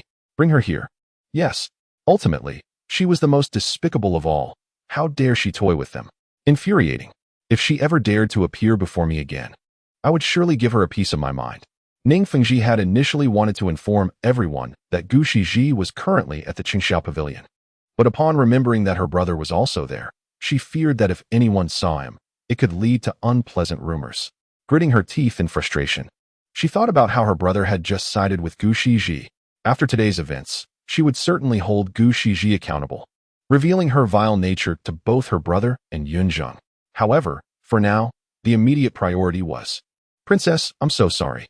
Ning Fengji, filled with guilt and regret, hurried to Zhao Huaizhen's side, her eyes red and pleading. Zhao Huaizhen took a deep breath. Feeling a mix of anger and helplessness, Ning Fengji had been deceived initially, and her blind trust compounded the error. "Fengji, you are truly going to be the death of me. You need not apologize to me. You should speak to Shen Jiasui." Ning Fengji realized her mistake. Yet, just the thought of Shen Jiasui's fierce demeanor when she had lifted a stone barehanded terrified her into shrinking back, trembling and hesitant to approach. Seeing this, Zhao Huaizhen felt a pang of frustration. "You're hesitating to apologize now?" Gritting her teeth, she mustered her courage and declared before everyone, "Shen Jiasui, I am not one to evade responsibility. Today is my fault, and I sincerely apologize. Whatever compensation you seek, I shall accept without question." But Shen Jiasui merely lowered her head, remaining silent. Zhao Huaizhen assumed Shen Jiasui was being obstinate, her pride flaring. Yet, realizing her own fault, she quelled her anger and softened her tone. "Shen Jiasui, I have apologized. Please, let us resolve this matter quickly." Shen Jiasui continued to remain unresponsive. Zhao Huaizhen furrowed her brows, and the others exchanged glances, unsure of what to say. Shen Jiasui, noticing the lack of response, Zhao Huaizhen finally sensed something was amiss and shook Shen Jiasui's wrist. In an instant, Shen Jiasui staggered. Zhao Huaizhen was startled, letting out a small gasp. Cui Mingju approached, reaching out to assist, but seeing Zhao Huaizhen had already supported Shen Jiasui, he withdrew his hand nonchalantly. At that moment, Shen Jiasui finally lifted her head. All eyes turned to her, and the next instant, gasps filled the air. Shen Jiasui's cheeks were flushed, her forehead glistening with perspiration, and most alarmingly, a line of blood trickled from the corner of her mouth. You, Zhao Huaizhen, standing closest, was so shocked by the sight of the blood that she stammered. Shen Jiasui's breath was hot, her thoughts chaotic. She shook her head vigorously, suddenly gripping Zhao Huaizhen's shoulder with a cold, piercing tone. "Princess Huaizhen, did you tamper with that water?" She had bitten her tongue, barely maintaining her composure, her body ablaze with an unsettling heat. Even though she had been naive in her previous life, she had learned enough before marriage to recognize something was amiss now. Zhao Huaizhen felt a sharp pain in her shoulder as Shen Jiasui's grip threatened to crush her bones. Startled and fearful, she pushed Shen Jiasui away with all her might, shouting, "Shen Jiasui, what madness is this? I know nothing of any water." Chapter 37. The leap into the lake. Shen Jiasui felt utterly weak, unable to withstand Zhao Huaizhen's push, and staggered backward repeatedly. "Be careful," Cui Mingju exclaimed sharply, stepping forward just in time. He exercised great restraint, merely extending his palm to support Shen Jiasui's back. With his assistance, she regained her footing, and he promptly withdrew his hand. "Miss Shen, what has transpired?" Having stood behind her moments ago, he now noticed her face, and an unsettling realization washed over him, causing his expression to shift. It was not just the conspicuous blood at the corner of her mouth. Her cheeks were flushed, her eyes glazed, devoid of the clarity and righteousness she had exhibited during their previous encounter at the Guozijian. Shen Jiasui's lips parted slightly, her breath hot and erratic. Upon hearing a male voice behind her, a shiver ran through her entire being. Turning her head, she was startled to find it was Cui Mingju, and she instinctively pushed him away with great force, retreating further. "Stay back." Cui Mingju, caught off guard, stumbled back a step, astonishment filling his eyes as he looked up. Hailing from a prominent family, He was well acquainted with the undercurrents of the inner court. Shen Jiasui's current state was unmistakably indicative of having been affected by an aphrodisiac. He had observed Shen Jiasui's every movement from the pavilion across the lake, and thus, his gaze instinctively darted toward the pavilion. Was it that pot of water? At this moment, Shen Jiasui could hear her heartbeat resonating with alarming clarity, each thump echoing in her ears. Her consciousness began to blur, and her mind involuntarily conjured various tantalizing images. Memories of the Sunu Jing, which her mother had given her before her marriage, flooded back to her. She had read it in one breath, filled with shyness and curiosity. When Cui Mingjue withdrew his gaze from the pavilion and looked at Shen Jiasui again, a peculiar expression fleetingly crossed his previously concerned face. His family was currently seeking a suitable match for him. He had no authority over the arrangement, as his grandfather and cousin had likely already made considerations. Shen Jiasui, having once been betrothed to Lu Yunzheng and then called off the engagement, was certainly not within the purview of his grandfather and cousin's deliberations. If he approached her now, Shen Jiasui had lost her reason. Should they transgress even slightly in public, it would be tantamount to binding themselves together. If marriage was inevitable, he did not harbor any aversion to Shen Jiasui, did he? This thought flitted through Cui Mingjue's mind, startling him in its audacity. The onlookers, having never encountered such a scene, exchanged bewildered glances. Some began to speculate, yet none dared to intervene. Amidst his tumultuous thoughts, Cui Mingjue sighed softly and stepped closer to Zhao Huaizhen, lowering his voice. Your Highness, it seems Miss Shen has been affected by an aphrodisiac. After all, she is the legitimate daughter of the general of the state. If this matter escalates, it would surely tarnish the reputation of the Rome prince's residence. Zhao Huaizhen's eyes widened in shock. What did you say? The Rome prince had few concubines, and the position of the Rome princess was firmly established, ensuring the tranquility of the inner court. As the cherished jewel of her family, Zhao Huaizhen had been meticulously protected and had never encountered anything like an aphrodisiac. Your Highness, we must swiftly escort her away. If Miss Shen loses her composure today, it is certain that the general of the state will not take it lightly. Noting Zhao Huaizhen's lack of response, Cui Mingjue furrowed his brow and urged her. Zhao Huaizhen was acutely aware of the gravity of the situation. She hurriedly approached Shen Jiasui. Shen Jiasui, how are you? I will take you away. At that moment, Zhao Huaizhen could not help but feel wronged. It was no wonder Shen Jiasui had previously asked her if there was something amiss with the water. She had been drugged. Yet, she was oblivious to any wrongdoing. As a noble princess, she would never resort to such despicable means. Faint sounds echoed in her ears, and Shen Jiasui slowly regained her senses, her vision blurring as she saw Zhao Huaizhen grasping her arm. Shen Jiasui shook her head. The aphrodisiac was potent, and every inch of her skin clamored for relief, making even a woman's touch intolerable. It is too late. Just as Zhao Huaizhen attempted to pull Shen Jiasui away, she suddenly broke free and staggered forward, heading towards. Amidst the astonished cries of the crowd, Shen Jiasui leapt into the lake without hesitation. Hurry, someone call for help. Save her. Zhao Huaizhen was momentarily stunned, but quickly realized the urgency, her heart racing in her throat as she rushed forward. The scene descended into chaos. Cui Mingjue clenched his fists, hurrying after her. Just then, someone from behind seized him. Mingjue, don't go. If you jump in after her, Shen Jiasui will cling to you. Let go. Cui Mingjue snapped, shaking off the grip and advancing once more. Zhao Huaizhen reached the water's edge, her heart pounding like a drum as she leaned forward. Cui Mingjue caught up, his stance indicating he was about to leap in to save her, when suddenly, with a splash, Shen Jiasui emerged from the depths of the lake. Not a moment too soon. The cold water provided significant relief from the feverish heat within her, and she finally regained her composure. Pushing back the wet hair obscuring her face, she immediately spotted the pale-faced Zhao Huaizhen on the shore and Cui Mingjue standing still. I can swim. I'm fine. Shen Jiasui called out, her hands slicing through the water as her head bobbed above the surface. Seeing this, Zhao Huaizhen repeatedly patted her chest, finally exhaling a long breath of relief. Cui Mingjue slowly straightened, his expression calm, showing no signs of his earlier intent to dive in after her. Shen Jiasui understood that using the lake water to suppress the heat was merely a temporary measure. The aphrodisiac would require proper antidotes to be fully expelled from her body. Wiping her face, she called out to Zhao Huaizhen, Please persuade the onlookers to disperse, so I may come ashore. Zhao Huaizhen had regained her composure and nodded. She turned to the crowd and spoke earnestly. Everyone, please go elsewhere. This matter must not be spread beyond this place. The onlookers, realizing the seriousness of the situation, hastily bowed and withdrew, not daring to linger. Cui Mingjue cast one last glance at Shen Jiasui before turning to lead the other young men away. Everyone leave.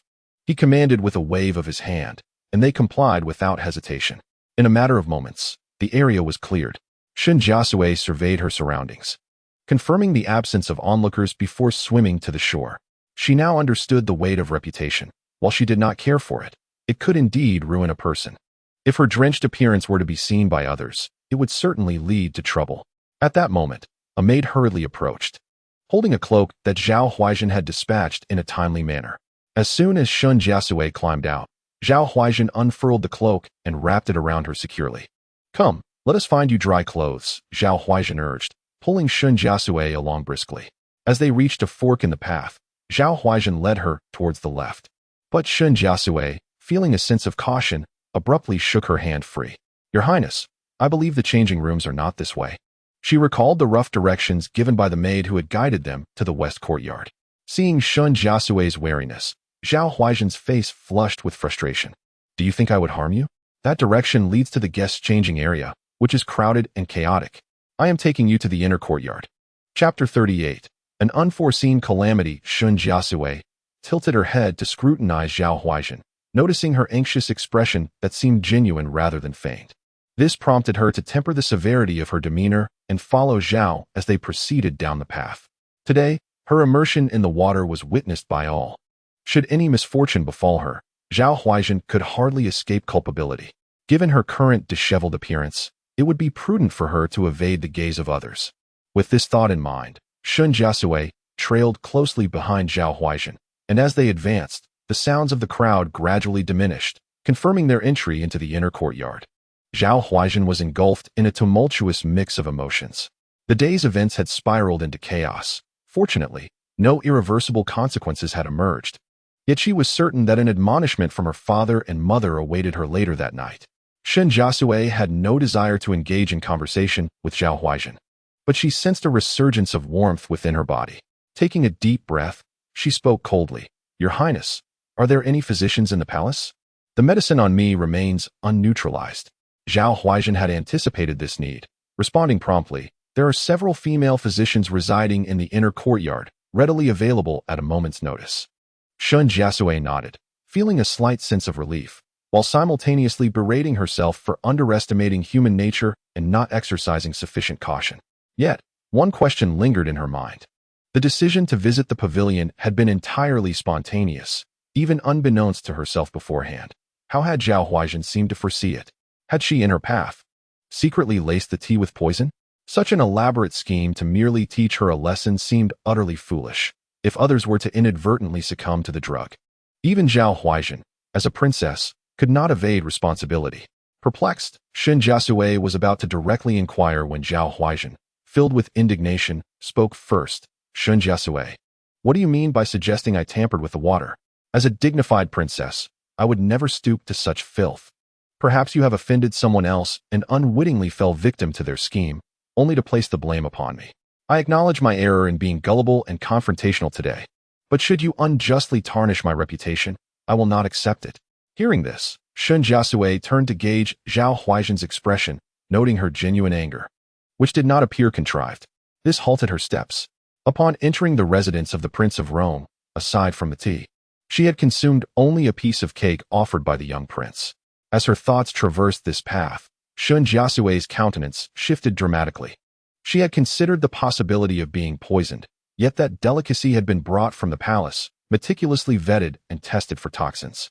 Moreover, both the young prince and the Lord of Xiang had partaken in it as well, leading her to dismiss the cake as a source of danger. However, what if the issue lay precisely with that cake? What if she had merely fallen victim to an unforeseen calamity? In that moment, it felt as though a thunderclap had struck her mind, leaving her chilled to the bone. Before departing, the young prince had mentioned that the crown princess had a fondness for sweets and that the cake was delicious. He intended to take it to her.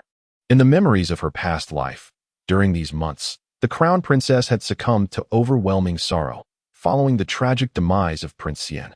Was it possible that on this very day, in her absence, a shocking incident had unfolded at the flower-viewing banquet at the residence of the Prince of Rome, directly or indirectly costing the crown princess her life? Could it be a breach of decorum, or perhaps, caught in an act of infidelity? As this realization struck her, Shen Jiasui suddenly felt a surge of dread, gripping Zhao Huaizhen's arm and exclaiming, "Your Highness, the crown princess may be in danger. We must find her at once." Shen Jiasui's words came forth with such urgency that Zhao Huaizhen, perplexed, felt the painful grip upon her arm.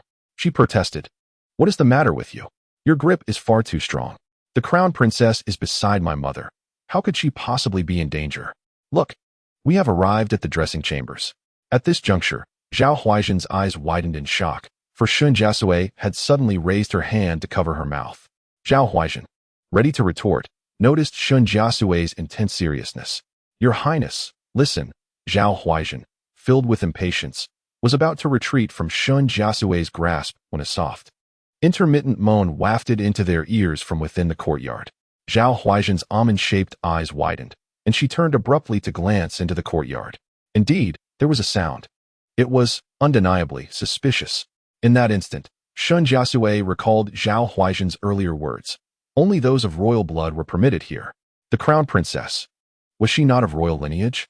"Your Highness, do not speak," Shen Jiasui commanded, then stepped forward into the inner chamber. With a single glance, she discerned something amiss. In this dressing area, there was not a single maidservant in sight, neither within nor without. Clearly, calling for help was not an option. If her suspicions held true, and the crown princess was indeed ensnared in a plot, the fewer who knew, the better. Otherwise, the crown princess's life would be in grave peril. Though Zhao Huaizhen was unclear about the unfolding events, she was obedient. Upon seeing Shen Jiasui's pallid face, she dared not delay, pressing her lips tightly together as she followed suit. Shen Jiasui's breathing became heavy and labored. She shook her head, biting her tongue sharply once more, the pain jolting her back to clarity. She advanced step by step toward the source of the sound, finally halting before the innermost room in the courtyard. Zhao Huaizhen followed closely behind her. Wary of potential danger within, Shen Jiasui signaled for Zhao Huaizhen to step back. Gathering her resolve, she kicked the door open with a forceful thrust. With a resounding crash, the sounds of moaning within became unmistakable. Shen Jiasui dared not hesitate. She stepped into the room. Her gaze fell upon the inner chamber, and she instantly recognized a man, his complexion flushed and attire disheveled, reclined upon the couch. Hearing the commotion, the man turned to face her, his expression a mix of shock and unexpected calm, revealing no attempt to conceal his identity. From her vantage point, Shen Jiasui needed no effort to discern the woman lying beside him. With a delicate visage and a dazed expression, her garments were slightly ajar, exposing her rosy neck. It was unmistakably the crown princess, whom she had only met once before. Examining the man on the couch, he feigned panic. Yet his demeanor suggested he had been anticipating this moment of discovery. At that instant, a chill swept through Shen Jiasui's heart. She could scarcely fathom the depth of this conspiracy, the duration of its planning, or the number of accomplices involved to ensnare a dignified crown princess in such a trap. Perhaps Shen Jiasui's composure betrayed her, for the man began to sense something was amiss, gradually rising from his reclined position. At that moment, Zhao Huaizhen entered the room, and upon witnessing the scene before her, she recognized the woman on the couch as the crown princess. Unable to suppress a gasp, the man glanced behind him, realizing no one else was present, and suddenly, the gravity of the situation dawned upon him. Shen Jiasui's heart raced. Before the crown princess could extricate herself, she could not allow this man to escalate the situation. As he turned to push open the window, Shen Jiasui lunged forward, urgently commanding, "Your Highness, leave this robe to me. You must escort the woman on the couch to safety. Should anything happen to her, the residents of the Prince of Rome cannot escape accountability." At this point, she suddenly struck her chest with fierce resolve, instantly spitting out a mouthful of blood, the flush of warmth on her face receding. Zhao Huaizhen, witnessing this scene, turned pale with fear. Yet she was evidently aware that the events of today concerned the lives of hundreds within the royal residence. Without hesitation, she rushed to the side of the couch and spoke with urgency. "Very well." The man, noticing Shen Jiasui's approach, hastened his actions. flinging open the window with the intent to call for help. Without a moment's pause, Shen Jiasui tore off her cloak and threw it over the man's head. She had a premonition, a remarkably strong one. The individual who plotted against the crown princess possessed such formidable capabilities. It was certain that there existed intricate connections to the conspiracy against the entire Shen family. Indeed, it was entirely possible that it was the same person. Chapter 39. The Blockade, and beyond. Approximately half an hour later, Cui Mingjue returned to the lakeside pavilion. This time, he was accompanied by a middle-aged man with a trimmed beard, carrying a medicine chest. Cui Mingjue, gesturing towards the tea on the stone table, commanded the man in a frosty tone, "Examine it." Having departed earlier, he remained vigilant, fearing the tea might have been replaced. He had dispatched someone to fetch the royal physician from the prince's residence.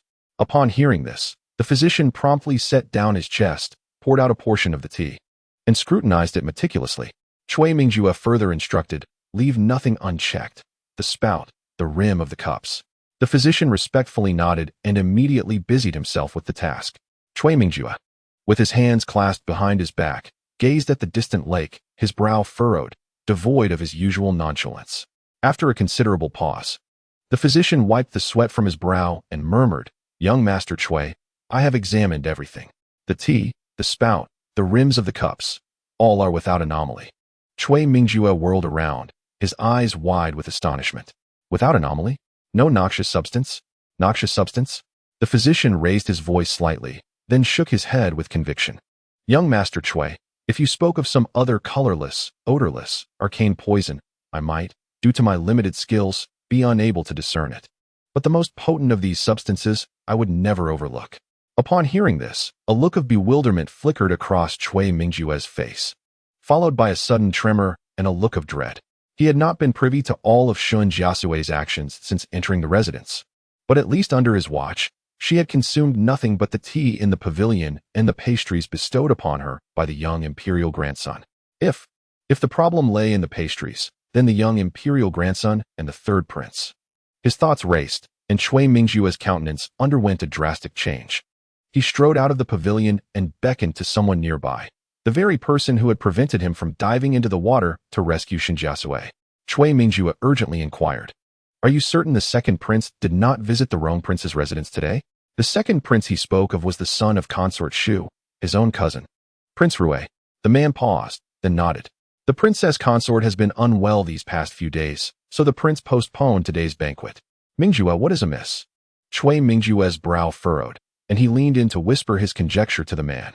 The man's eyes widened in shock, but he quickly lowered his voice and refuted, "Impossible.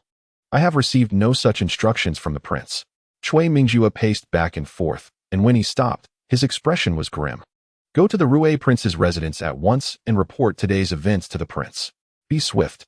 The man, clearly aware of the gravity of the situation, nodded and turned to leave. Cui Mingjue watched him depart, his hands clenched into fists. If the problem truly lay in the pastries, Shen Jiasui had suffered an undeserved misfortune.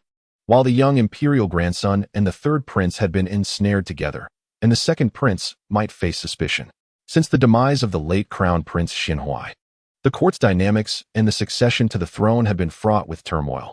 The second prince, Rue, was born to the daughter of the minister of personnel, of high birth, and Rue now held the advantage of being the eldest. To speak treasonous words, it was not impossible for the throne to ultimately fall to Rue. But Crown Prince Xinhui had left behind a son, who was indeed rather young, but was of the direct lineage.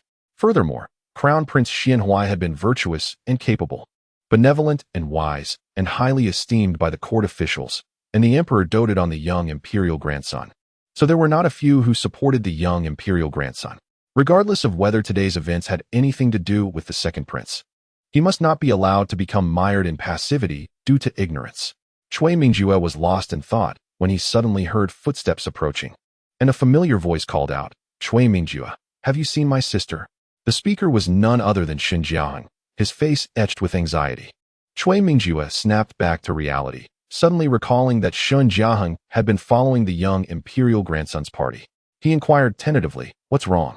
Before Shen Jiasui could reply, the sound of synchronized footsteps echoed from all around, accompanied by the clatter of weapons. Cui Mingjue spun around to see guards from the prince's residence stationed along every path and beneath the walls, their faces grim, indicating that something significant was transpiring. His heart sank, and he muttered inwardly, "This is not good. What's happening?"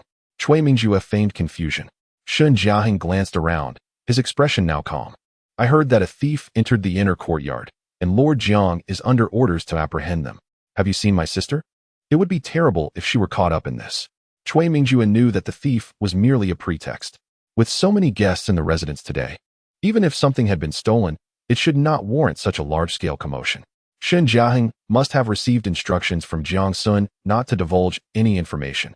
Realizing that he would not be able to glean any details, Cui Mingjue, fearing that he might say too much, replied blandly, "As for your sister, I saw her being led away by Princess Huaizhen earlier." Upon hearing this, the tension in Shen Jiasui's heart eased slightly. If his sister was indeed with Princess Huaizhen, she should be safe. Who would have thought that the young imperial grandson would suddenly develop a high fever, followed by the third prince feeling unwell? Lord Jiang immediately suspected the pastries. But when they went to investigate, not only had the food box vanished, but even the eunuch who had been carrying it was nowhere to be found. At this moment, he suddenly remembered that his sister had also eaten the pastries from the food box, and he was truly terrified. "Do you know where the princess led my sister?" Shen Jiasui, unable to fully relax, pressed for more information. Cui Mingjue, who had already begun to walk away, pointed inward. Shen Jiasui's heart sank again when he saw that it was towards the inner courtyard. He had heard that the crown princess had also eaten the pastries, and Lord Jiang had completely sealed off the inner courtyard. He could no longer enter to search for her. Come to think of it, his mother was still in the inner courtyard. He hoped that his sister would not come to any harm. Inner courtyard, changing room. Shen Jiasui was already engaged in combat with the man. Having barely suppressed the heat within her after injuring herself, she knew that she could not hold out for long. Therefore, her attacks were both fierce and urgent. Fortunately, the man's martial skills were not exceptional, and he was forced to defend himself repeatedly. Meanwhile, Zhao Huaizhen had climbed onto the bed. The crown princess was deeply affected by the drug and was unconscious. Zhao Huaizhen, knowing that the lives of hundreds of people in the Rong prince's residence rested on her shoulders, felt a surge of strength and lifted the crown princess onto her back. Seeing that things were not going well, the man immediately moved to stop them. Shen Jiasui, not allowing him to succeed, lunged forward, truly fighting for her life. "Go!" Shen Jiasui hissed. Zhao Huaizhen did not dare to delay and stumbled toward the door. Before leaving, she could not help but glance back at Shen Jiasui. Her face was pale, her body still wet, her dark hair plastered to her cheeks, and blood smeared around her mouth, making her look truly frightening. You mustn't die. I'll get someone to save you right away." Zhao Huaizhen gritted her teeth and hurried out. Unexpectedly, the man suddenly screamed, "Don't leave." Then, with a leap, he jumped out of the window. Chapter 40. Someone come quickly. Zhao Huaizhen was startled, nearly stumbling. Almost simultaneously, Shen Jiasui leaped forward, executing a swift roll before rising to her feet, positioning herself between the man and Zhao Huaizhen. Without turning her head, she exclaimed, "Hurry and leave. Don't let anyone see you. I have a plan to escape." Zhao Huaizhen nodded repeatedly, her eyes brimming with tears, as she had never encountered such a perilous situation. Being a princess, however, she dared not falter, hoisting the crown princess up and striding away once more. Being in her own backyard, Zhao Huaizhen was naturally familiar with the surroundings and quickly disappeared into the depths of the path amidst the sounds of fighting. The man, realizing he could not break through Shen Jiasui's defense, grew enraged, his eyes bloodshot, and he roared, "You're courting death." Shen Jiasui's expression was stern, and she remained silent. However, should the man attempt to advance, she would launch a fierce counterattack, preventing him from advancing or retreating. She dared not lose focus, as the pain in her chest was struggling to suppress the surging heat within her. To release it would be to invite her own demise. The sounds of fighting and the man's shouts echoed through the area, and Shen Jiasui, noting that no one had come to investigate, further confirmed her suspicions. The surrounding servants must have been dismissed. Even if the Prince Rong's residence had no internal conspirators, it had been infiltrated beyond repair. She silently kept track of the time, assuming Zhao Huaizhen had gone far enough, before daring to exhale a breath of turbid air. Seeing Shen Jiasui's attack falter, the man seized the opportunity, breaking free of the entanglement and fleeing towards the courtyard's exit. He had received instructions from his master, and today's plan had to succeed without fail. After scheming for so long, sacrificing so many pawns, even arranging for people to catch them in the act. He never imagined that the woman before him would preempt him. Now that the crown princess was missing, his only recourse was to sacrifice himself and spread the news. The man darted away, his steps revealing a familiarity with the inner courtyard of Prince Rong's residence, showing no hesitation.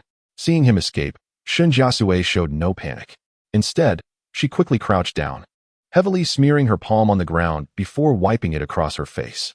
Combined with the damp hair at her temples, her face was now smudged and blackened, making her unrecognizable. The man, fearing Shen Jiasui's pursuit, glanced back at her from the corner of his eye while continuing to run, witnessing her actions with bewilderment. However, he had no time to concern himself with Shen Jiasui and quickened his pace. He knew where the ladies were gathered, and as long as he burst in with a look of terror and shouted the crown princess's name, even if she wasn't present, she wouldn't be able to easily extricate herself. Sometimes, killing a person didn't require evidence. Rumors were a powerful weapon, especially against those in high positions of power, who walked on thin ice. At that point, his master would simply need to fabricate stories and embellish the details, and everything would fall into place. Just as the man devised his plan, a loud shout suddenly echoed behind him. Help! Someone help! Thief! There's a thief! Shen Jiasui quickly pursued him, her stamina waning.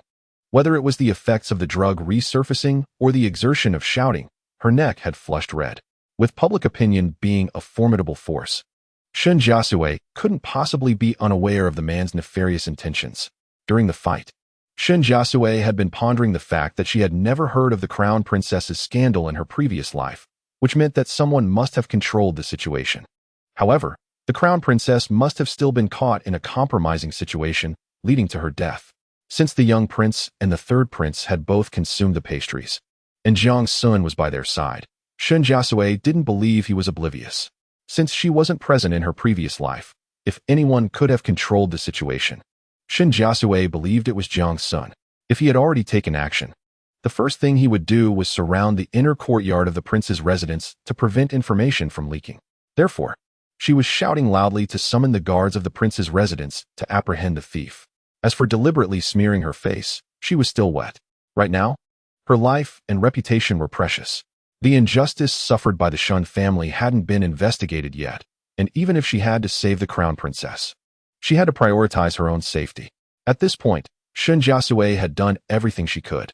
She could feel that every breath she exhaled was becoming scorching, indicating the potency of the drug.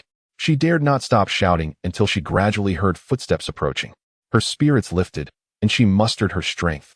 Here, there's a thief here. Catch him quickly. As soon as Shen Jiasui finished speaking, she heard a sharp shout. Sir, he's here. Clang, clang. Clang. Shen Jiasui knew without looking up that it was the sound of spears. If she had a spear in her hand today, she wouldn't have been in such a predicament. Capture him alive. A cold voice followed closely behind.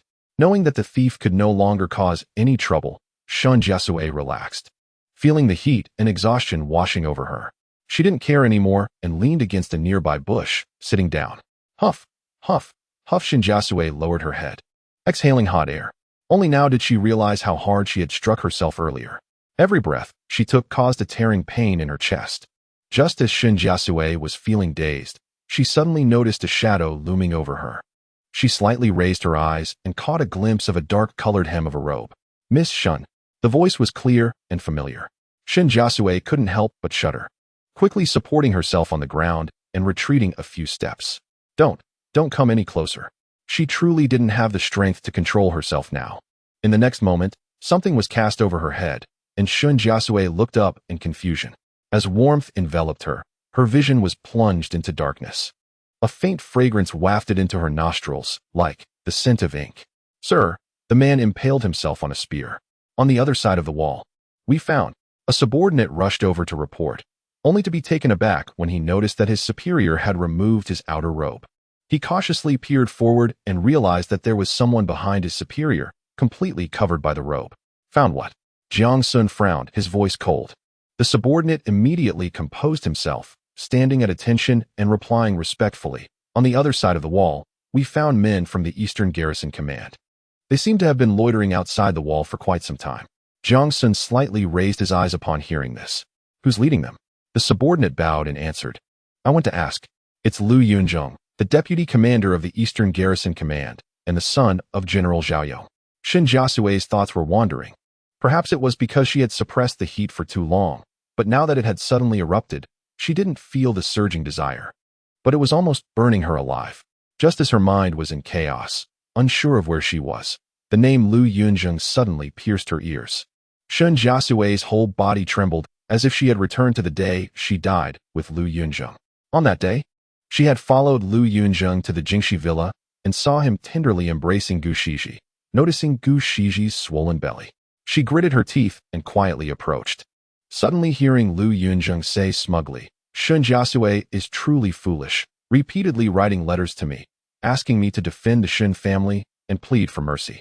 Little did she know that I was the one who urgently presented the Shen family's evidence of crimes to the emperor. Shiji, just endure a little longer, and soon I will be able to welcome you into the Lu family with great fanfare." At that moment, she felt as if struck by lightning. Her heart and soul shattered. At this moment, Shen Jiasui had long forgotten her past and present lives. All she felt was a surging hatred within her, almost burning her from the inside out.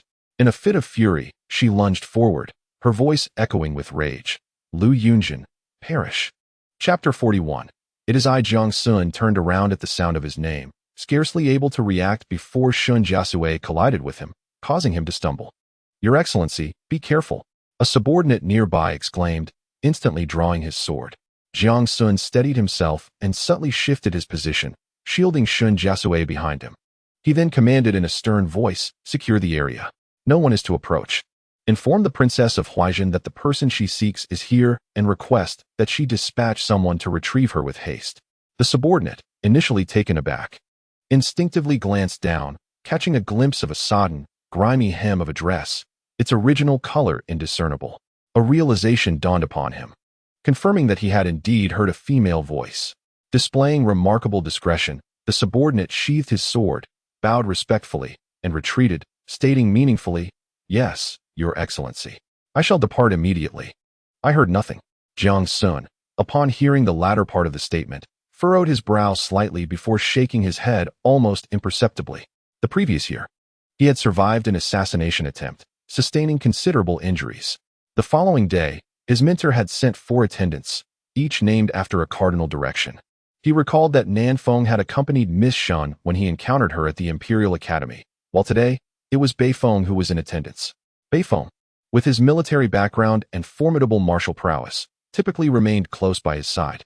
Once Beifeng had disappeared from view, Jiang Xun turned around to find that a significant portion of his outer robe was trapped beneath Shen Jiasui, her head still concealed.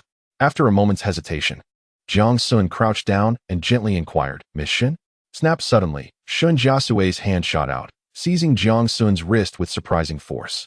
Jiang Xun's brow furrowed, not only from the sharp pain in his wrist, but also from the feverish heat emanating from Shen Jiasui's palm. At that moment, Shen Jiasui slowly raised her head, her outer robe gradually sliding down, revealing her disheveled and pitiable face. Her vision was blurred, her will nearly shattered, yet she clung to a burning desire for vengeance. "Lu Yunzheng, you will pay with your life." "You will pay?" Shen Jiasui rasped, her voice hoarse and strained. Upon hearing her words, a flicker of astonishment crossed Jiang Xun's eyes, but he suppressed his thoughts and leaned closer, uttering in a deep, resonant voice, "Miss Shen, I am Jiang Xun. The Princess of Huaizhen will send someone to retrieve you forthwith."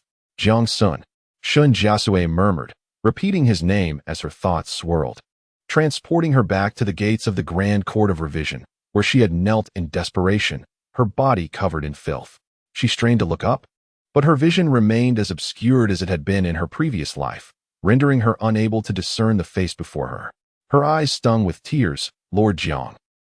"It is I," Jiang Xun replied calmly. Shen Jiasui finally released Jiang Xun's wrist. She attempted to speak further, but her strength had completely deserted her, and she collapsed. Jiang Xun lowered his gaze and noticed Shen Jiasui's right hand resting on the ground, her fingers long and slender, but with a noticeable callus on the inner side of her index finger, the mark of someone who had wielded weapons for many years. He then glanced at his own wrist, where the sharp pain had subsided, leaving behind a distinct red imprint of 5 fingers. What deep-seated animosity exists between Lu Yunzheng and the Shen family? Surely, a mere broken engagement would not warrant such a demand for retribution. As Jiang Xun pondered these questions, noticing that Shen Jiasui appeared to have lost consciousness, he hesitated whether to help her sit up. Just then, a commotion arose in the distance. Under the orders of His Excellency, no one is permitted to pass. I am here under the princess's command to find someone. The voice was urgent and female, yet she refrained from identifying herself. Upon hearing this, Jiang Xun raised the outer robe once more to conceal Shen Jiasui's face, then swiftly rose and stepped back, calling out, "Let her through." Soon, hurried footsteps approached, and a woman with a composed yet anxious demeanor appeared. Her face paled instantly upon seeing the figure lying on the ground. Jiang Xun stepped forward, positioning himself between the two women, and inquired in a low, solemn voice, "Madam, please halt. May I ask whom you seek?" Jiang Xun's caution was understandable. The day's scheme had failed, and Shen Jiasui was at the heart of it. Now that he had encountered her, he was determined to ensure her safety. "I am her mother." The woman nearly sobbed. It was Jiwan. Earlier, she had been conversing with other ladies in the rear courtyard when the Princess Rong's personal attendant approached her. Puzzled, she followed the attendant, only to be informed of the events in the rear courtyard by the Princess Rong, who wore a grim expression. Jiwan was shaken to her core and immediately set out to find her daughter. Jiwan, like Jiang Xun, exercised discretion by avoiding the use of Shen Jiasui's name. The day's events were of utmost importance, and it was best if Shen Jiasui could remain uninvolved.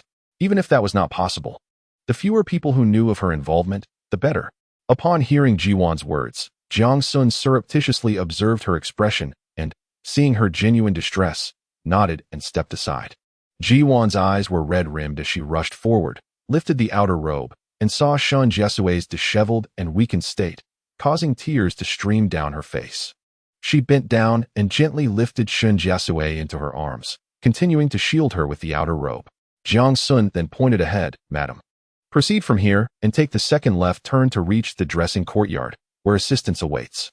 Jiwan nodded, her mind preoccupied and uninterested in idle conversation. She simply murmured a thank you and hurried away. Jiang Xun waited until Jiwan had disappeared from sight before stepping out of the narrow path. Guards now stood watch at various points, and Beifeng, standing beside a male corpse, saluted upon seeing Jiang Xun. "Your Excellency." Jiang Xun waved his hand dismissively and knelt beside the corpse. He extended 2 fingers and gently examined the corpse's jawline, temples, ears, and neck, all the while speaking calmly. "Relate the events that transpired." Beifeng immediately knelt down and recounted the events in a low voice. Shen Jiasui's outcry had been timely, prompting the palace guards to respond swiftly and pursue the man. He had been cornered near the palace walls and, finding no way to advance, had suddenly lunged towards the wall, attempting to escape. Beifeng, seeking to capture him alive, had thrown his long saber, striking the man's thigh. The man, with half his body already over the wall, yelped in pain and fell back, realizing that escape was impossible. He then lunged towards the guard spears, ending his own life. Jiang Xun nodded and rose to his feet. He had carefully examined the man and confirmed that he was not wearing a disguise. Beifeng followed suit, and Jiang Xun continued. "You mentioned that the Eastern Garrison's men had been lingering outside the walls for some time?" Beifeng nodded. "Yes, Your Excellency. When I saw the assailant attempting to flee, I feared that accomplices might be waiting outside, so I went beyond the walls to investigate. I encountered the Eastern Garrison's men, who informed me that they were patrolling the city and had passed by the prince's mansion several times." Jiang Xun lowered his gaze, pondering this information. His face remained inscrutable as he calmly ordered, "Summon their deputy commander to meet me." Chapter 42. Jiang Xun and Lu Yunzheng at the side entrance of the Prince Rong's residence. A small hall had been meticulously arranged. Lu Yunzheng entered through the side door, and despite his careful demeanor, he could not conceal the melancholy that lingered in his brows. He had eagerly awaited this opportunity for several days. Yet, for reasons unknown, the unfaithful lover of the crown princess did not escape over the courtyard wall as he had in his previous life. It was because he had captured the lover that he had caught the man's eye, gradually earning his favor and subsequently rising to prominence, becoming renowned throughout the realm. Now, all was lost. Without that man's connections, how could he leave the military command center to go to the capital garrison? "Deputy Commander Lu, my lord is waiting for you inside," Beifeng announced from outside the hall, extending a hand toward Lu Yunzheng. Taking a deep breath, Lu Yunzheng suppressed the tumultuous thoughts swirling in his mind. Upon hearing that Jiang Xun wished to see him, He admitted to feeling a momentary panic. Given the advantage of his rebirth, he knew today presented a golden opportunity, which inevitably made him restless, fearing he might miss it. Thus, he lingered outside the Prince Rome's residence for quite some time with his subordinates. After all, patrolling the city was his primary duty at the military command center. While others might dismiss it with a few casual words, Jiang Xun was different. In his previous life, before Lu Yunzheng had made a name for himself, Jiang Xun's reputation was already well established in the capital. The populace admired his integrity, praised his fearlessness against the powerful, and regarded him as a beacon of righteousness. While he had countless admirers, it was inevitable that he would also have many detractors. Even that man had always viewed Jiang Xun as a thorn in his side. When Lu Yunzheng returned to the capital from the border, he heard that Jiang Xun had fallen from favor due to the Shun family incident. It was well known that Jiang Xun was obstinate and had offended many, with countless individuals wishing to see him brought down. The Duke of Anyang, fearing for Jiang Xun's safety, had confined him within his residence and taken a long leave from the emperor. Upon hearing this news, Lu Yunzheng could not help but scoff. The evidence against the Shun family for treason was irrefutable, and everyone sought to distance themselves from it. Yet Jiang Xun went against the tide. Lu Yunzheng believed there was no connection between Jiang Xun and the Shen family. He could not fathom that anyone would go to such lengths for an unrelated person. After much contemplation, he arrived at only one conclusion. Jiang Xun must be someone seeking fame and recognition, akin to those pedantic censors, striving in every possible way to leave a mark in history. He looked down upon Jiang Xun's actions as hypocritical. Yet he could not deny that Jiang Xun was indeed resourceful and astute. With these thoughts, Lu Yunzheng stepped into the hall. Jiang Xun sat in the upper seat, gazing down at his wrist, where the reddened imprint had begun to fade to a bluish hue. Upon hearing footsteps, Jiang Xun lifted his gaze to the newcomer. Indeed, he possessed an impressive demeanor and striking features. "I am Lu Yunzheng, the deputy commander of the East City Military Command Center, paying my respects to Lord Jiang," Lu Yunzheng said respectfully, bowing. Though his background was comparable to Jiang Xun's, Jiang Xun had been far more fortunate, now holding the esteemed position of Deputy Minister of the Court of Judicial Review. No matter when they met, Lu Yunzheng felt compelled to show deference. He had originally anticipated surpassing Jiang Xun within 2 years, but today's events had completely disrupted his plans. As Lu Yunzheng grappled with his disappointment, Jiang Xun spoke directly. "Deputy Commander Lu, are you aware that something has occurred at the prince's residence today?" Upon hearing this, Lu Yunzheng nodded, feigning an appropriate degree of confusion. He had only heard the sounds of clashing blades from within the residence, but was unaware of the details. "There was a thief in the residence, but he has been dealt with," Jiang Xun replied coolly. Lu Yunzhen's eyelids flickered at this revelation, and fearing he might reveal his unease, he quickly lowered his head, humbly offering his apologies. "It was my failure to patrol adequately. I beseech you to punish me, my lord." Lu Yunzheng was acutely aware that the person who had been dealt with was not merely a thief, but the lover arranged by that man. And the crown princess was likely consumed with shame and fury. Jiang Xun's clear, penetrating gaze fixed on Lu Yunzheng for a moment before he shook his head. Speaking in a calm tone, "Today's incident was unexpected. Deputy Commander Lu has fulfilled his duties diligently, so there is no blame to be laid. Since the thief is dead, you may rest easy. However, I would require your continued vigilance around the prince's residence." Seeing that Jiang Xun had not inquired about his lingering outside, Lu Yunzheng felt a sense of relief wash over him, silently chiding himself for overestimating Jiang Xun. He was merely an ordinary man. "This is within my responsibilities. You need not worry, my lord. I take my leave." Lu Yunzheng bowed once more and, feeling a bit lighter in heart, stepped back before turning to leave. Yet, just as he took a few steps, Jiang Xun's voice resonated once more. "It seems fate has played its hand. For it is quite coincidental that Deputy Commander Lu happened to be just outside that wall. I imagine that even if the guards faltered, your presence would surely have ensured the capture of the thief." In his moment of relaxation, Lu Yunzheng was taken aback by these words, his eyes widening as he abruptly turned back to Jiang Xun. His heart raced. He sensed that this statement bore significance.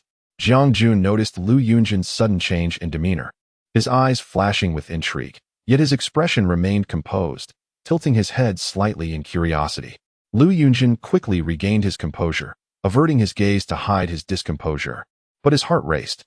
He should have been more cautious. Jiang Xun was indeed not as simple as he appeared. What did he mean by that? Had he deduced something? Or did he possess extraordinary luck akin to Lu Yunzheng's own? Deputy Commander Lu, is something amiss? Jiang Xun frowned slightly, inquiring with genuine confusion. My lord. Lu Yunzheng spoke, his voice steady yet laced with tension. It is an honor to assist you, and I shall take my leave now. Yes, go ahead, Jiang Xun replied, already lowering his head, dismissing him. Lu Yunzheng gritted his teeth inwardly, departing swiftly without pause. Only then did Jiang Xun slowly raise his head, absent-mindedly rubbing the bruise on his wrist, his gaze filled with profound contemplation. Your Excellency, the Crown Prince has awakened, and Prince Xiang requests your presence. Beifeng announced as Lu Yunzheng exited. Jiang Xun, upon hearing this, stood and strode purposefully outside. Meanwhile, in Chaoyan courtyard, Shen Jiasui, possessing a sound constitution, awoke after merely an hour of taking the appropriate medicine. Jiasui, Ji1 exclaimed, her eyes red-rimmed as she rushed to his side, concern etched on her face. Shen Jiasui blinked, taking a moment to gather his thoughts before softly calling out, Mother, his voice still hoarse. Jiasui, do you feel any discomfort? Does your chest hurt? Are you still feverish? Ji1 hurriedly questioned, reaching out to touch Shen Jiasui's forehead. Shen Jiasui immediately shook his head, smiling as he replied, Mother, I'm fine. But how is everyone? Did they catch the thief? Where is this? Before Ji1 could respond, hurried footsteps approached, and a familiar figure rushed to the bedside. You're awake. You scared me to death. Shen Jiasui looked up to see Princess Huaizhen, her face a mix of tears and laughter, as if she had transformed into a different person. Chapter 43. The invitation from the Crown Princess. In a moment of emotional turmoil, Shen Jiasui discerned the crux of Zhao Huaizhen's disordered speech. They were in Zhao Huaizhen's Chaoyan courtyard. She lay in the side chamber, while the Crown Princess rested in the main room, attended by the Princess of Rome. As for her, she had been carried back by her mother, with Jiang Xun watching over at the time. At this point, a jolt of alarm surged through Shen Jiasui's heart. She had just experienced an elongated dream, one that featured Lu Yunzheng, Gu Shiji, and also Jiang Xun. Uncertain if she had inadvertently spoken out of turn before Jiang Xun, she felt a wave of apprehension. Noticing Shen Jiasui's sudden stupor, Zhao Huaizhen assumed she had not yet regained her composure and intended to rise to summon the physician. However, Shen Jiasui quickly came to her senses and grasped Zhao Huaizhen's hand, urgently inquiring, My lady, you were not seen upon your return, were you? No ill tidings have spread, I hope? Zhao Huaizhen shook her head, reassuringly. I was exceedingly cautious on my journey, ensuring no one glimpsed her appearance. Upon hearing this, Shen Jiasui felt a wave of relief wash over her. Thank goodness. This means the Crown Princess's life is likely secure. Zhao Huaizhen, seated at the edge of the bed, noticed Shen Jiasui's pale visage and felt a tumult of emotions. Suddenly, she stood upright. What is it? Seeing Zhao Huaizhen's sudden seriousness, Shen Jiasui's heart tightened. Was there still an oversight? Zhao Huaizhen's expression turned grave, and in the next moment, she bowed deeply to Shen Jiasui, sincerely stating, Shen Jiasui, my mother just expressed that you are a great benefactor of our House of Rome. Please allow me to pay my respects. Shen Jiasui was taken aback and hastily moved to assist her. My lady, there is no need for such formalities. I cannot accept this honor. Yet, Zhao Huaizhen stubbornly completed her bow before gradually rising. It was then that Shen Jiasui noticed tears glistening in Zhao Huaizhen's eyes, her face etched with fear and trepidation. Shen Jiasui, you cannot fathom the malicious schemes of the assailants. Do you know who else was lured to the changing chamber besides the Crown Princess? Shen Jiasui was momentarily stunned, her eyes widening in realization. Could it be? Zhao Huaizhen, sensing Shen Jiasui's dawning understanding, gently nodded, a look of horror crossing her face. If my brother had not fortuitously exited the men's changing chamber and spotted the eunuch leading His Highness Prince Xiang towards the women's changing chamber, a calamity would have ensued. Not only would we have lost the favor of heaven, but the entire House of Rome would have faced annihilation as penance. Upon hearing this, a complete narrative flashed through Shen Jiasui's mind, connecting all the events of the day. Thus, the puppet master's initial targets were indeed the Crown Princess and Prince Xiang. Or rather, the position of the heir apparent. The most unsuspecting individuals were the young prince and the Crown Princess. If the young prince were to offer them pastries, they would have never refused. If a Crown Princess and a prince were discovered in such a compromising position, The charges of disgrace would be one thing, but betrayal of the late Prince Yin would be another. In either case, both would be doomed. And with such a disreputable mother, how could the young prince hope to ascend the throne? It would be an insurmountable challenge. What sent chills down Shen Jiasui's spine was the realization that the mastermind, upon recognizing that Prince Xiang had not gone to the women's changing chamber, could swiftly alter their scheme and substitute another man. What extraordinary means were at play? This indicated an omnipresent control over the situation, monitoring everyone's movements. Who this it was, Shen Jiasui could not discern, but if one were to consider the ultimate beneficiary, all evidence pointed towards the unseen Prince Ray. Yet, Shen Jiasui dared not draw hasty conclusions. This matter was far too deep and murky for her to fathom. Was the Shen family, in their previous life, merely a solitary boat tossed amidst the tempestuous waters of this intrigue? As Shen Jiasui pondered this, a maid approached from outside, announcing, "My lady, a noble wishes to see Miss Shen." Zhao Huaizhen quickly responded, and then turned to Shen Jiasui, asking, "Can you manage to walk?" Jiwan, who had been absent, hastened over upon hearing the report, just as Shen Jiasui decisively threw off the covers.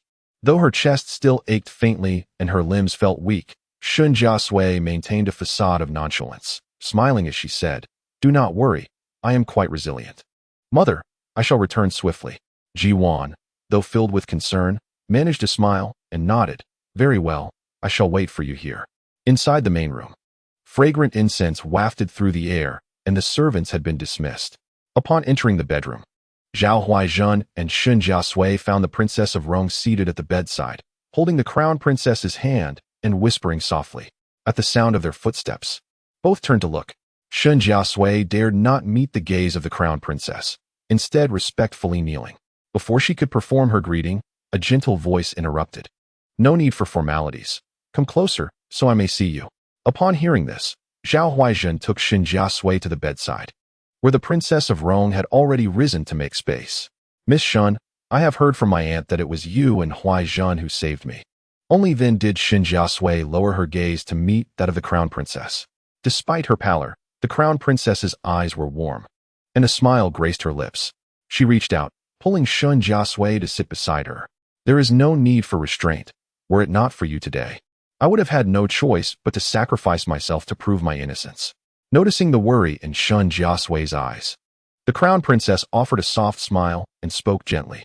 At that moment, the Princess of Rong took Zhao Huaizhen by the hand and stepped outside, leaving the inner chamber exclusively for Shen Jiasui and the crown princess. Shen Jiasui remained acutely aware, not allowing the crown princess's warmth to diminish her vigilance. She earnestly assured, "Your Highness, regarding today's events, I vow upon my life that I shall divulge not a single word." Seeing Shen Jiasui's earnest demeanor, the crown princess could not help but chuckle softly. "What is it, Miss Shen? Do you think I would repay your kindness with malice?" Shen Jiasui hastily shook her head. "Your Highness, that was not my intention." The crown princess, shaking her head in return, allowed her smile to fade slightly as she gazed at the azure-hued bed curtains, whispering, "Miss Shen, you are still young and may not fully grasp a mother's determination to protect her child. Since the plot did not succeed in ending my life today, I shall continue to live long for the sake of my child and in memory of those who have passed." As she spoke of the departed, a profound sorrow washed over the crown princess's face, only to be quickly concealed again. "Miss Shen, I have summoned you not only to express my gratitude, but also to seek your cooperation with Lord Jiang. His Highness held Lord Jiang in great esteem during his lifetime, and thus I place my trust in him. When the time comes, should Lord Jiang inquire, you need not consider my presence. Simply recount all that you have witnessed." Observing the crown princess's calm demeanor amidst the turmoil, Shen Jiasui realized that she was far stronger than she had initially perceived. Respect and admiration filled her heart as she gently nodded. "I shall heed your words, Your Highness." Just then, Zhao Huaizhen re-entered the inner chamber, whispering, "Your Highness, Lord Jiang has sent someone to inquire about Miss Shen's condition." The crown princess smiled at Shen Jiasui, who rose to take her leave, her heart tinged with unease. Had she inadvertently spoken out of turn before Jiang Xun? Chapter 44. The Heart of Compassion. The sheer curtains were drawn, and within the inner chamber sat Shen Jiasui, while Jiang Xun stood in the outer hall. This was the designated place for their conversation, arranged by the Princess of Rome. And due to its royal significance, All attendants had been dismissed. Shen Jiasui refrained from initiating the dialogue, instead gazing through the curtains at a vague, tall figure outside. "Miss Shen, I would like to inquire about the events that transpired in the changing courtyard earlier," Jiang Xun said, bowing politely to her. Shen Jiasui quickly rose and returned the bow, replying, "Your Excellency, you are too kind. I assure you, I will speak without reservation." Jiang Xun gradually straightened up, and his voice resonated clearly and steadily within the chamber, devoid of the earlier tension. He relaxed his brow slightly and said softly, "If Miss Shen does not mind, could we begin from the moment we parted ways at the pavilion?" Shen Jiasui nodded in agreement. She understood that Jiang Xun possessed genuine skill. Perhaps a seemingly trivial remark or gesture from her might be the very key in his eyes. Thus, she held nothing back and recounted everything in detail. On an autumn evening, the surroundings were tranquil. A cool breeze wafted through the hall, causing the curtains to flutter gently, revealing glimpses of a cerulean skirt within. Jiang Xun inadvertently caught sight of it and immediately averted his gaze, turning his body away. "Your Excellency, that is all for today," Shen Jiasui concluded, taking a sip of tea to quell the itch in her throat. The blow to her chest had caused her internal injury, making her cough intermittently. Jiang Xun nodded and bowed to her again, expressing his gratitude. "Thank you, Miss Shen. Please take good care of yourself." With that, he turned and walked towards the exit. Shen Jiasui was taken aback by Jiang Xun's sudden departure and hastily rose, calling out, "Your Excellency." Her mind was filled with countless puzzles, especially since today's assailant was likely connected to the calamity of the Shen family. She was eager to discern whether Jiang Xun had any leads. Upon hearing her call, Jiang Xun halted and turned his head, awaiting her next words.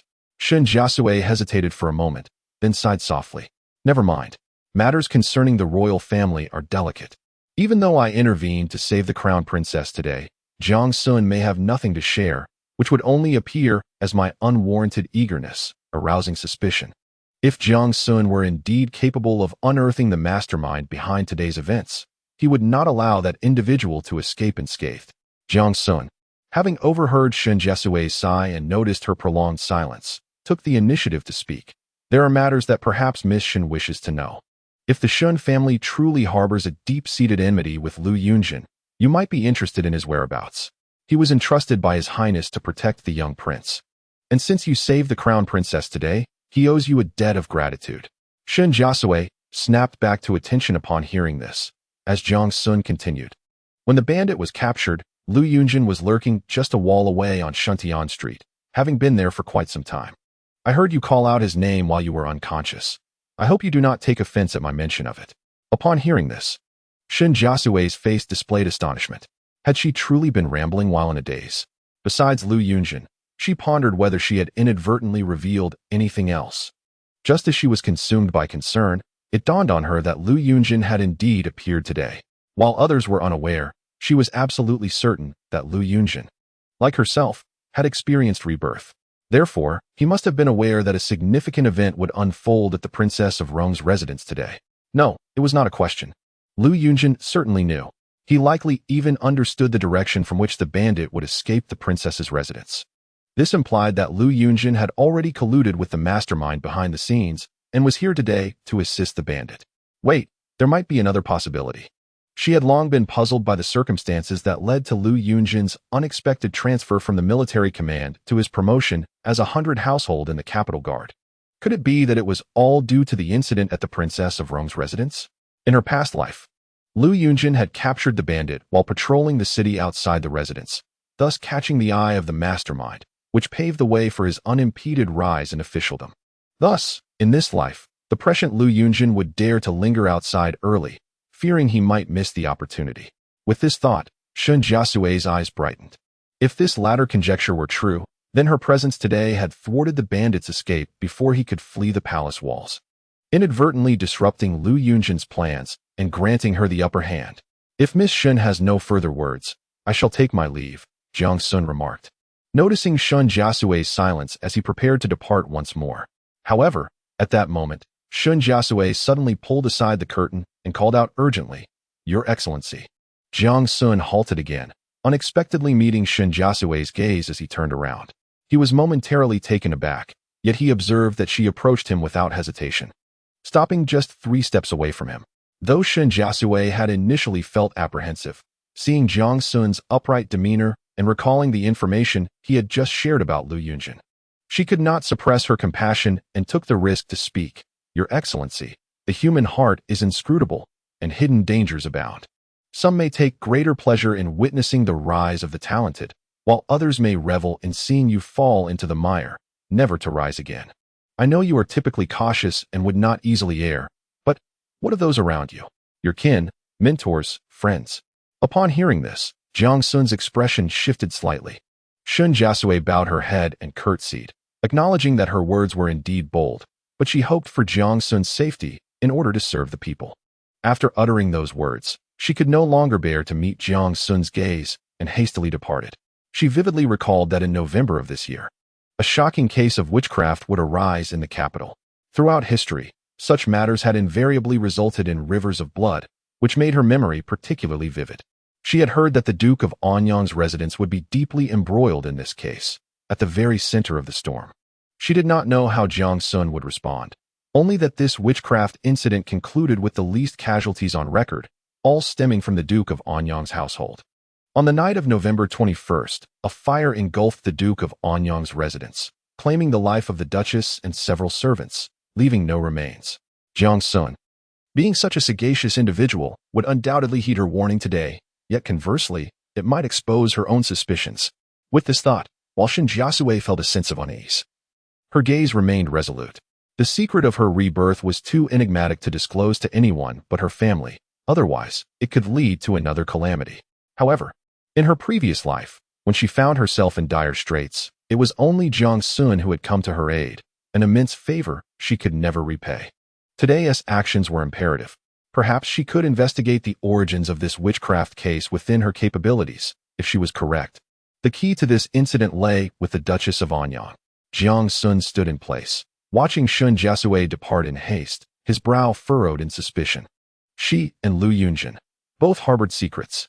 Chapter 45. The flower viewing banquet today, the inner courtyard was unexpectedly surrounded by guards, creating an air of unease among the guests, despite the absence of any prior rumors. After managing affairs in the rear courtyard, the princess consort of the Rong family nonchalantly joined the banquet, ordering the guards to withdraw and explaining that the large gathering had inadvertently allowed thieves to infiltrate, stealing items bestowed by the emperor. Fortunately, with the presence of Lord Jiang today, the thief had been apprehended, much to the disruption of the festivities, and the guests were asked for their understanding. Although the guests secretly speculated that the situation was far more complex, the princess consort's word was sufficient to quell any dissent. The flower viewing continued.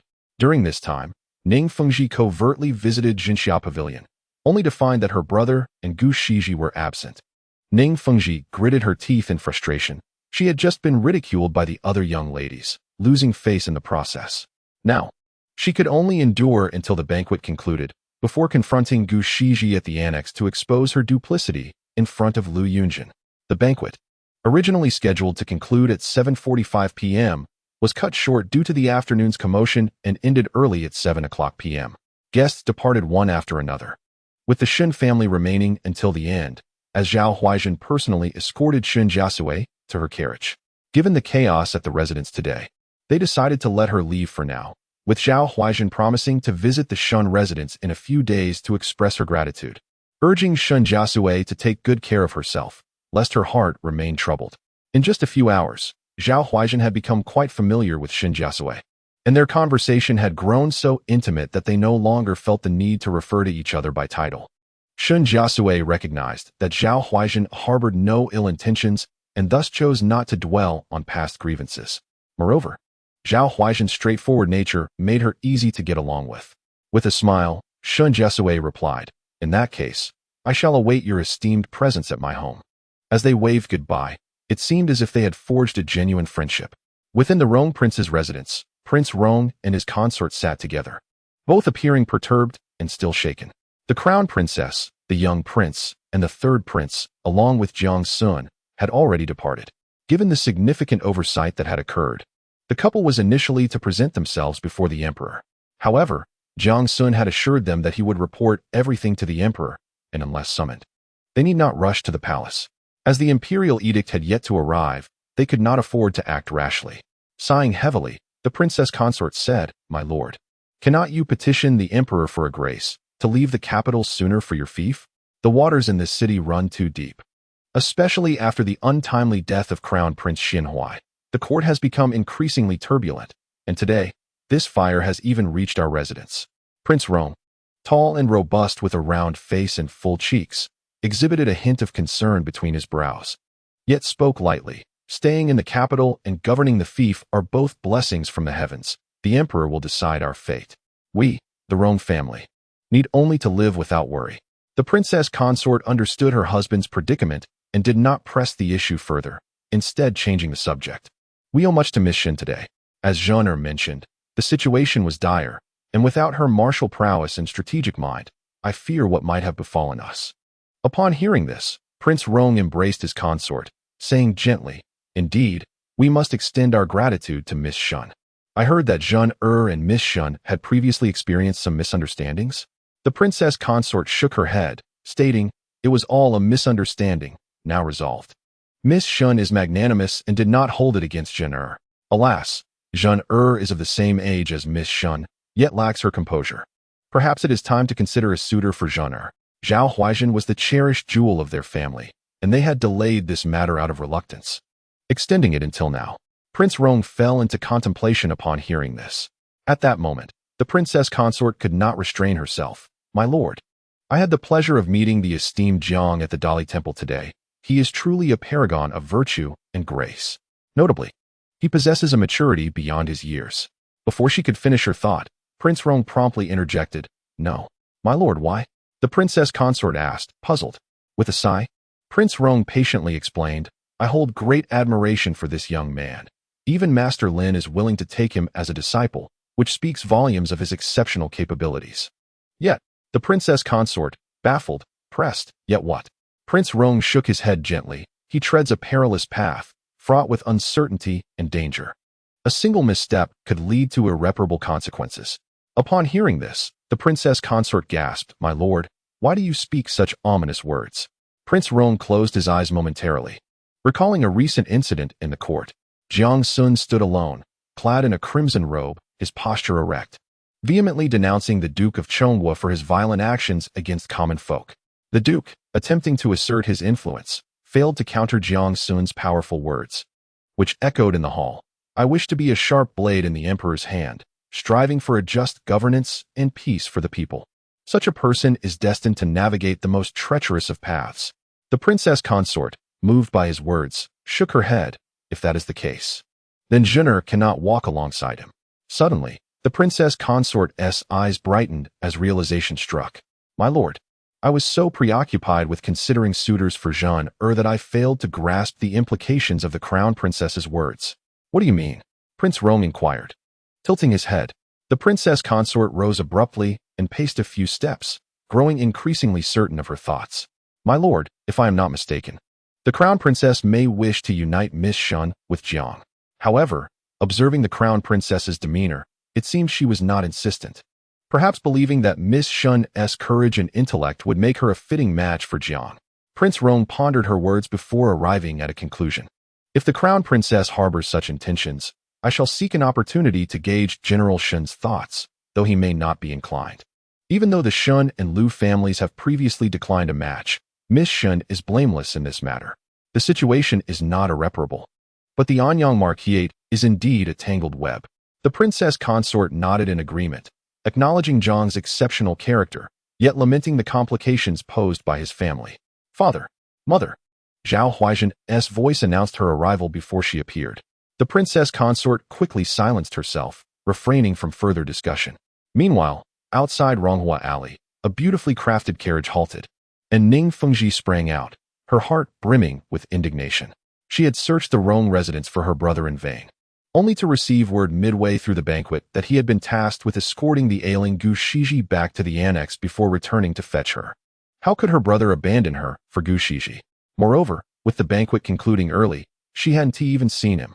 Fuming with anger, Ning Fengji felt as though her brother had betrayed her, and her resentment towards Gu Shiji intensified.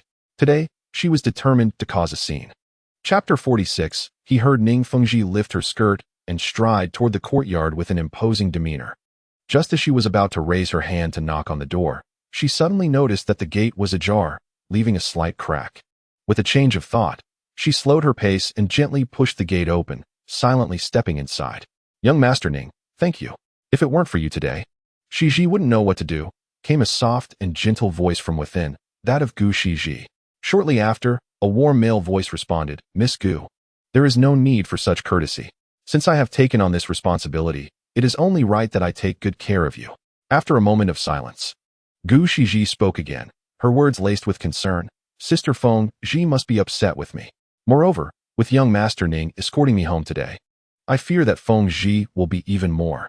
Ning Fengyu quickly interjected to comfort her. "Feng Ji is simply too innocent. She was easily deceived by Shen Jiasui's sweet words and might blame you for it later. Do not worry, I shall explain things to her later." Upon hearing this, Ning Fengji's face flushed with anger, her teeth clenched. Just as she was about to speak, Gu Shiji's voice came again. "Young Master Ning, do not blame Sister Feng Ji. In truth, there are some aspects where I, Shiji, may have exaggerated. You know, I am but an orphan. After being cast out by the Shen family, I am filled with both worry and fear. Aside from Yunzheng, I have no other friends. Shen Jiasui resents me for taking my foster parents' affection, treating me with cold words and scorn. Sister Feng Ji is so gentle, and I merely wish to keep her close. I am sorry. I have been too despicable, but I only longed for a friend." Gu Shiji's voice broke into sobs, her last words heavy with remorse. "Miss Gu, please do not cry, for your tears pierce my heart as well." Ning Fengji's eyes widened in shock, and she could no longer remain silent. In a flurry, she dashed forward and flung open the door. Bang! Inside, Ning Fengyu and Gu Shiji were startled and turned to look. Ning Fengji's eyes were red, her body trembling as she pointed a finger at the two, unable to articulate her thoughts for a moment. Gu Shiji sat at the table, her face glistening with tears, while Ning Fengyu leaned down, his hands resting on Gu Shiji's shoulders. Such an intimate gesture could hardly be deemed innocent. "Fengji, sister." Ning Fengyu and Gu Shiji were taken aback by her swift arrival, their expressions filled with surprise. Yet, they quickly regained composure, one turning aside while the other stepped back. You both." Ning Fengji's lips quivered, her heart boiling with rage. Yet tears began to spill from her eyes. Upon seeing his sister in tears, Ning Fengyu felt a rush of panic and tenderness. He stepped forward, speaking softly, "Sister, it is not as you think. Miss Gu is merely distressed, and I was only providing her some comfort. I intended to fetch you from the prince's residence shortly." Ning Fengji glared at her brother, retorting coldly, "But you did not come." Ning Fengyu was puzzled. The banquet was meant to conclude at 1/4 past the hour. "I had calculated the time," he stated. Ning Fengji's lips pursed, her grievances deepening. The banquet ended early. Everyone left in pairs, and I was all alone. Because of Gu Shiji, they no longer wished to play with me, and they laughed at me. At this moment, she recalled her purpose for coming and shot a furious glare at Gu Shiji. "It is all your fault. Your sweet words and lies deceived me. I trusted you, and you used me. Now I am the laughingstock of everyone." Gu Shiji's complexion paled at her words, her mouth opening, yet tears streamed down her face. "I am sorry, Fengji." Ning Fengji let out a cold laugh, her tone growing sharper. "What good is an apology now? If you truly felt remorse, you would not have feigned ignorance and left me to face this alone. If you genuinely feel guilty, come with me and clear this up with everyone." As she spoke, she moved to pull Gu Shiji along. Ning Fengyu immediately intervened, grasping Ning Fengji's arm with a furrowed brow. "Sister, what are you doing? Miss Gu has already admitted her fault. She only wished to befriend you. Now that she has apologized, why not show her some mercy?" Upon hearing her brother defend Gu Shiji, Ning Fengji's fury ignited, and she shouted, "Show her mercy? If I forgive her, who will forgive me? Brother, do you not know how much ridicule I have endured today? Every young lady in the capital knows of Gu Shiji's character. She lacks virtue and engages in scandalous behavior. And she is so fickle. Having Yunzheng is not enough. Now she seeks to entice you. Enough?" Ning Fengyu's face flushed with anger as he raised his hand toward Ning Fengji. She widened her eyes in disbelief. "Brother, you would strike me? You would raise your hand against me for Gu Shiji?" Seeing his sister's tearful expression softened Ning Fengyu's heart, and he lowered his hand in regret. "Sister, how could I bear to strike you? But you are being unreasonable. The banquet has ended, and everyone has returned home. Where do you intend to take Miss Gu? Ning Fengji felt both sorrow and coldness within her heart, her voice trembling as she replied, "Anywhere is fine. I will explain to each family one by one. I want everyone to know that I was deceived by Gu Shiji." Ning Fengji continued to pull at Gu Shiji. Before the chapter concludes, please click on the next page to continue reading the captivating content. Gu Shiji, caught off guard, stumbled as Ning Fengji yanked her, nearly falling. Yet, she did not resist, shaking her head vigorously through her tears, filled with guilt. "Fengji, please slow down. I will accompany you. I will go with you. As long as it eases your heart. I would even apologize to Shen Jiasui at the general's residence." Seeing Gu Shiji's hypocritical demeanor made Ning Fengji almost laugh in anger. How foolish she had been to perceive Gu Shiji as gentle and kind before today. "Stop pretending. You clearly slandered Shen Jiasui and stole her fiancé first. Gu Shiji, do you dare to visit the general's residence to face her?" Their tugging turned the room into chaos. Ning Fengyu, unable to tolerate his sister's unreasonable behavior, pushed Ning Fengji's hand away and steadied the swaying Gu Shishi, sternly declaring, "Sister, enough? How long will you continue this unreasonable outburst?" Ning Fengji lost her balance, stumbling back until her heel met the threshold, barely regaining her stance. She lifted her head abruptly, witnessing her brother push her aside to comfort Gu Shiji, feeling as if the sky had collapsed around her. At that moment, Ning Fengyu noticed Ning Fengji's disheartened expression and felt a pang in his heart, rushing forward to console her. Yet, Ning Fengji seemed greatly affected, her lips curling into a sarcastic smile as tears streamed down her cheeks. "Brother, are you still my brother? Today, you would push me aside for a woman you have known for just a few days." Ning Fengyu panicked at her words, releasing Gu Shiji to approach her with urgency. "Sister, I did not what?" Ning Fengji cried once more, her heart heavy with grievance, unable to contain her emotions. "You are enamored with Gu Shiji, aren't you? You two were alone together at Chengxia Pavilion today. Did you think I wouldn't notice? A man does not covet his friend's wife, a principle you seem to disregard, brother. And as for you, Gu Shiji, and you as well, having already stolen Shen Jiasui's Yunzheng, why do you persist in fawning over my brother, feigning weakness? You are capricious, repulsive, and duplicitous. Where have I erred in my assessment? Ning Fengyu, know this, I shall not grant you forgiveness. I am returning home forthwith to inform my parents of today's events." Ning Fengji, wiping away tears with her sleeve, felt a confluence of anger and disappointment. She could no longer endure her stay at this villa. With a sudden turn, she took a step, only to halt abruptly. For at the entrance of the courtyard, Lu Yunzheng, his countenance somber and his expression frigid, was advancing towards them. Chapter 47. Do you regret it? Yun, brother Yunzheng. Ning Fengji was taken aback upon unexpectedly encountering Lu Yunzheng. Inside the room, Ning Fengyu and Gu Shiji both changed their expressions dramatically. They were uncertain if Lu Yunzheng had overheard everything Ning Fengji had just said. Yunzheng, Gu Shiji, filled with unease, quickly stepped past Ning Fengji to approach him. With a smile adorning her face, she took his arm and gently spoke. "Yunzheng, you've come at a rather late hour. Are you not weary?" Lu Yunzheng slowly lowered his gaze, staring at Gu Shiji, who stood beside him with a charming smile. His eyes were deep and inscrutable, revealing no emotions. A tremor coursed through Gu Shiji's heart. In the past, Lu Yunzheng would have greeted her with warmth and concern, but today, he had indeed heard her. Gu Shiji hurriedly tightened her grip on his arm, feigning nonchalance as she said, "Yunzheng, Fengji may have misunderstood me, which is why she spoke in anger." At that moment, Ning Fengyu rushed forward, smiling as he explained, "Yes, Yunzheng, you know Fengji well. She can sometimes be a bit foolish, often saying things without thinking." Ning Fengji had initially intended to preserve her brother's dignity and maintain their bond with Lu Yunzheng. However, upon witnessing both her brother and Gu Shiji shift the blame onto her, her anger ignited. Enough was enough. If what Shen Jiasui had said was true, and Lu Yunzheng had been secretly corresponding with Gu Shiji, then she had clearly misjudged him. It would be better to sever ties altogether, thus extinguishing her brother's hopes for Gu Shiji. I did not speak nonsense. At that time, in the Xixia Pavilion, it was only you and Gu Shiji present. When I ascended the loft, Gu Shiji was still timid and blushing. Who knows how she fawned over you? Sister. Ning Fengyu's expression changed drastically, and he exclaimed in a sharp voice. Yet, Ning Fengji had made up her mind, and no one could deter her now. Brother, you repeatedly defend Gu Shiji. Are you truly ensnared by her beauty? Brother Yunzheng, I shall not delve into the grievances between you and Shen Jiasui. But Gu Shiji has publicly proclaimed how Shen Jiasui has mistreated her. Allow me to ask you this, is it true? Shen Jiasui is as strong as an ox. I have witnessed it myself. If she truly wished to harm Gu Shiji, I cannot believe that Gu Shiji, with her delicate frame, would remain unscathed. Ning Fengji spoke with fervor, her gaze fixed intently on Lu Yunzheng.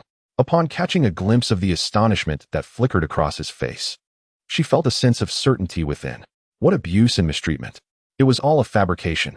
Gu Shiji had not spoken a single word of truth. Sister, what is wrong with you today? What nonsense are you spouting? Ning Fengyu quickly grasped Ning Fengji's arm, his brows furrowed, wishing he could seal her lips. Ning Fengji's eyes widened, her desire to speak again burning within her, when Lu Yunzheng suddenly interjected in a calm tone, "It is late. You both should leave." Ning Fengyu's heart sank, yearning to explain further, but Lu Yunzheng had already turned to escort Gu Shiji away, the intention to dismiss them unmistakable. Ning Fengji could hardly wait to depart, pulling Ning Fengyu along as they moved towards the exit. As they passed by Lu Yunzheng, he coldly uttered, "Do not return here again." Ning Fengyu was taken aback, turning to Lu Yunzheng, only to find his expression stern and devoid of jest. He opened his mouth as if to speak, but found nothing to say as he was dragged away by Ning Fengji. Until the sound of the carriage faded into the distance, the courtyard remained enveloped in silence. Gu Shiji's heart was in turmoil. Lu Yunzheng had never treated her with such coldness and silence before. She bit her lip, tears welling in her eyes, just as she was about to speak. Lu Yunzheng suddenly pulled her inside. Gu Shiji, taken by surprise and stumbling, found that even in her unpreparedness, Lu Yunzheng did not slow his pace. She realized that today's incident had escalated. If she could not soothe Lu Yunzheng, she might lose her very place, let alone her aspirations of becoming a general's wife. "Yunzheng, you are hurting me," Gu Shiji cried out. Upon hearing this, Lu Yunzheng finally halted. Seeing this, Gu Shiji cautiously stepped in front of him, wrapping her arms around his waist, her voice softening. "Yunzheng, do you still not trust me? Do you not understand my feelings for you? For your sake, I willingly left the comfort of the Duke's household to endure public scorn, to bear the brunt of Lady Lu's ire, all while counting the days in this small courtyard. Yunzheng, is this not enough to show my sincerity? I have only you." At her words, Lu Yunzheng trembled. He had missed a crucial opportunity today, and his heart felt heavy with regret, the path ahead suddenly appearing bleak. Upon entering the courtyard, hearing Ning Fengji's words had made him feel deeply deceived and unworthy. He knew that his current plight was all for the sake of Gu Shiji. In this second life, he could have followed a more straightforward path, effortlessly realizing his ambitions and becoming a renowned young general. Yet, he could not bear to see Gu Shiji trailing behind him as she had in their previous life, nameless and unrecognized, which led him to terminate his engagement with Shen Jiasui. Indeed, one misstep had led to another. He not only failed to marry Gu Shiji, but also severed ties with his parents, now finding himself trapped in this small courtyard. The hardest truth to bear was that he had missed the most significant opportunity of his past life. A hint of bitterness flickered across Lu Yunzheng's brow. Had he known this would be the outcome, he would have obediently taken Shen Jiasui as his wife. Shen Jiasui had been deeply devoted to him. Had he merely played along as he did in his previous life, everything would have gone smoothly. Yunzheng? Seeing Lu Yunzheng's silence, Gu Shiji felt a wave of panic wash over her. Could it be? Could it be that he regretted it? It was only at this moment that Gu Shiji realized she had no way out, but Lu Yunzheng still had options. If he were to abandon her and apologize to General Lu and Lady Lu, they would surely not want their son to suffer. And then there was Shen Jiasui. She and Lu Yunzheng had been engaged for years. Even when she playfully teased Shen Jiasui, she had blushed in shyness. If Lu Yunzheng returned to apologize to Shen Jiasui, she might not refuse him. With this thought, Gu Shiji suddenly raised her head, her voice trembling as she asked, "Yunzheng, do you regret it? Do you regret choosing me on the day of our engagement?" Lu Yunzheng snapped back to reality, quickly suppressing the wavering in his gaze. Yet, he understood all too well that Ning Fengji was innocent, incapable of fabricating lies. Perhaps his prolonged misfortune had led Gu Shiji to consider other options, especially since Fengyu was a legitimate heir of the marquisate. It was also due to his indulgence of Gu Shiji that she had grown certain he would never leave her. Contemplating this, Lu Yunzheng sighed. Though he still wrapped his arm around Gu Shiji, his words laden with meaning. Shiji, I have sacrificed so much for you, and indeed, it has been my choice. But I hope you will not make me feel that it has all been in vain. Upon hearing Lu Yunzheng's willingness to embrace her, Gushiji's heart momentarily settled. But the latter half of his statement pierced her ears, rendering her face pale and her blood run cold. Chapter 48. The eerie Duke's mansion that night. At the Duke of Anyang's residence, a carriage came to a halt at the entrance. A figure descended from the vehicle. It was Jiang Xun, returning from the palace. Beifeng, who accompanied him, could not suppress his curiosity and inquired, "My lord, are you here to fetch something, or will you be staying at the residence tonight?" "I shall stay at home," Jiang Xun replied succinctly, striding towards the interior. He first headed to the main courtyard. To be precise, the Duke of Anyang's estate currently boasted two main courtyards, the eastern courtyard, inhabited by the Duke, and the western courtyard, occupied by the Duchess. Jiang Xun made his way to the eastern courtyard. Upon noticing Jiang Xun's arrival, a servant hastily entered to report and soon returned, leading Jiang Xun to the study within the courtyard. At the door, the servant respectfully remarked, "Young master, the master has instructed that if you are merely paying respects, a bow at the entrance will suffice." The study was well lit, and a shadowy figure could be faintly discerned hunched over. Without further ado, Jiang Xun stood in the courtyard, bowed respectfully, and said softly, "I pay my respects to my father." "May you be well, father. I shall take my leave." Having spoken, he rose and turned to depart. The servant, evidently accustomed to such exchanges, escorted him to the courtyard's exit. Beifeng followed closely behind Jiang Xun, feeling quite awkward. Upon reaching a fork in the path, Jiang Xun suddenly halted and bowed distantly towards the western courtyard before continuing on his way. Observing this, Beifeng hesitated, wanting to speak but restraining himself upon seeing Jiang Xun's composed demeanor. Soon, a golden courtyard illuminated by the moonlight came into view, its vibrant hue emanating from the talisman papers plastered on the doors and walls. Even Beifeng, a rugged man, could not help but shiver at the sight. Jiang Xun, however, remained unfazed, calmly pushing open the courtyard gate, causing a cacophony of ringing bells suspended above to jingle in response. "What is this?" Beifeng exclaimed in surprise. At that moment, a figure emerged from within the courtyard. It was Nanfeng, who had been following Jiang Xun earlier. Observing Beifeng's astonishment, Nanfeng followed his gaze and remarked nonchalantly, "It's a Buddhist banner, old Bei. Have you never seen one before?" Beifeng's lips twitched slightly. He had indeed encountered such things in temples, but had never seen them displayed in a home. Nanfeng then disregarded Beifeng and hurried to Jiang Xun's side, respectfully stating, "Young master, the master recently acquired a perennial champion and has been indulging in it, neglecting his rest. The mistress visited Dazhao Temple yesterday, leaving the residence at the 4th hour for a vegetarian meal and returning in the afternoon." At this point, Nanfeng cast a glance at the two large banners in the courtyard and continued, "This item was brought back by the mistress from Dazhao Temple yesterday." Jiang Xun responded with a soft acknowledgement and was about to step into the house when he suddenly recalled what Shen Jiasui had mentioned earlier. "I know that you, Master Jiang, are always cautious and would not easily err, but what of those around you? Your family, mentors, friends?" His brow furrowed tightly as he turned to inquire, "Do you know from whom the master purchased the cricket?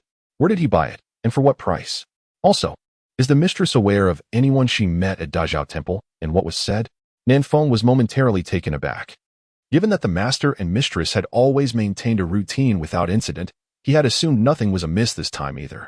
Upon seeing the expression on Jiang Xun's face, he waved his hand and instructed, "Investigate thoroughly, leaving no detail overlooked." Feeling deeply ashamed, Nanfeng bowed and replied, "Yes." After bathing, only Jiang Xun remained in the room. He approached a locked cabinet, retrieved a key, and opened it, revealing a shelf filled with small porcelain vials. He deftly extracted the third vial from the upper right, opened the lid, and inhaled its contents, confirming its authenticity before sitting down at the desk with the vial in hand. On the desk lay two neat stacks of papers, with a candlestick positioned upright between them. Jiang Xun, illuminated by the candlelight, rolled up his left sleeve to reveal a bruise on his wrist. He scooped out a pale yellow ointment from the vial, applying it leisurely to the bruise and then spreading it evenly. This minor injury was of little concern to him. However, his mentor was meticulous, and should he notice anything amiss, he would inevitably inquire further. If his mentor were to discover that this bruise was left by Miss Shen, Jiang Xun feared he would never have peace again. With this thought, a wave of headache washed over him. His mentor was overly fixated on his lifelong commitments. Ironically, he himself remained unmarried, so why must he, as a disciple, be compelled to find a wife? That old man. Jiang Xun shook his head, a hint of a smile escaping his lips. The orange candlelight cast a warm glow upon him, and in solitude, he smiled tenderly, as if this were his true self. After carefully locking the porcelain vial away, Jiang Xun returned to the desk. He unfurled a sheet of white paper, his expression once again stern, and began to write down a series of names: the Crown Prince, Prince Xiang, the Crown Princess, Prince Rui, followed by Shen Jiasui and Lu Yunzheng. As night deepened, a flicker of flame ignited within the room, reducing the paper on the desk to ashes, leaving no trace behind. In the days that followed, Gu Shiji grew increasingly gentle towards Lu Yunzheng, and their relationship blossomed anew. On one or two occasions, Lu Yunzheng was almost overwhelmed by his emotions. Yet Gu Shiji seemed remarkably composed, steadfastly guarding her final boundary. One day, upon returning from his duties, Lu Yunzheng suddenly grasped Gu Shiji's hand and softly said, "Shiji, in a few days, it will be the 15th. I will have a day off. Shall I take you to Dazhao Temple?" Gu Shiji's eyes sparkled at his words. She had been cooped up in the side courtyard for far too long and immediately nodded in agreement. Lu Yunzheng embraced her, pleased to see her so joyful, and added, "Traditionally, my mother visits Dazhao Temple to offer incense on the 15th. Shiji, I wish to seize this rare opportunity to dispel my mother's prejudice against you." At the mention of meeting Lu Yunzheng's mother, Gu Shiji felt a flutter of anxiety, yet she understood that in order to marry into the general's household, she must first win over his mother. Fortunately, during her time in the side courtyard, she had not been idle and had been contemplating how to win Lu Yunzheng's mother's favor, ultimately devising a plan. "Yunzheng, I will heed your words." Gu Shiji nodded softly, appearing quite obedient. Lu Yunzheng, noticing her demeanor, gently stroked her shoulder, his own thoughts churning. Since missing the opportunity at the flower viewing banquet, he felt an unsettling restlessness. To complicate matters, when he hastily left the general's residence, he had not taken much silver with him and now found himself financially constrained. Particularly since Lin Zhou had penalized him a month's salary, his situation was becoming increasingly dire. He could not abandon Gu Shiji. Yet reclaiming his position in the general's residence seemed unavoidable. He would have to seek assistance from his mother. The two agreed to wait for a chance encounter with Lu Yunzheng's mother at Dazhao Temple on the 15th. At the general's residence, Bai Ji hurried into Chunhua Courtyard, just in time to witness Shen Jiasui finishing her practice with a spear. After a few days of recuperating from the internal injuries sustained on the first day of the month, Shen Jiasui was feeling much better and could not resist the urge to practice again. "Miss," Bai Ji called out softly, her face filled with concern. Shen Jiasui quickly raised her hand in surrender. "Bai Ji, I assure you I am fully recovered. Please don't inform mother." Seeing her mistress indeed looking radiant and full of vitality, Bai Ji swallowed her remaining words and handed her a piece of paper. "Miss, didn't you send someone to investigate the Duchess of Anyang the other day? There's news today." Upon hearing the words, Shen Jiasui hastily took the note, unfolded it, and was startled to find inscribed, October 15th, Dazhao Temple. Chapter 49. Coincidences in Literature in the Residence of the General of the State, in the main courtyard. Is what you say truly the case? Jiwan's eyes widened in disbelief. After returning home from court today, Shen Jiasui had mysteriously pulled Jiwan into the inner chamber. Jiwan initially thought her husband was in the mood for some intimacy, and was about to refuse, considering they already had 2 children. Unexpectedly, Shen Jiasui spoke astonishing words. Prince Rong had inquired whether they favored Jiang Xun from the Anyang Earl's household. "How could I deceive my lady?" The prince subtly mentioned that this is the will of the crown princess, Shen Jiasui said in a hushed tone. Upon hearing this, Jiwan immediately caught on. Wasn't this the fruit born from the flower viewing banquet? When the lifelong matters of Shen Jiasui were brought up, Jiwan straightened her expression. "My husband, this matter requires careful deliberation. Although I am but a woman, I am aware that the Crown Prince and Prince Rui may. If Jiasui were truly to choose Jiang Xun, even if the Shun family wished to remain uninvolved, others would undoubtedly associate them with the Crown Prince. Furthermore, this depended on Jiasui's own feelings. Shen Jiasui shared the same concerns. In his eyes, Jiang Xun was not a suitable match for Jiasui yet. My lady, you may not be aware, but just a few days ago, Jiasui instructed her subordinates to investigate the news regarding the Anyang Earl's wife. Ji-won was taken aback, her face reflecting shock. What does this mean? Could Jiasui have intentions? At this point, Ji-won could not help but ponder. She had seen Jiang Xun at the flower viewing banquet. He was indeed a remarkable figure, a true gem among men, especially since he had saved Jiasui and helped conceal her identity. Could it be that Jiasui had developed feelings for Jiang Xun? Husband, perhaps. I should ask Jiasui. Ji-won, with her fiery temperament, immediately moved to head outside. Seeing this, Shen Jiasui quickly grasped Ji-won's arm and gently said, "Do not rush, my lady. There was recently a matter concerning the Lu family's broken engagement. Although Jiasui claims to have lost her feelings for Lu Yunzheng due to a dream, she is still affected. Is she not looking into the Anyang Earl's wife's news? Let us observe what Jiasui intends to do, if she truly has feelings." As he spoke, a flicker of hesitation crossed Shen Jiashui's face, but he quickly regained his resolve. If Jiasui truly has intentions, we must not let her suffer. Let us support her. Ji-won's heart softened at his words, and she nodded in agreement. You are indeed thoughtful, my husband. We shall prioritize Jiasui's feelings. Meanwhile, Shen Jiasui was completely unaware that her parents had stirred up a significant misunderstanding. She was merely intent on visiting the Dazhao Temple on the 15th, hoping to uncover clues about the witchcraft case to nip this calamity in the bud. 2 days passed, and unexpectedly, Shen Jiasui received a letter from Aunt Zhou of the Lu household, delivered by a messenger. The previous collaboration had been quite pleasant, and Shen Jiasui remembered Aunt Zhou's kindness. Thus, upon learning that she had sent another letter, her heart brimmed with anticipation. Bai Ji, has the messenger left? Bai Ji hurriedly replied, Miss, he is still here. It is a young servant, waiting outside the side gate. He was instructed to remain until he receives a reply. Shen Jiasui understood the situation. It seemed that not only she, but Aunt Zhou believed that a lasting friendship could be forged between them. Hence the arranged delivery of the letter. Without delay, she took the letter and opened it, revealing a beautifully penned script. It turned out that after Lady Lu returned from Lu Yunzheng's villa, she had become particularly despondent. She had not sought Aunt Zhou's company for several days, remaining secluded within the main courtyard, indicating that Lu Yunzheng had indeed wounded her deeply. Perhaps after repeated counsel from those around her, and with the 15th approaching, Lady Lu decided to visit the Dazhao Temple to pray and ease her mind. Aunt Zhou mentioned in the letter that Lu Yunzheng was very likely to visit the temple that day in search of Lady Lu. He had left the house in a hurry, without taking any money, and now rented a place outside. Supporting a woman named Gu Shiji, how could he manage without funds for daily necessities? Aunt Zhou had experienced hardships herself, only finding comfort after meeting General Lu. So she was quick to consider this aspect. After putting down the letter, Shen Jiasui could not help but exclaim inwardly, what a remarkable coincidence. I happened to be going to the Dazhao Temple on the 15th as well. It seemed unavoidable that she would encounter Lu Yunzheng. As this thought crossed her mind, a gleam of determination flickered in her eyes. Bai Ji took Shen Jiasui's reply and left. She was puzzled as to why her mistress placed such importance on Aunt Zhou from the Lu household.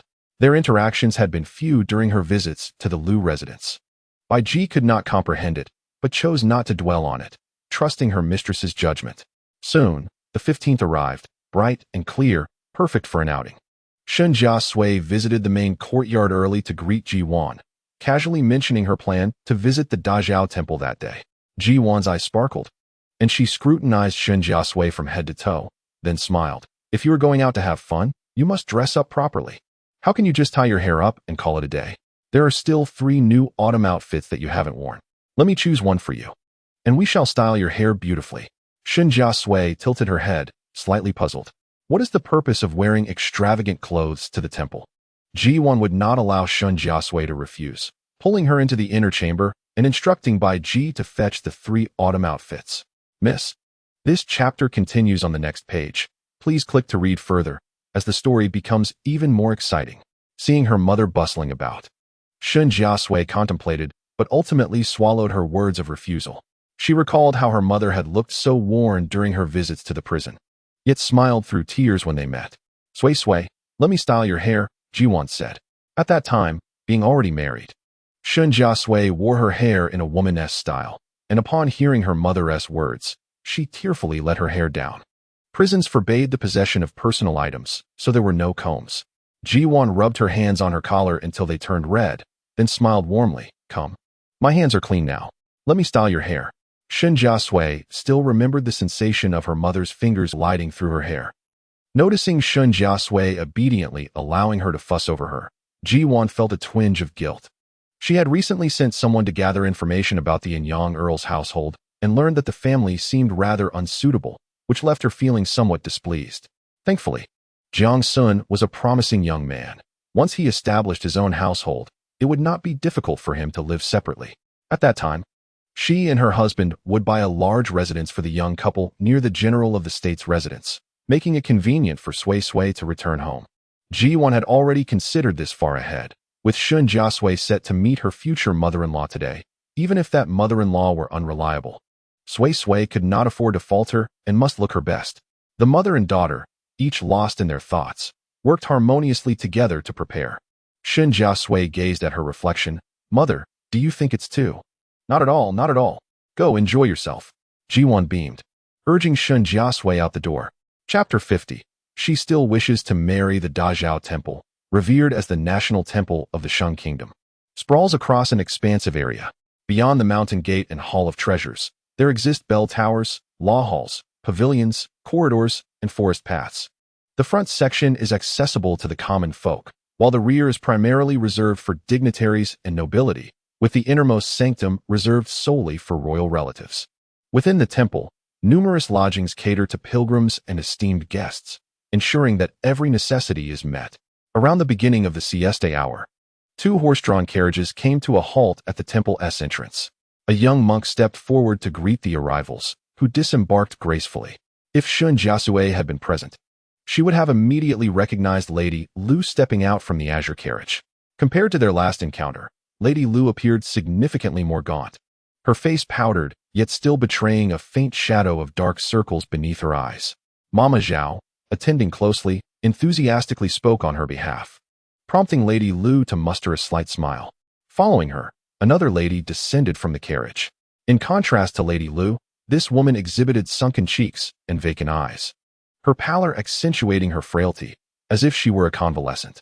Notably, she had not adorned her face with cosmetics, revealing her wan complexion. A careful observer would discern a subtle insignia on the carriage, identifying it as belonging to the Marquis of Anyang. Lady Lu and the Marchioness of Anyang were strangers. Thus both parties proceeded into Dazhao Temple, one after the other. Nearby, under the shade of a tree, another carriage had been lingering for some time. Slightly lifting the curtain revealed 2 figures, Lu Yunzheng and Gu Shiji. Yunzheng, the lady has arrived. Gu Shiji inhaled deeply, aware that a formidable confrontation awaited her. Upon finishing her statement, she noticed that Lu Yunzheng had not responded. Turning her head in curiosity, she found him fixated on a particular sight. With a furrowed brow, Gu Shiji followed his gaze and beheld 2 magnificent horses approaching. The rider, a striking beauty with a delicate face and bright eyes, wore a jade hairpin that swayed gracefully with her movements, captivating all who beheld her. Gu Shiji's eyes widened in disbelief as she clutched the carriage window, her fingers whitening from the pressure. Shen Jiasui, how could she possibly be here? Gu Shiji thought, her astonishment compounded by the realization that Shen Jiasui was dressed so extravagantly, seemingly for the purpose of attracting attention. Once known for her simplicity, with her hair often hastily tied and clad in modest riding attire, Shen Jiasui had transformed remarkably. Remembering that it was Lu Yunzheng who had proposed this visit to the temple, Gu Shiji's heart raced, and she suddenly turned back to him. At that moment, Lu Yunzheng's gaze remained glued to Shen Jiasui, unyielding. Gu Shiji, feeling a surge of anger, pinched Lu Yunzheng's arm sharply, eliciting a low gasp from him, prompting the curtain to fall. Shen Jiasui, perceptive as ever, glanced toward the sound. Her interest piqued as her gaze lingered on the carriage. Could it be that Lu Yunzheng and Gu Shiji are inside? She mused, noting the fortuitous timing of her arrival. Meanwhile, within the carriage, Lu Yunzheng gently reassured Gu Shiji. Shiji, it is not as you imagine. I did not foresee Shen Jiasui's presence at Dazhao Temple, and I worry she might harbor resentment against us, potentially jeopardizing our plans. You know my mother wishes for me to marry Shen Jiasui. Upon hearing this, Gu Shiji's jealousy and dissatisfaction transformed into concern, leaving her no room to contest Lu Yunzheng's sentiments. She understood his feelings for her, otherwise he would not have broken off the engagement nor so easily forgiven her after the incident with the Ning siblings. What troubled her now was whether Shen Jiasui had been summoned by Lady Lu. If so, persuading her would prove more challenging than anticipated. Noting Gu Shiji's tears had ceased, Lu Yunzheng breathed a quiet sigh of relief, though a fleeting look of astonishment crossed his face. He could not deny that upon first seeing Shen Jiasui, he was struck by her beauty. She had always appeared unrefined, but this time, after her careful preparation, she was utterly enchanting. Lu Yunzheng began to suspect that Shen Jiasui had come specifically to see him, possibly having learned from his mother about her visit to Dazhao Temple. Perhaps she aimed to catch his attention, donning such splendid attire, as it was too coincidental for her to appear at the temple without reason. At this moment, Lu Yunzheng straightened, feeling a rush of pride swell within him, his vanity thoroughly gratified. He had feared that Shen Jiasui might share his fate of rebirth. Yet it seemed such an extraordinary opportunity was not afforded to everyone. Yunzheng, let us enter, Gu Shiji urged. Noticing that Shen Jiasui and Bai Ji had also entered the temple, Lu Yunzheng snapped back to reality, taking Gu Shiji's hand as they stepped down from the carriage, walking side by side toward the entrance. Upon entering the temple, Lady Lu and the Marchioness of Anyang split off to the left and right. Bai Ji looked toward her mistress, unsure which direction to follow. Without hesitation, Shen Jiasui chose to follow Lady Lu, keeping a respectful distance to avoid being detected. The maidservants of the Lu family hurried to their lodgings to prepare, while Lady Lu and Mama Zhao headed to the main hall to pay their respects. Shen Jiasui lingered outside the hall for a moment before stepping inside. Lu Yunzheng and Gu Shiji, having inquired with a young monk, found themselves in the main hall just in time to see Shen Jiasui and Bai Ji exiting. Gu Shiji clenched her fists, her heart tightening at the sight. However, Lu Yunzheng's eyes brightened. Indeed, his earlier suspicions were confirmed. Shen Jiasui had sought out his mother. Previously, when betrothed, Shen Jiasui had shown little affection. Yet it appeared that losing him had made her realize his worth. Gu Shiji took a deep breath and turned to Lu Yunzheng, saying, Yunzheng, please do not enter yet. Allow me to speak with your mother first. Lu Yunzheng, still glancing toward Shen Jiasui's departing figure, lowered his head and spoke with concern, Shiji, I fear my mother may. Gu Shiji shook her head, smiling gently. Yunzheng, to be with you, to return to the general's residence. I must overcome this hurdle alone. No one can assist me. Trust me, it will be all right. Lu Yunzheng, moved by her words, nodded slightly, unable to conceal his affection. Undoubtedly, Gu Shiji was his true love, the one who cherished him most. Meanwhile, Gu Shiji stepped confidently toward the main hall, determined to maintain her flawless image in Lu Yunzheng's eyes. To persuade Lady Lu, she knew she must be forthright and appeal to her emotions, ultimately enticing her with the promise of mutual benefit. As Lu Yunzheng watched Gu Shiji's figure disappear behind the hall's doors, a flicker of hesitation crossed his face. Moments later, he suddenly took a step forward, pursuing the direction in which Shen Jiasui had departed. He reassured himself that he merely sought to confirm whether Shen Jiasui had indeed returned with a similar experience of rebirth. By the way, let us take a moment to reflect on Shen Jiasui, who in her past life was so resolute in her determination to perish alongside him. It raises the question of just how deeply her affections for him are rooted in this life. Upon contemplating this, Lu Yunzheng felt an unexpected surge of impatience and hastened his pace. Chapter 51. A fortunate omen. Upon entering the Grand Hall, a magnificent Buddha statue, equal in height to the beams above, captured the gaze. The statue, resplendent and dignified, gazed benevolently upon every visitor with its slightly lowered eyes, radiating compassion. Gu Shiji could not help but feel a sense of reverence. She clasped her hands together and bowed deeply before the statue. When she raised her head once more, her eyes gleamed with determination. In a world bustling with self-interest, was it wrong for her to seek a prosperous abode and a devoted companion? As the legitimate daughter of a military family, Shen Jiasui had been cherished since childhood. Her union with Yunzheng was merely a delightful embellishment to her life. Without Yunzheng, there would be other noble suitors vying for her hand, would there not? If the Buddha truly embodied compassion, let him show mercy to this solitary girl, granting her wishes. With her thoughts settled, Gu Shiji slowly lowered her hands and resolutely strode towards the inner sanctum. In the inner sanctum of the grand hall, the unique rhythm of bamboo sticks colliding created a melodic clamor. Madame Lu knelt devoutly on the mat, her eyes gently closed as she fervently shook a divination stick, murmuring incantations. In a short while, a stick fell to the ground with a soft thud. Madame Lu exhaled softly and bent down to retrieve it, only to be surprised when a hand swiftly reached in before her, picking up the stick. Stunned, she heard Mama Zhao exclaim nearby, "It's you." Startled, she lifted her gaze to find Gu Shiji, the person she loathed most, presenting the stick to her with both hands. Gu Shiji.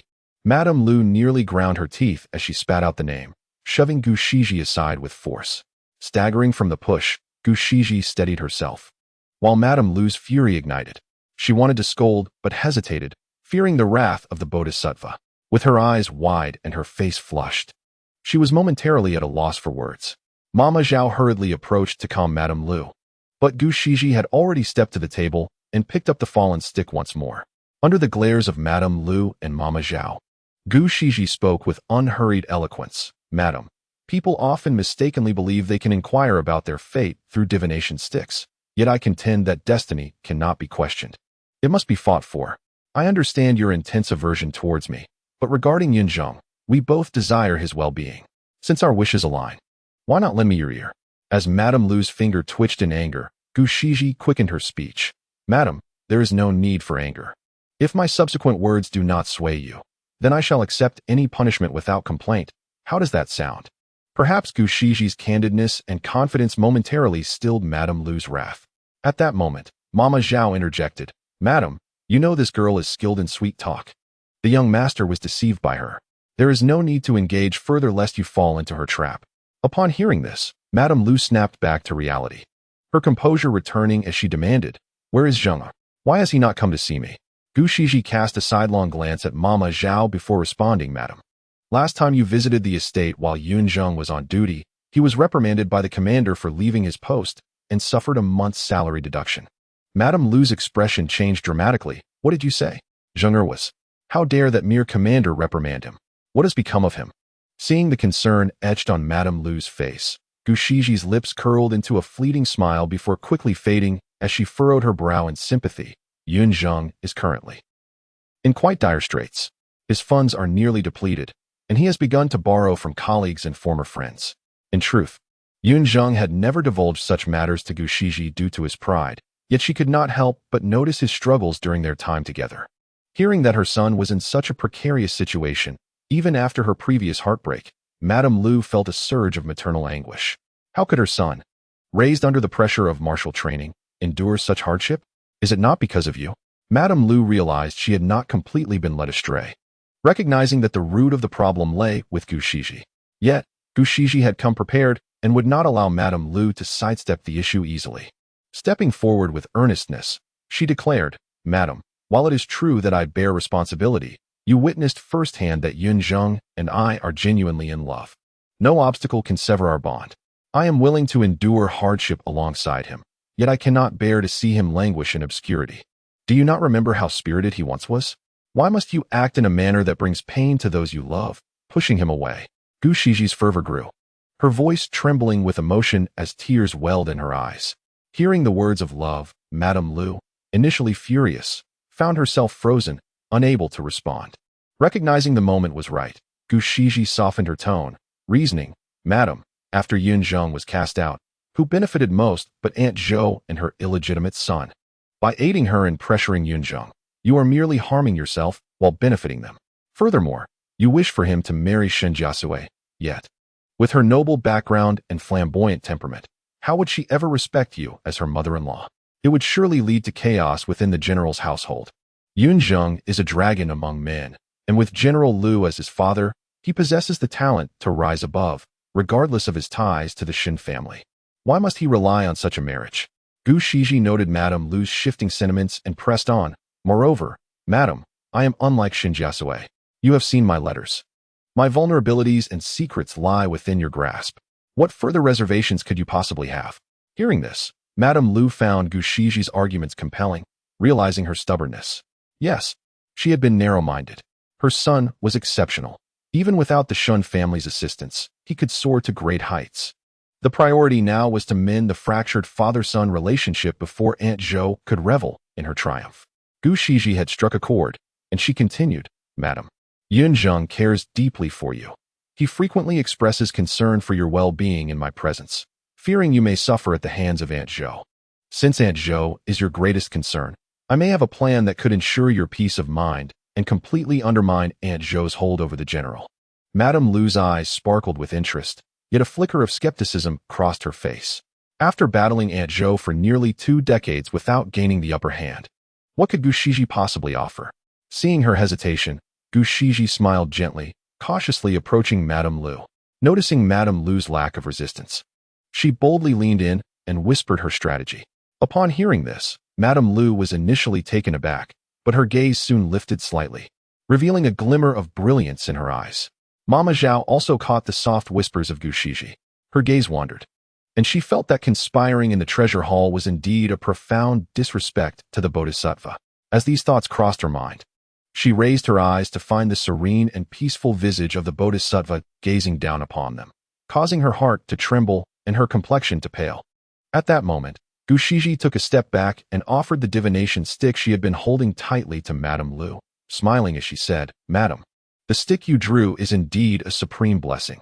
It seems the Bodhisattva wishes for us to have our desires fulfilled. Madame Lu lowered her gaze and, to her surprise, saw the word supreme inscribed in vivid red upon the stick. After a brief moment of hesitation, she extended her hand to accept it. Observing this, Gu Shiji's lips curved into a radiant smile, like a blooming flower. Chapter 52. Temptation. Madame Lu exited the treasure hall alongside Gu Shiji, motivated by Gu Shiji's assertion that Lu Yunzheng awaited her outside. At this moment, Gu Shiji felt an undeniable sense of joy, having persuaded Madame Lu. A heavy burden had finally been lifted from her heart. Now, all that remained was for Madame Lu to sway General Lu, and she could return to the general's residence with Yunzheng. As for how to convince General Lu, Madame Lu had stated that as long as they could successfully undermine Aunt Zhou, the matter would be effortlessly resolved. At this juncture, Madame Lu likely believed she had the upper hand over Gu Shiji. This thought made Gu Shiji's lips curve slightly upward.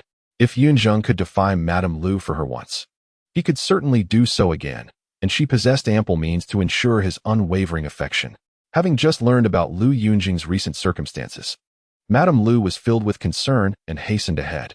However, upon exiting the hall, she found the area devoid of any trace of Lu Yunzheng. With a frown, she instinctively suspected that she had been deceived by Gu Shiji once more. Yet, when she turned to question Gu Shiji, she was met with wide eyes and a look of shock even more profound than her own. Where's Yunzheng? Madame Lu inquired impatiently. In that instant, Gu Shiji suddenly recalled the earlier scene in the carriage, where Lu Yunzheng had fixated on Shen Jiasui. A pang of anxiety struck her, and she abruptly turned to glance at the small path to the west. Madam, did you see Shen Jiasui just now? Shen Jiasui? Madame Lu looked around, bewildered. She is here today? Wait, do you suspect that Yunzheng has gone to meet Shen Jiasui? Gu Shiji's complexion paled slightly, and without responding, she quickened her pace toward the direction Shen Jiasui had departed. Observing this, Madame Lu followed closely behind. But Gu Shiji's swift strides left her and Mama Zhao trailing far behind. At that moment, Mama Zhao seized the opportunity to advise, Madam, do you truly intend to ally with this Miss Gu? I fear she is too cunning and full of lies, and you might ultimately find yourself ensnared by her schemes. This remark was undeniably harsh, yet it revealed Mama Zhao's sincere concern for Madame Lu. Understanding Mama Zhao's intentions, Madame Lu shook her head, evidently resolute. She is but an orphan, possessing nothing but Yunzheng's affection. Yet, how can a woman rely solely on a man's heart? Madame Lu reflected. Yunzheng is my son. I know him well. His feelings for Gu Shiji are genuine. But who says a man's heart can only accommodate one woman? The greatest folly Gu Shiji has committed is to belittle herself by leaving the general's residence with Yunzheng. Mama Zhao, look over there. Madame Lu gestured, and Mama Zhao followed her indication, observing Gu Shiji hurriedly glancing around, her anxiety evident. After all, she had painstakingly secured the man, and the fear of losing him was palpable, especially upon suspecting that Yunzheng might seek Shen Jiasui. Such a woman, while beautiful and capable of ensnaring a man's attention, could not compare to Zhou Fu in substance, falling significantly short. Nevertheless, it must be acknowledged that her intellect was sharp, and her strategies were not without merit. For 20 years, Zhou Fu had reveled in her triumphs before me, but this time, I would ensure her downfall would be irrevocable. Seeing Madame Lu brimming with confidence, Mama Zhao hesitated, her lips moving as if to speak, but ultimately swallowed her words. Meanwhile, Lu Yunzheng indeed stood with Shen Jiasui. After hastily pursuing her, he spotted Shen Jiasui taking a stroll in the back mountains with Bai Ji. He approached with determined strides, but as his boots crunched against the underbrush, he unexpectedly stepped on a rotting log, which creaked ominously. Both Shen Jiasui and Bai Ji turned at the sound, and upon seeing Lu Yunzheng, Bai Ji glared fiercely. Positioning herself protectively in front of Shen Jiasui, Lu Yunzheng's gaze remained fixed on Shen Jiasui's face, observing her initial shock transforming into a frosty demeanor as she grasped Bai Ji's hand and turned to leave. With a flicker of urgency in his eyes, Lu Yunzheng hastened after them. In that fleeting moment, Shen Jiasui coldly raised her lips in a smirk. Clearly, Lu Yunzheng was indeed pursuing her, suggesting that he had encountered considerable misfortune of late. Had he retained the same brazen confidence from the day of his rebirth, he would not have followed her now. Having lost yet another opportunity, all while contemplating her as a shortcut, after emerging from the treasure hall, she had remained ever vigilant, anticipating his arrival at the sound behind her. It was evident that Lu Yunzheng was testing whether she had also been reborn. Otherwise, with his martial prowess and keen perception, how could he have stumbled upon the decayed wood? Clearly, he sought to gauge her reaction when she was unprepared. To hold one's opponent in high regard is a virtue. Regardless of whether Lu Yunzheng harbored such convoluted thoughts, Shen Jiasui assumed he did. At this juncture, Lu Yunzheng caught up, blocking Shen Jiasui's path. Bai Ji, like a cat with its fur bristled, shielded Shen Jiasui behind her. Lu Yunzheng ignored Bai Ji and fixed his gaze on Shen Jiasui, a faint smile gracing his lips. Why feign surprise? Were you not here today for me? As he spoke, he scrutinized Shen Jiasui, noting her meticulous appearance. Shen Jiasui, upon hearing this, could hardly contain her laughter mixed with anger. Lu Yunzheng, it seems you excel in the role of a lapdog. How dare you show your face before me? If I were you, I would have long since dug a hole to hide in and never dared to emerge. We share no connection any longer. If you do not move aside, I shall fight you. Shen Jiasui's expression was frigid, her words sharp as daggers. Hearing this, Lu Yunzheng's expression darkened. Yet relief washed over him. This was indeed Shen Jiasui's true nature, regardless of her lingering feelings for him. Their encounters would always be marked by harsh words and unrestrained scorn. Moreover, his deliberate step on the decayed would have elicited a genuine response from her, devoid of pretense. Based on his understanding of Shen Jiasui across 2 lifetimes, she possessed neither the cunning nor the artistry for such deception. Lu Yunzheng prided himself on knowing Shen Jiasui well. However, he remained oblivious to the fact that in his absence during the northern campaigns, while the Shun family faced calamity, Shen Jiasui had tirelessly sought justice. Experiencing the fickleness of human nature, transforming into someone entirely different from the past. Noticing Lu Yunzheng's immobility, Shen Jiasui pondered, where was Gu Shiji? Why had she not followed? This morning, she had received word that Gu Shiji and Lu Yunzheng had departed together. Could it be that Lu Yunzheng had left Gu Shiji to confront Madame Lu alone? But how could he bear to do so? After all, their previous encounter at the other courtyard had left Gu Shiji and Madame Lu at odds. And Madame Lu would not treat Gu Shiji kindly. Or perhaps, Gu Shiji had a way to persuade Madame Lu? As Shen Jiasui contemplated this, Lu Yunzheng suddenly spoke. Shen Jiasui, my mother says you cried and wished to marry me? Chapter 53. The blessing of the Qi people. What? Have you changed your mind? Shen Jiasui asked with a mocking tone. Lu Yunzheng, noticing Shen Jiasui's lack of denial, felt increasingly certain. Shen Jiasui was not one to easily show weakness.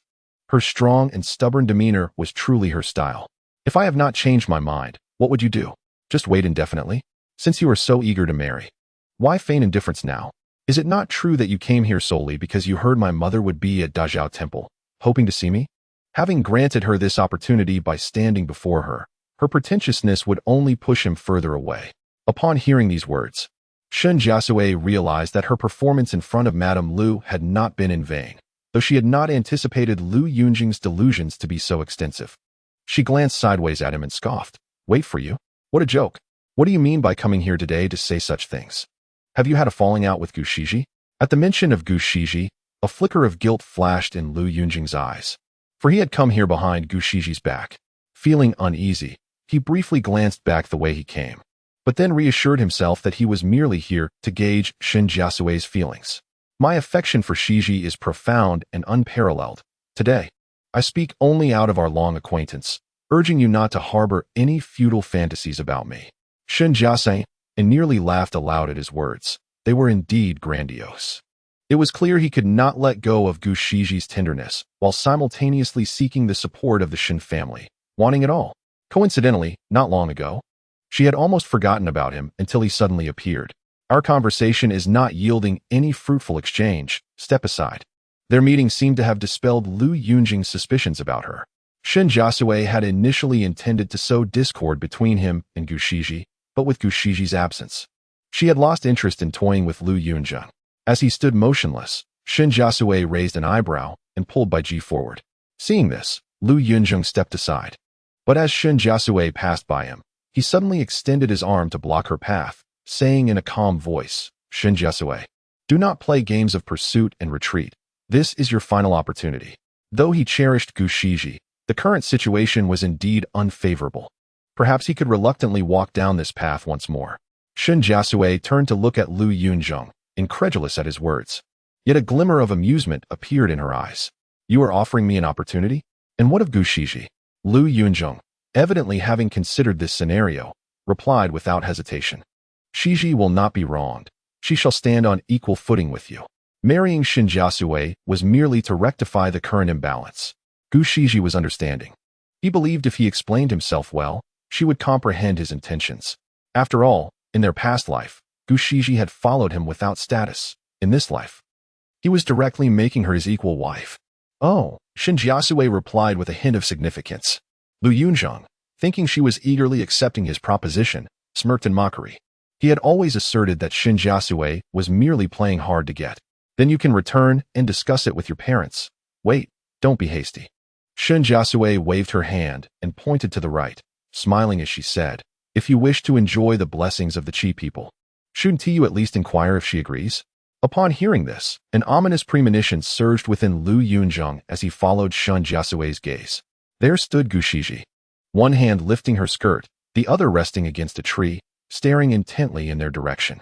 As a martial artist, Lu Yunzheng's eyesight was sharp. He could see Gu Shiji's chest heaving, her breath quickening as she looked their way, her face pale and tears brimming. Shen Jiasui's lips curled into a smirk as she added, aren't you going to lower your hand? Only then did Lu Yunzheng realize he had been holding his arm up. And from Gu Shiji's perspective, it might have seemed as though he was embracing Shen Jiasui.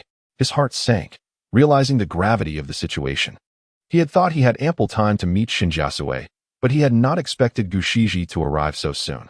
Shiji, Lu Yunzheng called out anxiously, rushing to explain. Yet in the next moment, Shen Jiasui lifted her foot and deftly tripped him, with his attention solely on Gu Shiji. He was caught off guard and stumbled forward. By the time he regained his footing, Gu Shiji had already turned to leave, and he could only catch a glimpse of her retreating figure. Lu Yunzheng whirled around, shouting angrily, Shen Jiasui, you just said you would give me an opportunity. Why does it all fall apart at the sight of Gu Shiji? Shen Jiasui tilted her head and replied leisurely, if I recall correctly, that direction seems to be off limits to us, doesn't it? Lu Yunzheng turned to glance, realizing that the path led to a prestigious temple accessible only to royalty. Furious, Lu Yunzheng lost interest in further entanglements with Shen Jiasui and hurried towards the direction Gu Shiji had taken. At that moment, Madame Lu and Mama Zhao finally arrived. Madame Lu opened her mouth to call out, but before she could utter a word, Lu Yunzheng had vanished from sight. Shen Jiasui noticed the newcomers and furrowed her brow slightly. It seemed that Madame Lu and Gu Shiji had arrived in quick succession, leading her to suspect that Lu Yunzheng had indeed arranged for Gu Shiji to meet Madame Lu alone. Given Gu Shiji's past ability to charm Madame Lu, Shen Jiasui felt that Madame Lu was likely being deceived once again. At this point, Madame Lu had spotted Shen Jiasui. Had it been before today, she would have forced herself to endure her annoyance and appease Shen Jiasui, but now she merely cast a glance before looking away. Since her son evidently did not require the Shen family's support, why should she bother to indulge Shen Jiasui? Recalling the cold reception she had received from Ji Wan during her last visit to the Shen family, Madame Lu was even more resolute. Mama Zhao, however, interjected, "Madam, it seems the young master truly came to see the Shen lady.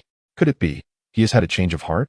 Madame Lu considered this and found some merit in the suggestion, casting another glance at Shen Jiasui.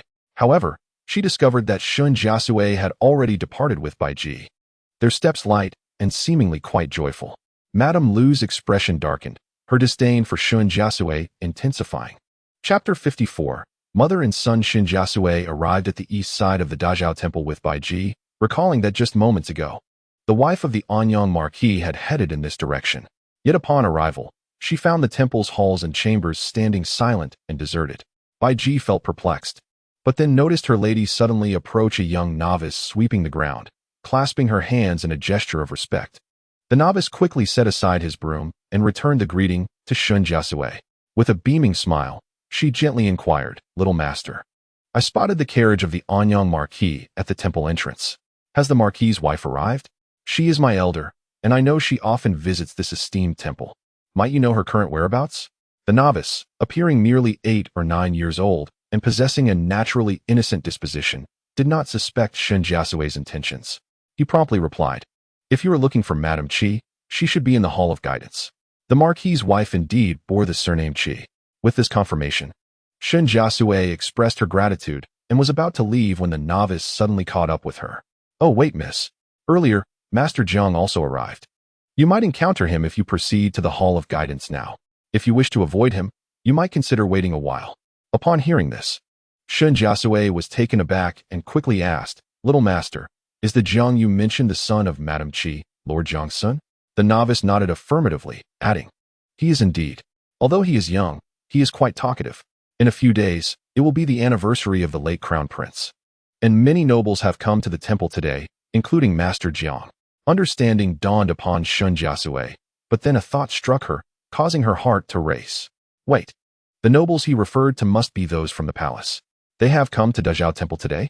Notably, she had just seen Gu Shiji and Lu Yunzheng entering the temple moments ago. Shen Jiasui felt no concern for whether they might offend the nobles. She believed their fate was deserved. However, she remained convinced that the mastermind behind it all was someone from the royal family. Was it mere coincidence that Lu Yunzheng missed the opportunity at the Ronkenwang mansion but crossed paths with that person at Dazhao Temple? With this troubling thought, Shen Jiasui's expression grew solemn. The novice, thinking he had perhaps spoken too much, felt a pang of regret. Fortunately, Shen Jiasui quickly composed herself and gently explained, "Thank you for the reminder, little master. I shall delay my visit to the Hall of Guidance." The novice, not daring to linger, hurriedly returned to his duties with the broom. Bai Ji approached and asked, "Miss, what shall we do now?" Shen Jiasui waited until the novice turned a corner before decisively stating, "Let us go to the Hall of Guidance."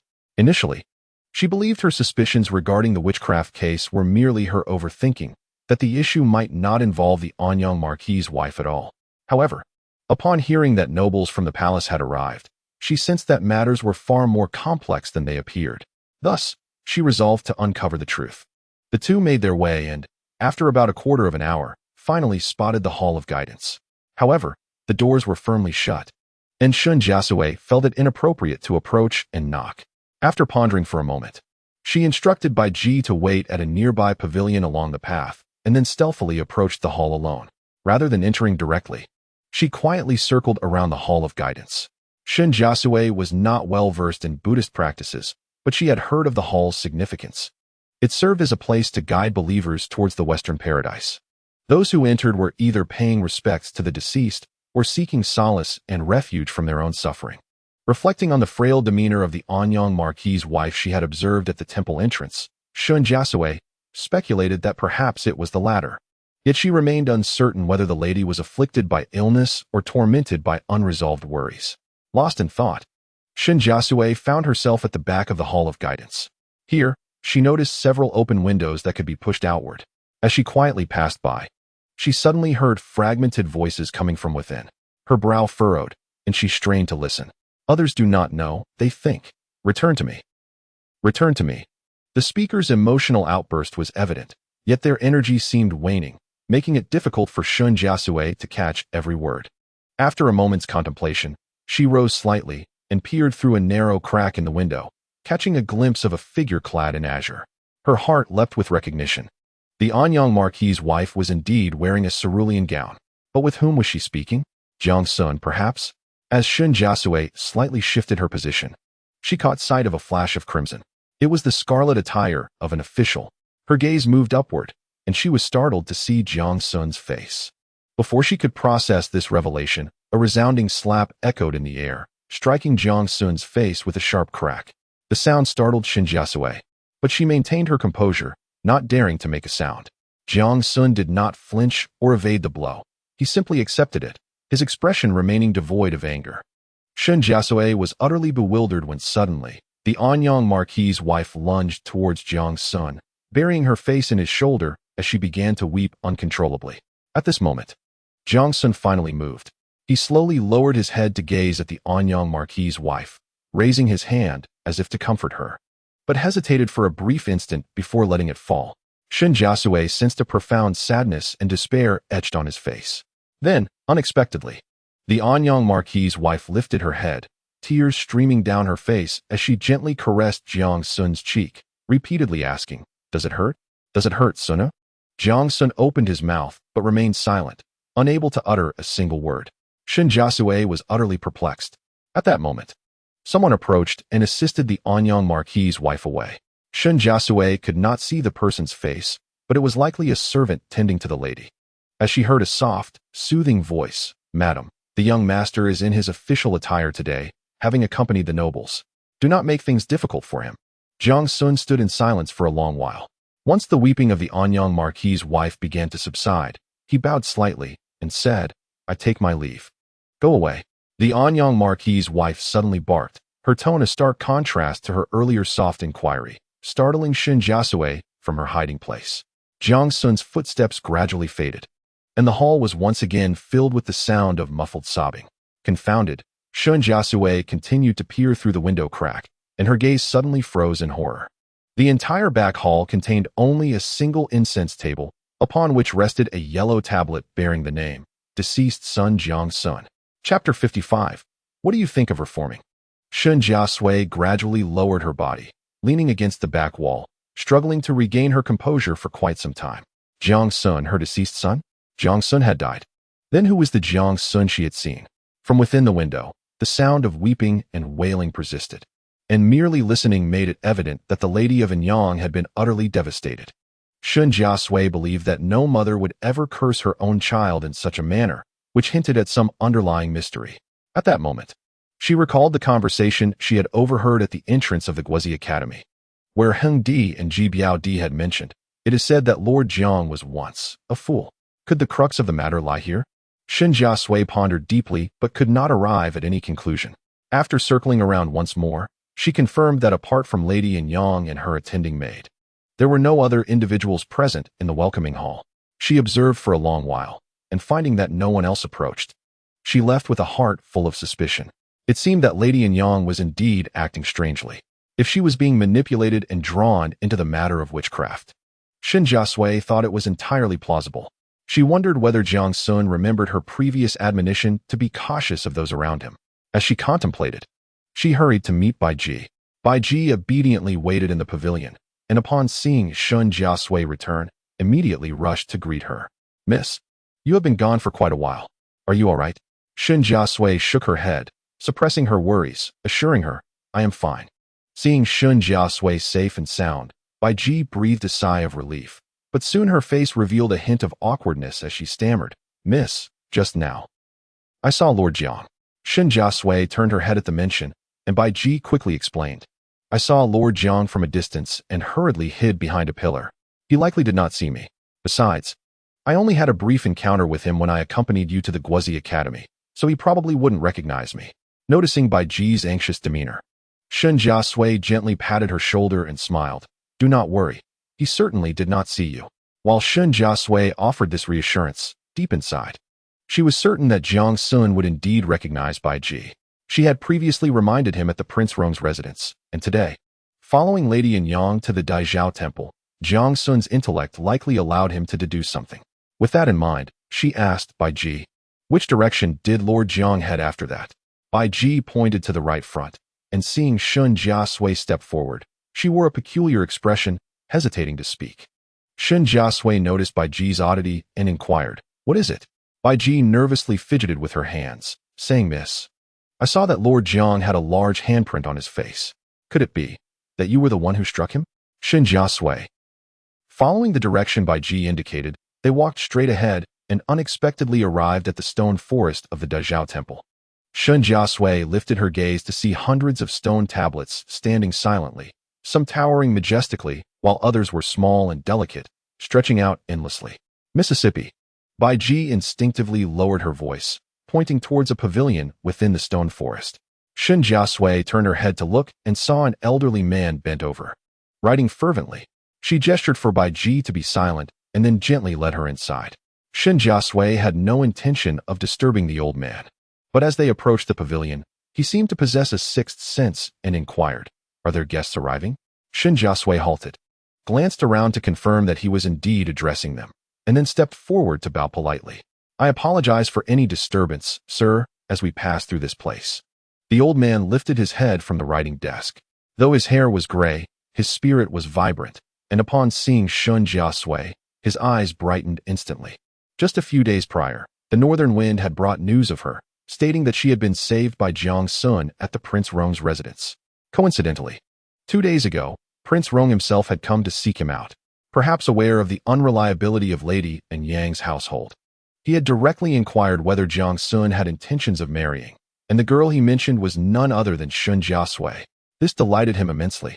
After encountering Shen Jiasui at the Guozi Academy's entrance, he had found her exceptionally charming. Seeing the old man smile broadly at her, Shen Jiasui felt a sense of strangeness and instinctively prepared to excuse herself. Unexpectedly, the old man took the initiative to speak. "Are you here to find Jiang Xun?" Jiang Xun. Shen Jiasui momentarily failed to comprehend. The old man smiled and explained, "Jiang Xun is the courtesy name of Xiaoji. He just informed me that the miss from the Shen family might come seeking him." Only then did Shen Jiasui realize that Xiaoji was Jiang Xun's courtesy name, and this venerable elder before her was likely. "Greetings, Elder Lin. I am Shen Jiasui." "Ah, no need for formalities. Come, sit." Elder Lin waved his hand, gesturing towards the cushion opposite him, his face brimming with warmth and friendliness. Elder Lin, a highly respected figure and Jiang Xun's mentor, made Shen Jiasui feel at ease, and she graciously took a seat as instructed. Elder Lin's smile deepened, and as he stroked the rice paper on the desk, he remarked, "Xiaoji intended to wait for you here." Upon hearing this, Shen Jiasui lifted her head, only to see Elder Lin patting his own cheek. However, his face was already swollen beyond recognition, remaining there would be a source of embarrassment for him. Therefore, he had insisted Jiang Xun apply a cold compress first. "If Miss Shen does not mind, you may spend a little time with this old fellow." That lad was just reluctant to leave. He truly does not understand a young lady's feelings. How could he allow Miss Shen to see him in such an unseemly state? Shen Jiasui found Elder Lin's self-deprecating humor endearing and noted how different he was from her preconceived notions of a renowned imperial teacher. To share a seat with Elder Lin was indeed an honor for her. Shen Jiasui dared not overstep her bounds and responded respectfully. At that moment, Elder Lin suddenly glanced around cautiously, ensuring no one was nearby, then lowered his voice. Brimming with curiosity, he asked, "Miss Shen, what do you think of Jiang Xun as a person?" Shen Jiasui was momentarily taken aback, pondering for a moment before honestly replying, "Lord Jiang is upright and just, willing to speak on behalf of the people. He is a good official." "Is that all?" Elder Lin's face displayed a hint of disappointment. Thinking she had perhaps understated her praise, especially since Jiang Xun was Elder Lin's only esteemed disciple, Shen Jiasui hurriedly added, "I have heard that Lord Jiang is exceptionally talented and well-versed in literature, truly deserving of being your pupil." "Is that all?" Elder Lin's expression of disappointment grew more pronounced. Sensing her fluster, Shen Jiasui stammered, "WL." Suddenly, Jiang Xun's voice echoed at that moment, startling Elder Lin. He turned to see Jiang Xun looking displeased. Elder Lin, feeling guilty at first, then scoffed lightly, "Humph, ungrateful." When he turned back to Shen Jiasui, his expression softened once more. "You two converse. This old man will go and engrave some tablets." Elder Lin stood up to leave, and Shen Jiasui hastily offered her farewell. At this point, Jiang Xun had already entered the pavilion, standing directly opposite Shen Jiasui. Chapter 56. The secret of Miss Shen. The teacher and Miss Shen's maid stood by, which did not quite violate propriety. Jiang Xun, contemplating this, extended his hand towards Shen Jiasui and said, "Miss Shen, please take a seat." Shen Jiasui complied. Yet her gaze remained fixed on the long table before her, too timid to meet Jiang Xun's eyes. Deep down, she was aware that Jiang Xun had likely deduced her earlier act of peeping from the window, and she felt an overwhelming sense of guilt. Noticing Shen Jiasui's averted gaze and discomfort, Jiang Xun furrowed his brow. He had observed her earlier unease from a distance. Suspecting that the teacher had been speaking nonsensically once again, Shen, Jiang, they both spoke simultaneously, then fell silent. "Apologies. I'm sorry." Shen Jiasui resolved to maintain her silence. And Jiang Xun appeared to share the same sentiment, leading to a prolonged pause in the pavilion. Eventually, it was Shen Jiasui who could no longer contain herself. She lifted her head and addressed Jiang Xun. "As the ancients say, do not gaze upon that which is improper. Today, I have acted inappropriately, and I wish to offer my apologies to you, Sir Jiang." As she spoke, she could not help but steal a glance at Jiang Xun's cheek, which bore signs of slight swelling. Jiang Xun did not shy away from her gaze and reciprocated with an apology, stating, "The teacher is naturally carefree and unrestrained." If his words were unseemly, it was not out of malice. "I hope Miss Shen will not take offense." Thus, they exchanged polite apologies. Ling Lao, eavesdropping nearby, remained silent. Upon hearing this, Shen Jiasui immediately shook her head. It was then that Jiang Xun got straight to the point. "On that day at the residence of the Prince of Rome, Miss Shen advised me to be wary of those around me. Now it seems you were referring to my mother?" Shen Jiasui found herself momentarily speechless. The implications of her actions were quite evident, yet she struggled to articulate an explanation to Jiang Xun. Fortunately, she was adept at turning the tables. Since Jiang Xun did not seem to blame her for her earlier indiscretion, she boldly inquired, "Sir Jiang, I caught a glimpse of the memorial tablet in the hall. It appeared to bear your name." Jiang Xun did not deny this, but posed a question in return. "What circumstances do you believe could lead to a profound change in a person's character, rendering them as if they were an entirely different individual?" Upon hearing this, Shen Jiasui's expression stiffened, for she understood that Jiang Xun referred to the incident from his childhood when he suddenly gained consciousness at the age of 10. She replied candidly, "Perhaps it is due to an unexpected upheaval, a severe illness, or, like me, having experienced death and returned to life." However, the latter part of her sentence was something she could not bring herself to voice. Jiang Xun did not pursue the unfinished thought but spoke earnestly. "My mother could not accept my transformation, believing that Edith at the age of 10. Shen Jiasui's heart raced at his words, and she couldn't help but glance at him. In the past, she had dismissed the existence of deities. If divine beings truly existed, how could they bear witness to her family's tragic demise? Yet now, her skepticism faltered. She found herself questioning whether the Jiang Xun before her was indeed the same as the one from her memories. Seemingly oblivious to Shen Jiasui's reaction, Jiang Xun continued in a subdued tone, "My mother attempted to reclaim the old me. However, after several years of despair, she established a memorial tablet for me in the Hall of Rebirth at Dazhao Temple, often coming to keep it company." Upon hearing this, Shen Jiasui finally grasped the crux of the matter. If the wife of Duke Anyang had been deceived by someone claiming to possess the means to restore the former Jiang Xun, she would undoubtedly pursue it fervently. If someone were to manipulate the situation, transforming the search for him into a malevolent scheme, it would surely be effortless. Thus, it became clear why the tragic incident of witchcraft ultimately resulted in the death of Duke Anyang's wife. But what of those servants who perished in the flames? Were they innocent victims, or were they complicit in the machinations of a hidden hand? It seemed that Miss Shen had already formulated her conclusions. Jiang Xun spoke again, this time as a final test. Observing Jiang Xun's candidness, Shen Jiasui chose not to deny it any longer, but responded with silence. "Ah, I see." Jiang Xun sighed softly, his words tinged with sorrow. Shen Jiasui opened her mouth, unable to resist asking, "Sir Jiang, what do you intend to do?" At that moment, Jiang Xun turned his gaze towards the Hall of Rebirth, his brow furrowed in an expression of deep-seated helplessness. After a long pause, he replied, "We shall turn the tables on them." Shen Jiasui nodded inwardly, recognizing this as the best course of action she could envision.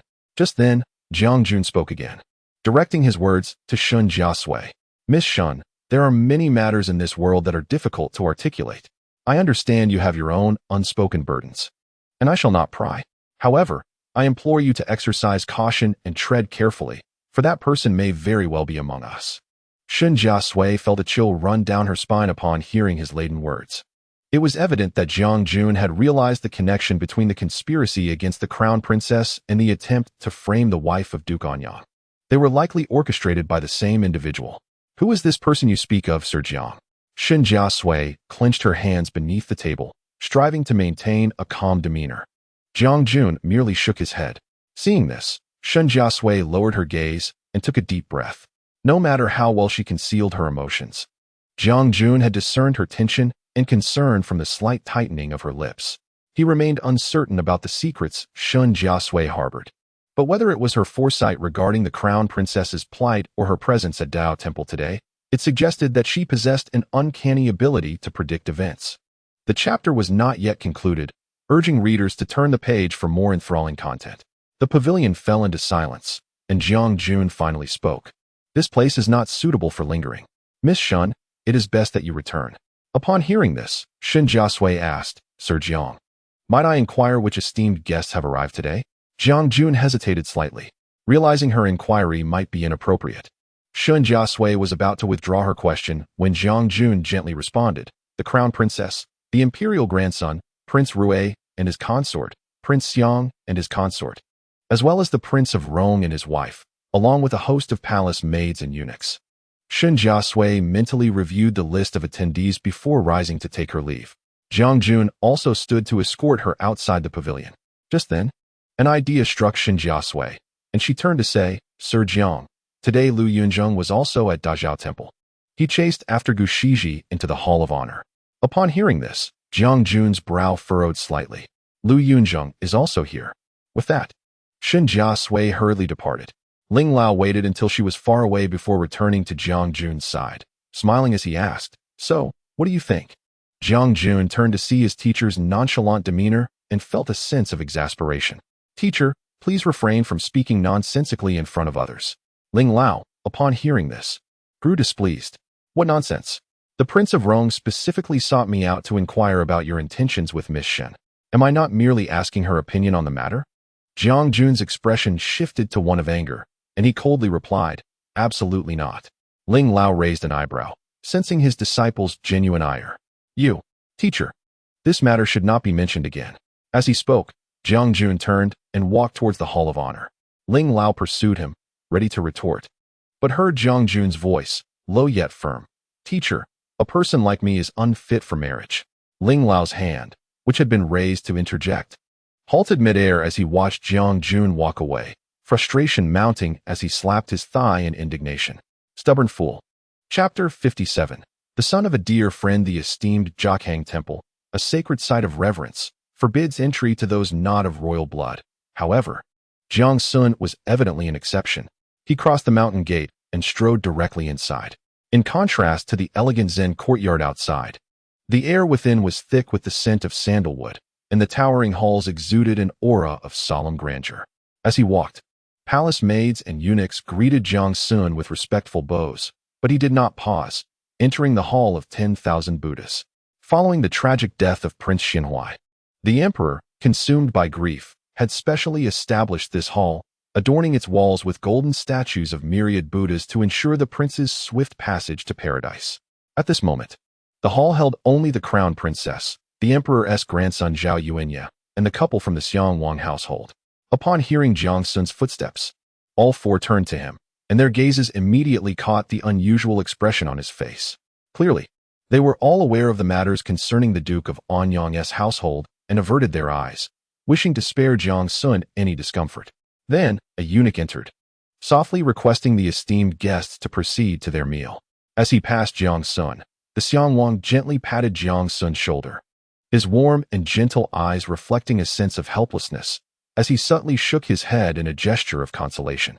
Jiang Xun hurriedly bowed in return, lowering his gaze. When Zhao Yuanya approached Jiang Xun, he was reluctant to leave, turning to the crown princess and saying, Mother, I wish to stay a while longer. Hearing this, the crown princess tenderly stroked Zhao Yunya's head, glanced at Jiang Xun, and then nodded slightly. Very well, I shall have Lord Jiang escort you over shortly. Once all the others had departed, only Jiang Xun and Zhao Yuanya remained. It was then that Zhao Yuanya tugged at Jiang Xun's sleeve, concern evident on his face as he said, "Sir, let me see if you are in pain." Jiang Xun lowered his gaze to find Zhao Yuanya's lips slightly pursed. Looking at him with heartfelt sympathy, his heart softened, and he immediately crouched down. "Your Highness, you should go eat." Zhao Yuanya gently touched Jiang Xun's cheek and, with a hint of grievance, said, "Did the lady strike you again? I shall petition the emperor to decree that she must not strike you any longer." Jiang Xun couldn't help but chuckle at this. "Your Highness, the emperor is occupied with state affairs. This is a matter of my household and should not trouble his majesty." Zhao Yuanya shook his head adamantly. "I cannot understand why the lady does not like you, sir. My mother wouldn't even let me hurt a finger." Jiang Xun saw Zhao Yuanya extend a tiny finger towards him, and a smile spread across his face. He took Zhao Yuanya's hand and led him to the memorial tablet of Prince Xianhui. They stood silently for a long while. And then Zhao Yuanya suddenly looked up and asked, "Sir, what kind of person was my father?" When Prince Xianhui passed away, Zhao Yuanya was not yet 4 years old. In his memory, his father was a gentle man confined to his sickbed but possessing kind eyes. After forming memories, he recalled Jiang Xun more than he did his father. Jiang Xun gazed at the memorial tablet and could not help but reflect nostalgically. Noting the anticipation in Zhao Yuanya's eyes, he thought for a moment before speaking softly. "Your Highness, your father was magnanimous and benevolent, a man of laughter. On the day your mother bore you, he was so overjoyed he could hardly contain himself. He held you aloft, boasting to me that he had a healthy, chubby boy. On the day you called him father, he even came to the Lin residence to boast once more." Though Jiang Xun's voice was low, it was imbued with joy and ease. Zhao Yuanya had never heard such a portrayal of his father. Previously, others had told him of a self-sacrificing ruler who loved his people like children and bore the weight of the world. But in Jiang Xun's words, his father was not the destined sovereign, but rather an easygoing and ordinary father. "Your Highness is wonderful." As Jiang Xun spoke, he turned to look at Zhao Yuanya, a smile gracing his lips, revealing a profoundly tender expression. The son of a dear friend, entrusted at the end of life. Jiang Xun vowed to protect him with his very life. Zhao Yuanya was oblivious to Jiang Xun's gaze. He tightly clasped Jiang Xun's hand, looking up at the tablet with tears of joy and laughter. "Sir, I knew my father loved me very much." Upon exiting the Hall of 10,000 Buddhas, Jiang Xun was escorting Zhao Yuanya to the dining room when a eunuch hurriedly approached, whispering, "Lord Jiang, someone has trespassed into the temple and has been apprehended. We seek your judgment." Upon hearing this, Jiang Xun raised an eyebrow. "How fortuitous. I was just about to send someone to investigate. Who is the intruder?" The eunuch quickly replied, "Sir, this person claims to be the son of General Zhaoyong. He mistakenly entered the temple while seeking a talent, specifically a lady in green. Our men have yet to locate her." Jiang Xun paused, as if struck by a realization, and quietly instructed the eunuch with a few words. Though the eunuch was puzzled, he did not dare delay and nodded quickly before departing. Jiang Xun followed closely behind and soon saw Lu Yunzheng surrounded by guards, swords drawn. He halted, concealing himself behind a pillar, just as the eunuch rushed over to Lu Yunzheng, coldly declaring, "Today, with the princes present, the temple is on high alert. It matters not who you claim to be. Apprehend him." The guards advanced at once, and Lu Yunzheng's face paled as he nearly exclaimed, "I must see." Jiang Xun strained to listen but was taken aback when Lu Yunzheng abruptly fell silent. In that moment, Lu Yunzheng turned ashen, truly drenched in cold sweat. Upon hearing the eunuch mention the princes, he almost revealed a name in his panic, but, thankfully, retained enough composure to remember that the individual in question did not recognize him. Jiang Xun observed this and felt a sense of clarity. After seeing Lu Yunzheng at the residence of the wrong prince, he had suspected that Lu Yunzheng was not entirely ignorant of the figure behind the scenes. This trial only confirmed that Lu Yunzheng's attempts at concealment rendered him all the more suspicious. Contemplating this, a cold glint appeared in Jiang Xun's eyes. Which prince could it be? As the guards closed in, Jiang Xun finally stepped forward, calling out firmly, "Halt!" Lu Yunzheng, who had previously held disdain for Jiang Xun, upon hearing his voice, brightened momentarily. "Lord Jiang, it is I, Lu Yunzheng." Feigning surprise, Jiang Xun frowned and asked, "Deputy Commander Lu, what brings you here?" Lu Yunzheng hastily explained his situation, his urgency palpable as he urged, "Lord Jiang, please, dispatch someone to search. We cannot allow her to offend the nobles." Before Lu Yunzheng could finish, a female voice rang out nearby. Lord Jiang, I am here under the command of the Crown Princess to return Miss Gu, who inadvertently entered the temple. Upon hearing this, Jiang Xun turned around and instantly recognized a maidservant from Princess Rui's side. At that moment, a lady in green kept her head lowered, following closely behind the maidservant. Lu Yunzhen's heart raced, and upon catching sight of Gu Shiji, he was filled with both shock and joy, calling out, Shiji. Since it was the wish of Princess Rui, Jiang Xun could not defy it. And thus he instructed that Lu Yunzheng and Gu Shiji be escorted out. Observing their retreating figures, it appeared that Lu Yunzheng was making great efforts to appease her, while Gu Shiji persistently turned her head away, silent. Seeing this, Jiang Xun suddenly thought, are they at odds because of Shen Jiasui? The thought flitted through his mind before he swiftly suppressed it. Chapter 58. Incompatibility. At the entrance of the Jiang Temple, Lu Yunzheng had already sworn to the heavens. Shiji, believe me, I harbor no romantic feelings for Shen Jiasui. All I do is for the sake of us both. Gu Shiji lifted her gaze to meet Lu Yunzheng's, watching as his lips moved, yet not a single word penetrated her ears.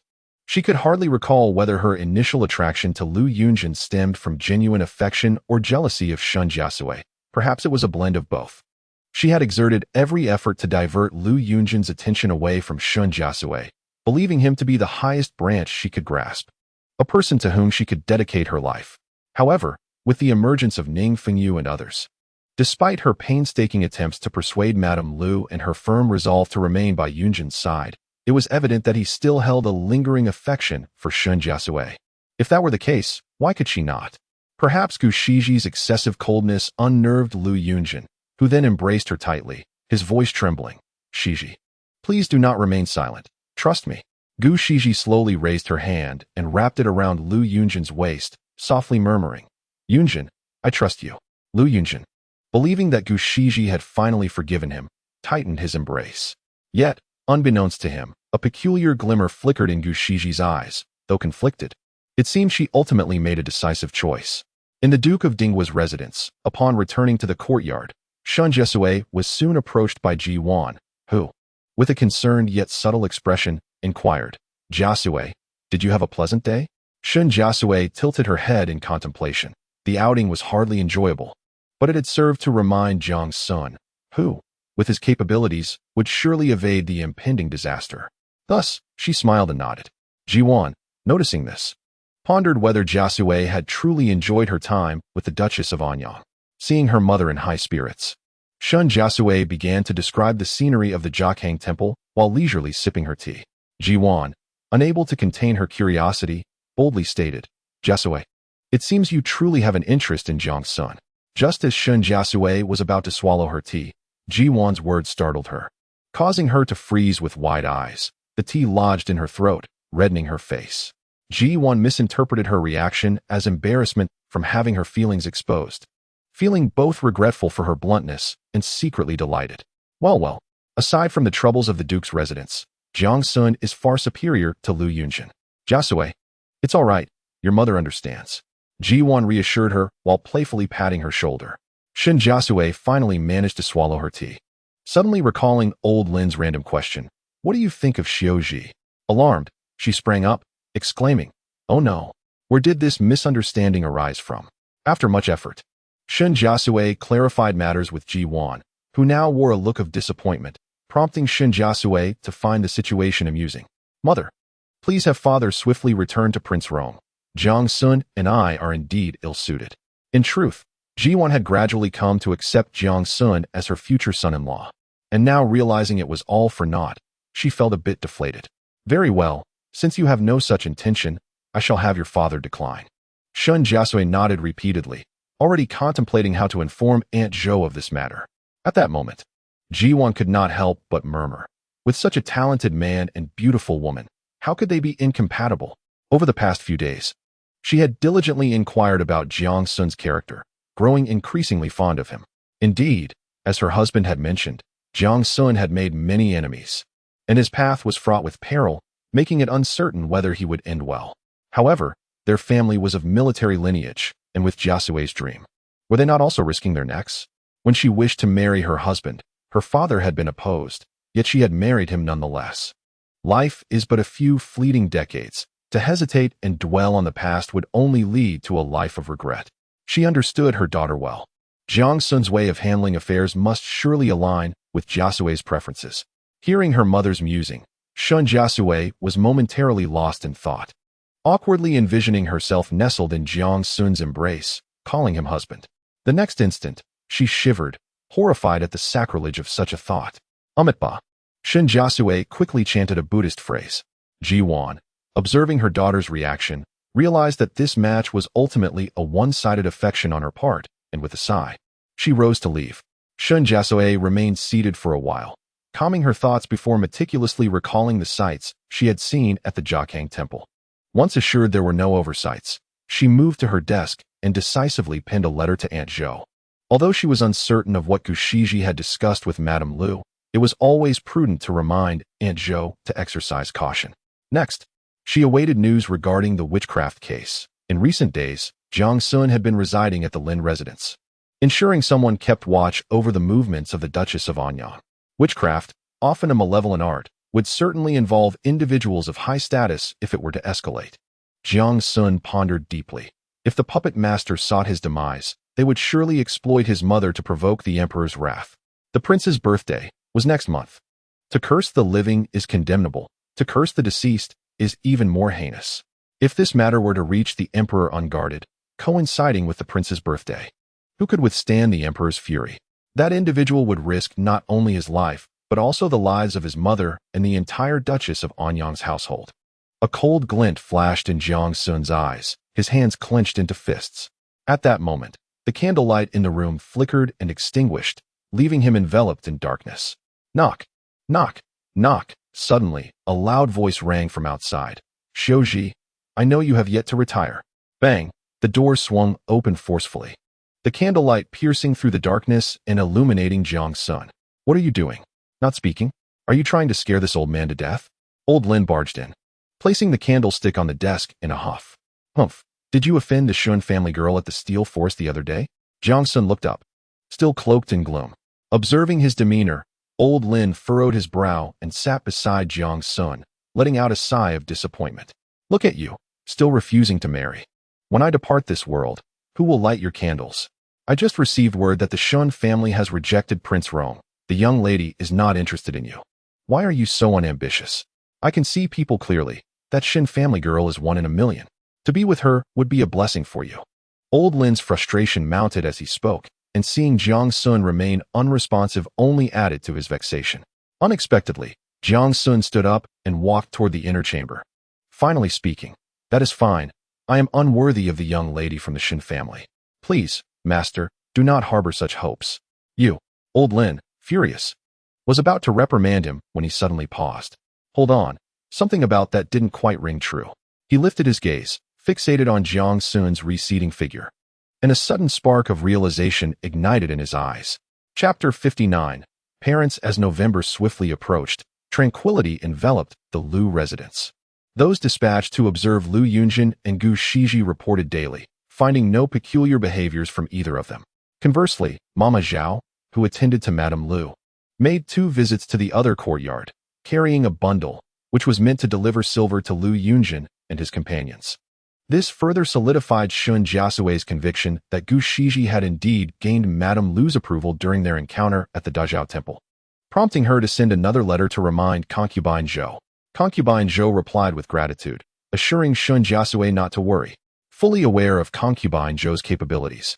Shen Jiasui then turned her attention to the residence of the Earl of Anyang. On the 9th day of November, it marked the 3rd anniversary of the late Crown Prince Xinhuai's passing, prompting the emperor to dispense with the morning court. The ministers, fulfilling their duties, couldn't help but privately ponder the depth of the emperor's affection for the late Crown Prince, a sentiment that lingered heavily in their hearts.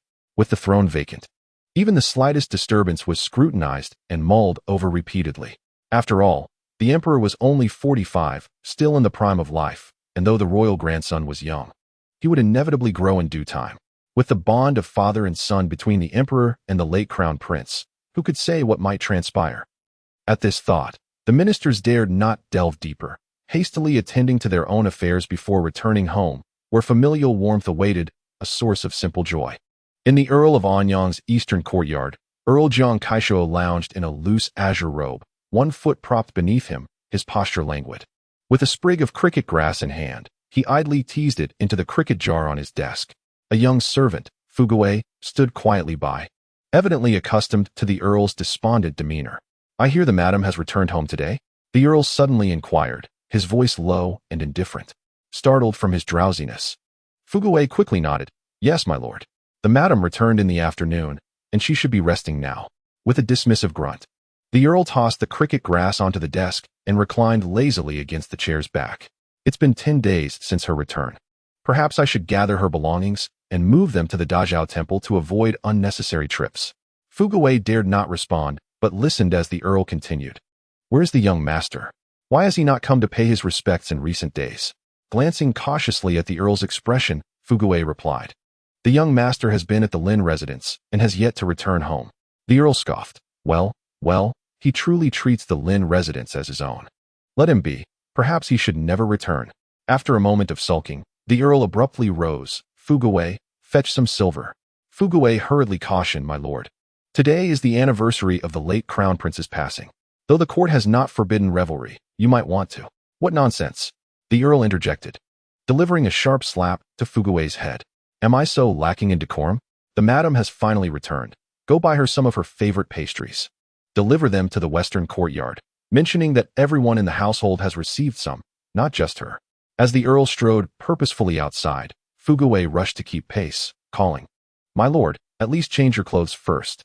In the western courtyard of the Earl of Anyang's residence, the Earl's wife sat despondently at the bedside, repeatedly caressing a small garment on her lap. This room was where Jiang Xun had resided since birth. In a family of such wealth, it was customary for young masters to move to independent quarters by the age of 4, attended by a nurse. However, Jiang Xun, unable to walk at 2 and mute at 3, had his parents seeking physicians far and wide, even consulting the imperial physician, who ultimately diagnosed him with a cognitive impairment. Since then, the Earl's wife had chosen to keep him close in the room, caring for him attentively. "Sunner, my dear Sunner," she whispered repeatedly, pressing the faded little jacket against her cheek, tears streaming down her face. Regret consumed her, a pain that felt like a dagger to her heart. When Sunner turned 10, during the old matriarch's birthday celebration, she had been preoccupied with her duties as the mistress of the house, entrusting Sunner to the servants. Unfortunately, they neglected him, and while attempting to find her, Sunner had wandered into the banquet hall, where he was bullied by the children of the guests. They taunted and shoved him, scaring him with willow branches and singing cruel songs, branding him a pest, and throwing pebbles at him. Terrified, Sunner fled, hiding in a dark corner of the back garden. The servants, fearing punishment, delayed reporting his absence to her and chose to search privately. By the time she returned, 2 hours had passed. Her dear Sunner had been left alone in that dark corner, feverish and crying for his mother. After 3 days of illness, he was lost to her. The child who awakened was not her Sunner. She recognized it, for how could a mother fail to recognize her own child? For a decade, the Earl's wife had relived that fateful night, each recollection akin to a slow torture. Yet, she could not help but wonder. If only she had returned to the back garden sooner. If only she had not entrusted Sunner to the servants. If only she had retained Anton to stay. It was all her fault. Originally, the Earl had advised her to refrain from overexerting herself due to her frail constitution, allowing her sister-in-law to manage the banquet instead. Yet, because Sunner had endured so much ridicule, she had been eager to assert her status before others. She wished to demonstrate that, despite having a son with challenges, she was still the mistress of the Earl of Anyang's residence. She felt she had caused Sunner's demise. She had brought him into this world, yet failed to protect him, often resenting him for his condition, for bringing her shame. "Sunner, my dear Sunner, it is Mother's fault. I am so sorry." The Earl's wife buried her face in the little jacket, weeping uncontrollably. She had grown so frail that the azure robe hung loosely on her, her spine starkly visible as she bent down. "If only you could return, Sunner, if only you could return, I would do anything for you." At that moment, she slowly lifted her head, her eyes reflecting a struggle and hesitation. Yet, glancing at the crumpled little jacket on her knees, she reached into her bosom and retrieved a smooth wooden doll, entwined with black and red threads. Hearing the cries within cease, Anton stepped inside. Noticing the Earl's wife lost in thought, her eyes suddenly flashing with concern. The next moment, she approached, her voice gentle yet firm. "Madam, the monk's words may not be trustworthy. Please think carefully." Chapter 60. He is the evil soul. Lady Yunzheng raised her head, tears streaming down her face. "Mother, I have no choice. If this plan fails, I can only descend to meet Suner and confess to him." "Madam," and Mama's complexion turned pale upon hearing this, and she hurried forward to comfort her. "Please do not speak such words. You will break this servant's heart." Hearing this, Lady Yunzheng's tears flowed even more fiercely. For the past decade, everyone believed she had lost her mind, but only Mama had always believed in her, remaining by her side. "Mother, regardless of whether it is true or false, I must try, even if it is just to speak to Suner, just to say a word." Lady Yunzheng caressed the Polonia doll in her hands, repeatedly murmuring her last sentence, her shoulders trembling uncontrollably, her obsession resembling madness. And Mama observed this, her gaze falling on Lady Yunzheng's now graying hair, her eyes filled with pity and guilt, soon replaced by greed. Lady Yunzheng slowly rose, her steps slightly unsteady, gazing intently at the setting sun outside. According to the High Monk's words, if she used vermilion ink to dot the doll's eyes, affixed Suner's birth date, and finally dripped her own blood from the fingertip of his biological mother, she could summon that evil soul. As her thoughts reached this point, Lady Yunzheng felt a wave of dizziness wash over her. "Mother, mother, mother." He was so restrained. No matter how much she scolded or struck him, he remained calm, softly calling her mother. Over the years, she had employed countless methods. She had made him drink talisman water, immersed him in a cage, and even invited a spirit exorcising shaman, who whipped him repeatedly with a wet lash.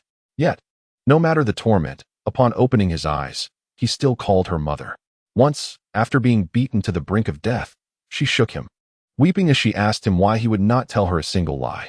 If he had said he was Suner, perhaps her heart would have softened, and she would have learned to deceive herself. But he remained stubborn, refusing to utter a single insincere word. Tears slipped down Lady Yunzheng's cheeks as she murmured, "Evil soul, he is but an evil soul." There was no need for her to soften. He was merely an evil soul occupying Suner's body. "Madam, the time is drawing near," and Mama gently reminded her.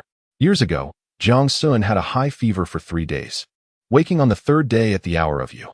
According to the High Monk, it was then that the evil soul took possession of Jiang Xun's body. Thus, today's ritual must also be performed at the hour of you to dip the doll's eyes. Upon hearing this, Lady Yunzheng trembled, gripping the doll tightly against her heart. After a moment of stillness, she finally nodded. Today, a memorial was held for the late crown prince, and Emperor Sheng set up a ceremonial altar in the Qinan Hall, with Jiang Xun accompanying him. All members of the royal family were present. Zhao Yuanyi stood beside Emperor Sheng, tightly holding his grandfather's hand, his eyes reddened. Emperor Sheng, having reached middle age, was tall and still stood upright like a pine tree. Though his face bore the marks of time, it only added to his regal presence.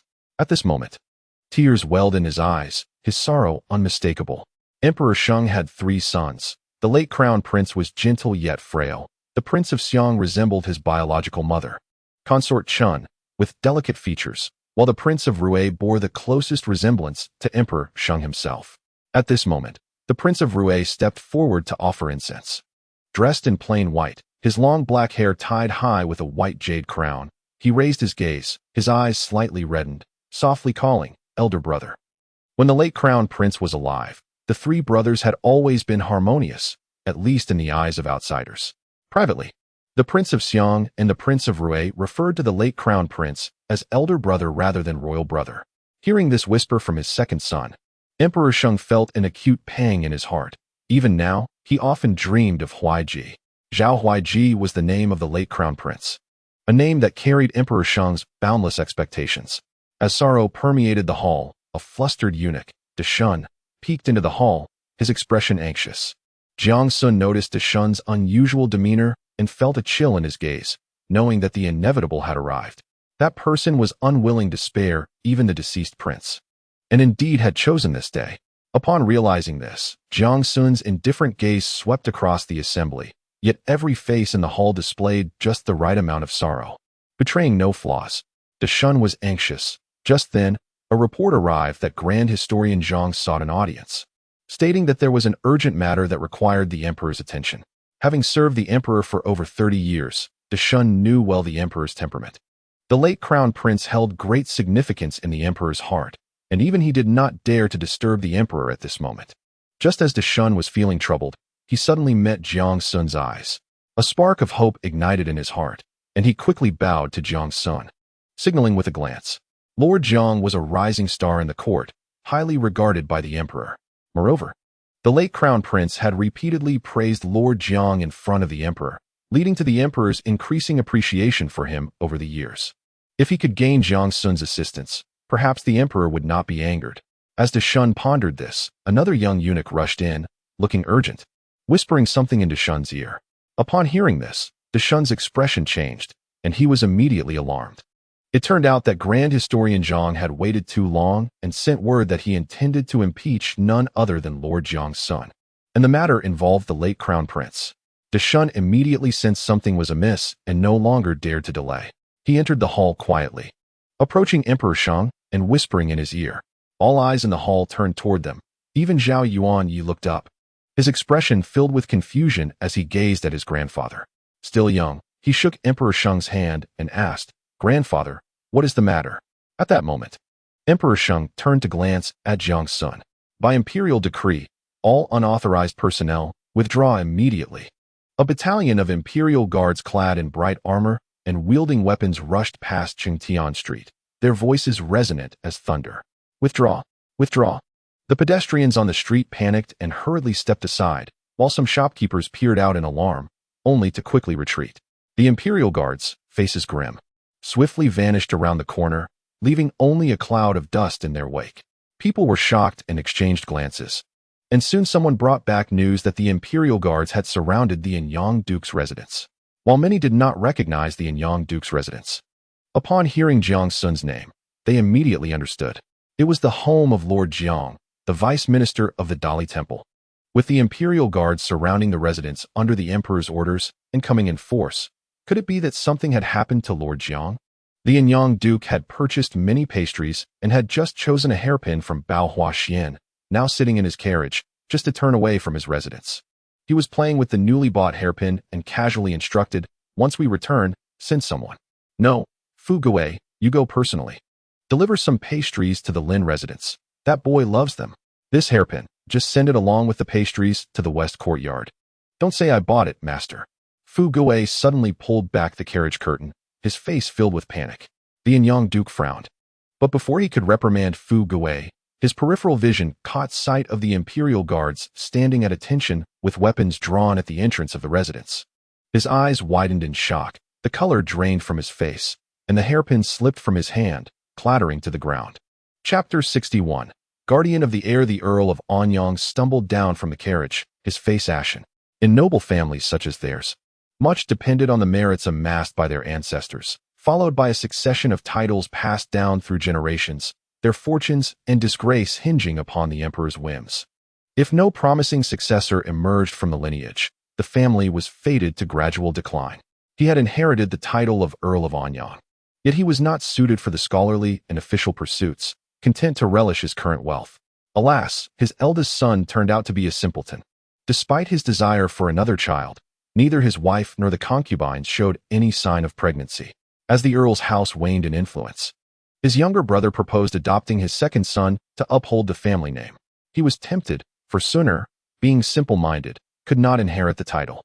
If he nurtured his younger brother's son, once he departed from this world, he would ensure Sun'er lived a life free from worries. However, when Sun'er turned 10, he succumbed to a mysterious fever that unlocked his mind.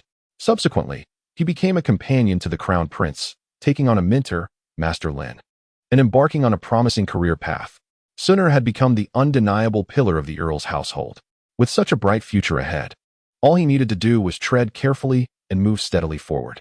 Yet, he defied this and sought to enter the Dali Temple, to revisit old cases, to advocate for the grievances of the common people, even daring to confront the Duke of Chonghua in front of the entire court.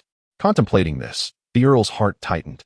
Today, as the imperial guards surrounded his residence, it was undoubtedly a decree from the emperor himself.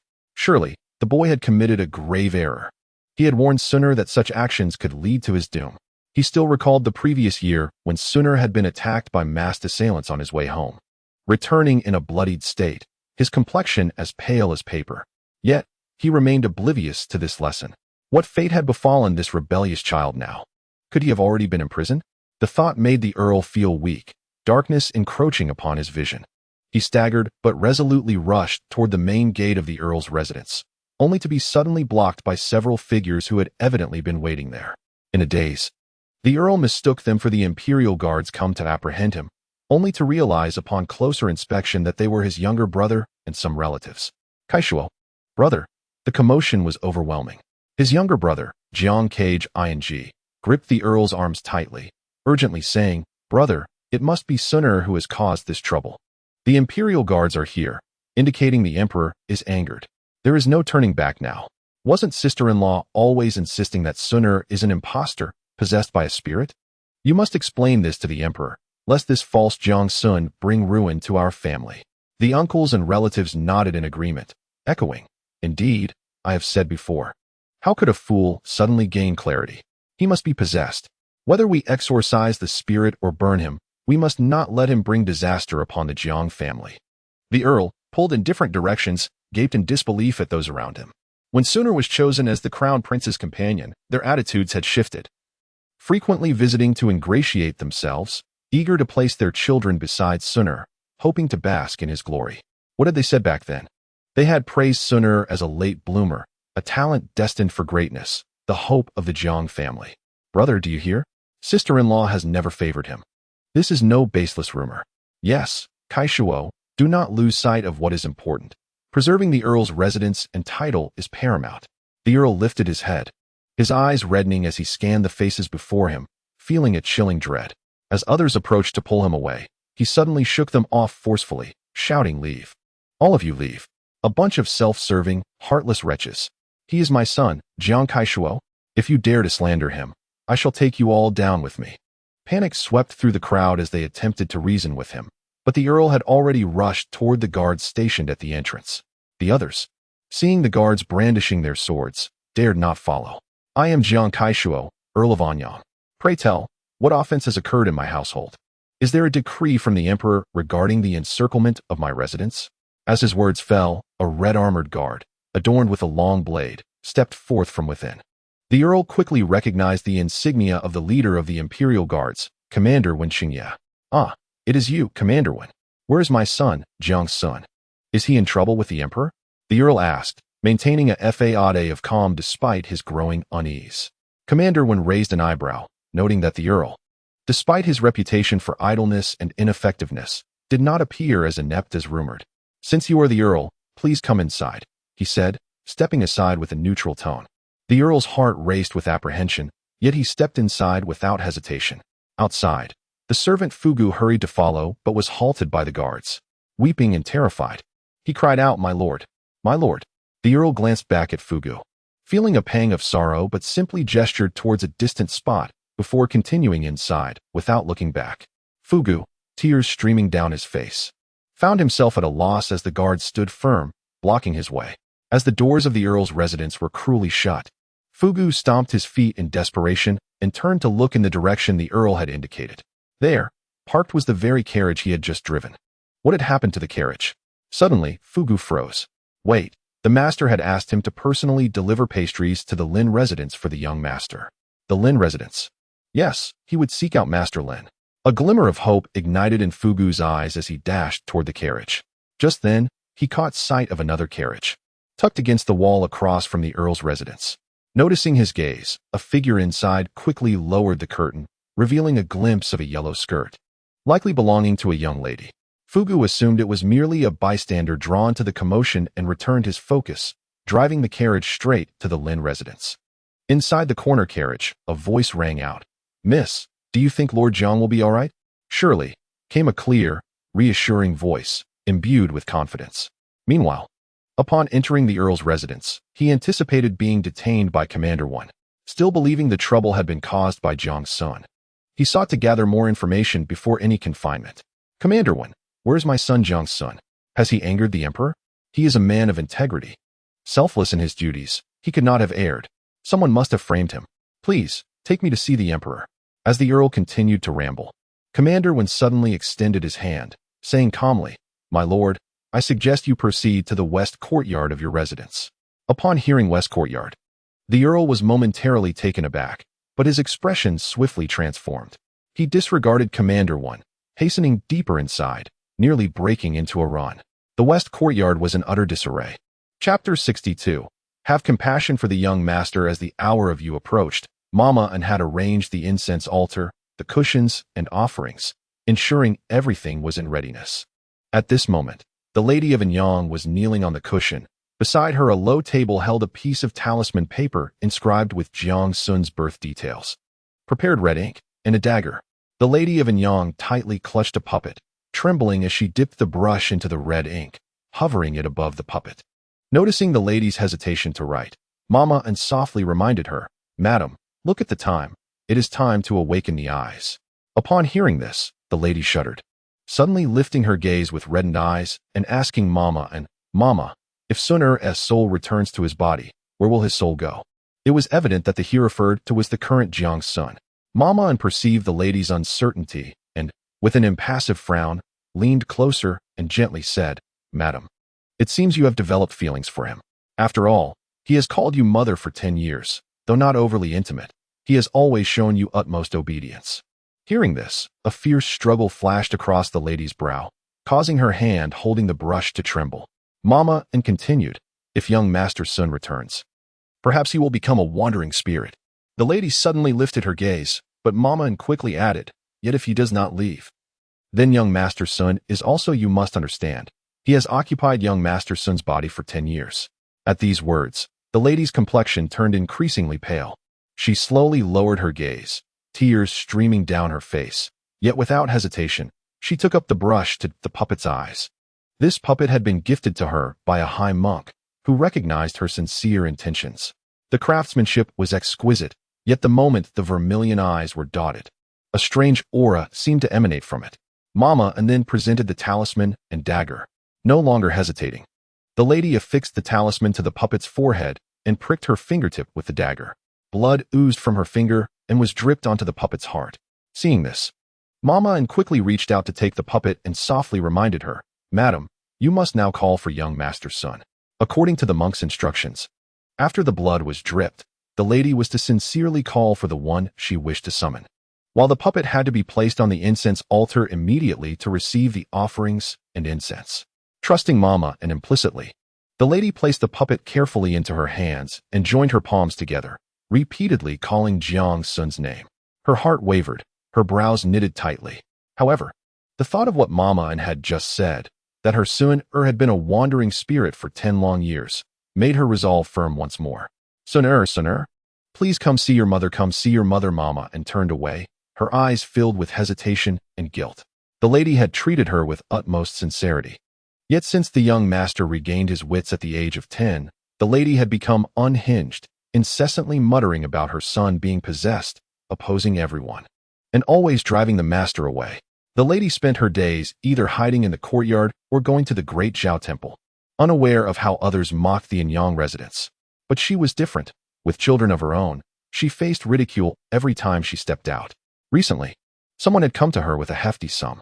Though she never wished to betray the lady, that person knew the whereabouts of her children and used threats and temptations, which a mere servant like her could hardly withstand. "Madam, you firmly believe the current young master is an impostor, always speaking of finding the real young master's son, right? By doing this, it could be seen as fulfilling your wish, wouldn't it?" At this moment, Mama An's hands shook as she glanced back at the tearful Lady of Anyang, her face betraying a moment of compassion, yet she still reached into her bosom. She had long concealed a piece of talisman paper there, given to her by that person. She knew not whose birth details were inscribed upon it. But the intent was clear. She was to use this talisman to exchange for young Master Sun. Clenching her teeth, she turned her back to the lady and retrieved the talisman. Just as she was about to unveil Jiang Xun's birth details, a commanding voice echoed from the wall. "Wretched woman." The voice boomed like thunder, and in a swift motion, a figure descended, seizing Mama An's wrist. The sudden turn of events startled the Lady of Anyang, who opened her eyes wide, instantly recognizing the intruder as Bei Feng, one of Jiang Xun's companions. "Mama An, Both alarmed and terrified, widened her eyes, but soon let out a pained cry. The strength of the newcomer was such that it felt as if her wrist would be crushed. The lady of Anyang, momentarily stunned, quickly realized the implications of this encounter. She recalled the 15th day at the Great Zhao Temple when Jiang Xun had unexpectedly sought her out. Instinctively believing he had someone trailing her, who would undoubtedly be aware of the monk's instructions, he was sending his subordinates to stop her without daring to reveal himself. With her eyes reddening, the lady of Anyang pushed herself up, rushing towards Bei Feng. Time was of the essence. If the puppet was not placed on the altar in time, everything would be in vain, and her son would never return. This thought consumed the lady of Anyang. She felt almost bewitched, stumbling in desperation to seize the puppet. Just then, another figure approached and swiftly snatched the puppet from Mama N's pained grasp, also taking the talisman she had yet to replace. The chapter is not yet complete. Please click to the next page to continue reading the captivating content. The lady of Anyang fixed her gaze on the puppet, a fierce determination evident on her face. She looked up at the one who had acted first, realizing it was Nan Feng, another subordinate of Jiang Xun. At this moment, the lady had completely lost her composure. She turned and lunged at Nan Feng. Surprisingly, he did not flinch but instead opened his palms, presenting the puppet back to her. In a rush, the lady seized the puppet and staggered toward the incense altar. In her haste, her abdomen collided with the altar, causing her to blanch with pain. Yet she paid no heed, repeating fervently, "Sooner, sooner, there is still time, there is still time." Nan Feng, witnessing this scene, felt an overwhelming anger on behalf of his young master. He had only been assigned to Jiang Xun by the elder Lin last year, yet in less than a year, he had witnessed the lady strike and scold her son countless times. How many more instances had he not seen? The cabinets filled with medicinal herbs had been consumed repeatedly by the young master. What kind of mother would treat her child with such cruelty? Upon discovering the plot against him, young Master Sun had devised a plan to turn the tables today. Knowing full well that the lady intended to curse him with the puppet, he had instructed his subordinates not to reveal the truth to her, wanting to spare her the burden. Yet how cruel and unfair this was for the young master. With utmost admiration for Jiang Xun, Nan Feng could no longer contain himself. Stepping forward and coldly addressing the lady, "Madam, you truly have a heart of stone towards the young master. Do you even know what this is?" In her dazed state, the lady of Anyang instinctively raised her head at the sound of his voice, only to find Nan Feng brandishing the talisman before her. "Madam, the servant beside you has long been bribed. In her embrace lies the birth date of the late crown prince. And if she were to affix this date to a puppet, do you comprehend the grave implications? Observe, it will not be long before someone from the palace arrives. They will witness you practicing witchcraft, presenting irrefutable evidence. Had it not been for the young master discerning the villain's nefarious plot in advance, this would have been an act of witchcraft against the deceased crown prince, a transgression warranting the annihilation of 9 clans. Today, Madam narrowly escaped such a peril. Can you fathom the trials the young master faces within the palace? The burdens he bears, and the countless accusations he endures? Despite this, he has repeatedly instructed his subordinates not to reveal the truth to you, insisting that the puppet be returned to you, lest your hopes be dashed. But who will extend their compassion to the young master, madam? Do you realize how many unjustly accused souls await his vindication? The case files tower higher than a person, and he sleeps later than anyone else, all the while sharp daggers lurk in the shadows, poised to strike. Madam, please, have pity on the young master. Do not chastise or disturb him any further." Nan Feng spoke fervently, feeling as if the pent-up frustration of the past year had begun to dissipate. He understood that he had acted against the young master's wishes, and after this, he would request punishment and subsequently take his leave, only hoping that Madam would spare the young master. The wife of Lord Anyang listened in a daze, feeling as though her very essence had been siphoned away, as if some force were dragging her downward. Amidst a whirl of confusion, she slowly turned her gaze toward the nearby Maman. She opened her mouth, yet found herself at a loss for words, her body cold and trembling like a leaf. Seeking support, she reached for the incense table, inadvertently sweeping the puppet off its perch. With a thud, the puppet fell to the ground, cracking from head to toe. The wife of Lord Anyang stared wide-eyed at the shattered puppet, feeling as though she too had fractured alongside it, all her thoughts scattering into nothingness. All gone. At that moment, a frantic voice echoed from the courtyard. "Madam!" It was Lord Anyang and Wen Xingye who had arrived. Chapter 63. Damn me, the journey had been rushed, and beads of sweat trickled down the brow of Lord Anyang. The courtyard lay in disarray. He was no stranger to the offerings and incense tables, having witnessed many rituals in the western courtyard before. However, the sight of his wife kneeling on the ground, her complexion pale and waxen, truly startled him. How could she have lost so much weight in just 10 days? He hurried over to her side, squatting down, but before he could utter a word, he noticed a cracked wooden puppet on the ground, lying face down atop a yellow talisman. A sudden, ominous premonition gripped him. He quickly picked up the puppet, and as he turned it over, he was confronted by a talisman stained with blood, inscribed with Jiang Xun's birth date. Lord Anyang's entire being shuddered. In that moment, he realized the Imperial Guards had surrounded his residence not because of Jiang Xun, but rather due to his own wife. Wife, what is this? His wife's gaze followed the puppet's movement, her eyes vacant, seemingly oblivious to her husband's voice. At that moment, Nanfeng stepped forward, presenting another talisman to Lord Anyang and whispering something in his ear. The words rendered Lord Anyang speechless, his eyes wide with disbelief, his face as pale as snow. At that moment, the commander of the Imperial Guards, Wen Xingya, approached, taking the puppet from Lord Anyang's hands and reaching out towards Nanfeng, who readily surrendered the yellow talisman. The young master had anticipated this. The person sent today was undoubtedly a confidant of the emperor, and all he needed to do was present the evidence. Nanfeng then turned to point at the captured Anton, speaking coldly. Lord Wen, this is a witness. Beifeng immediately brought forth the weakened ant, and when Xingya cast a glance at her, then turned to Lord Anyang's wife, stating calmly, Madam must also accompany me. Upon hearing this, Lord Anyang felt an icy chill wash over him as he hurried to shield his wife, urgently exclaiming, Commander Wen, I shall go with you. When Xingya frowned, kindly warning, My lord, you are unaware of the full circumstances. Once before the emperor, you may find yourself at a loss for words.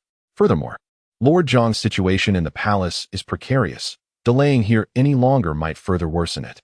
Lord Anyang's expression shifted dramatically as he hesitated, ultimately standing protectively in front of his wife, fervently arguing, Commander Wen, my wife is in a fragile state.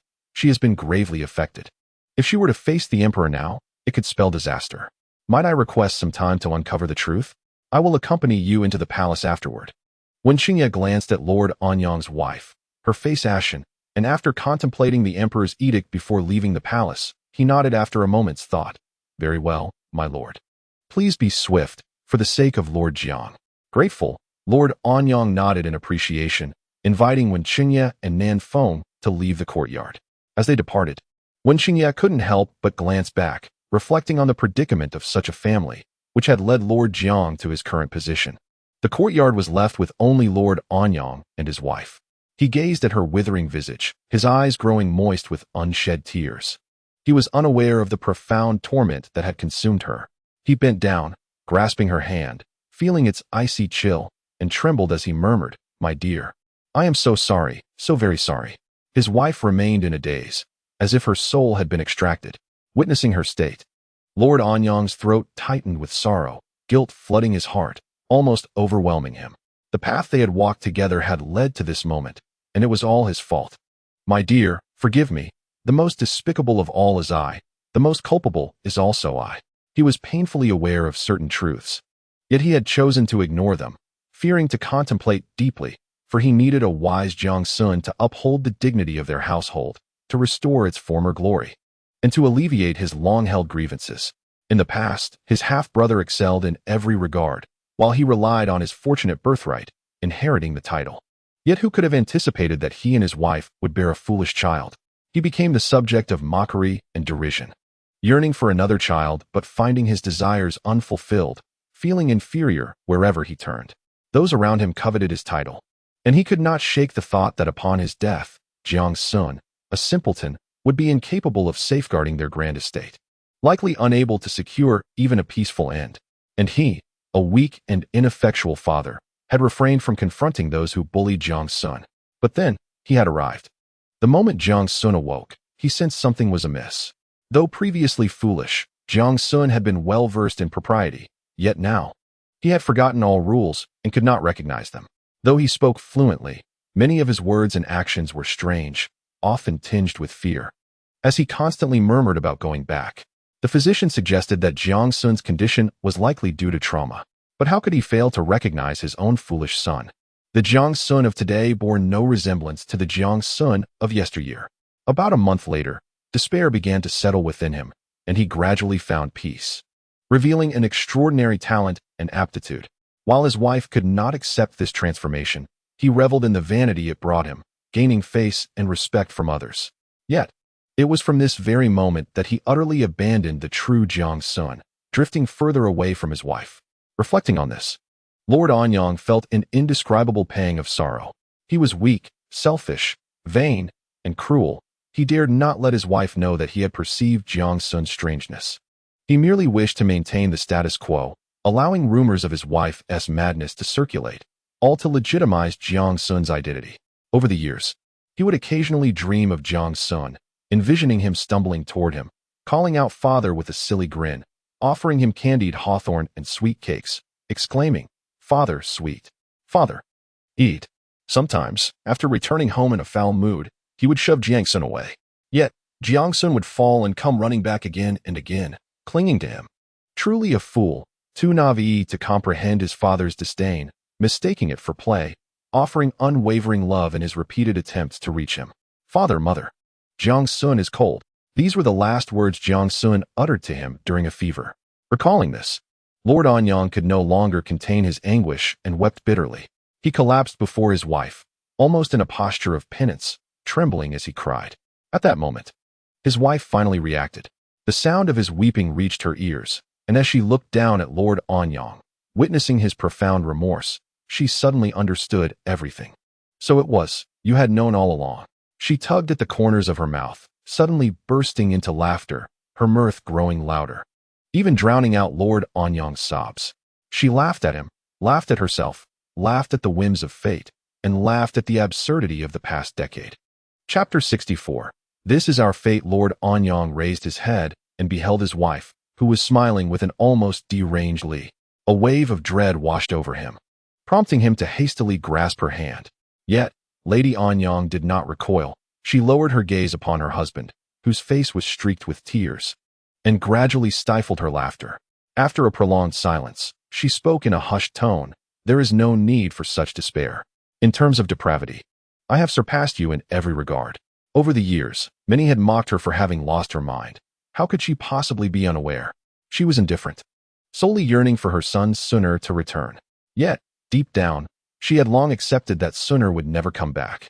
It was simply unbearable for her to acknowledge that his death was a consequence of her negligence, and that her final words to him had been, "Suner, mother is truly exhausted. Be a good boy and stay out of sight today, will you?" She had found him embarrassing and perceived him as a burden. Before leaving the house, she had entrusted Suner to the servants. But he had pursued her, grasping her arm and pleading, "Mother, I want you." However, her mind was preoccupied with the gathering ahead, concerned about her own reputation, and without hesitation, she had pried his fingers away and instructed the nearby servants to restrain him. "Keep a close watch. If the young master reaches the banquet, you will pay dearly." Her last command was not to ensure Suner's well-being, but rather to protect her own image. Perhaps it was this very sentiment that led the servants to refrain from seeking her out after Suner went missing. Subsequently, she left without a backward glance, leaving Suner desperately pounding on the door, crying out, "Mother, mother, please don't leave me behind." At that moment, Lady Anyang felt no pain. Her heart had been hollowed out, devoid of any lingering thoughts, and thus she could not feel sorrow.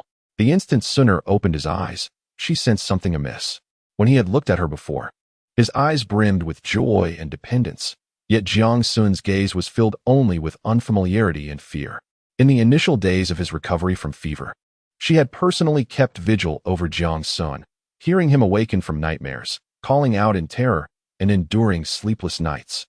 It was then that she realized Jiang Xun had not come willingly. He longed to return home, to the point of near madness, lost in a haze for more than a month. Yet, this could not be altered. He had taken possession of Suner's body. Thus, she began to explore various methods. She had initially thought Jiang Xun would resist or attempt to flee, which is why she had the servants hold him down firmly. However, she soon discovered that he never fought back. Even when submerged in a cage, nearly drowning, he exhibited no struggle whatsoever. She felt herself spiraling into madness, sometimes wishing that a scoundrel had occupied Sun'er's body instead. Then, she would not feel guilt, nor would she sneak glances at him. Nor would her heart ache each time she struck him, causing herself immense pain. She understood that Jiang Xun was innocent. He did not wish to be separated from his family, facing a deranged woman like her. Yet, inaction left her feeling as though she had utterly abandoned and betrayed Sun'er. The relentless torment wore her down, and this time, she had nearly caused his death, endangering the entire Anyang household. Enough is enough. Lady Anyang lifted her gaze, suddenly clear-headed, and calmly recounted to Lord Anyang all that she had encountered at the Great Zhao Temple. Lord Anyang listened intently, yet could not fathom why his wife's composure filled him with an inexplicable sense of panic. After she finished speaking, her vitality seemed to drain away, leaving her looking significantly older and more fatigued. Go, rescue him. He is on guard, and there is still time, Lady Anyang urged, slowly rising to her feet. Her steps faltered, yet she pressed on, not glancing back as she headed toward the inner chambers. My lady, Lord Anyang called out, his voice trembling as he hurried to catch up with her. Lady Anyang turned, fixing him with a steady gaze, and unexpectedly revealed a faint smile, softly saying, My dear, this is our fate. After uttering these words, she freed her hand from his grasp and turned away, tears streaming down her cheeks. Bring him to see me. I have something to discuss with him. With that, she continued forward. At that moment, outside the courtyard, Wen Xingye noticed Lord Anyang's prolonged absence and urged, My lord, time is of the essence. Lord Anyang abruptly turned, realizing the sun was nearly set and could not afford any further delay. My lady, wait for me. I will bring Sun'er back, and we shall speak together. Lady Anyang nodded gently. As Lord Anyang stepped out of the courtyard, he instructed the maids lurking nearby. All of you, go inside and stay close to my wife. He then turned to Nan Feng, saying urgently, Nan Feng, remain here. You are not to leave this spot. Nan Feng quickly acquiesced, having been instructed by the young master earlier. Once he saw the four maids had entered the house, Lord Anyang finally exhaled in relief and addressed Wen Xingye with grave seriousness. My wife has recounted all that has transpired. Captain 1. Let us proceed to the palace at once. The news of the Anyang household being besieged had spread throughout the capital, and many onlookers gathered outside. Yet, they dared not approach, instead keeping their distance and whispering among themselves. At that moment, the doors of the Anyang residence creaked open. The crowd tiptoed to see several figures emerging, mounting their horses, while a woman was bound and pushed onto a cart, and the group set off hastily toward the palace. In the corner of the cart, Shen Jiasui merely lifted a corner of the curtain to gaze outside, seeing Lord Anyang riding forth to the palace. She understood that Jiang Xun had successfully secured the situation. Feeling relieved, her stomach growled, prompting her to instruct the driver to turn back to the residence. Along the way, her mind was abuzz. A grave error had already transpired in her past life, and she was uncertain of the means Jiang Xun had employed to safeguard the Anyang household. Yet Lady Anyang's fate seemed sealed, even if she had been manipulated by others. Her use of witchcraft against the crown prince was an unforgivable offense in the eyes of the emperor. Perhaps Lady Anyang could be spared this time. As these thoughts crossed her mind, Shen Jiasui suddenly recalled Jiang Xun's words in the Steel Forest. My mother cannot accept my transformation. She believes I perished at the age of 10. Lady Anyang had viewed the witchcraft as a lifeline, hoping to summon the Jiang Xun from her memories back to her side. If she were to learn today that the witchcraft was a fabrication, and that she had been used by treacherous individuals, nearly jeopardizing the entire Anyang household, would she lose her resolve? Shen Jiasui pondered this, envisioning Lady Anyang's pale, weary face and frail form, and a sense of foreboding swelled within her. Yet, she quickly reassured herself that Jiang Xun would not be so careless. He would undoubtedly protect Lady Anyang with utmost vigilance. Placing herself in his shoes, she mused that had she been the one orchestrating events, she would have ensured that Lady Anyang never discovered the truth, thus alleviating the burden on her heart and preventing her from falling into despair. Perhaps she was overthinking it.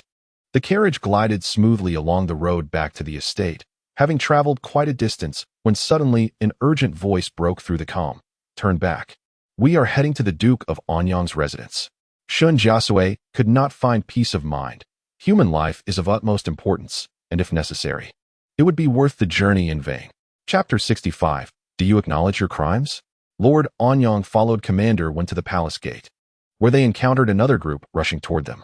The leader, also from the Imperial Guard, dismounted and bowed upon spotting Commander 1. "Commander, the prisoners have been brought back." Lord Anyang craned his neck to see a carriage nearby from which 3 monks were being escorted down.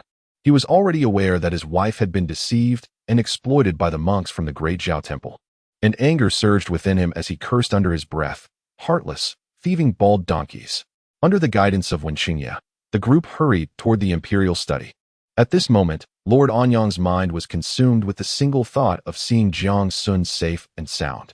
After a decade of estrangement, he could scarcely articulate his feelings for Jiang Xun, but he always wished for his son's well-being, free from harm.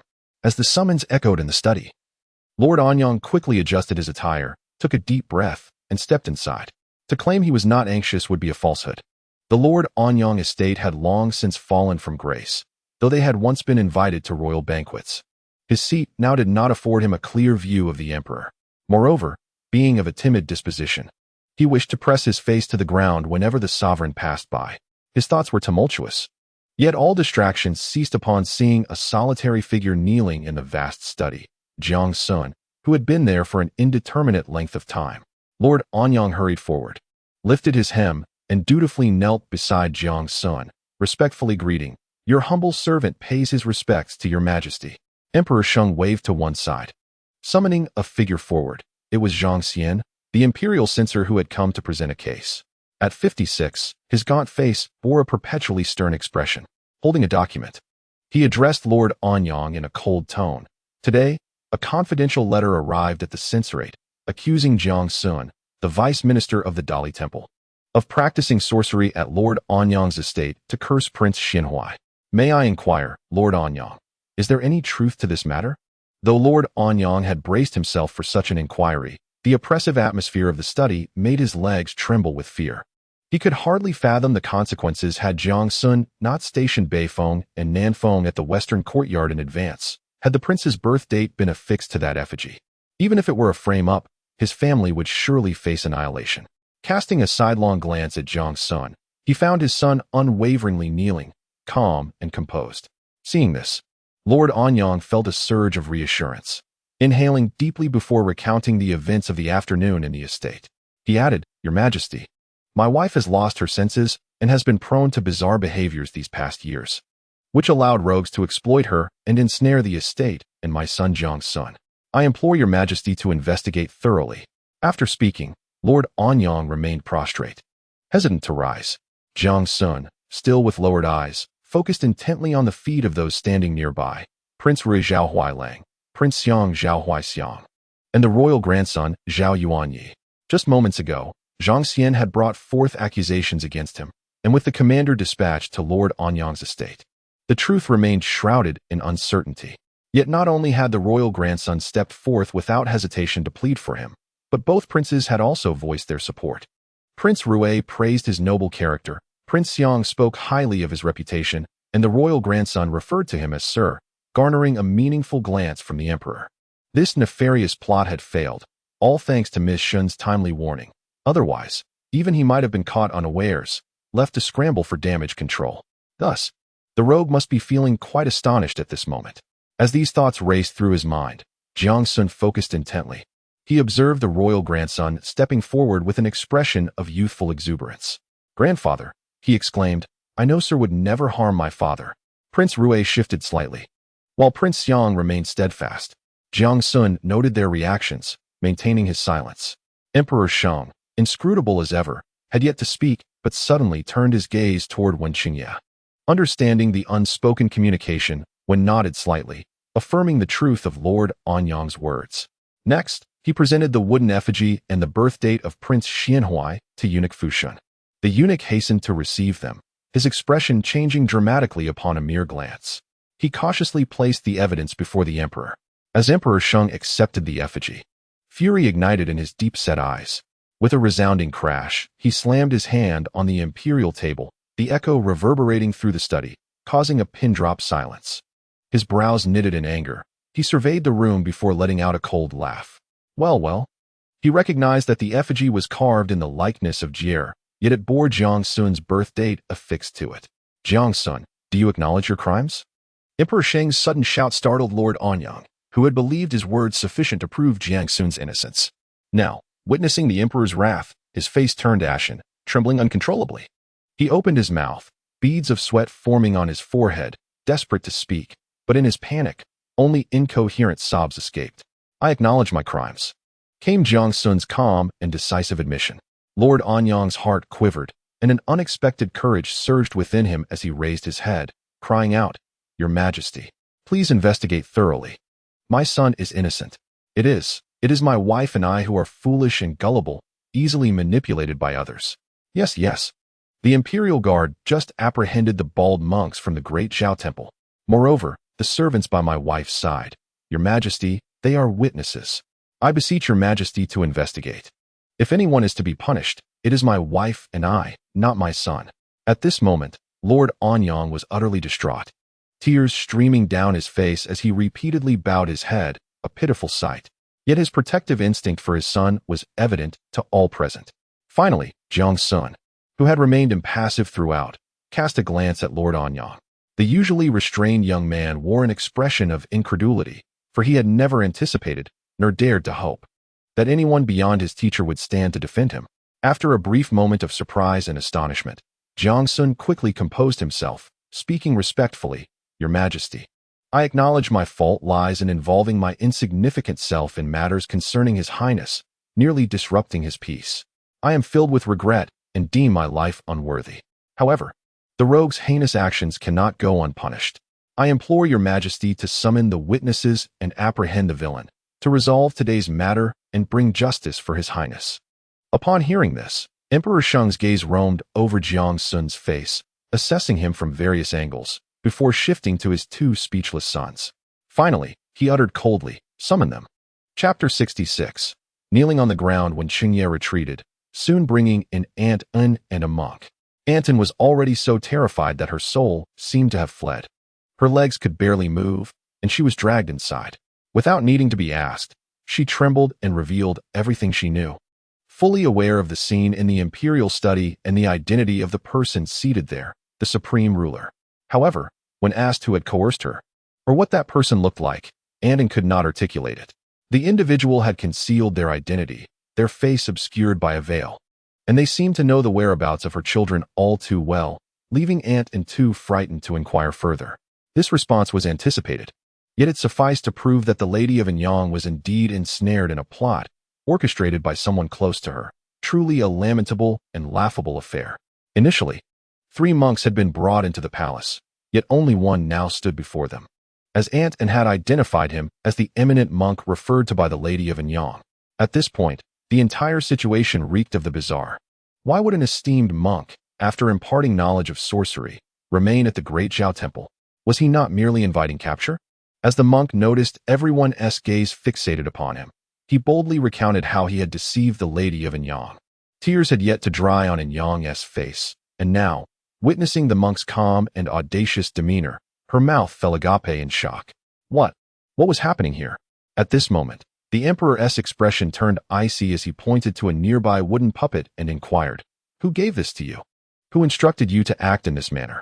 The monk faced the Emperor without a hint of fear, scanning the room before raising his hand and pointing decisively at one individual, His Highness, the Prince of Xiang. Zhao Huaixiang's demeanor shattered for the first time before the assembly, his eyes widening in disbelief. In the next instant, he knelt before the Emperor, vehemently denying, Father, it wasn't me. My elder brother treats me with deep familial affection. How could I commit such an atrocious act? Furthermore, why would I need to frame Lord Jiang? I am innocent, Father. At this, all eyes turned to Zhao Huaixiang, observing his flushed face and the palpable panic that rendered him somewhat flustered. The Emperor looked down at his son, born of a concubine of lowly status. Had it not been for the scarcity of offspring among the palace women, she would not have been granted the title of consort. Xiang was evidently aware of this. He had always been earnest and straightforward, previously following Ji, and now he had grown close to Yi. As the Emperor gazed at him in silence, Zhao Huaixiang's anxiety deepened. He turned to the monk and coldly rebuked, What evidence do you have to prove that I instructed you? The monk tilted his head, and his demeanor shifted, revealing a hint of villainy. With a demeanor far from that of a monk, He seemed more akin to a reckless outlaw. Not you? Then it must be this prince beside you, he said, casually pointing at Prince Rue. Prince Rue's expression suddenly changed, his eyes wide with fury as he shouted, "Nonsense! This matter has nothing to do with me, father." Zhao Huailang hastily knelt beside his brother, and at this moment, the two brothers exchanged glances filled with suspicion and doubt. The hall fell into an eerie silence. What was happening? Zhao Yuanyi, confused, was the only one who could break the silence without hesitation. Instinctively, he turned to Jiang Xun, seeking answers, as he could not believe that his two royal uncles would conspire against their father. However, Jiang Xun's gaze was lowered, seemingly lost in thought, not looking his way. Zhao Yuanyi, feeling helpless, turned back to the emperor and softly called, "Grandfather?" The emperor furrowed his brow, and Wen Qingye, who often accompanied him, stepped forward. He seized the monk's arm, applying pressure to a pressure point, which elicited pained cries from the monk. "Speak the truth." Wen Qingye's expression was fierce as he exerted force. The monk, racked with pain, turned crimson and hastily exclaimed, "Wealth brings coldness, kinship breeds suspicion. We once fought viciously over a mere hill, let alone in the royal family." Wen Qingye never anticipated the monk's audacity, daring to make reckless accusations based on mere conjecture. Just moments ago, he nearly believed that His Highness, the Prince of Xiang, was involved. "Confess." Wen Qingye pressed harder, and the monk, nearly doubled over in agony, blurted out, "I don't know. I thought that person merely wished to sow discord between the Lady of Anyang and Jiang Xun, paying me to do so. Little did I expect that he had secretly prepared the birth date of the crown prince to deceive me, leaving me no chance to escape. I thought that even if I were to die, I would take a prince with me to the grave." With a crack, Wen Qingye forcefully broke the monk's arm. The monk screamed in agony, collapsing to the ground, sweat pouring from his brow. At this revelation, Zhao Huaixiang and Zhao Huailang quickly looked to the emperor, exclaiming in unison, "We implore Father to investigate thoroughly and restore our innocence." In the imperial study, all knelt, with both witnesses and evidence present. Yet they could not uncover the mastermind behind the scheme. Wen Qingye turned to question the monk again, but the monk was now too weak to respond. As Wen Qingye prepared to apply further pressure, the monk, unable to endure, cried out, "If you wish to kill me, do so. Just grant me a swift end. That person desires Jiang Xun's death.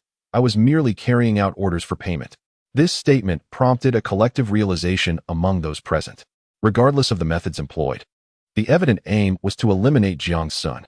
However, Jiang Xun had made numerous enemies, and many in the capital wished for his demise. At that moment, a eunuch cautiously reported from outside the hall, "Your Majesty, Duke Chengwa requests an audience at the palace gate."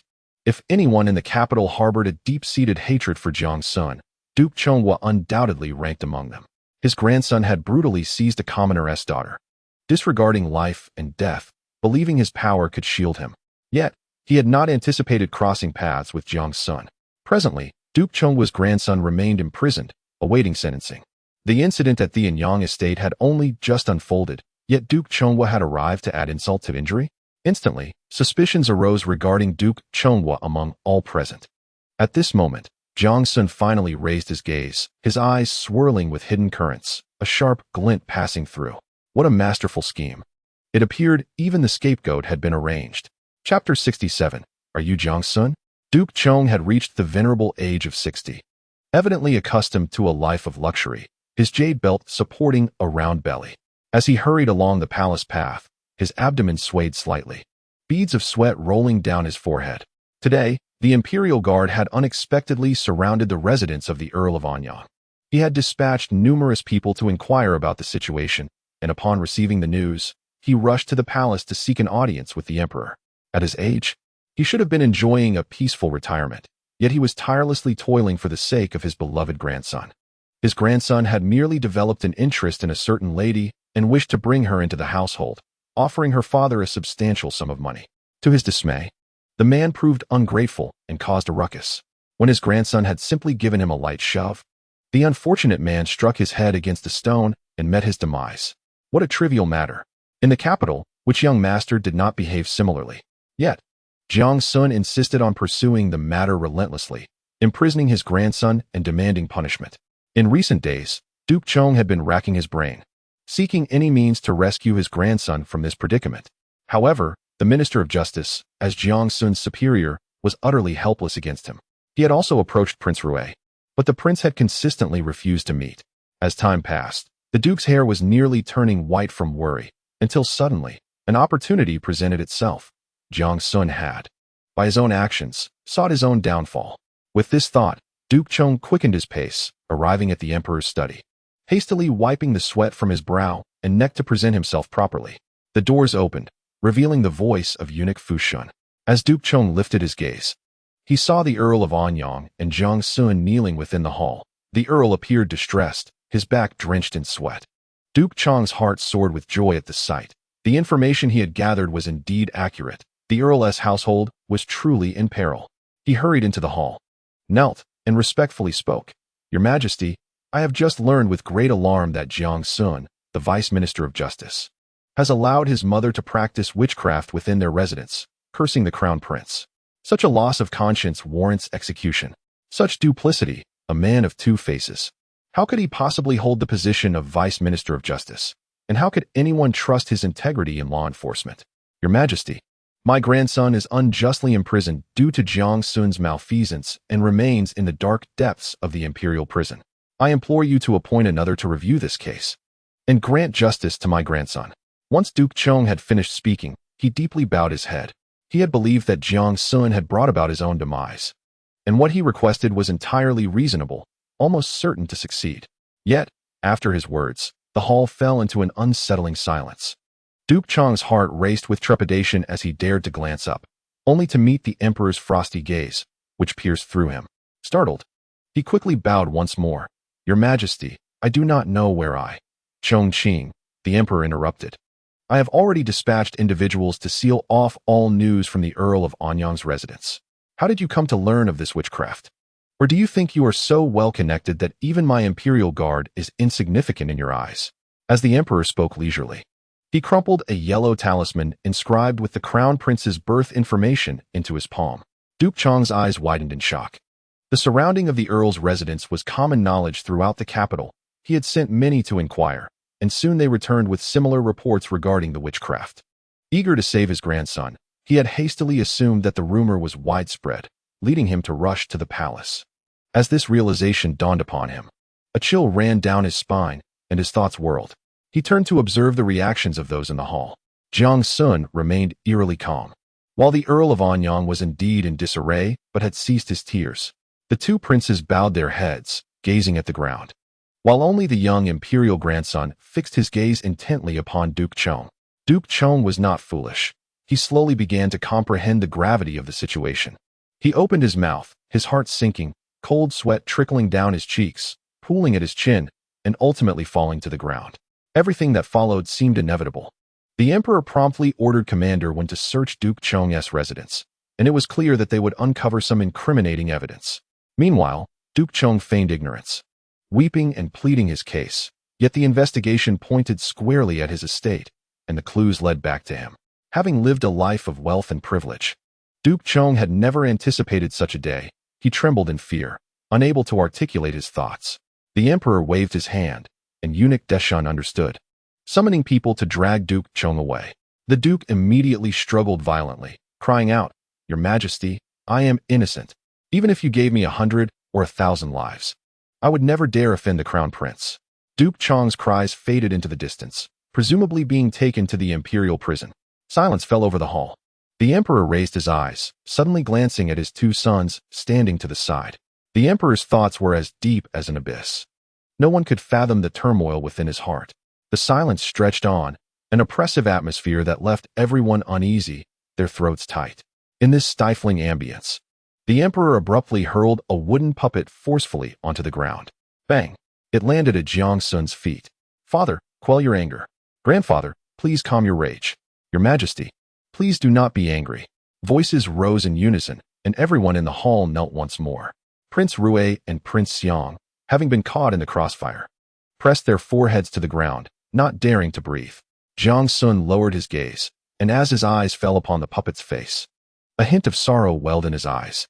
At that moment, the emperor finally spoke. Everyone, withdraw. Jiang Xun, remain. A collective sigh of relief swept through the assembly. But the Earl of Anyang quickly turned to Jiang Xun, eyes wide with fear. Jiang Xun turned his head slightly, gently shaking it at the Earl. One by one, the others exited, even eunuch Fu Shen tiptoeing out and closing the doors behind him, standing guard outside. Inside the Emperor's study, the Emperor slowly rose, approaching Jiang Xun, and spoke softly. Well then? Jiang Xun remained kneeling, gently shaking his head. I dare not make rash assumptions. He reached out to pick up the cracked wooden puppet, wiping it gently with his sleeve. The Emperor observed Jiang Xun's actions intently, then suddenly asked, Do you suspect me? If anyone else had heard such a question, they would have been struck with terror, yet Jiang Xun merely shook his head, repeating, I dare not make rash assumptions. The Emperor paused, momentarily taken aback, then unexpectedly chuckled. After a long while, he remarked with depth, The monk spoke truly. Indeed, wealth breeds coldness, and kinship invites suspicion. Jiang Xun did not reply. Yet the Emperor seemed unfazed by this, instead continuing, Duke Chong has lost his propriety. Let him spend some time in the imperial prison until everything is clarified. As the Emperor turned away, he waved his hand at Jiang Xun without looking back. Return, and remind your parents to correct their ways. They should not tarnish your reputation. Jiang Xun bowed in farewell. I take my leave. The footsteps behind him remained steady as always. At that moment, the Emperor suddenly posed an ambiguous question. Xiuji, are you Jiang Xun? Hearing this, Jiang Xun halted, turned back, and bowed again, respectfully declaring, I am but a subject of your majesty. Emperor Sheng. Leave. Jiang Jin, yes. The palace gates opened. From a distance, Lord Anyang hunched his shoulders and bent his waist, observing Jiang Jin approach him, illuminated by the light. His entire figure intact. In that moment, tears welled in his eyes. Chapter 68. No longer needed in the main room of the west courtyard of the Anyang Marquis' residence. For young maids stood with pale faces, their youth evident. Perhaps aware that the residence had been besieged by the Imperial Forest Army, they exhibited expressions of fear and unease. Unable to settle. Strangely, since entering the room, the Marquis' wife had remained seated before the dressing mirror, her posture unchanged, which only heightened their anxiety. The Marquis' wife gazed at her reflection. She could no longer recall how long it had been since she last beheld her image. The figure in the mirror, crowned with frost-white hair and bearing hollow cheeks and dark circles under vacant eyes, appeared cruel, ugly, and aged. How could such a person be her?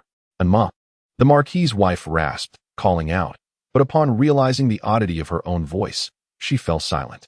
A self-deprecating smile crossed her lips, revealing her sorrow, and she turned to one of the maids, asking how long the master had been away.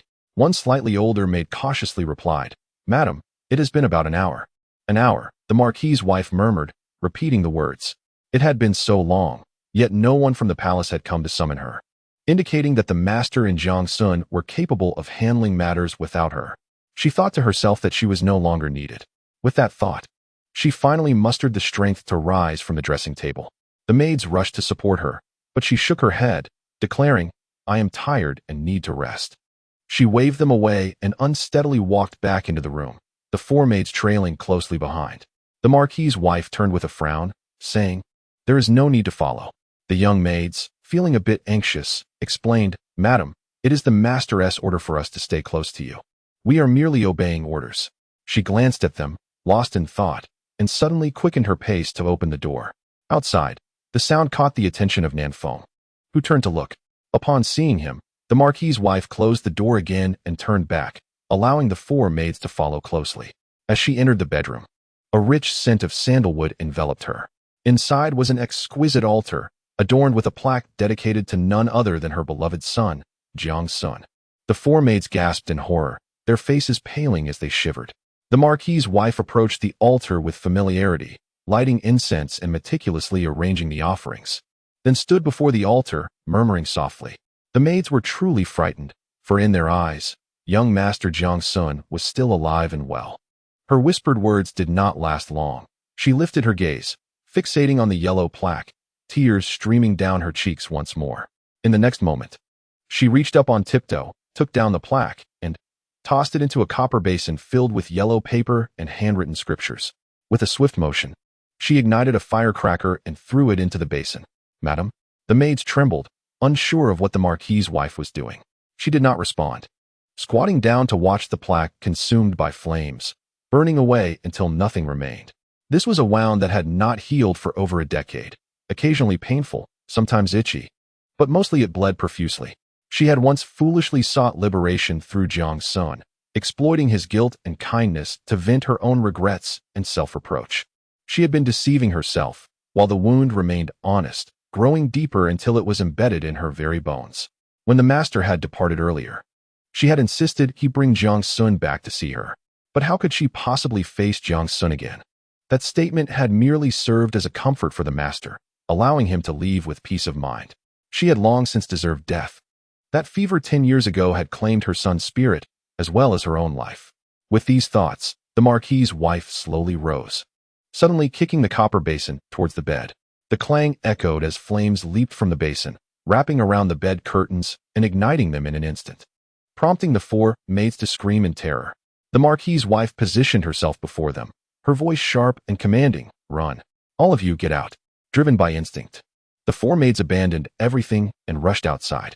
The Marquis's wife glanced back, nearly succumbing to the flames herself, but recalling Nan Feng's presence outside, she turned away. Outside, Nan Feng, alerted by the commotion, ran to investigate. Upon seeing the flickering flames within, his expression changed drastically.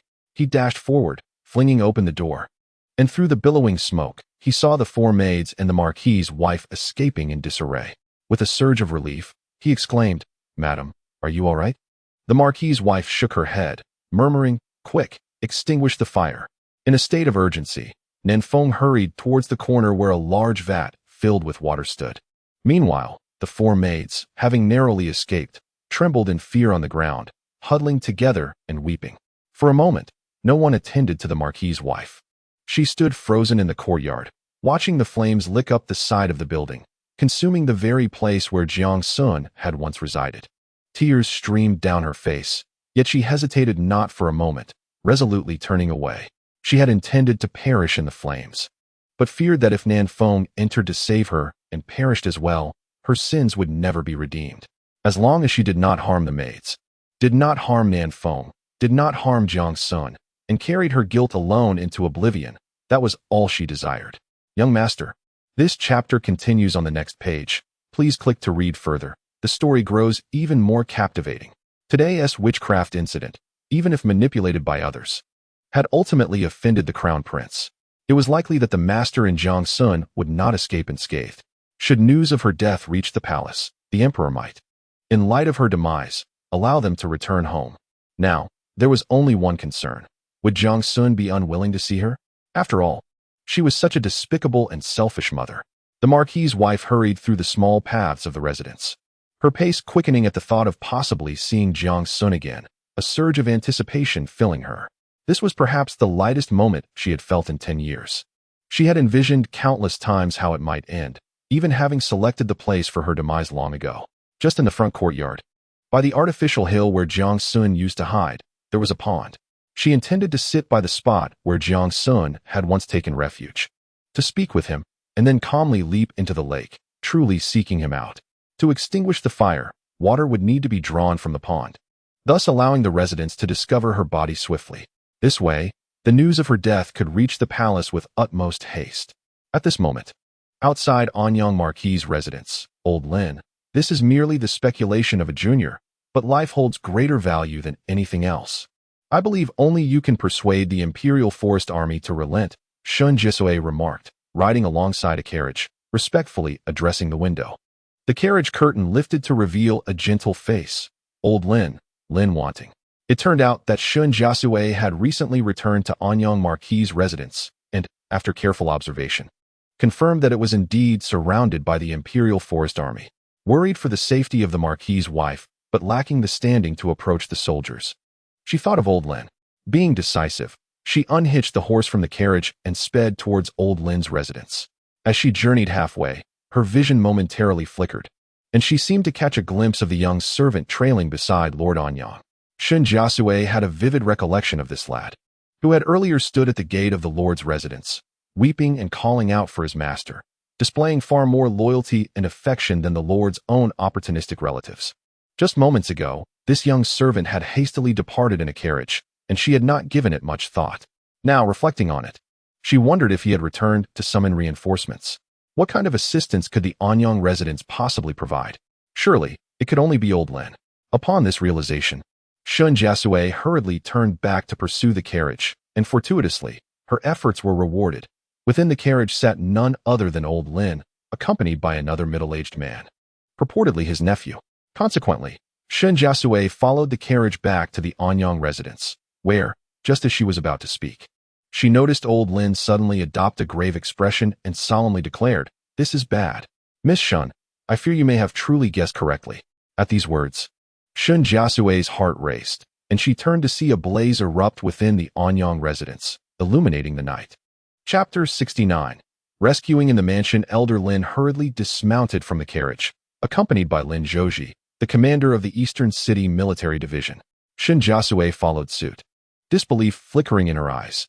Despite Jiang Xun's prior preparations, how was it that the Duke of Anyang's residence still succumbed to flames? Recalling the tales from her past life, where the Duchess of Anyang and numerous servants perished in the inferno, leaving no trace of their existence, Shen Jiasui felt a surge of anxiety. No one deserved to die, not just the Duchess, but if those servants were innocent, their deaths were indeed tragic. Furthermore, should the Duchess of Anyang perish, she could hardly fathom the depth of Jiang Xun's self-recrimination. After all, the calamity befalling the Duke's household stemmed from the miscreants targeting him. She could empathize with such feelings. In her previous life, upon discovering that her husband, Lu Yunzheng, was the orchestrator behind the downfall of the Shen family, the initial emotions that surged within her were not resentment or anger, but guilt and self-blame. How could she have failed to see through her husband? Even when they were wed, her union had led her father to let down his guard against Lu Yunzheng. "Miss Shen, please follow me into the mansion." Elder Lin's deep voice cut through the chaos, calming Shen Jiasui's tumultuous mind. The trio approached the Duke of Anyang's grand entrance. Where the Imperial Guard stationed there suddenly drew their blades, calling out, "Halt!" Lin Zhouji stepped forward, and it was evident that he was indeed Elder Lin's nephew. Their cold expressions and composure mirrored one another. He produced his waist token and, lowering his voice, declared, "I am Lin Zhouji, the commander of the Eastern City Military Division. This is Elder Lin, the Imperial teacher. We must enter the mansion at once." Upon hearing the title of commander, the Imperial Guards remained stoic, even displaying a hint of disdain. How dare a mere commander impede their duty? However, the mention of Imperial teacher Lin changed their demeanor. The guards' expressions shifted, and they quickly glanced behind Lin Zhouji. As protectors of the Emperor, they were familiar with Elder Lin. By the light of the flames, they recognized his familiar visage. With a clang, their armor clattered as the Imperial Guards sheathed their blades and saluted. "We greet you, Elder Lin." Elder Lin stepped forward, gravely stating, "You are to follow orders. I will not make things difficult for you. If the Emperor inquires, I shall bear the responsibility. Here is my nephew's waist token. Keep it as proof." As he spoke, he took the waist token from Lin Zhouji's hand and handed it to the guards, who accepted it with both hands. Elder Lin then tilted his head and asked, "May we proceed?" The guards hesitated, recalling their commander's instructions to avoid conflict with those from the Duke's residence.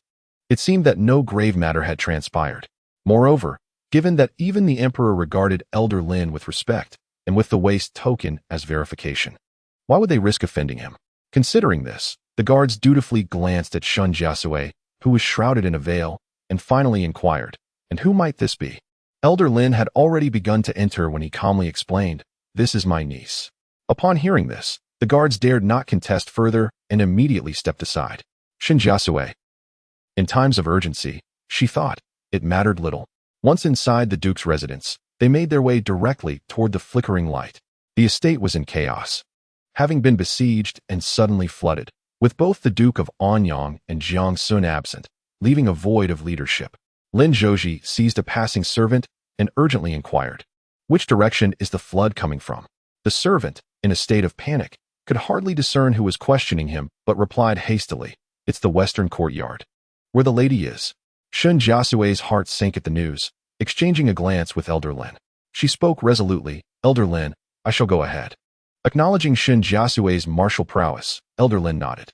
As she rushed forward, he called after her, "Your safety is paramount. Regardless, I and Xiao Ji will remember your kindness." Shen Jiasui did not look back as she waved her hand dismissively. There was no need for gratitude. Life was the most precious commodity. and she had yet to repay Jiang Xun for his past kindness. Though she moved with purpose, her pace quickened, her senses alert. The cacophony surrounding her was overwhelming. She could hear the wails of maids and servants, each cry resonating with despair, as if the night were a harbinger of doom. Her thoughts briefly drifted to the past when the general of the state had his estate raided. Upon her arrival, she too had been halted by the imperial guards. And even from outside the estate, the sounds of anguish had reached her ears, tearing at her heart. Meanwhile, Jiang Xun and the Duke of Anyang sat in silence within their carriage. The Duke recalled his earlier shame in the court, his face reddening as he touched his nose. Feeling at a loss, Jiang Xun appeared lost in contemplation, his brow furrowed, seemingly oblivious to the world around him. Noticing this, the Duke held his tongue, fidgeting with his belt and sleeves, contemplating taking Jiang Xun to see the lady once they arrived home. If the three of them could sit down together and talk, perhaps it would ease the tension. Just as the Duke was lost in thought, the carriage curtain was suddenly lifted by one of the imperial guards escorting them home. "Lord Jiang, Duke, there are flames rising from the direction of the Duke's residence." With those words, both Jiang Xun and the Duke's expressions changed dramatically. The Duke, still processing the shock, was caught off guard as Jiang Xun swiftly exited the carriage, coldly commanding, "Bring me a horse." The night was thick with urgency as the sound of hooves echoed into the distance. The Duke's gaze turned vacant as he recalled his wife's profound words before he left. "My lord, this is our fate." What a ridiculous notion. When someone is gone, it is as if everything has vanished. "A horse. I need a horse." The Duke felt a chill envelop him as tears streamed down his face. Struggling to mount the horse twice before finally securing himself and spurring after Jiang Xun, Shen Jiasui took the quickest route, scaling walls and running when possible. Soon, she arrived at an open area, likely the garden where the Duke of Anyang hosted guests. Illuminated by the flames from the western courtyard, the surroundings were clearly visible without the need for a lantern. Before her lay a small lake, adorned with artificial hills and pavilions. At that moment, servants were frantically drawing water from the lake, hurriedly carrying pots and bowls filled with water toward the western courtyard. Time was of the essence, and Shen Jiasui merely took a cursory glance around before retracting her gaze. Suddenly, she halted, turning back as her peripheral vision caught a glimpse of a dark figure concealed by the tree shadows on the lake's surface. As she focused intently, a cacophony of voices erupted behind her. A group of maids, moving against the flow of people, rushed toward her like headless flies, urgently asking, "Have you seen the lady? Have you seen the lady?" At this, Shen Jiasui's heart skipped a beat. As she scrutinized the area once more, the dark shape began to resemble someone floating in the water. The thought flashed through her mind, and she impulsively stomped her foot in realization. This was bad. Without hesitation, she threw off her veil and dove into the lake. In the frigid waters of November in the capital, Shen Jiasui swam with all her might toward the shadow. Amidst the chaos, the first thought that crossed her mind was, "I'm so hungry. If only I had eaten something earlier, I could swim faster." With a splash, the sound of Shen Jiasui entering the water startled those nearby. They initially thought someone had carelessly lost their footing while drawing water, and in a state of panic, they cried out, "Someone has fallen in. Help!" Chapter 70. He has returned. Shen Jiasui could no longer discern the voices from the shore. The tumultuous sounds around her had sparked a vivid memory from long ago. It was the spring of her 15th year in her previous life, when she, along with Lu Yunzheng and Gu Shiji, ventured into the southern outskirts for a picnic. Gu Shiji had unexpectedly fallen into the water. Upon hearing her cries, Shen Jiasui rushed to her aid without a moment's hesitation. Yet, when she reached Gu Shiji's side, the latter clung to her as if she were a lifeline, pressing down on her head and shoulders in a desperate attempt to resurface. Shen Jiasui had not anticipated this reaction, and she found herself swallowing mouthfuls of water, bewildered by Gu Shiji's surprising strength that rendered her unable to break free. Previously, she had thought this was merely an instinct for survival, but now, having discerned Gu Shiji's true nature, the recollection sent shivers down her spine. At this moment, Shen Jiasui confirmed that there was indeed a person not far from her. This time, she was wiser. She swam behind the individual before reaching out to pull them. In the dark, murky waters, a sense of fear began to creep in. "Amitba," she silently chanted, gathering her courage to embrace the figure from behind. To her astonishment, the person she was attempting to rescue showed no signs of struggle. A tremor coursed through her heart, and all fear dissipated as she resolved to swim towards the shore with renewed determination. More and more people were drawn to the cries for help. Who has fallen into the water? Elder Lin and Lin Zhuji hurriedly approached, demanding answers. Yet, none could provide clarity. Lin Zhuji gazed out and noticed someone swimming vigorously toward the shore. Upon closer inspection, he could not help but exclaim, "Uncle, it's Miss Shen." Elder Lin's expression shifted to one of alarm. This is utter madness. He had been breathless from his hurried journey and dared not delay a moment longer as he dashed towards Shen Jiasui. At that moment, a figure darted past him, leaving only a fleeting silhouette. Xiaoji.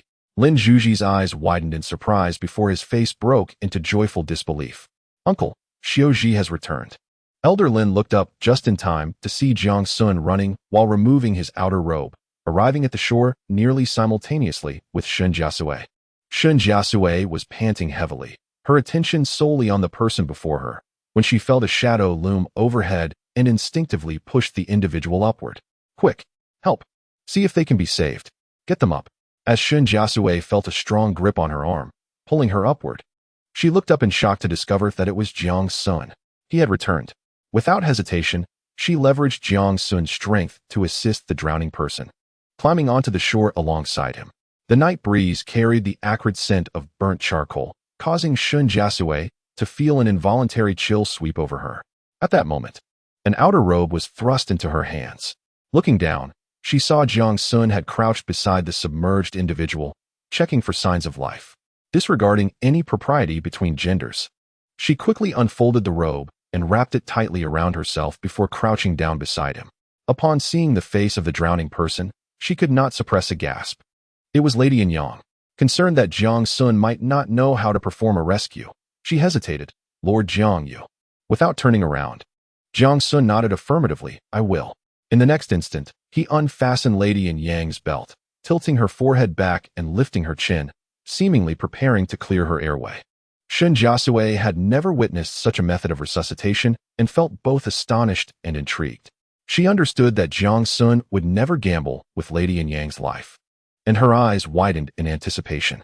Just then, anguished cries approached. Madam! Madam! Lady Yang's husband rushed forward, his face awash with tears. Seeing his wife lying pale on the ground, he shouted in desperation, Quickly, lift her up. We must expel the water from her abdomen. Hurry! The crowd surged forward.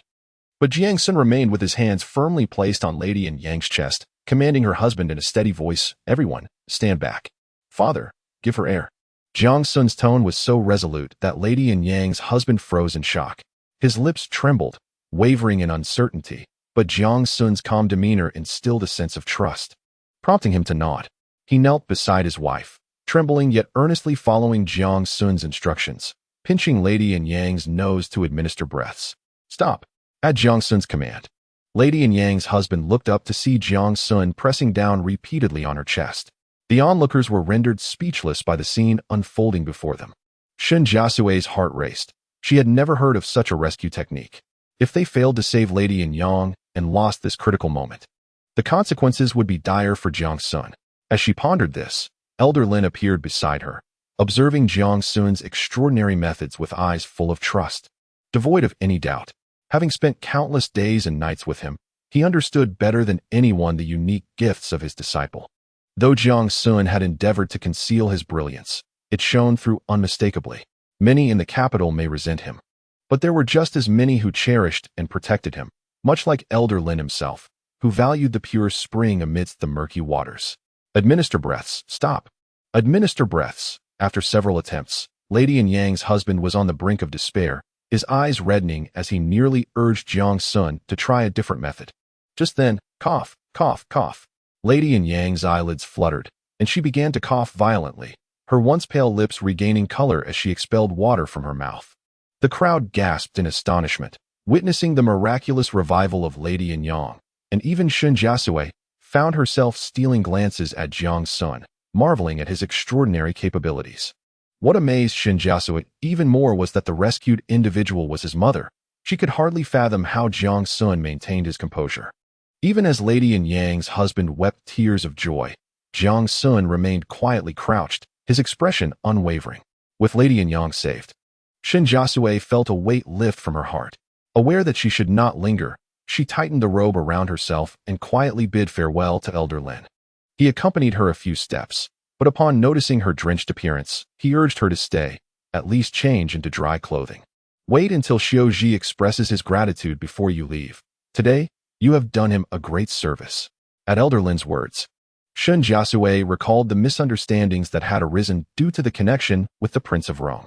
Fearing that Elder Lin might misconstrue her intentions, she felt an increasing urgency to depart. I apologize for my lack of decorum in your presence today. Please do not take offense. As for the great service, it is truly undeserved. Last time, Lord Jiang assisted me, and I merely returned the favor. I must take my leave now. With that, Shen Jiasui hurriedly made her way out as the crowd remained in disarray. As Lin Lao extended his hand, wishing to retain her presence, Shen Jiasui had already vanished without a trace. Alas, in his frustration, Lin Lao struck his thigh, lamenting how this young lady came and went like the wind, impossible to hold on to. Just then, someone hurriedly passed by him, swiftly pursuing her. Lin Zhou, who had been hesitating at the back, fearful that Lin Lao might summon him to chase after the young lady, suddenly had a spark of realization and urgently exclaimed, "Uncle, Xiao is chasing after her." Chapter 71. I am quite satisfied with Master Jiang Xun Jiasui, hastily exited the residence of the Duke of Anyang, only to discover that the Imperial Guard had already retreated from outside. At that moment, she was assured that Jiang Xun had successfully navigated this trial.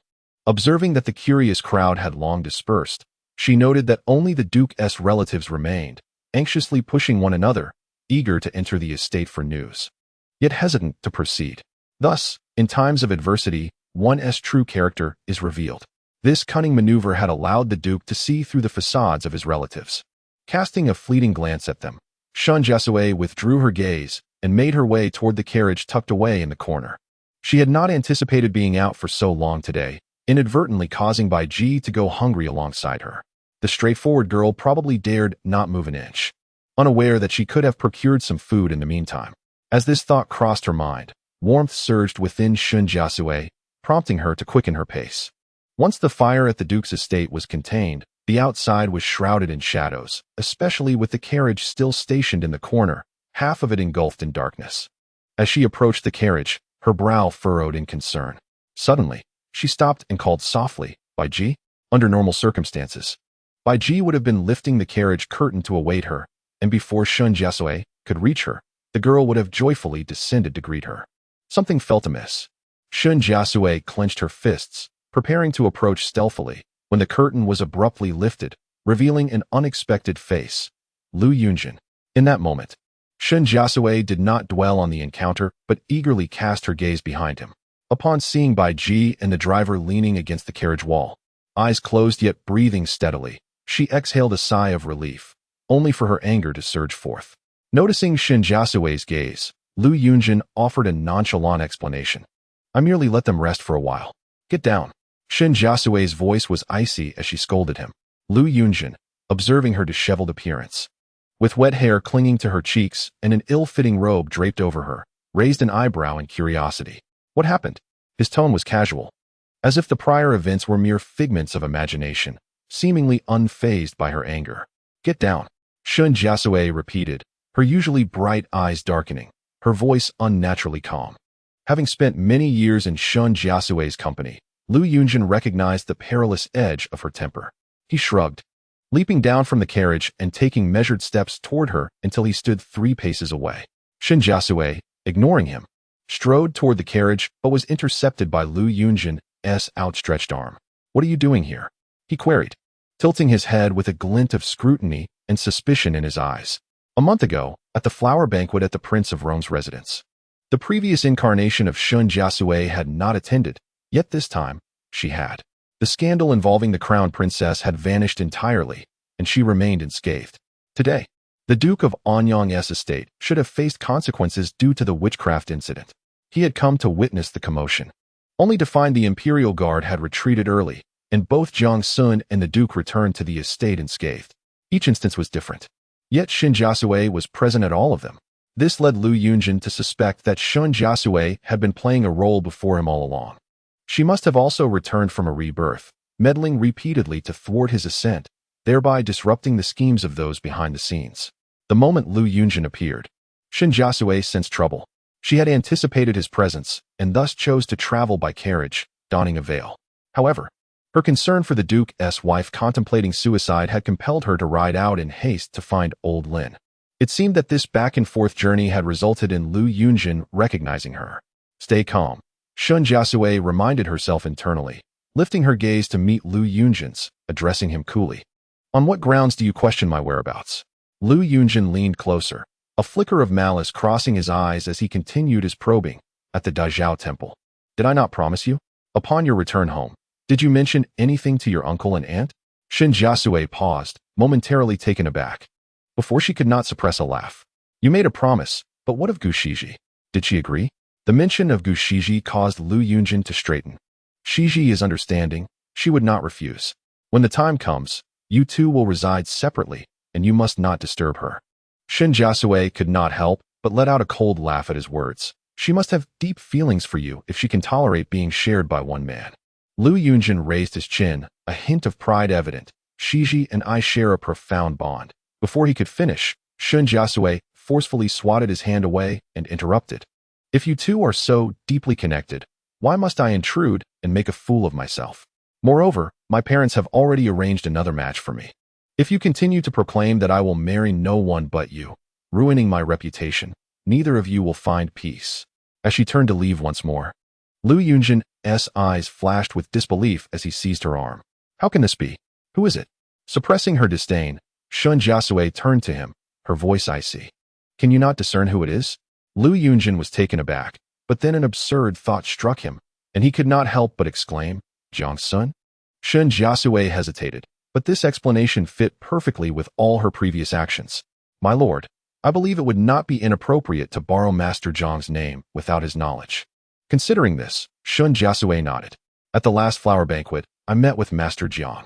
Master Jiang, and he was personally endorsed by the Prince of Rome. I am quite satisfied with Master Jiang. Otherwise, do you think I would have appeared here today? With this, Shen Jiasui seized the opportunity while Lu Yunzheng was still in shock to withdraw her arm, coldly stating, Lu Yunzheng, do you hear me? From this point onward, we shall part ways, each following our own paths. Lu Yunzheng could hardly believe his ears. Shen Jiasui had once been his wife, she was his possession. No matter how much he disliked or loathed her, she could not marry another. Moreover, how could Shen Jiasui possibly be with Jiang Xun? Suddenly, it all made sense. It was no surprise that she, who rarely attended banquets, would unexpectedly appear at the Prince of Rome's flower banquet. She was there to meet Jiang Xun. How long had it been since he and Shen Jiasui had annulled their engagement? She had hastily gone to meet a new suitor. Furthermore, Jiang Xun had been present at the Dazhao temple as well. It dawned on him, it all connected. Today, upon hearing of the incident at the Duke of Anyang's estate, she had rushed over, ending up in such a disheveled state. Perhaps the robe draped over her shoulders belonged to Jiang Xun. Simply outrageous, utterly shameless. Rage surged within Lu Yunzheng as he turned to grasp Shen Jiasui, gritting his teeth as he admonished, how can you marry another? Hearing this, Shen Jiasui felt a wave of relief wash over her. It seemed Lu Yunzheng was convinced. She pivoted and forcefully pushed him away, causing him to stumble. You broke the engagement. Why should I not marry another? Lu Yunzheng, do not overestimate your own importance. In my eyes, you are nothing. Upon hearing this, Lu Yunzheng clenched his fist, his face shrouded in frost, and his eyes ignited with fury as he scoffed, Shen Jiasui, are you playing the game of feigned retreat to lure me in, or is it that you cannot marry me, resorting to grasping at straws by considering someone like Jiang Xun? At this moment, Shen Jiasui felt a surge of rage. However, before she could retort, a figure emerged from the shadows nearby, his voice cold and deep. Pray tell. In the eyes of Deputy Commander Lu, what sort of person does he perceive me to be? Chapter 72, The Glimmering Lights. Upon hearing that voice, Shen Jiasui was momentarily taken aback, quickly lifting her gaze to see Jiang Xun stepping forth from the shadows. The light cascaded over his shoulders, illuminating his profile. His stature was tall and upright, clad only in a deep robe after shedding his outer garment. His cold eyes, akin to stars, were often devoid of laughter. Yet at this moment, whether it was due to anger or merely the play of light, Shen Jiasui felt his countenance grow increasingly frigid and formidable. She parted her lips, suddenly filled with regret. In her fervent engagement with Lu Yunzheng, She had been careless enough not to heed the movements behind her. Moreover, with the recent awakening of the Lady of Anyang, she had never anticipated that Jiang Xun would follow her out. It was uncertain how long Jiang Xun had been present or how much of her conversation with Lu Yunzheng he had overheard.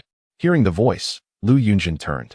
Noticing Jiang Xun without his outer robe, then glancing at Shen Jiasui, who was wrapped in a dark garment. Instantly, his brows furrowed in anger, a tempest brewing in his heart. He had thought Shen Jiasui was merely putting on an act again, but now it appeared she had truly conspired with Jiang Xun.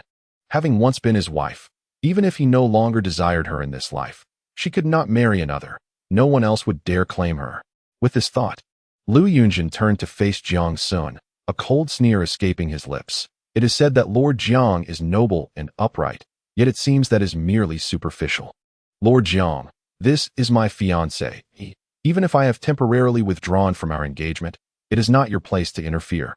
Furthermore, as a man of propriety, you surely must understand that appearing without your outer robe is in poor taste. Shen Jiasui seethed with anger. What madness was Lu Yunzheng exhibiting? She immediately stepped forward, intending to strike him, when Jiang Xun suddenly moved closer. She halted, witnessing Jiang Xun stride past Lu Yunzheng to stand before her. Looking up, she met Jiang Xun's perpetually calm gaze, momentarily at a loss for words. In that instant, Jiang Xun slightly bowed his head, gently uttering, "Miss Shen, I beg your pardon." Shen Jiasui was taken aback, only to see him produce a veil from behind him and lightly place it upon her head. The soft yellow gauze cascaded down, rippling like water in the dim light, obscuring Shen Jiasui's visage and cloaking her upper body. In an instant, she recognized the veil as the one she had cast aside on the shore before diving in to save someone. It had been retrieved by Lord Jiang. "It is quite windy outside. Miss Shen, please enter the carriage," Jiang Xun quietly urged, stepping back. Shen Jiasui tilted her head, the gauze blurring her vision, rendering Jiang Xun's expression unclear. Yet, the hazy light outlined his form, and due to the veil's soft hue, it appeared as if a warm golden glow enveloped him. This instilled in Shen Jiasui a fleeting illusion, as though she were witnessing a trace of tenderness from the typically aloof Jiang Xun. She nodded lightly, yet cast an anxious glance at Lu Yunzheng nearby, fearful he might utter something untoward. Jiang Xun's tall frame effectively shielded Shen Jiasui from Lu Yunzheng's view. From Lu Yunzheng's perspective, Jiang Xun nearly concealed her entirely, and the raised hand signified an intimate connection between them. Observing this, Lu Yunzheng's expression darkened further, and he was about to step forward when Jiang Xun turned to face him, resolutely blocking Shen Jiasui from view. His gaze was icy, locking onto the furious Lu Yunzheng as he calmly stated, "Not long ago, rumors of Vice Commandant Lu's hasty withdrawal from the engagement spread throughout the capital. I am well aware of the circumstances surrounding it. According to our laws, once an engagement is rescinded, the parties are no longer connected. There is no such thing as a temporary withdrawal, nor should there be any lingering entanglements. Moreover, your indecisiveness and betrayal raise questions about your character and suitability for your current position. Furthermore, General Zhaoyong's failure to properly educate his son, who has now broken his word, will be reported to the Ministry of Justice tomorrow. I trust that after facing impeachment, General Zhaoyong will understand the necessity of strict discipline, compelling you to amend your ways." Such eloquence from Jiang Xun was rare outside the court or the Dali Temple. Lu Yunzheng, perceiving Jiang Xun's every word as a veiled threat, felt his expression shift dramatically. Retorting coldly, "Lord Jiang, are you seeking personal revenge and perverting justice?" Jiang Xun merely chuckled softly in response. "I hold no animosity towards Vice Commandant Lu. How could this be deemed personal revenge? As for the distortion of justice, Vice Commandant, which of my statements is untrue?" Lu Yunzheng, infuriated by Jiang Xun's unyielding stance, gritted his teeth in frustration. If his father were to be implicated, he feared returning home would be increasingly arduous, and Shi Ji would suffer alongside him. He could not fathom that Jiang Xun genuinely harbored feelings for Shen Jiasui. Their temperaments were as disparate as ice and fire. There was no possibility for them to unite. Jiang Xun was likely drawn to the power of the general's family, merely performing the tired trope of a hero rescuing a damsel in distress. "Lord Jiang, Shen Jiasui is but a clumsy warrior, lacking grace and refinement, unlike other women who could provide you companionship. Aside from me, no one could endure her temperament. We have been betrothed for years. While we may not have grown up together, we share bonds of affection, and you still wish to claim her, leave. Before Lu Yunzheng could finish, Jiang Xun's icy voice cut through the air. His expression, though seemingly unchanged, conveyed unmistakable fury. Lu Yunzheng's eyes widened in disbelief. In 2 lifetimes, no one had spoken to him in such a manner. This was an affront. What merit did Jiang Xun possess to be so arrogant? His rise to prominence was merely due to the protection of the emperor's teacher. In a few years, he would surely fall from grace, finding himself in dire straits. With this thought, Lu Yunzheng scoffed, but before he could utter another word, a familiar voice interrupted from behind. Vice Commandant, what brings you here? Lu Yunzheng abruptly turned to see his superior, Lin Zhouji, standing not far away, hands clasped behind his back, observing him with mild curiosity. Lu Yunzheng frowned, noticing Lin Zhouji nodding at him, signaling him to approach. He had no desire to retreat, fearing it would appear as a concession to Jiang Xun.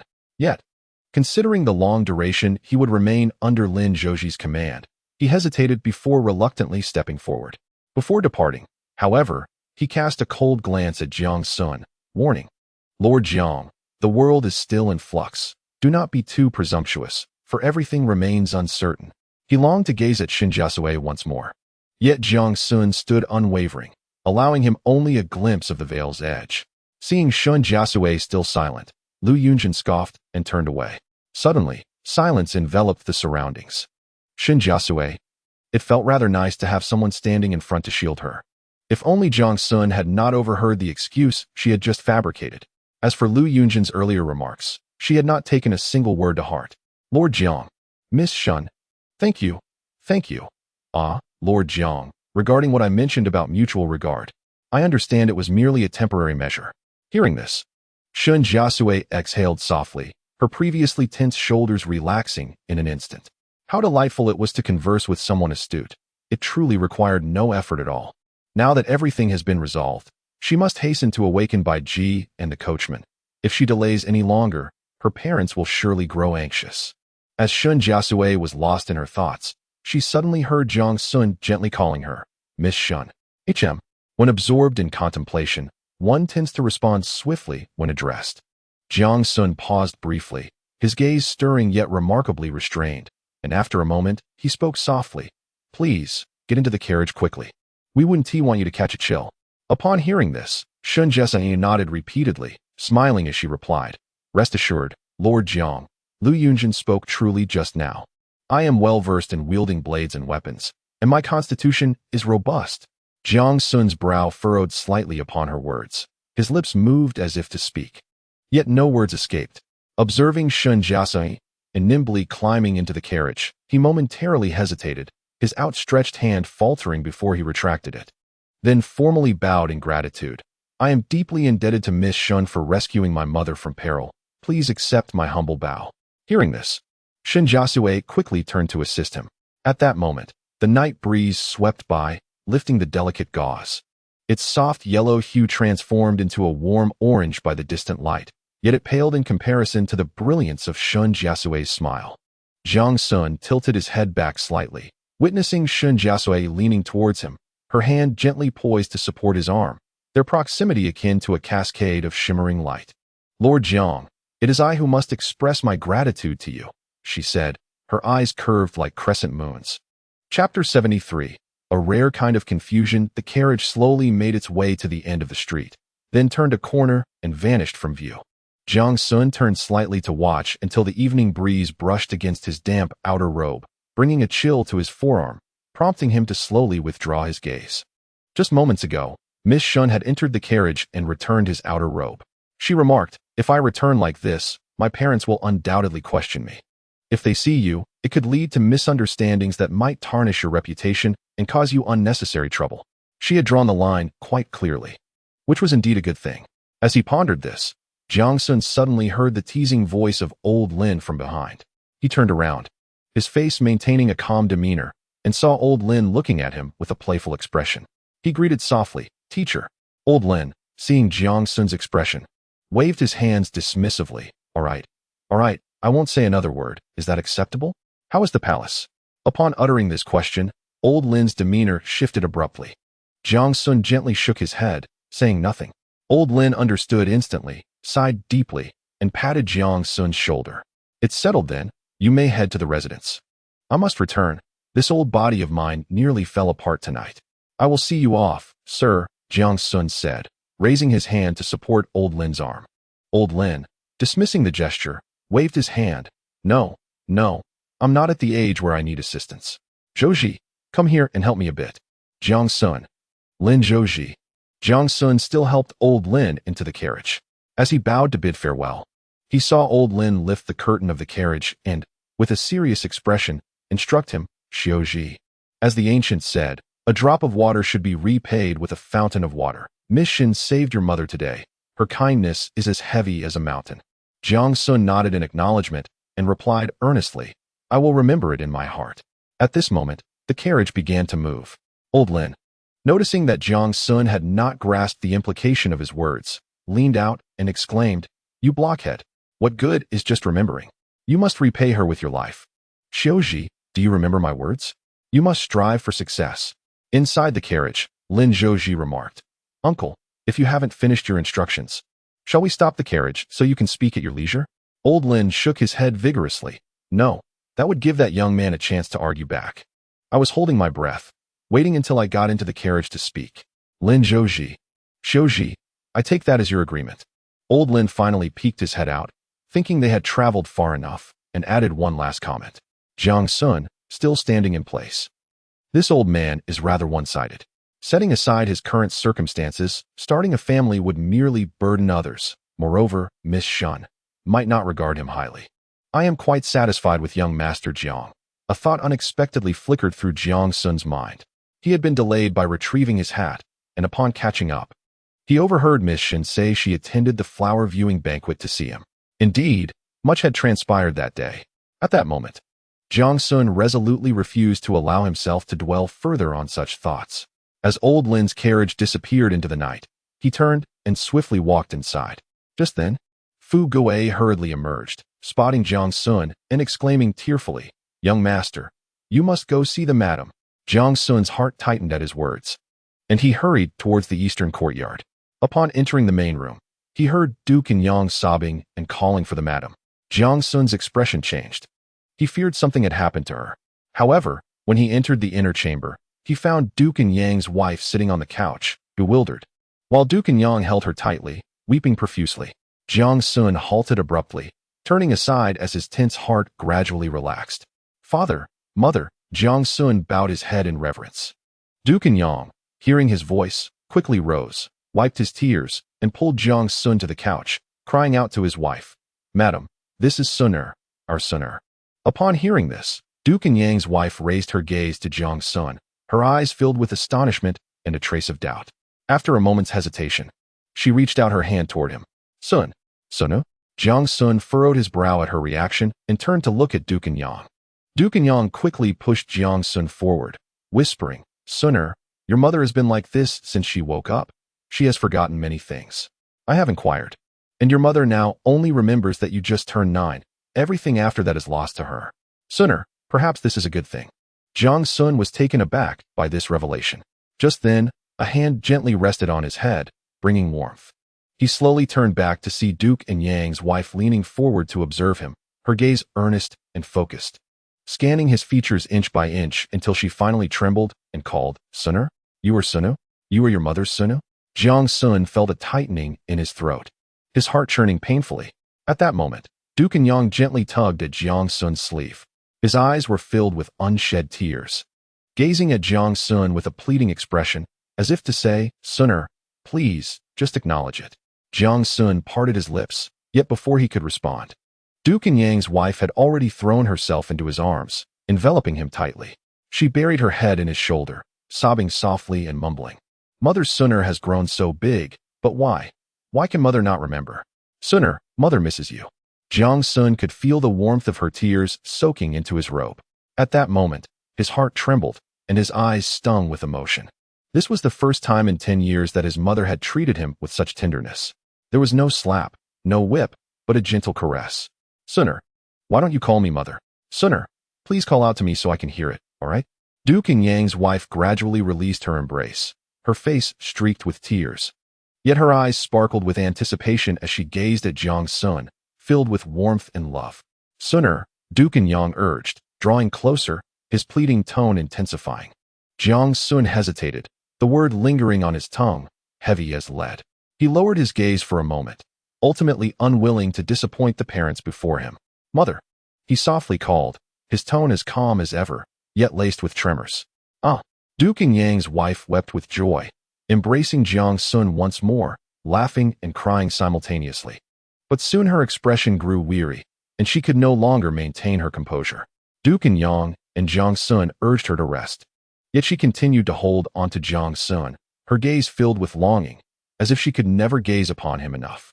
After a while, fatigue overtook her, and she slowly closed her eyes. Duke Yang watched over her for a moment, and upon seeing her fall into a deep slumber, he left a maid to guard her closely while he quietly led Jiang Xun out. The room gradually fell silent. The maid sat on a stool beside the couch, keeping a vigilant watch over Duke and Yang's wife. Yet within the confines of the bed curtains, the woman who had been asleep slowly opened her eyes. Her gaze clear and devoid of the previous confusion. She yearned for death, yet was miraculously rescued. In her hazy state of consciousness, she heard the heart-wrenching cries of the Lord, a sound that tore at the very fabric of her being. She also discerned the voice of Elder Lin, a wise and gentle mentor to Jiang Xun. He leaned close to her ear and softly spoke. "Madam, do you not realize that should you perish today, it would cast Xiao Ji into an unfathomable abyss? This inherently good child would unjustly bear the weight of all blame upon himself. Madam, at times, a little ignorance can be a blessing. You have long recognized the goodness within Xiao Ji, have you not? Cherish him, dear madam. This child has endured too much sorrow in his heart." As these thoughts coursed through her mind, tears cascaded from the corners of Lady Anyang's eyes, silently soaking the pillow beneath her. A little ignorance can indeed be a blessing. This was the only way she could attempt to atone for the torment she had inflicted upon a child for a decade. And as for her Sooner, after this life, she hoped that Sooner would be willing to meet her, the negligent mother. If unwilling, she would accept any punishment that came her way.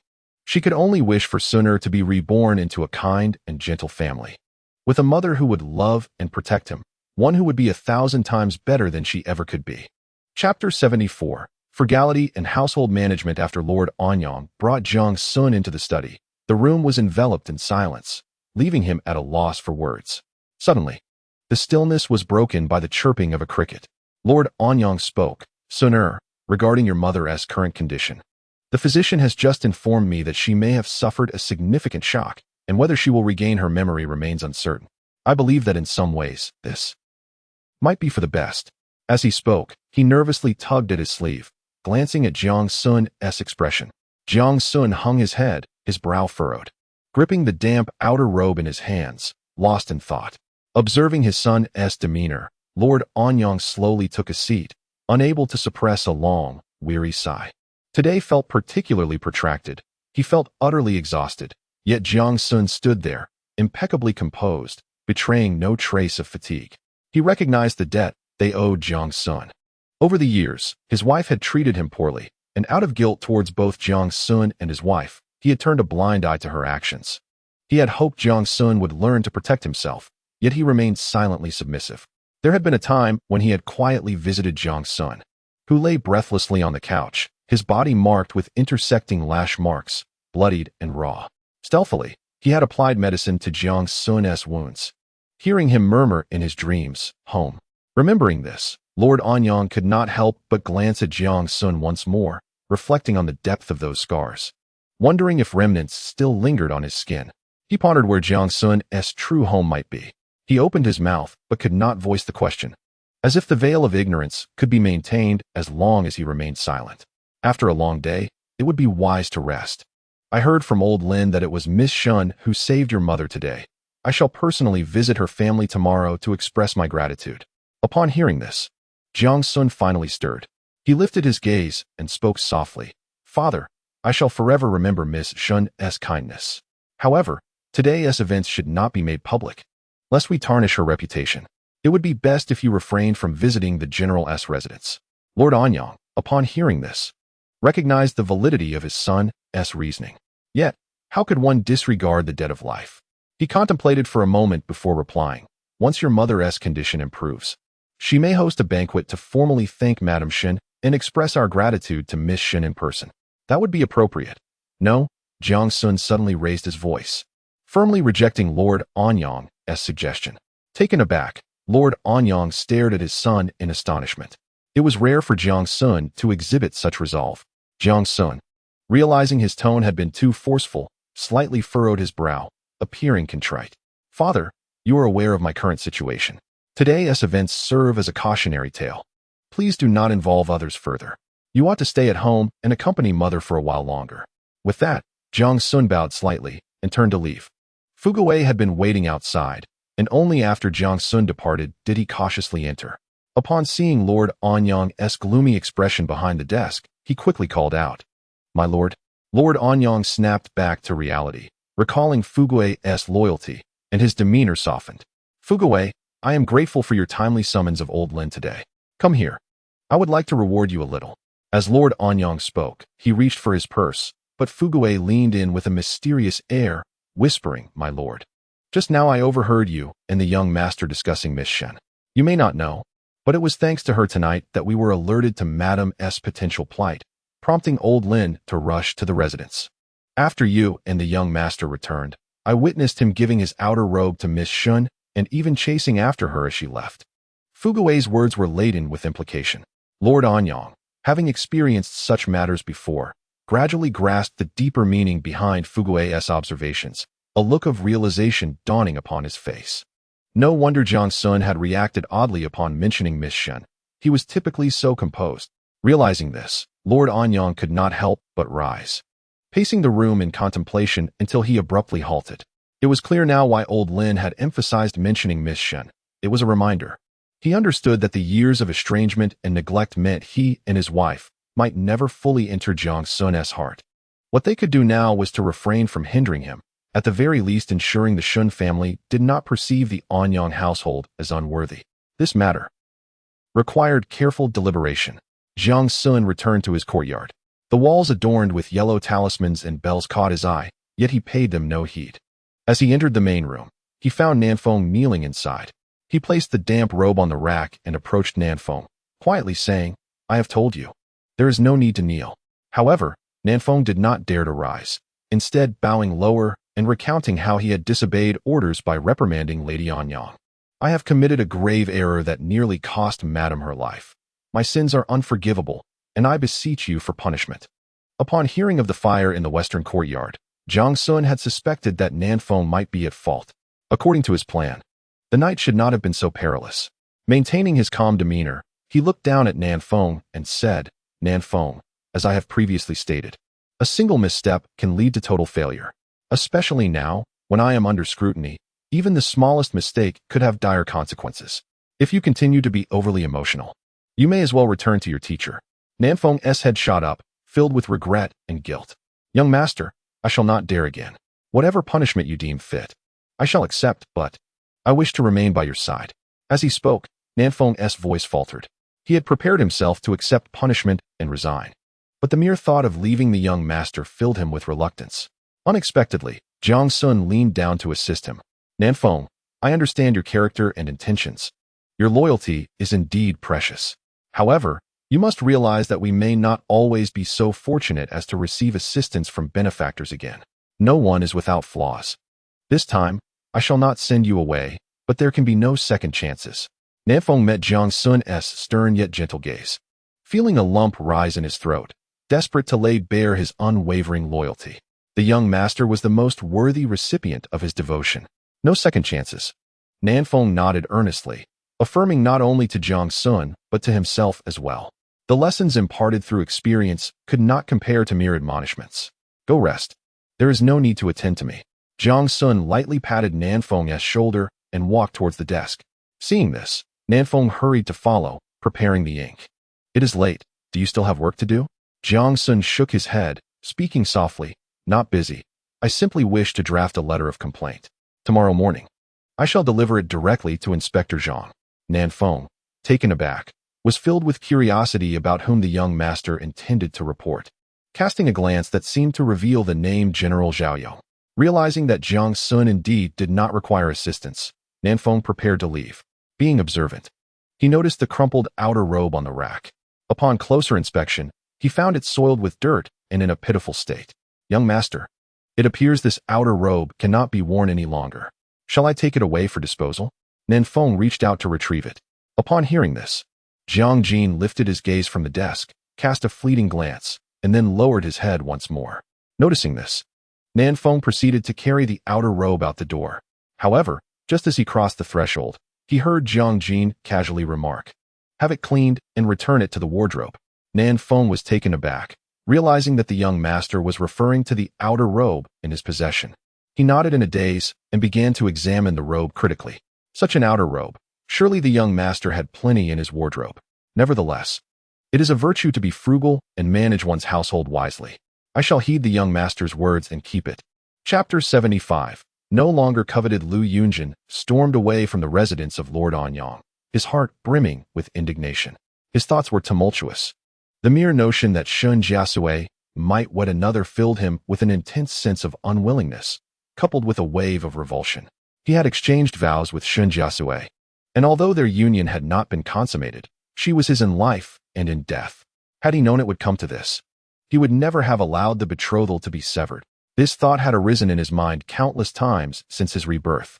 As Lu Yunzheng wrote, his frustration simmered until he heard a tentative call. "Young master?" Startled, he lifted his gaze, realizing he had unconsciously steered his horse back to the General Zhao Yang's estate. The voice belonged to one of his father's subordinates. His heart raced, and he turned to see his father, Lu Yunzheng, pausing to look back at him. In a hurry, Lu Yunzheng dismounted and bowed awkwardly, calling out, "Father." Lu Yunzheng observed his son standing alone beside his horse, the dim light casting a shadow of solitude around him.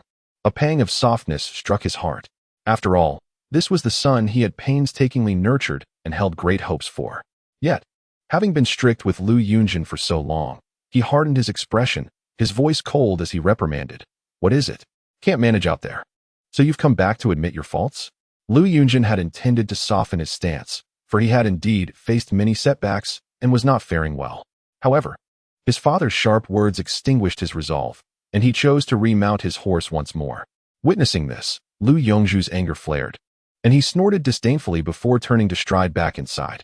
Lu Yunzheng tightened his grip on the reins, resentment boiling within him for his father's apparent indifference. As if he were utterly disregarded. He was about to turn his horse around when Lu Yunzheng's loyal subordinate rushed over, boldly blocking Lu Yunzheng's path and speaking gently. "Young master, the general may appear harsh, but he has been inquiring about your well-being, fearing you might be suffering outside. If you approach him with a few kind words, he will surely relent." Lu Yunzheng listened, incredulous as he watched his father's retreating figure. Could it be that his father truly cared for him? Hesitation crossed his features, and just then, Lu Yunzheng halted, a glimmer of hope igniting in Lu Yunzheng's heart, ready to dismount once more. But then, Lu Yunzheng barked, 16, "Do you need to meddle? Get over here." Startled, subordinate Lu 16 hurriedly stepped back. Hearing this, the light in Lu Yunzheng's eyes dimmed instantly. He had dared to hope. If his father truly cared for him, how could he have? Enough. With that thought, Lu Yunzheng's expression turned icy as he resolutely tightened the reins and galloped into the dark of night. Lu Yunzheng did not expect Lu Yunzheng to depart so abruptly. Anger flared within him, but it quickly gave way to a twinge of reluctance. Lu 16 sighed inwardly, sensing the general's concealed affection for his son. 16. The treacherous hearts of the Mo kingdom remain unyielding, and war with our Shang kingdom is inevitable. Yunzheng has the makings of a capable leader, yet he is impetuous, prone to rash decisions in battle. I cannot bear to witness a repeat of what happened with Vice General Gu. If Yunzheng is unable to temper his temperament and shoulder responsibility, I would rather he remain unremarkable than lead troops into conflict unprepared, risking the lives of our Shang soldiers and the integrity of our territory. As he spoke, disappointment clouded his features, and he turned to enter the estate. Lu 16, observing this, could not suppress a heavy sigh. He understood that the general still held significant expectations for the young master. As the ancients say, a tiger does not father a dog. Surely, the general hoped that Yunzheng would one day grasp the banner of command and gallop into battle, defending home and country. However, truth be told, the men under him felt that Yunzheng's recent decision to break off the engagement with the Shun family was rather dishonorable. Upon returning to the courtyard, Lu Yunzheng found it late. Thanks to Lady Lu's support, he no longer had to worry about his livelihood. A boon stemming from a conversation between Gu Shiji and Lady Lu at the Dazhao Temple. As he pondered this, he pushed open the courtyard door, surprised to find a light still illuminating Gu Shiji's chamber. The door swung open, revealing her in plain attire, eagerly awaiting his return. "Yunzheng," she called softly, her eyes sparkling with warmth and delight. In that instant, Lu Yunzheng felt his heart soften, the earlier gloom and frustration dissipating like mist. No matter what, there remained someone in the world, Shiji, who loved him, who kept a light burning for him, and who awaited his return. They embraced warmly within the room. A cocoon of comfort. Unable to suppress his curiosity, Lu Yunzheng asked, "Shiji, aren't you curious where I've been?" Gu Shiji gently shook her head. "Yunzheng, I understand you are striving for our future, and that suffices." At her words, a wave of shame washed over him. On the way back, he had been preoccupied with thoughts of Shen Jiasui. He tenderly caressed Gu Shiji's long hair, opting for honesty as he recounted everything he had witnessed at Lord Anyang's residence that night. Upon hearing that Lu Yunzheng had met with Shen Jiasui again, Gu Shiji's expression dimmed momentarily, only to be replaced by a hint of scorn. Men truly are. Once, Lu Yunzheng had treated Shen Jiasui like refuse, yet now, what he could not possess seemed to shine brightest. She had no doubt about Lu Yunzheng's feelings for her, but it was apparent that he still harbored room for many others in his heart. When the day came that love waned, what would remain for her? Being a concubine was something she, Gu Shiji, no longer coveted. In her solitude at the courtyard these days, she had contemplated many matters and discovered a secret she had long concealed, now transformed into a formidable weapon. Even that man would likely be moved upon hearing it. As Lu Yunzheng concluded his tale, Gu Shiji gathered her thoughts, surprise illuminating her face as she looked up. "Jiang Xun, Yunzheng, are you saying that your godparents mentioned Jiang Xun to Shen Jiasui?" The name Jiang Xun was familiar to her, a man reputed to be almost foolish, who had offended a duke over a farmer girl. In a world rife with injustice, how much could he truly rectify? Such feudal loyalty only placed himself and those around him in peril. In this world, self-preservation was the paramount principle, while the allure of power and wealth was undeniably intoxicating. Lu Yunzheng claimed that Shen Jiasui and Jiang Xun were incompatible, yet her view was starkly opposite. The two were akin to oil and fire, both volatile at their core. With this realization, a glimmer of intrigue sparked in Gu Shiji's eyes. Jiang Xun's nature was destined to lead him nowhere, and should Shen Jiasui choose to align with him, she would be courting her own demise. Of course, Gu Shiji did not contradict Lu Yunzheng. She simply needed to align herself with his thoughts, for this was the aspect he cherished most. "Yunzheng, what shall we do? Are they truly nearing a happy union?" Upon hearing this, Lu Yunzheng suddenly recalled something, a flash of brilliance igniting in his eyes. "No." He straightened slightly. "Shen Jiasui is likely to soon retreat in the face of difficulties." Chapter 76. Why help him? Gu Shiji, upon hearing this, displayed an expression of astonishment. Several times, Lu Yunzheng had uttered remarkably assured statements, as if he had already gleaned certain truths. For instance, at this moment, no one to retreat. "Yunzheng, what do you mean by that?" Gu Shiji inquired with a curious look. Following the last time he had confided in Madame Lu about his rebirth and faced setbacks, Lu Yunzheng had resolved to bury this matter deep within his heart, revealing not even a hint to Gu Shiji. He was unwilling to test those around him with this knowledge, lest he encounter disappointment once more. Thus, he shook his head and spoke vaguely. "I have heard some rumors from others, but nothing is confirmed. We shall discuss it when the time is right." He had just learned that Shen Jiasui was to marry another, and in his turmoil, he had momentarily forgotten a significant matter, Jiang Jun's lifelong commitment. In his previous life, he had not learned until his triumphant return to the capital that Jiang Xun had already married. Hence, it did not immediately come to mind. However, after Gu Shiji's inquiry, he was reminded that Jiang Xun had a marriage proposal to consider by the end of this year, though unaware of how Jiang Xun had previously declined this match. This time, regardless of the outcome, Shen Jiasui would undoubtedly retreat. After all, the one who had her sights set on Jiang Xun was a distinguished noble lady.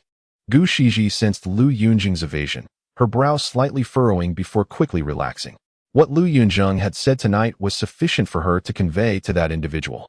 At this moment, Lu Yunzheng regained his composure and mentioned his mistaken return to the general's residence, inevitably inquiring about Gu Shiji's conversation with his mother at the Dazhao temple. Shiji, what exactly did you say last time? My mother has recently been willing to send silver, all thanks to your mediation. Gu Shiji smiled upon hearing this. It was merely a small scheme to alleviate the lady's worries. Time has passed, and I believe she will soon have her wishes fulfilled. Yunzheng, if your mother pleads for your return to the general's residence, you should soften your stance towards General Lu. Consider it for our future, will you? Gu Shiji lifted her head, her smile as warm as the spring breeze in March. Upon hearing this, Lu Yunzheng felt an overwhelming sense of tenderness. Shiji, in this way, you will also suffer a grievance. Gu Shiji shook her head, her gaze filled with reliance as she said, Yunzheng, with you by my side, I fear nothing. Hearing this, Lu Yunzheng felt a soothing warmth in his chest, unable to restrain his emotions. Shiji, what merit do I possess to have you by my side? I will heed your wishes, if that pleases you. Gu Shiji gently nodded, the two nestled together in the candlelight, undeniably warm and sweet. Yet, the softness in Gu Shiji's gaze had vanished, replaced by a glimmering sharpness. At the general's residence, Chunhua Courtyard. Achoo, after her bath, Bai Ji was drying Shen Jiasui's damp hair when Shen Jiasui suddenly sneezed several times. Bai Ji, witnessing this, felt both distressed and anxious. Miss, allow me to fetch some ginger. Before she could finish, Shen Jiasui abruptly stood up, waving her hand. Bai Ji, do not dry it anymore. I will go practice some boxing. My body will warm up immediately. Bai Ji raised her hand, firmly pressing her mistress back down, speaking with unexpected authority. Miss, after a long night, you should rest. The ginger soup will be here shortly. Shen Jiasui glanced at Bai Ji, noting her poor complexion. After a moment's thought, she placed her hands on her knees and obediently sat back down. Seeing Shen Jiasui's demeanor, Bai Ji could no longer maintain her stern face. She sighed, Miss. Look at you. Even if your health is good, you cannot endure such strain. It pains me to see you like this. Shen Jiasui's eyes curved into a smile as she grasped Bai Ji's hand. All right, I will behave. Where is the ginger soup? I promise to drink it all. Not a drop left. Bai Ji, seeing Shen Jiasui so compliant, couldn't help but laugh and cry at the same time. Indeed, it was because the miss treated her so well that she dared to speak so freely. However, she truly did not understand. Miss, I do not comprehend. Since you rejected the match proposed by Prince Rong, it implies you have no interest in Lord Jiang.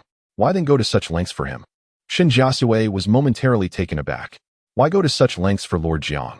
Perhaps it was because, in her previous life, when she was at her wit's end, he was the only one to extend a helping hand. Seeing that, Bai Ji awaited an answer. Shen Jiasui did not dismiss the inquiry. Instead, she carefully organized her thoughts and replied earnestly, because Lord Jiang is a man worthy of respect and admiration. Bai Ji, perhaps many deem Lord Jiang overly pedantic and foolish, and perhaps he himself realizes the insignificance of his individual efforts. Yet, he presses on, unyielding and resolute. I believe he possesses a strength of character beyond what ordinary people can fathom, perhaps even prepared for death at any moment. With such a noble heart, he fears not the end. Bai Ji, his goodness. Perhaps those who have received his aid feel it more profoundly.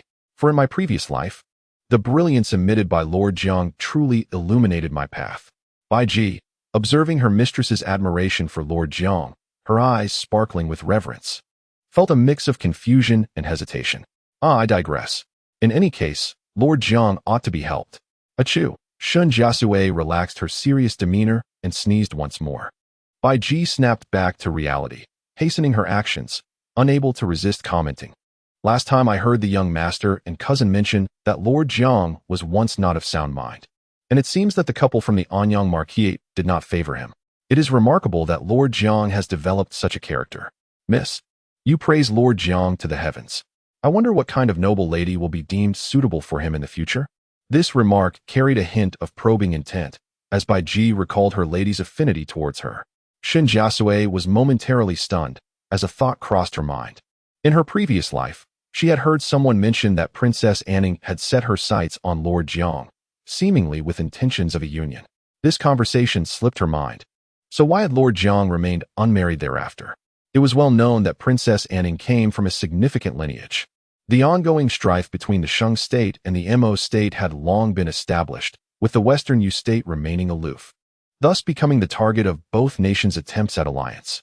Later, The late emperor sent the third princess to you for marriage, bestowing her the title of Relief from worries. After arriving in you, Princess Relief formed a deep bond with the Khan of you, bearing him 2 sons and a daughter. A few years prior, when the Khan fell ill and passed away, it likely involved considerable turmoil. Princess Relief then placed her eldest son on the throne. Now, with the political situation in you stabilized, Princess Relief, yearning for her homeland, intended to return with Princess Anning for a brief stay. During this return to the capital, Princess Relief planned to find a suitable match for Princess Anning, ensuring her stay in the capital. Given Yu's northern location, it could not compare to the splendor of the capital.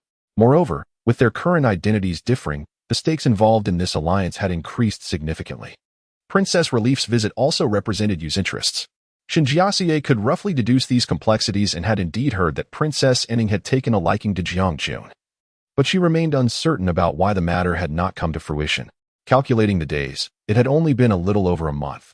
In her previous life, she had not attended the lively welcoming banquet, but this time, she would not miss it. The person behind the scenes holds a position of great power and influence, and it is certain they will make an appearance at the welcoming banquet. She recalls from her previous life that Lu Yunzheng also attended to join the festivities, and it was he who vividly recounted the grandeur of the banquet upon his return to her in Gushiji. She wonders if Lu Yunzheng will attend this time as well. If he does, it may be worthwhile to observe his reactions and seek opportunities that she can seize. Shen Jiasui was lost in her thoughts when she raised her gaze and noticed Bai Ji studying her with keen interest. Bai Ji, what is it? Shen Jiasui inquired, perplexed. Bai Ji hastily shook her head. Seeing that Shen Jiasui's hair was nearly dry, she turned to fetch some ginger soup.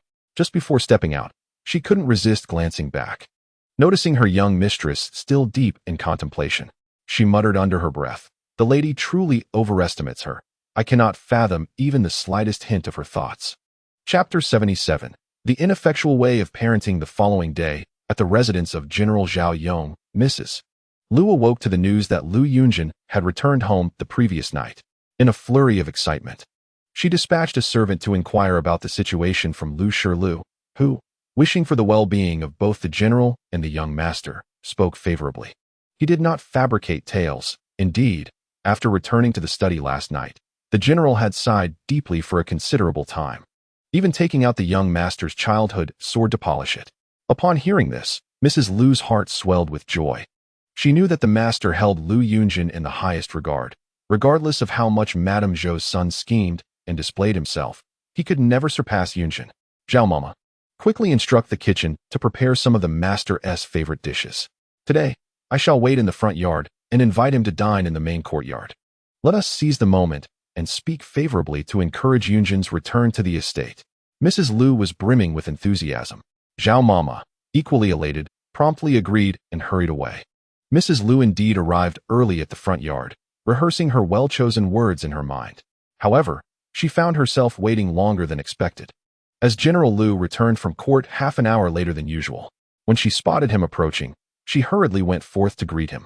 Yet, the general bore a stern expression, and upon seeing Mrs. Lu, his brow furrowed, and he turned sharply towards the courtyard of concubine Zhou. Witnessing this, Mrs. Lu felt her heart sink as her earlier joy was extinguished. Nevertheless, thoughts of Lu Yunzheng spurred her on, and she resolutely grasped the general's sleeve. He halted but refused to turn around. Seeing his evident disdain for her, Mrs. Lu felt a pang of sorrow but forced a smile, gently saying, "My lord, today I had the kitchen prepare some of your favorite dishes. Shall we have lunch in the main courtyard?" "No need," the general replied curtly, yanking his sleeve free and preparing to leave again. Realizing she could not retain him, Mrs. Lu decided she must speak her mind regardless. "My lord, I heard that Yunzheng returned last night." At the mention of Lu Yunzhen's name, the general tensed. Yet, Mrs. Lu, eager to express her thoughts, failed to notice his agitation as she continued. "My lord, I understand Yunzheng well. He must have realized his mistake but is too proud to admit it. You know how it is. He is now a deputy commander and naturally wishes to preserve his dignity. If we have him home for dinner after his shift today, we can clear the air, shall we?" Seeing that the general did not outright refuse, Mrs. Lu assumed he was swayed and grew increasingly fervent. "My lord, Yunzheng is the young master of our Zhao Yong general's household. It is quite improper for him to be living apart. It will only tarnish your reputation. You cannot imagine how difficult things have been for him lately. As a mother, I feel his pain deeply. Furthermore, the storm surrounding the engagement with the Shun family has passed. We have already apologized. Now that all is well, why must you continue to push Yunjin away? Mrs. Lu believed her words comprehensively addressed the matter and thought the general's anger must have subsided. However, the general suddenly remarked, "Past? Who says the engagement debacle is over?" Alarmed by his tone, Mrs. Lu quickly stepped in front of him, finally noticing the dark expression on his face, his jaw clenched tightly, and the muscles in his cheeks twitching, as if he were suppressing a great fury. Mrs. Lu gasped, taking a step back. "My lord, what? What is the matter?" Having previously urged the general to reconsider his stance regarding Yunjin, she had never witnessed him in such a rage. The general could no longer contain his anger and stepped closer to Mrs. Lu, gritting his teeth as he declared, "Do you even realize that wretched child has brought disgrace upon me? Today, I truly felt my honor diminished." During the morning court session, Inspector Zhang publicly accused me of failing to educate my son and allowing him to renege on his promises. After court, His Majesty summoned me to the study and scolded me for a full half-hour. General Shen stood by, even pleading on my behalf, and I wished I could disappear into the ground. After dedicating my life to the military, shedding blood on the battlefield, and receiving commendations from His Majesty, who would have thought my lifetime of honor would be destroyed by an ungrateful son? The last words were almost a roar, and he even resorted to exclaiming "my lord" in his fury. He was acutely aware that Lu Yunzhen's current failings reflected poorly on him as a father, which was why he had returned home in a foul mood, unwilling to unleash his wrath upon his wife, and instead sought to leave. But Mrs. Lu insisted on holding him back, continually defending their son, which only served to inflame his ire further. Hearing that the general had been reprimanded in court due to Lu Yunzhen's actions left Mrs. Lu pale, her lips quivering, unable to utter a word. After a long pause, she stammered, How could it have escalated to such severity? Those officials truly have too much time on their hands to meddle in others' family affairs. It has always been the case that when marriages fail, they simply dissolve. Which era has not seen this? Silence. The general bellowed, unable to contain his fury at Mrs. Lu's lack of understanding. She startled at his outburst, and upon meeting his darkened gaze, felt the chill of his words. To indulge a wayward child is akin to killing him. If he does not repent, his life will be ruined. Tell Lu Yunzheng that if he cannot bring himself to admit his mistakes, he should simply leave and never return. I, Lu Yunzheng, have more than one son. There are plenty who would take over the affairs of the general's household. With that, the general strode away, heading towards the training grounds, clearly in need of an outlet for his pent-up frustration. Mrs. Lu stood frozen in shock, her heart racing with dread as the general's figure disappeared from view. What did he mean? Would he truly abandon Yunjin? Hand over the general's estate to Zhou Fu's son? No, she could not allow that. But her husband was resolute. If Yunjin did not repent, he might very well lose his place in the household. At that moment, Mrs. Lu recalled the unpleasant visit to the other courtyard, where Yunjin had coldly fabricated a grand lie about having lived again, claiming that their lord would die in battle in 2 years, all delivered with an unsettling calmness. The thought sent a shiver down her spine. She had to admit that Yunjin had indeed changed. No, she could not permit a feud to develop between father and son. She could not allow the general's estate to fall into the hands of another. Just then, Zhao Mama, having prepared everything, hurried over, only to find Mrs. Lu standing there in a daze. Her heart sank, and she rushed to support her, worry etched across her face. Madam, what is wrong? Where is the master? Mrs. Lu slowly regained her composure, tightly gripping Zhao Mama's hand, her expression icy as she whispered, Mama, have you completed the tasks I assigned you? Madame Zhao was momentarily taken aback, but quickly regained her composure, nodding vigorously. The situation over there was progressing smoothly. However, my lady, have you truly made your decision? After all, Miss Yun Yao is innocent. Innocent? Madame Lu raised her voice slightly, declaring, she is not innocent. Having taken residence in Zhou Fu's womb, proceed with haste and gather ample evidence. We must ensure that nothing goes awry. I will never allow my husband to bequeath the general's residence to the side of Ningxiang courtyard. Additionally, prepare some funds. In a few days, I shall personally deliver them to Zheng. My husband remains in a furious state, and I cannot permit Zheng to return and provoke his ire. Otherwise, their relationship may become irreparably strained. Once my husband has calmed down somewhat, I will personally persuade Zheng. Should he refuse to return and acknowledge his mistakes, there shall be no place for him in this general's residence henceforth. Madame Lu had evidently made up her mind, and at that moment, she shook off Madame Zhao's assistance and, with a composed expression, made her way toward the main courtyard. Chapter 78. Siblings on November 15th. The holiday at the Imperial Academy commenced once again. While others hurried home after classes on the 14th, Lu Yunzheng remained at the academy to study late into the night. He rose early on the 15th and made his way back home. Knowing her son's disposition, Aunt Zhou did not wait for him the previous night. Instead, she rose at dawn to personally prepare breakfast, waiting with her daughter in the house. Dear aunt, sister, Lu Yunzheng entered the room, shedding his previous aloof demeanor, his face radiant with a smile. Second brother, Lu Yunyao rushed forward, linking her arm through her brother's and leading him to the table, proudly pointing out the breakfast items as if reciting a cherished list. This was made by aunt, and this was wrapped by me. Second brother, do try some.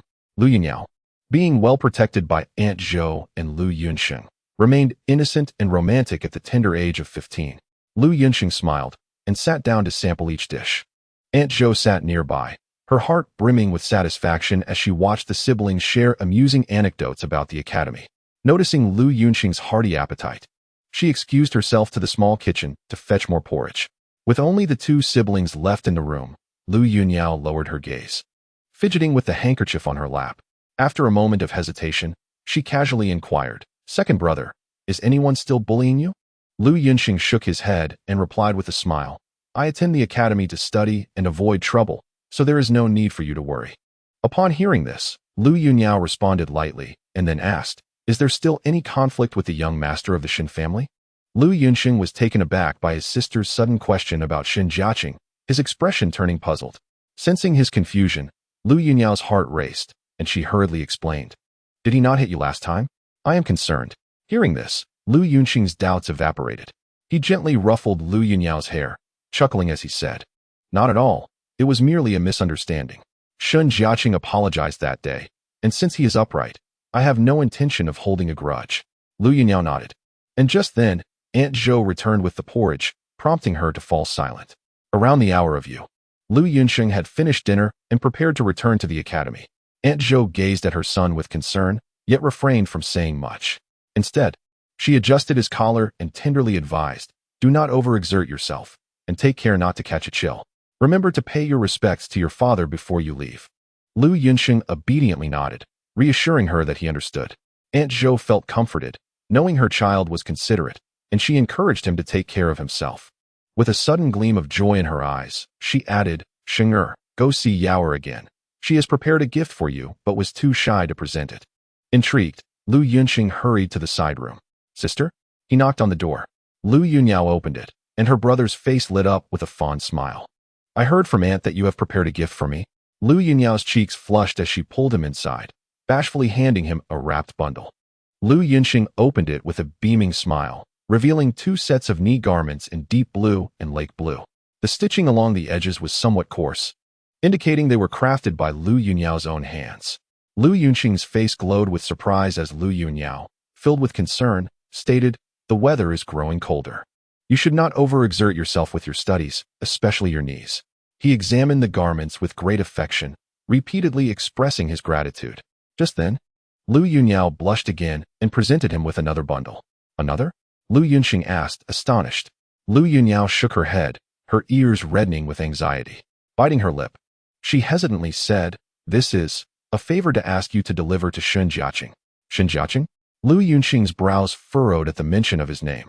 Lu Yunyao quickly elaborated, I made an extra set, thinking that since you had a misunderstanding with him last time, perhaps after resolving it, he might look out for you more.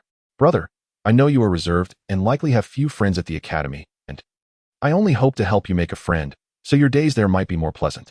Her voice grew softer until she was nearly whispering, her head bowed. Upon realizing his sister's intentions, Lu Yunzheng felt a pang of guilt for misunderstanding her. He quickly accepted the garments, smiling as he assured her, I will not disappoint you. Sister. After exchanging a few more words, Lu Yunzheng realized he could not linger any longer and stood to leave. Lu Yunyao accompanied him to the gate. Her heart filled with joy, anticipation, and a touch of unease as she watched her brother depart with the bundles. She had deceived him. The knee garments were specifically made for Brother Jiaqing. Surely, he would be delighted to receive them. This thought made Lu Yunyao's cheeks flush with shyness, her heart fluttering in a delightful, yet anxious manner. Meanwhile, in the carriage, Lu Yunzheng could not resist pulling out the knee garments his sister had given him to inspect them once more. He truly had few friends at the academy. Individuals like Cui Mingjue looked down upon him for being a child of a concubine, and Shen Jiasui, due to his association with Lu Yunzheng, was not someone he could easily connect with. Those who entered the academy through genuine merit from the provinces also regarded him with disdain for being a product of favoritism. In essence, he felt isolated from both sides. Yet he had come to the academy to pursue knowledge, not friendships. Holding on to this thought brought him peace, even as he felt sympathy for his sister's concern and her thoughtful nature. As for Shen Jiasui, Lu Yunyao had indeed encountered him a few times. When Shen Jiasui visited the Lu residence with Gushiji, Shen Jiasui accompanied him on several occasions. Perhaps they thought it would be more lively with everyone present, inviting Lu Yunzheng and Lu Yunyao to join them. Being of similar ages, they shared a camaraderie unmarred by ulterior motives, enjoying each other's company. Compared to Gushiji, Lu Yunyao favored Shen Jiasui, often returning home to praise him, noting how kind-hearted the Shen family's young lady was. Brother, that young Master Shen is as handsome as his sister. At that moment, Lu Yunzheng recalled his sister's words. Initially, he had dismissed them as mere flattery. But now his curiosity was piqued as he glanced at another bundle beside him. It couldn't be, he thought. Yet he found himself inexplicably examining the knee garments intended for Shen Jiasui, scrutinizing them until he noticed a discreetly stitched character, Yao. His heart skipped a beat, and in a flurry, he picked up the garments his sister had given him, widening his eyes to check the same spot. No matter how he searched through both sets of garments, he found no matching character. In that instant, the phrase private transactions flashed through his mind, and his face paled instantly. He struck the carriage wall in a frenzy, shouting, "Return to the estate." Immediately. Chapter 79. Time to grow up. Lu Yunzheng's sudden return startled everyone in the Ningxiang courtyard. Lu Yunyao, hearing the commotion, rushed out with a worried expression and asked, "Brother, what happened?" Lu Yunzheng had hurried back to the estate, beads of sweat forming on his forehead. Although he felt a surge of anger towards Lu Yunyao for her lack of self-respect and boldness, when he saw her frowning and tiptoeing to wipe his sweat, the reprimanding words that had risen to his lips were swallowed back. Sister. Lu Yunzheng clenched his fists and finally spoke gently. "It's nothing. I just misplaced a book that I need for tomorrow, so I hurried back to retrieve it. You should rest now. I will be leaving soon." Lu Yunyao, trusting his words, felt a pang of concern and advised, "Brother, why not stay at home tonight?" At that moment, Lu Yunzheng's mind was in disarray, and before he could respond, Aunt Zhou had already noticed something was amiss. Lu Yunzheng was a meticulous child. He always ensured that he had everything packed before going out, and over the years, he had never forgotten anything. Aunt Zhou discreetly glanced at the sweat on Lu Yunzheng's forehead and urged Lu Yunyao to rest while she accompanied Lu Yunzheng to the side room to fetch the book. Once inside, Aunt Zhou furrowed her brow and asked, "Show, what is going on?" Lu Yunzheng, his lips pale, produced a pair of knee garments from his robe. "Auntie, this is something that sister wanted me to pass on to young Master Shen Jiasui." Upon hearing this, Aunt Zhou felt uneasy. She took the garments and soon noticed the embroidered character Yao in the corner. Her breath caught sharply, and with a trembling voice, she asked, "Shenger, are you saying that this is what Yao wants to give to the young master of the Shen family?" Before Lu Yunzheng could answer, Aunt Zhou seemed to falter. Lu Yunzheng hurried to support her, his eyes brimming with tears. "Auntie, there may be more to this. Sister is not that kind of person." Aunt Zhou, however, was a woman of resilience. Though she was initially shocked, she understood the reality of the situation. Anger and worry would not resolve the predicament. Taking a deep breath, she straightened herself and said solemnly, "Shen, you must return to the Guozijian. Do not reveal anything, nor show any signs of distress. I will handle everything." Yet, Lu Yunzheng could not feel at ease, fearing that Aunt Zhou, in her anger, might punish Lu Yunyao.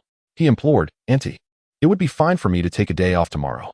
I wish to see sister." Aunt Zhou, fully aware of Lu Yunzheng's thoughts, gently shook her head, her face revealing a hint of regret. "Shenger, it was my mistake." "No," Lu Yunzheng exclaimed, alarmed at the thought of Aunt Zhou taking the blame. But Aunt Zhou placed a calming hand on his shoulder, her expression tranquil as she continued, "My mistake was in protecting Yao too well. leading her to be unaware of the world's dangers. In this life, some lessons must be learned through hardship, for only then can one truly understand the pain and remember not to repeat the mistakes. Sheng'er, Yaoer must grow up now. Lu Yunzheng felt an overwhelming sorrow at her words. Aunt Zhou had done so much for them. His throat tightened, and he could not help but call out, "Mother, Shou." Aunt Zhou raised her hand to silence him, tears welling in her eyes. Even in private, one must adhere to propriety. Only then can one be true to oneself. As a concubine, I can only do so much. You and Yaoer are dear to me, born of my womb, and it pains me to see you suffer.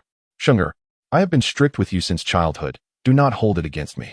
As a man, you can strive for honor and achieve greatness through your own efforts.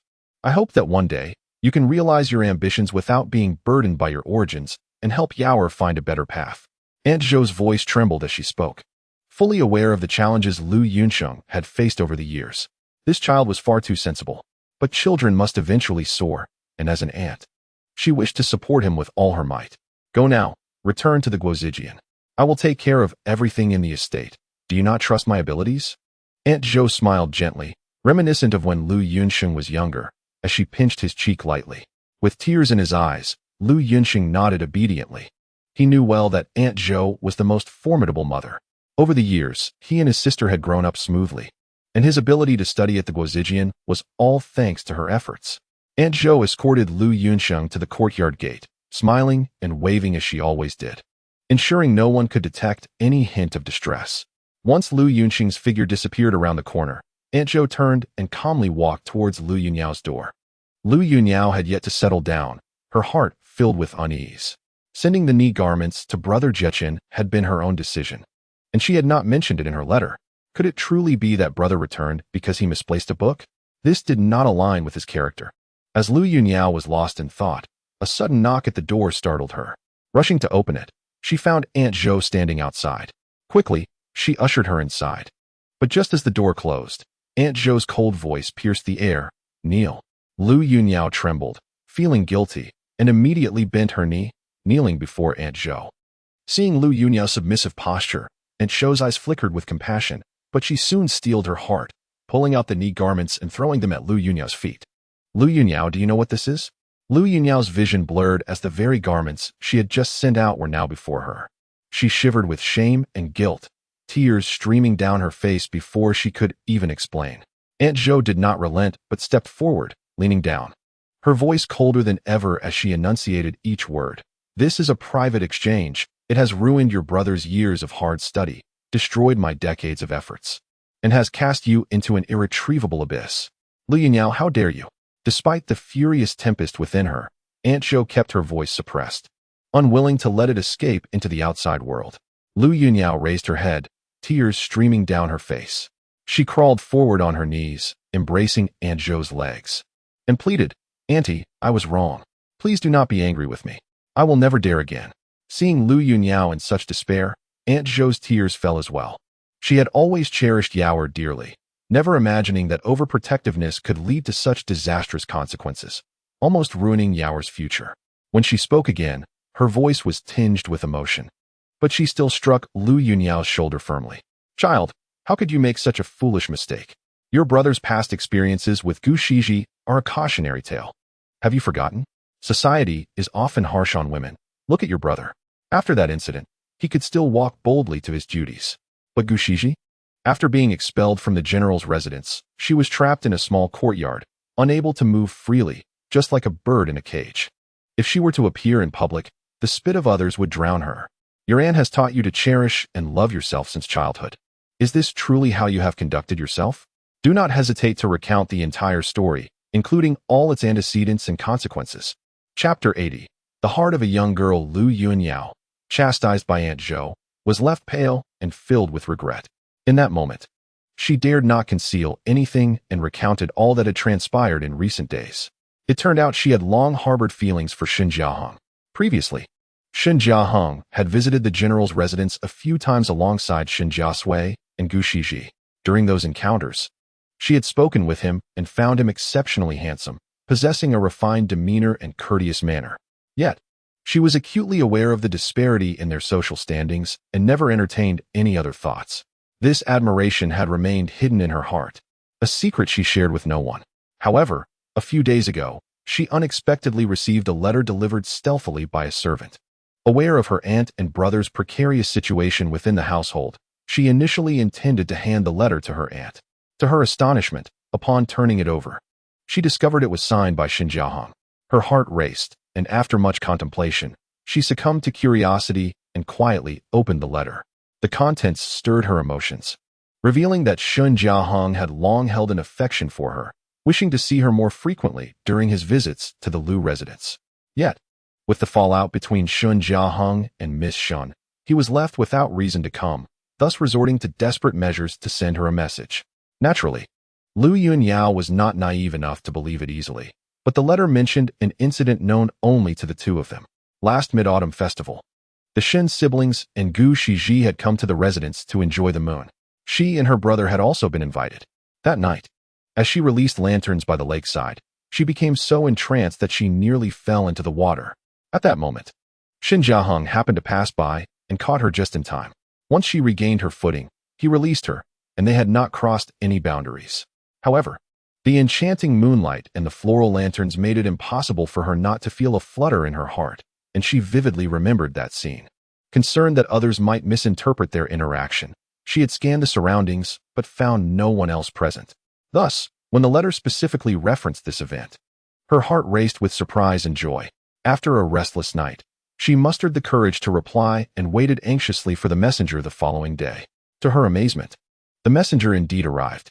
"Annie, I was wrong, but I did not write anything explicit in the letter. I merely expressed my gratitude to young Master Shun and inquired about my brother's situation at the Guozijian," Lu Yunzheng said, lifting her head, tears streaming down her cheeks.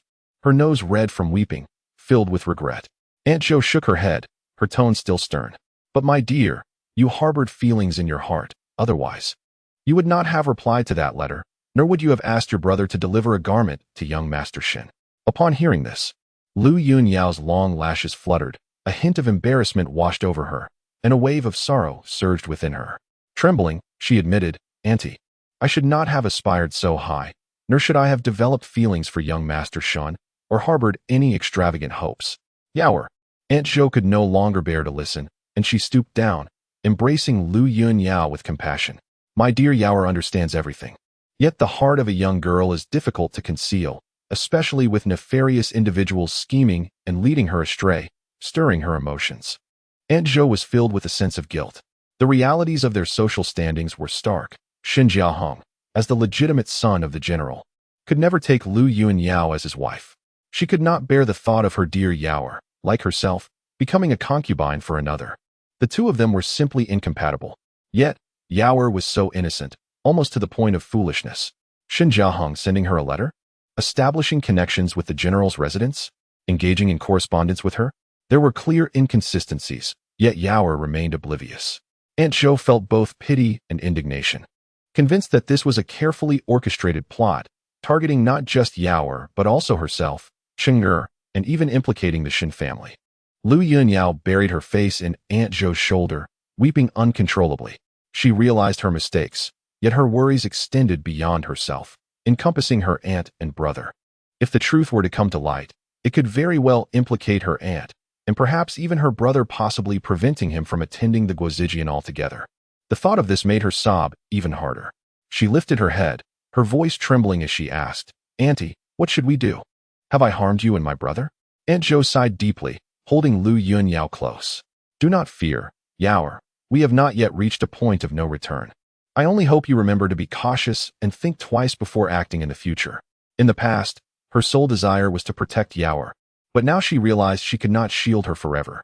Yaoer must learn to protect herself for her own peace of mind. Recently, she had received a warning from Shen Jiasui, indicating that the lady and Gu Shiji had formed an alliance.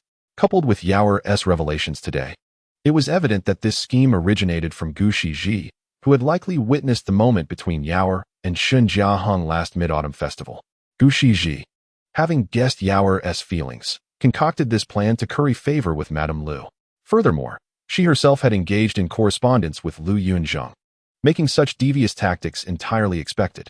This plot had been in the making for nearly a month, and thankfully, Yao had managed to maintain her composure, refraining from any indiscretion in her letter, which had delayed Madame Lu's opportunity to act. However, just days ago, the general had been reprimanded due to Lu Yunzheng's broken engagement, and Madame Lu had faced his ire. It was likely that she could no longer afford to wait. In front of Lu Yunzheng, Aunt Zhou elucidated the convoluted situation, leaving Yao pale and trembling with fear. Thus, Shen Jiasuy's apparent affection was merely a fade concocted by Madame Lu and Gu Shiji. Had it not been for Yao's misguided intention to have her brother deliver a garment to Shen Jiasui, her brother might have uncovered the truth, dragging Aunt Zhou and himself into the mire alongside her. Overwhelmed by this realization, Lu Yunzheng could not help but let out a soft whimper, filled with regret, and she instinctively raised her hand to slap her own face. Yao, Aunt Zhou gently grasped Lu Yunzheng's hand, softly comforting her. It is all right. There is still time to rectify this. She embraced Lu Yunzheng, patting her back soothingly, her beautiful eyes glinting with determination. The general despised discord within the household, which is why she never resorted to such underhanded tactics. However, her abstention did not imply she lacked the capability to act. Since Madame Lu had targeted Yao, if she were to strike, it would be with the intent to ensure Madame Lu would never recover. With this thought, Aunt Zhou stood up, took a cloth to wipe Lu Yunzheng's face, and then approached the writing desk to prepare ink and pen. Lu Yunzheng stood beside her aunt, her heart filled with trepidation, the pain of regret piercing her with every heartbeat, uncertain of any possible resolution in such dire circumstances. She watched as Aunt Zhou swiftly filled a sheet of paper with elegant script, then addressed the envelope. Unable to restrain her curiosity, Lu Yunzheng leaned in to read the words, and her expression shifted dramatically. To Miss Shen, personally opened? Aunt Zhou knew Miss Shen. Chapter 81. A letter in the depth of night in the residence of General Dinghua. Today marked the end of the academic break at the Imperial Academy, and Shen Jiasui had returned home. He sought no other amusement, following Shen Jiasui wherever she went. After Shen Jiasui had mentioned Jiang Xun for what seemed like the umpteenth time, Shen Jiasui repeatedly waved her hands in surrender. Brother, you must rise early tomorrow. You should rest now. Yet, Shen Jiasui was relentless. Today, he had learned from his mother that His Royal Highness, the Prince of Rome, had indeed acted as a matchmaker for his sister and Mr. Jiang, which had him overjoyed, bouncing with excitement. No wonder he had the impression that Mr. Jiang had been particularly amiable towards him on their recent encounters. It was not merely his imagination. Mr. Jiang was indeed fond of his sister. Without a doubt, his sister was the house, and he was the crow. However, his mother soon informed him that due to his sister's lack of interest in Jiang Xun, they had declined the prince's proposal. The sky had fallen. The brother-in-law he had yearned for had flown away. Thus, Shen Jiasui spent the entire day chattering incessantly about this to Shen Jiasui, who could scarcely endure it any longer.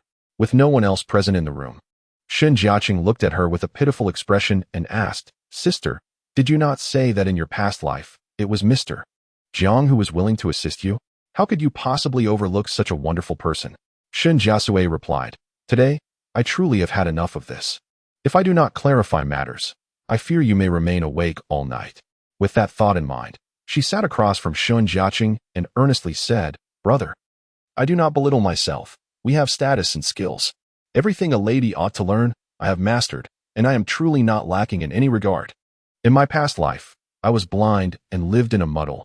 Looking back, it feels like a dream. Mr. Jiang is indeed remarkable, but he is like the moon in the sky, something to be admired from afar. I am well aware of my own circumstances, yet I have grown accustomed to being boisterous and carefree. It seems we are simply worlds apart. Moreover, our family has yet to escape the fate of annihilation. Becoming entangled with anyone would only be a burden. To be frank, in my past life, I had already burdened Mr. Jiang. Sighing, she waved her hand dismissively, her expression brightening with a smile. In any case, we must tread carefully this time. We have time to unravel things step by step. Let us not speak of Mr. Jiang any further, otherwise, I shall strike you. As she said this, she feigned a punch at Shen Jiasui. With a yelp, Shen Jiasui sprang up, instinctively covering his head and darting around. All right, sister. I won't mention it again. Upon witnessing this, Shen Jiasui's lips curled into a slight smirk. Her chin lifted in a show of pride. I have a better way of dealing with you than mother does. However, at that moment, the adoring Shen Jiasui was thinking, Sister claims she does not belittle herself, yet she is akin to the sun in the sky, illuminating all things. In a few days, there would be a class conducted by Old Master Lin, and Mr. Jiang would surely attend. At that time, he would quietly inquire about this celestial moon's feelings towards the sun. Alas, after the incident with Lu Yunzheng's broken engagement, Shen Jiasui was troubled. In his eyes, no one but Mr. Jiang was worthy of his sister.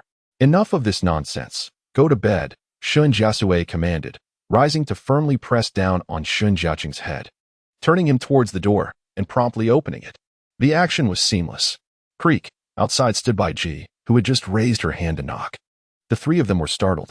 Shen Jiaqing quickly straightened up, needing to maintain the dignity befitting a young master of the Shen family in front of others. Bai Ji observed, "Does the young master not know his own character?" She glanced at Shen Jiasui, discreetly patting her chest. In an instant, Shen Jiasui understood. Bai Ji's demeanor indicated she held a letter. The only person who would send her a letter at this hour was Aunt Zhou.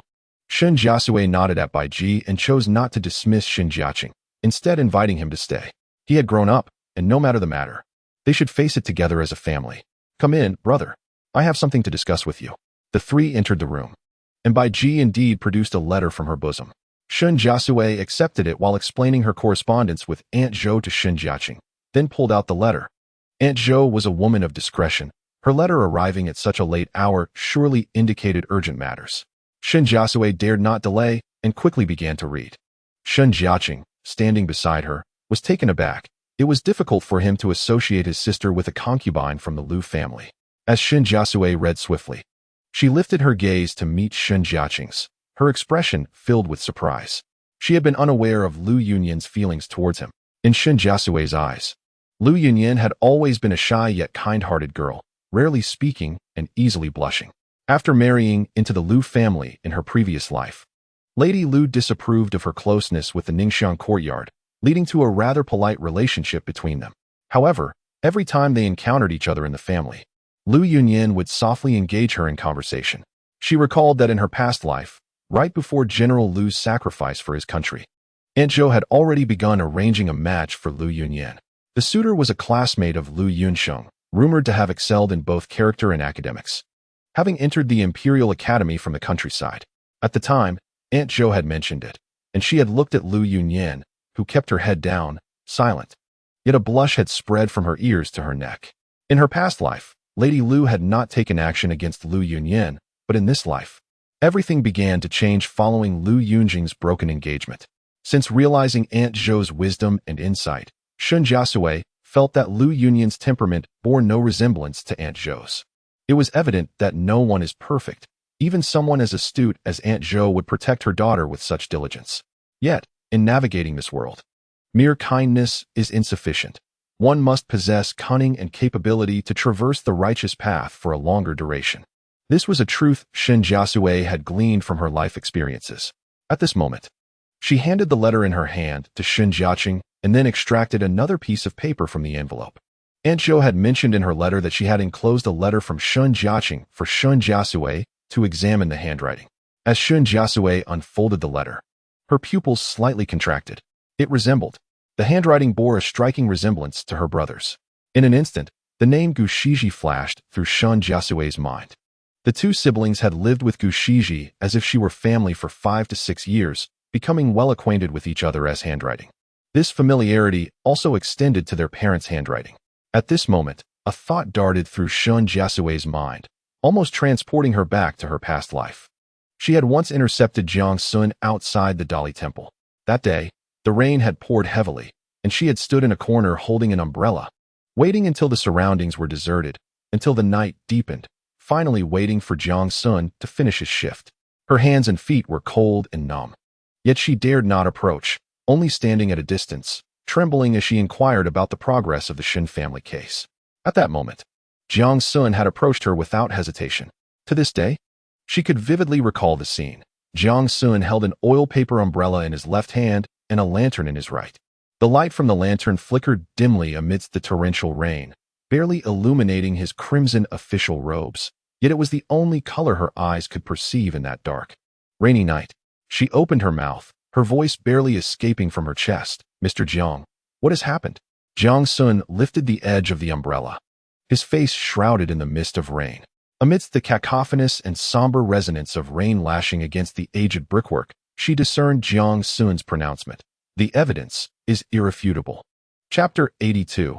The Clever One. Prior to this moment, Shen Jiasui had always believed that the case of the Shun family colluding with the enemy was orchestrated by a hidden figure, with Lu Yunzheng acting as the executioner and Gu Shiji perhaps having some minor involvement.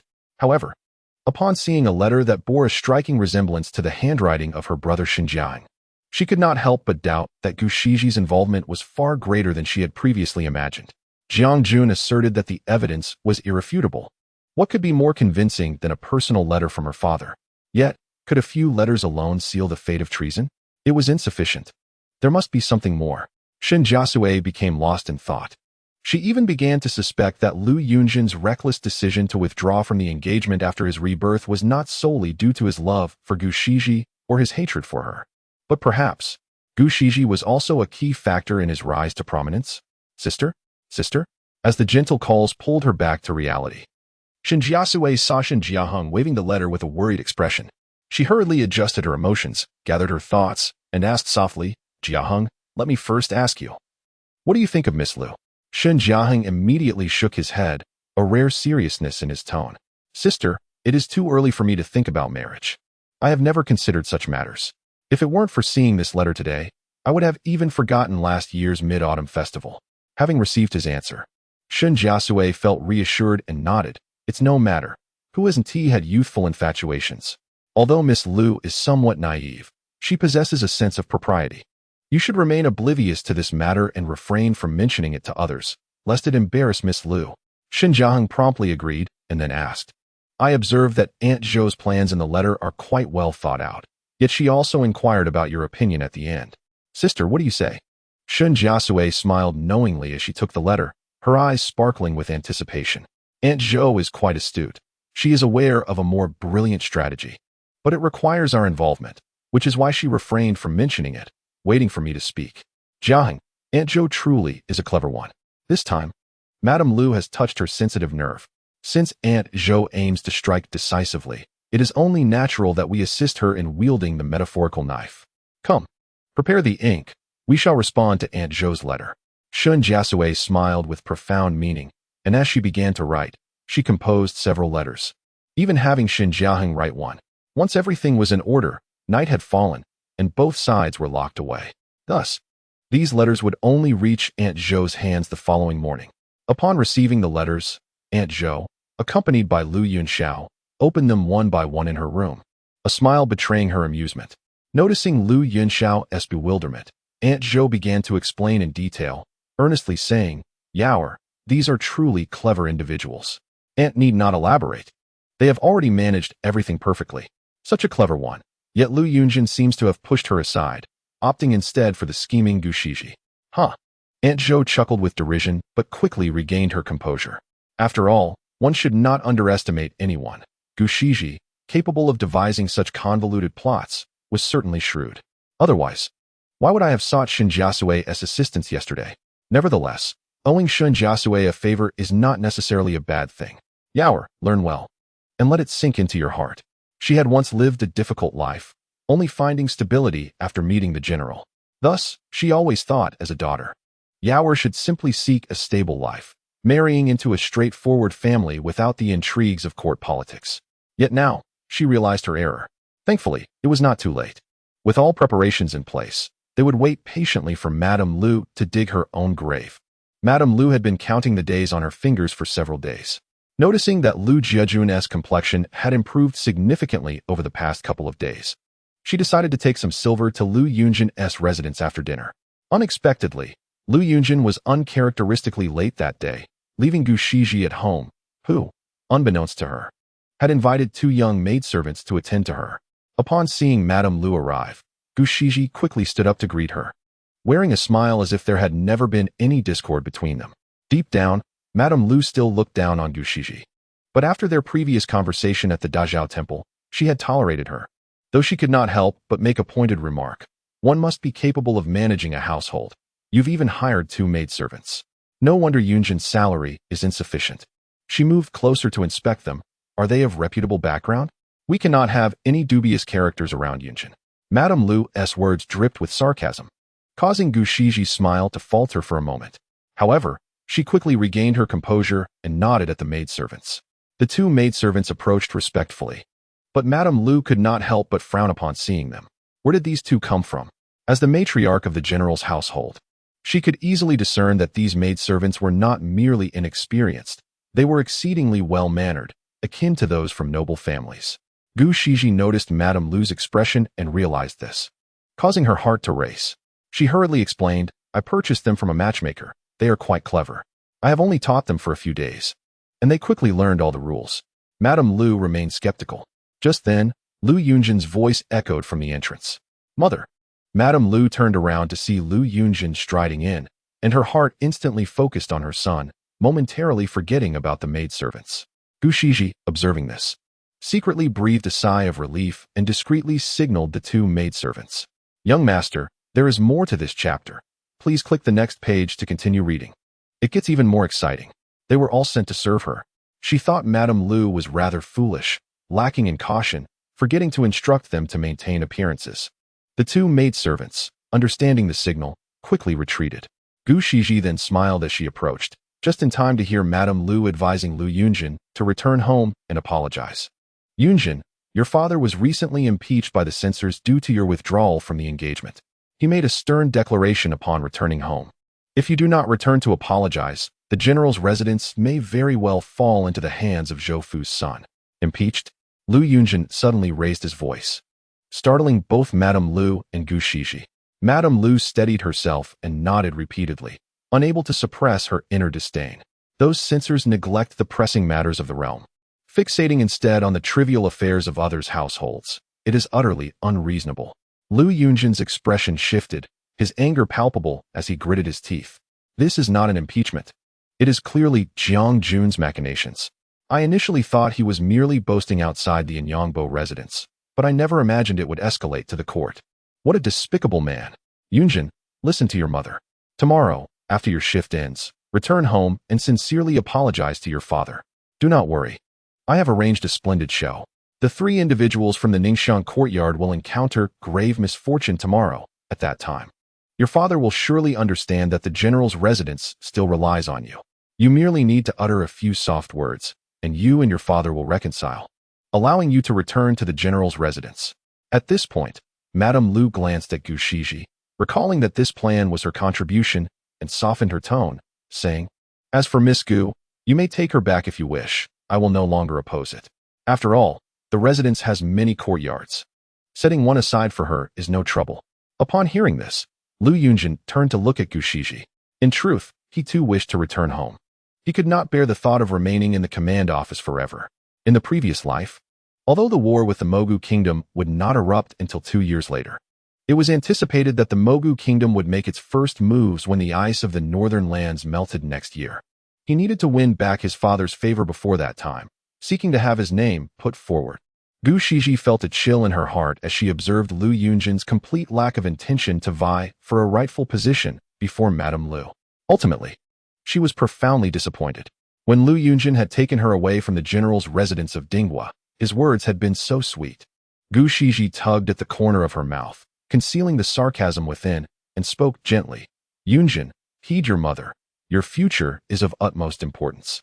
Upon hearing Gu Shiji's words, Lu Yunzheng nodded in agreement. Mother, your child shall listen to you. Madame Lu was overjoyed at his response. It was, indeed, one of her most gratifying moments in recent times. She was filled with anticipation, eager for tomorrow to arrive so she could trample the Ningxiang courtyard underfoot and witness the general's residence return to her son's hands. Zhou Fu, even if you were clever all your life, this fall shall leave you bloodied and broken, with no chance of recovery. Chapter 83, The Shameless Daughter, November 16th. General Zhao Yang's mansion. Around the hour of Shun, Madame Lu meticulously timed her arrival, carrying a bowl of warm soup to the door of General Lu's study. From a distance, Lu 16 spotted her and knocked, announcing her presence. A low and indifferent voice from within responded, not seeing anyone. Madame Lu seemed to have anticipated this reaction and immediately raised her voice. My lord, I have urgent matters to discuss concerning the Ningxiang courtyard. Would you not wish to hear me out? Silence lingered in the room until, just as Madame Lu was about to speak again, General Lu's voice unexpectedly called out, "Come in." Although this was the outcome Madame Lu desired, the thought that the general was willing to meet her solely because she mentioned the Ningxiang courtyard left her feeling a pang of bitterness. Upon entering the study, she found General Lu seated with a stern countenance behind his desk. Regaining her composure, Madame Lu placed the warm soup on the desk and gently said, "My lord." This soup was carefully simmered for over an hour. "Please, do have a taste." General Lu furrowed his brow slightly at her words and replied in a calm tone, "What is it that you wish to discuss?"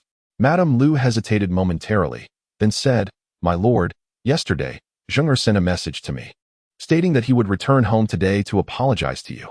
Might you grant him an opportunity to explain himself?" Upon hearing this, General Lu finally raised his gaze to Madame Lu, his previously cold demeanor softening slightly. Based on past experiences with the conflicts against the Mo country, he anticipated that spring would bring some minor disturbances.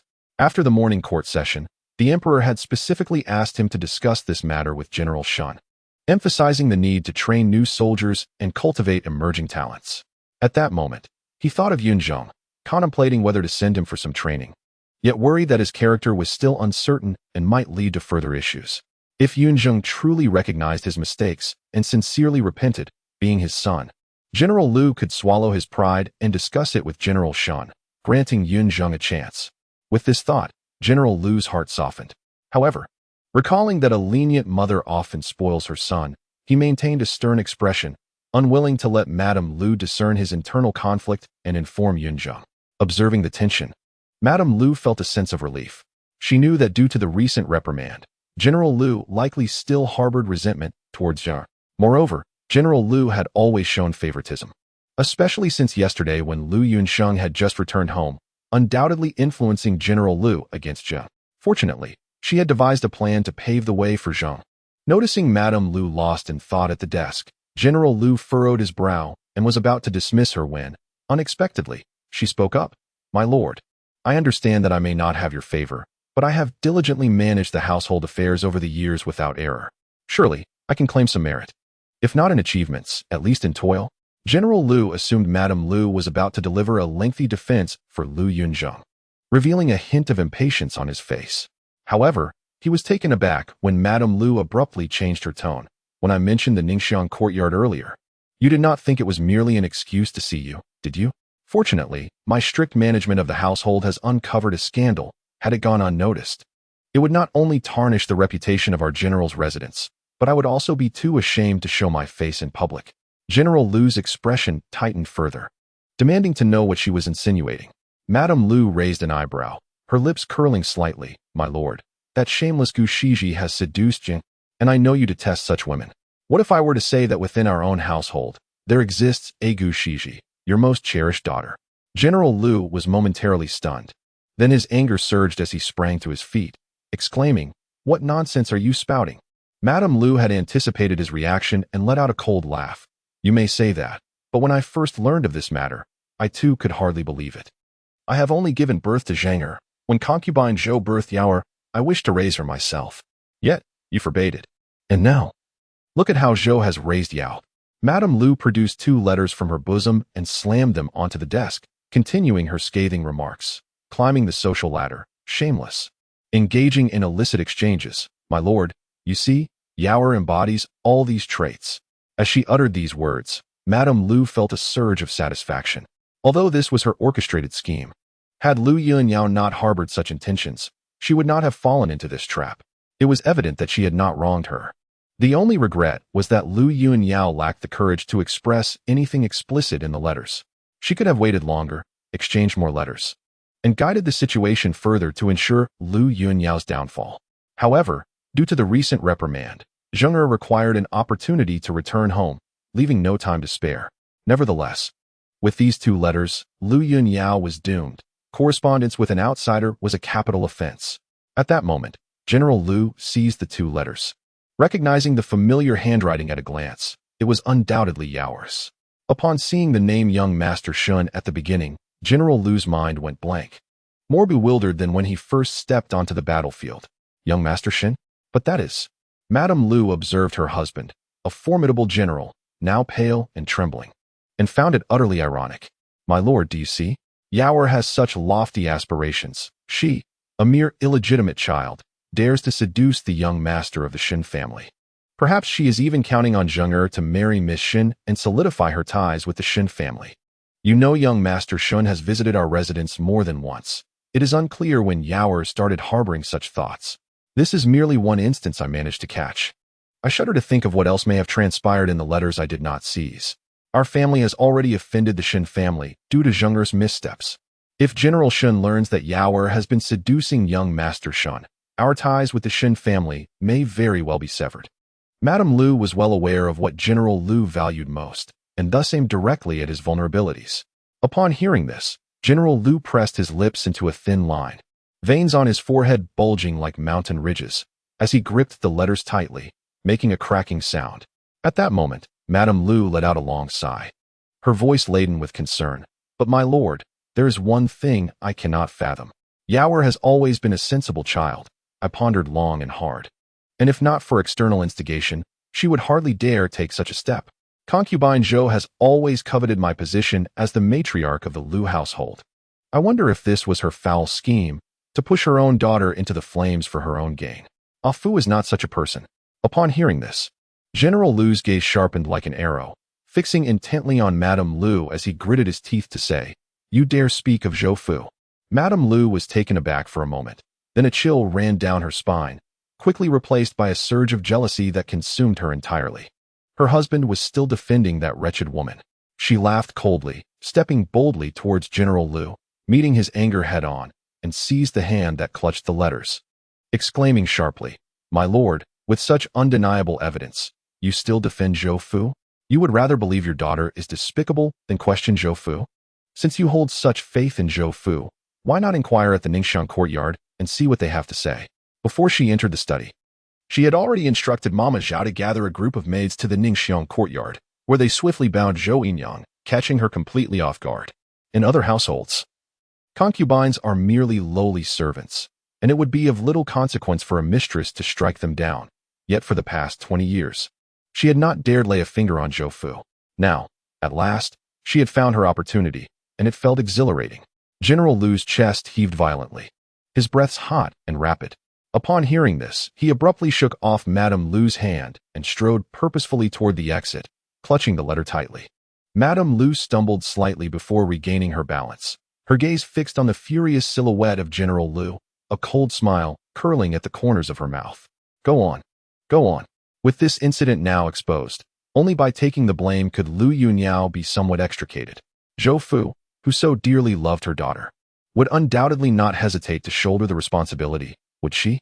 Such a splendid performance. How could she possibly miss it? With this thought, Madame Lu felt invigorated and quickly pursued him. Chapter 84.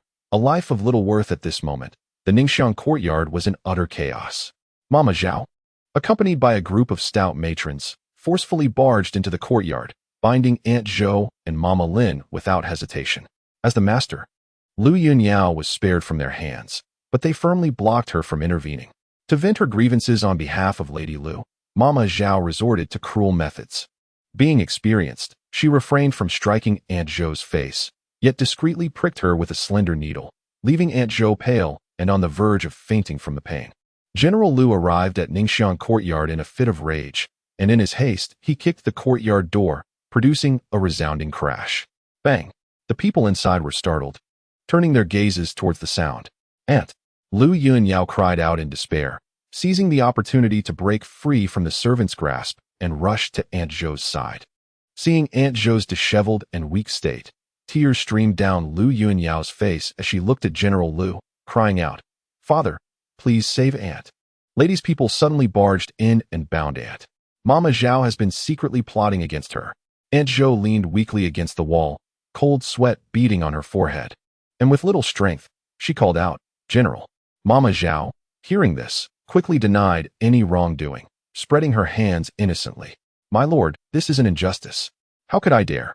General Lu hastened towards them, and upon seeing Aunt Zhou's condition, his heart ached, prompting him to reprimand them fiercely. "Who allowed you?" But at that moment, Lady Lu, who had been straining to catch up, hastily interjected, "My lord, do not forget the purpose of your visit. General Lu's supportive gesture faltered momentarily. Everyone else leave. Even in his furious state, General Lu remembered to protect Lu Yunyao's reputation, coldly ordering the servants to retreat. The next moment, he flung 2 letters onto Aunt Zhou and her daughter. As the words escaped his lips, they were laced with fiery anger. Yunyao, did you write this? General Lu had only one daughter, and due to his fondness for Aunt Zhou, he had always treated Lu Yunyao with great care, using gentle and warm words. However, seeing him now with a hardened and icy expression, Lu Yunyao had never encountered such a father and was frightened to the point of paling. Her eyes reddened as she glanced down at the crumpled letters on the ground, immediately recognizing her handwriting. Feeling a gentle nudge from Aunt Zhou behind her, Lu Yunyao struggled to suppress her fear and nodded hesitantly. Lady Lu had prepared for Lu Yunyao to adamantly deny it. Yet she never expected her to so easily concede. A surge of joy surged through Lady Lu's heart, and she exclaimed, "My lord, see. Yaoer has admitted it." Upon witnessing Lu Yunyao nod, General Lu felt the last glimmer of hope extinguish, and hearing Lady Lu's exclamation, he felt a wave of dizziness wash over him.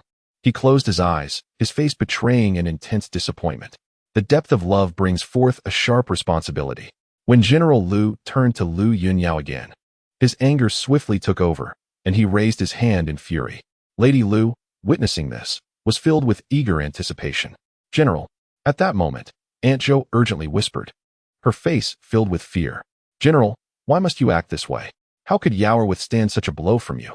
Seeing General Lu cease his hand at Aunt Zhou's plea, Lady Lu felt a pang of regret and hurriedly stepped forward, accusing, "Zhou Fu, do you not understand the scandalous and shameless actions Yaoer has committed?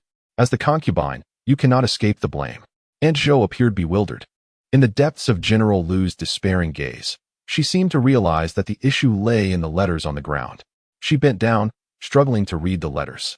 Lady Lu, not forgetting to fan the flames, said, "Zhou Fu, have you seen? Yaoer has been secretly meeting with the young master of the Shen family. No. Perhaps Yaoer has shamelessly seduced him. If the Shen family finds out, how will my lord stand before General Shen? I truly do not understand where Yaoer got the courage to." Before Lady Lu could finish, Aunt Zhou lifted her head, her face pale and weary. "General, is this why you indiscriminately sent people to torment me today? May I ask you, where did these letters come from?" Lady Lu scoffed coldly. As the head matriarch, how could Yaoer's trivial actions escape my notice? Naturally, I intercepted them when she attempted to deliver them. Aunt Zhou, upon hearing this, revealed a bitter smile, gazing at Lady Lu and softly asking, "So, you only intercepted these 2 letters?" Lady Lu, sensing something amiss, hesitated for a moment but then coldly replied, "In that case, you are indeed a habitual offender. Zhou Fu, how shameless you are too. Am I shameless?" Aunt Zhou could no longer contain her tears. Looking at General Lu with a heart full of grievances, her voice choked.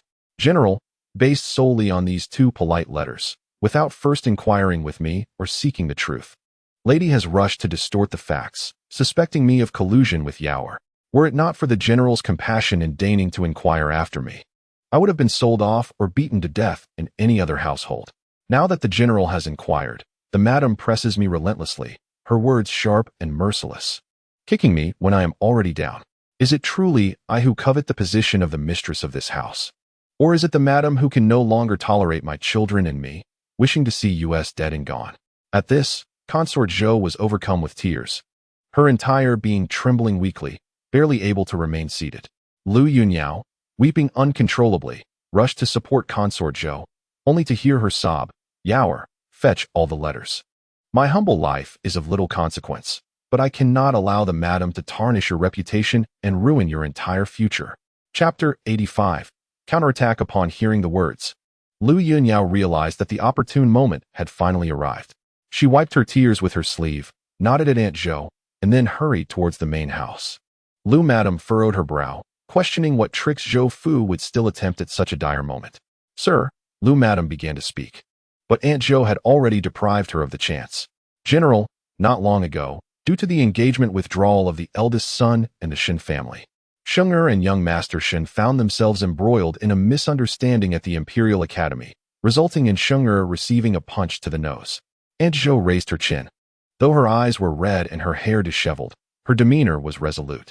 The young lady of the Shen family had been considerate, sending her maid to clarify the situation afterward, of which the madam was also aware. Upon hearing Aunt Zhou reference the past, Lu madam assumed she was cornered and would bring up Zheng'er again in an attempt to provoke her. However, she was momentarily taken aback. Indeed, there had been an incident that day which had greatly vexed her. But why was Zhou Fu bringing this up now? Upon noticing Lu madam's expression, General Lu understood that Aunt Zhou was not fabricating her claims. His brow furrowed slightly, realizing that neither of Fu nor Yunzheng had mentioned this incident to him. Aunt Zhou continued, "It was merely a misunderstanding among the younger generation.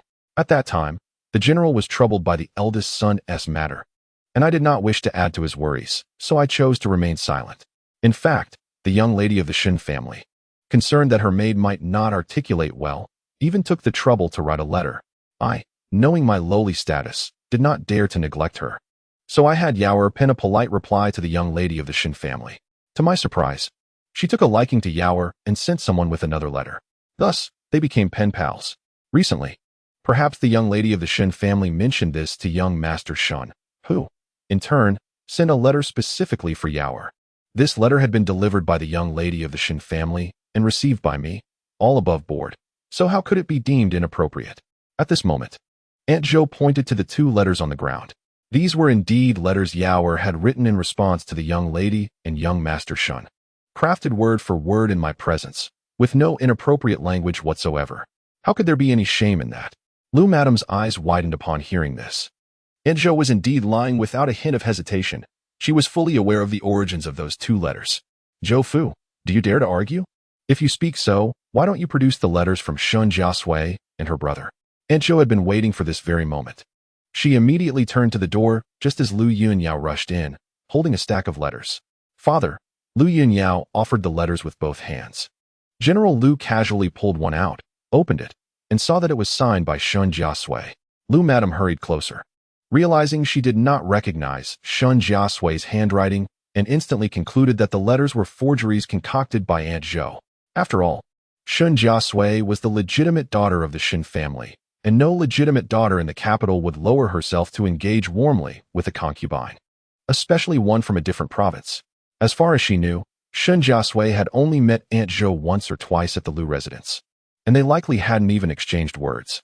In this light, it was clear that Lu Yunzheng, this foolish child, had unwittingly revealed her hand to Zhou Fu, giving her the opportunity to retaliate. However, Aunt Zhou's methods were woefully inept. How could she possibly replicate Shen Jiasui's handwriting? This evidence was utterly flimsy. Recognizing this, Lu madam confidently asserted, "General, these letters are undoubtedly forgeries." Zhou Fu must have discovered that I intercepted the letters and, realizing the situation had been exposed, hastily devised this scheme. But how could she mimic Shen Jiasui's handwriting? It is riddled with inconsistencies.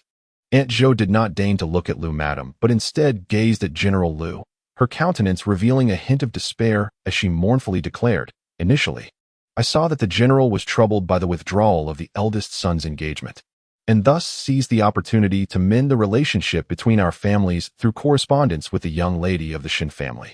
If the general wishes to punish me for being presumptuous, I shall gladly accept that, but I will not admit to anything else." At this juncture, Aunt Zhou finally turned her gaze to Lu madam, her eyes icy and devoid of the former respect. "Madam, when I entered this household, the general made it clear that the mistress manages the household with propriety and has never erred.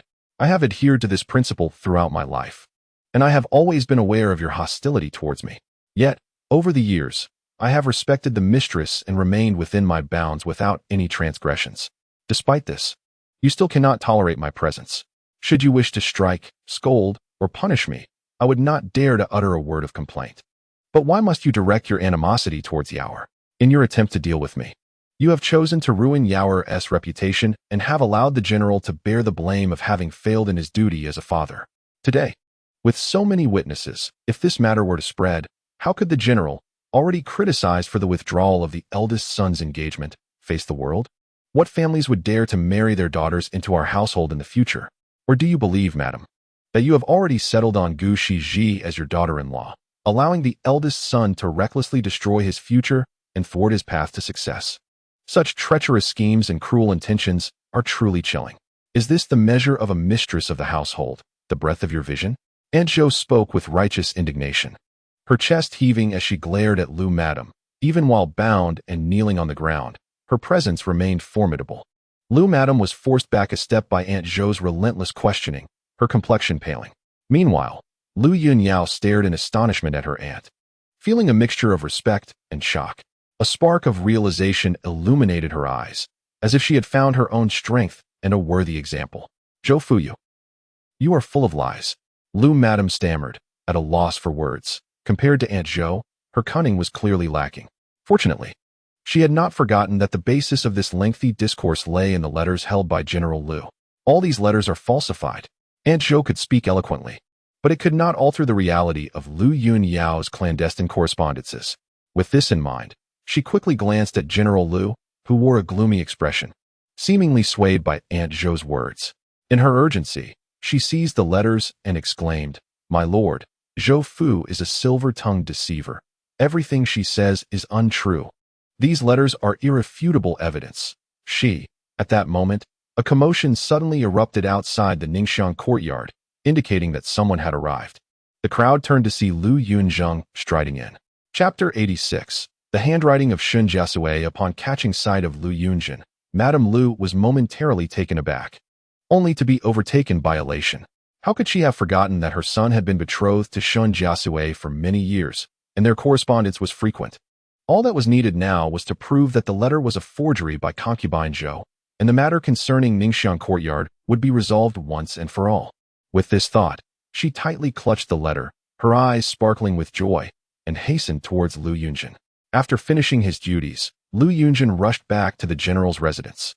He made his way to the study, only to find it empty. Inquiring with the servants, he learned that his parents had gone to Ningxiang courtyard, one after the other.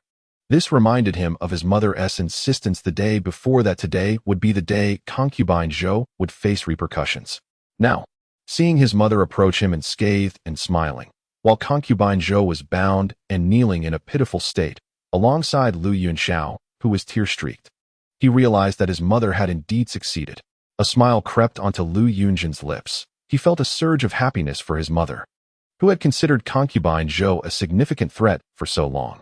As Lu Yunzheng arrived, concubine Zhou, who had maintained a sorrowful expression, slightly lowered her head to mask the smile that threatened to surface.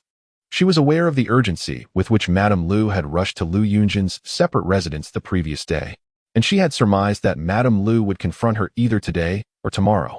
Thus, she had concocted various excuses to discreetly send away the rough servants in the courtyard, allowing Mama Zhao, who was close to Madame Lu, to easily bind her.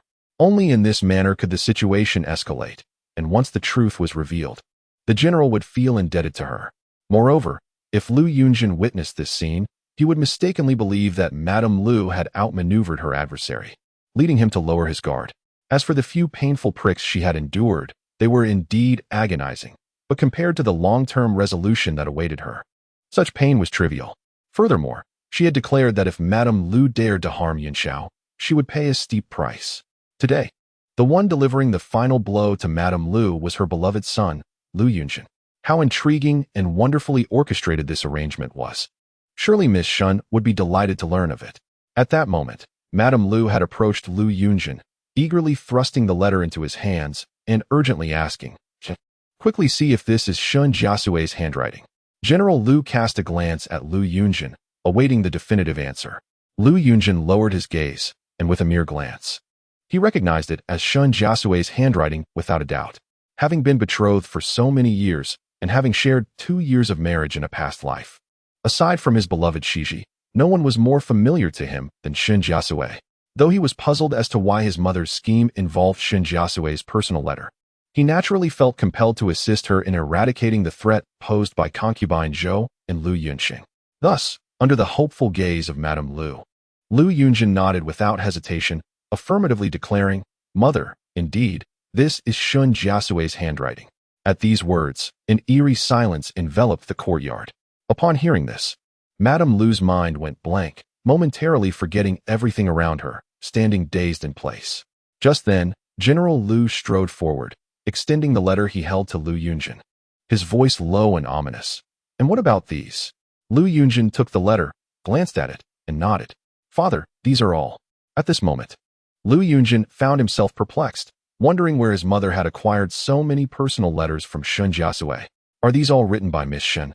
General Lu pressed. Lu Yunzheng opened his mouth to respond. Father, I have known Shen Jiasui for many years. How? However, as he glanced at his mother's expression, he was startled to find that rather than the joy he expected, her face bore the marks of a profound shock, as if she had suffered a considerable blow. Lu Yunzheng's heart sank, and his words faltered. What on earth was happening? At this moment, General Lu let out a cold laugh. The next instant, he seized Madame Lu's hand and, in an icy tone, demanded, Wang, what do you have to say for yourself?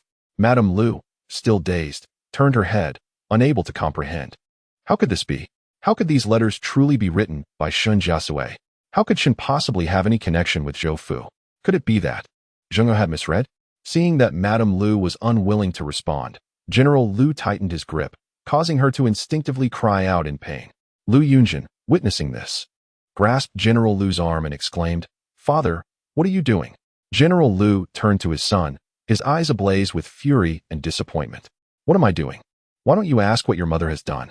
Today she plotted to slander Yunxiao, intending to frame your concubine Zhou, with a heart as cruel as her intentions. She is utterly unfit to be the head of this household. These words struck Lu Yunzheng like a thunderbolt. They were too harsh, too severe. As the weight of those words sank in, Madame Lu turned to General Lu, her eyes wide with disbelief. As realization dawned upon her, the color drained from her face. Tears welled in her eyes, and she swayed unsteadily. My lord, what do you mean by this? Madame Lu's voice trembled, barely coherent. Lu Yunzheng reached out to support his mother, his heart aching for her, and when he turned to General Lu, his anger was palpable. Father, how can you utter such heartless words? You have always favored concubine Zhou. Do you have any idea how difficult these years have been for mother? Yet she has never uttered a word of complaint and has managed this household with care. Even if she has made a mistake today, does not every matriarch have the right to discipline her concubines? Even if her methods were improper, you cannot speak so harshly without compassion. Half leaning against her son, Madame Lu could no longer contain her tears. General Lu's brow furrowed in anger, and before he could respond, a voice broke through the tension. But father, does Yunxiao deserve to suffer this calamity, to be unjustly branded as one who seeks to climb the social ladder and engage in illicit dealings? Before Madame set her scheme, did she ever show a shred of compassion for Yunxiao? If the truth does not come to light today, Yunxiao might perish 1,000 times and still not gain her innocence. As Lu Yunxiao spoke, she slowly rose, tears streaming down her cheeks. Noticing General Lu approaching her, she managed a bitter smile and shook her head. Father has always cherished Yunxiao. I truly do not wish for you to be caught in between mother and me. Enough is enough. If my life is of little worth, let it be a sacrifice for mother. I only ask that mother cease to trouble concubine Zhou and spare both her and my brother. General Lu and concubine Zhou, sensing the dire turn of events, watched in alarm as Lu Yunxiao resolutely hurled herself towards the beam by the door, nearly expending all her strength in the act. Chapter 87. Wishes fulfilled. Aunt Zhou was taken aback by Lu Yunyao's intentions, truly frightened to the point of losing her color, and instinctively rushed forward. However, her upper body was bound, and as she lunged forward, she fell heavily to the ground. A tremor coursed through her heart, and she quickly raised her head. The thought of Yaoer possibly being in danger shattered all her thoughts in that moment. Yaoer! As Aunt Zhou's piercing cries echoed, General Lu sprang into action, swiftly catching Lu Yunyao in his arms. Yaoer! The general's complexion turned pale.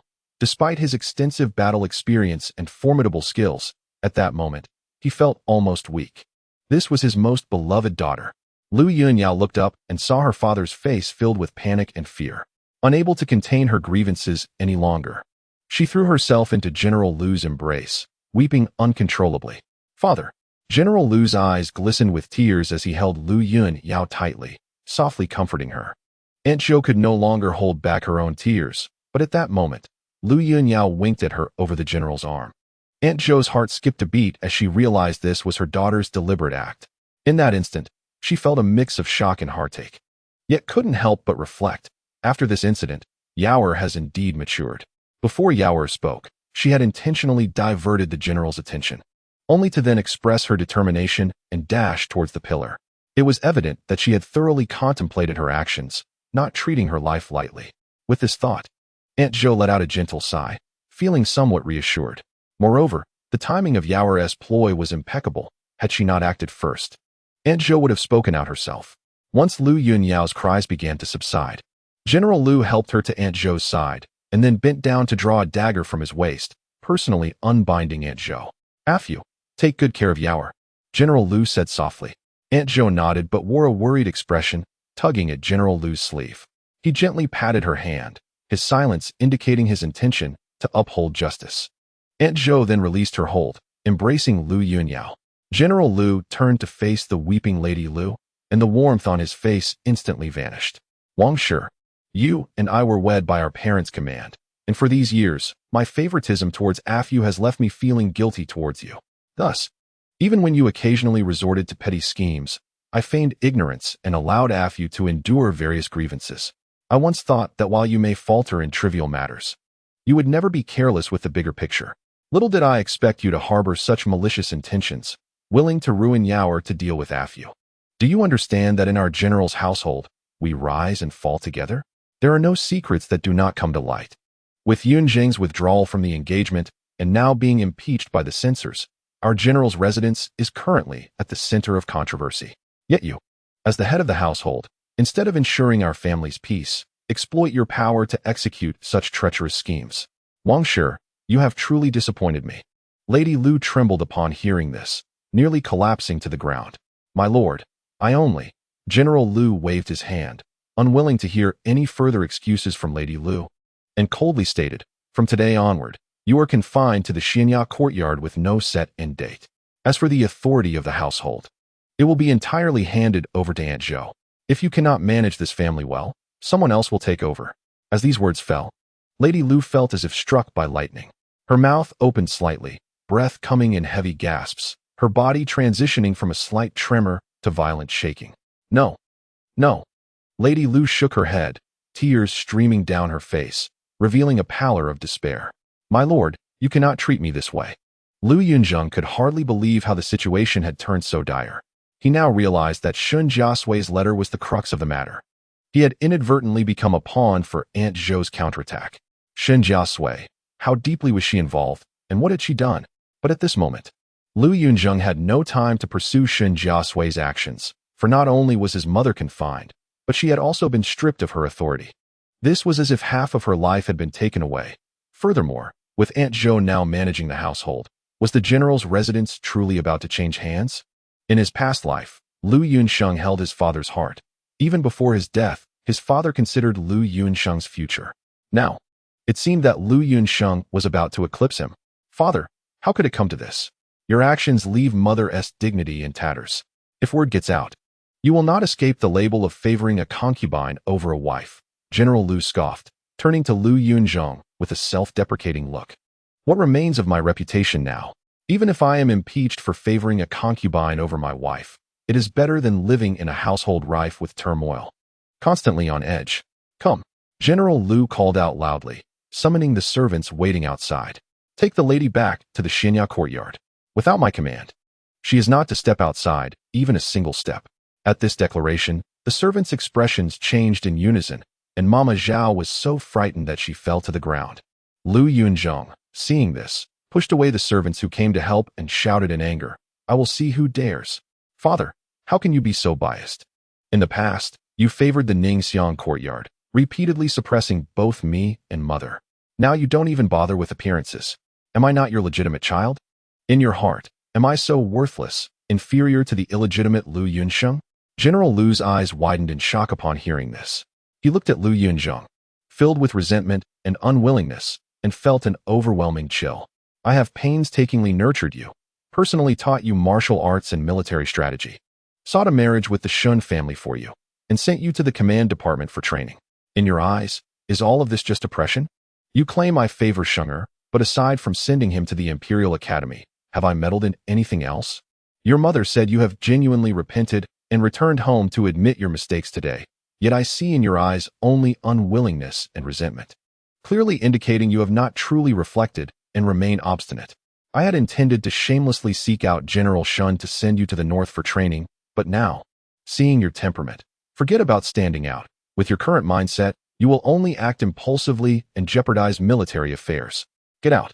Leave my sight. General Lu was enraged, both at Lu Yunzheng and at himself.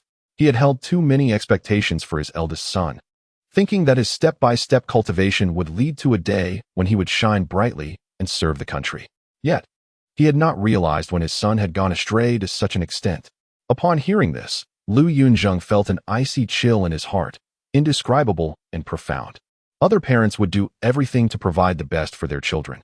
He could not comprehend why his father was so dissatisfied with him, demanding that he admit his faults, bow his head, and reduce himself to nothing. At this moment, Lady Lu finally regained her composure. Witnessing the escalating tension between General Lu and Lu Yunzheng, she suppressed her despair and attempted to persuade her son. Zheng'er, do not forget your promise to your mother. Quickly admit your mistakes, and do not continue to oppose your father. Lu Yunzheng, incredulous, lowered his head. Mother, how can you speak for father when he treats you this way? Lady Lu, in a panic, replied, Zheng'er, I am not speaking for the Lord. I am thinking of you. Yield for now. The opportunity to train in the north is a good one. Seize it first. There will be plenty of time in the future to regain the authority of the household, and that will rely on you. However, after being coldly disparaged by General Lu, thoughts of humility and admission had long been cast aside by Lu Yunzheng. The more he was denied acknowledgement, the more he yearned for it. He had never intended to follow just one path. Having previously missed the opportunity to visit the Prince Rome's residence, he refrained from seeking that person, contemplating the depth of their cunning and stratagems, apprehensive that a hasty act of allegiance might incite suspicion. Yet now, he would no longer hesitate. Wealth and power must be wrested through one's own endeavors. Father, I acknowledge my errors. My folly lay in harboring the illusion that you would one day recognize my worth. Words are futile. On the day I departed with Shiji, my promises were resolute. Lu Yunzheng cast a fierce declaration before turning his gaze to his mother. Mother, abandon any lingering hopes for father. Await my return, for I shall proudly escort you from the Xianya courtyard. With these words, Lu Yunzheng turned decisively, leaving without another glance. General Lu moved his lips, unable to conceal his disappointment, ultimately refraining from pleading for his son to stay. Instead, Madame Lu hurried after him, calling out, Zheng. Concubine Zhou embraced Lu Yunxiao, observing the retreating figures of Lu Yunzheng and Madame Lu with a subtle lowering of her gaze, concealing her coldness. The situation had solidified today. In the past, her reluctance to contend stemmed from both inability and unwillingness. However, with the reins of the household now in her grasp, she would clutch them tightly, never to release them again. Henceforth, Madame posed no threat to her, and Lu Yunzheng would entirely forfeit the support of the general's residence. Miss Shen's eager assistance was undoubtedly aimed at cornering Lu Yunzheng, forcing him into a desperate situation. While she remained unaware of Miss Shen's ulterior motives, this mutual support had indeed fulfilled the desires of both parties. Surely, Miss Shen would be delighted upon receiving news later. Chapter 88 Seeds of Doubt. Madame Lu pursued Lu Yunzheng with fervor, nearly stumbling in her haste. Startled, she gasped softly, and when she looked up again, Lu Yunzheng had returned, extending his hand to steady her. Zheng'er, Madame Lu gently called, gazing up at her son, a wave of sorrow overwhelming her as tears welled in her eyes. Do not act impulsively. Your mother can only rely on you now. Initially filled with rage, Lu Yunzheng softened at the sight of his mother's tears. Mother, you see it too. Father does not recognize me or you. His heart belongs solely to the mother and child of Ningxiang courtyard. Madame Lu was momentarily speechless, her heart heavy with bitterness. How cruel and heartless it was for her husband to strip her of her authority as the head of the household in front of the servants, trampling her dignity as the matriarch. She wanted to say something, but ultimately, she could only sigh in resignation. Zheng'er, in the end, it is I who have failed you. Upon hearing this, Lu Yunzheng furrowed his brows and softly asked, Mother, what exactly have you done? Why does father accuse you of framing Lu Yunyao? And what does this have to do with Shen Jiasui? Just as Madame Lu was about to explain, a servant, sent by General Lu to summon her back to Xianya courtyard, approached. Seeing them near, Madame Lu immediately barked, After I finish speaking with Zheng'er, I will go to Xianya courtyard. You may all leave. Despite Madame Lu's loss of dignity today, the servants dared not defy her and retreated to the side. At that moment, Madame Lu grasped Lu Yunzheng's hand, her face a mask of indignation. Zheng'er, this is all Gu Shiji's wicked suggestion. when Madame Lu unveiled Gu Shiji's scheme. Disbelief flickered across Lu Yunzheng's face. "Mother, you must have misunderstood Shiji. She could not possibly conceive such a malicious plot." Deep down, Lu Yunzheng recognized that while Shiji had her quirks, like when she had schemed to fit in during the flower viewing banquet, subtly plotting against Shen Jiasui, he believed her intentions were fundamentally good, especially towards him. Seeing her son defend Gu Shiji only fueled Madame Lu's anger and concern. "You must understand, Zheng, all your misfortunes began when you hastily canceled the engagement for Gu Shiji. If it were not for her misguided advice, would I have even considered targeting Lu Yunyao?" The more she reflected, the more convinced Madame Lu became that Gu Shiji was to blame, and she clenched her teeth, stating, "Zheng, in the past, you were blinded by her charm, refusing to heed my warnings. Now, with irrefutable evidence before you, will you still choose to ignore it? Gu Shiji is skilled in deception. She is not as innocent as you believe. Look at the scandal of her private dealings with a man." Lu Yunyao was terrified. "Yet Gu Shiji dared to send you a letter. Speaking of which," Madame Lu continued, "I have seen the letter Gu Shiji wrote to you." Lu Yunzheng's brow furrowed at her words, but Madame Lu pressed on. "Do not be angry just yet. Let me ask you, was her first letter not a gratitude for your life-saving act? Reflect on the circumstances. How did she end up in the water? Wasn't Shen Jiasui nearly drowned while rescuing her? Did she try to push you into the water?" As Lu Yunzheng's face betrayed a hint of recollection, Madame Lu scoffed. Why not take a moment to test whether Gu Shiji can indeed swim? At her young age, her heart is already twisted. Perhaps she has long desired to become the sole lady of the general's residence." Madame Lu's words jolted Lu Yunzheng. "Mother, these are merely your conjectures." He raised his voice instinctively, but Madame Lu shook her head, her face etched with concern. "Zheng, if today's events unfold as anticipated, then based on this idea of hers, I shall have no choice but to accept her. She is cunning, manipulating you, Shen Jiasui, and even the entire Shen family. How can I rest easy with such a person by your side?" At this moment, the servants, having waited patiently, wore expressions of distress. They were merely following orders, and any delays could invite the general's wrath. Acknowledging her defeat today, Madame Lu realized she must preserve the last remnants of her relationship with the general for Zheng's sake. Thus, she chose not to resist further and earnestly advised Lu Yunzheng, "Zheng, heed your mother's counsel. Gu Shiji is not a suitable match. Reflect carefully. Is she not the reason for your current predicament? As for Shen Jiasui, her alliance with Zhou Fu demonstrates that she has not forgotten your previous engagement and harbors resentment. You are talented and accomplished. There is no need to rush. In time, you shall find a worthy partner, regardless of your father's biases. You are undeniably the legitimate son of General Zhao Yong, a fact beyond dispute. Through this ordeal, I have come to see that underhanded tactics lead to ruin.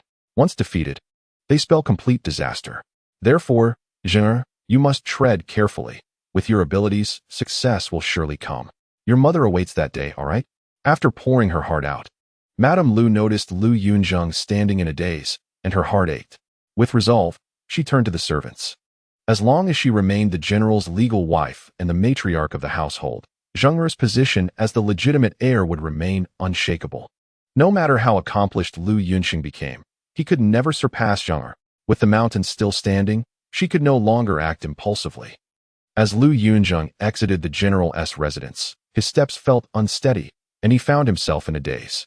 Earlier, he had been filled with ambition, believing he could return to the general's residence, but once again, reality had eluded him. And Shiji, memories of that day flashed before his mind. He had heard her cries for help and seen her struggling in the water from afar, diving in without hesitation to save her. At that moment, Shiji had cooperated fully. After he rescued her, she clung to his neck, her drenched body pressed closely against him. She never mentioned that Shen Jiasui was still in the water. It was only when Shen Jiasui, fighting for her life, struggled to the surface that he noticed and managed to save her in time. Afterwards, Shiji had cried, expressing her fright and how her mind had gone blank, which was why she forgot to call for Shen Jiasui's help. Shiji, so gentle and beautiful, had never aroused suspicion from either him or Shen Jiasui. Even though Shen Jiasui had narrowly escaped death, she comforted Shiji instead of expressing anger. The next time they met, in a moment unseen by Shen Jiasui, Shiji shyly slipped him a letter, marking the beginning of their connection. If what mother said were true, could Shiji indeed swim? Lu Yunzheng dared not dwell on the thought, yet the seed of doubt had firmly taken root in his heart. As night enveloped the world, Lu Yunzheng mounted his horse. In the past, he had eagerly returned to the secondary residence, but today, he felt lost and directionless. Ultimately, he rode into the darkness without a destination. Chapter 89. The moon in the sky that evening, Shen Jiasui received a congratulatory letter from Aunt Zhou. The letter was unusually thick, and Aunt Zhou meticulously detailed all that had transpired at the General Zhao Yang's residence that day. Bai Ji, standing beside her, noticed the radiant smile on her lady's face and understood that everything had gone well. Congratulations, miss. Although she was unaware of her lady's exact plans, the joy of her mistress brought her happiness.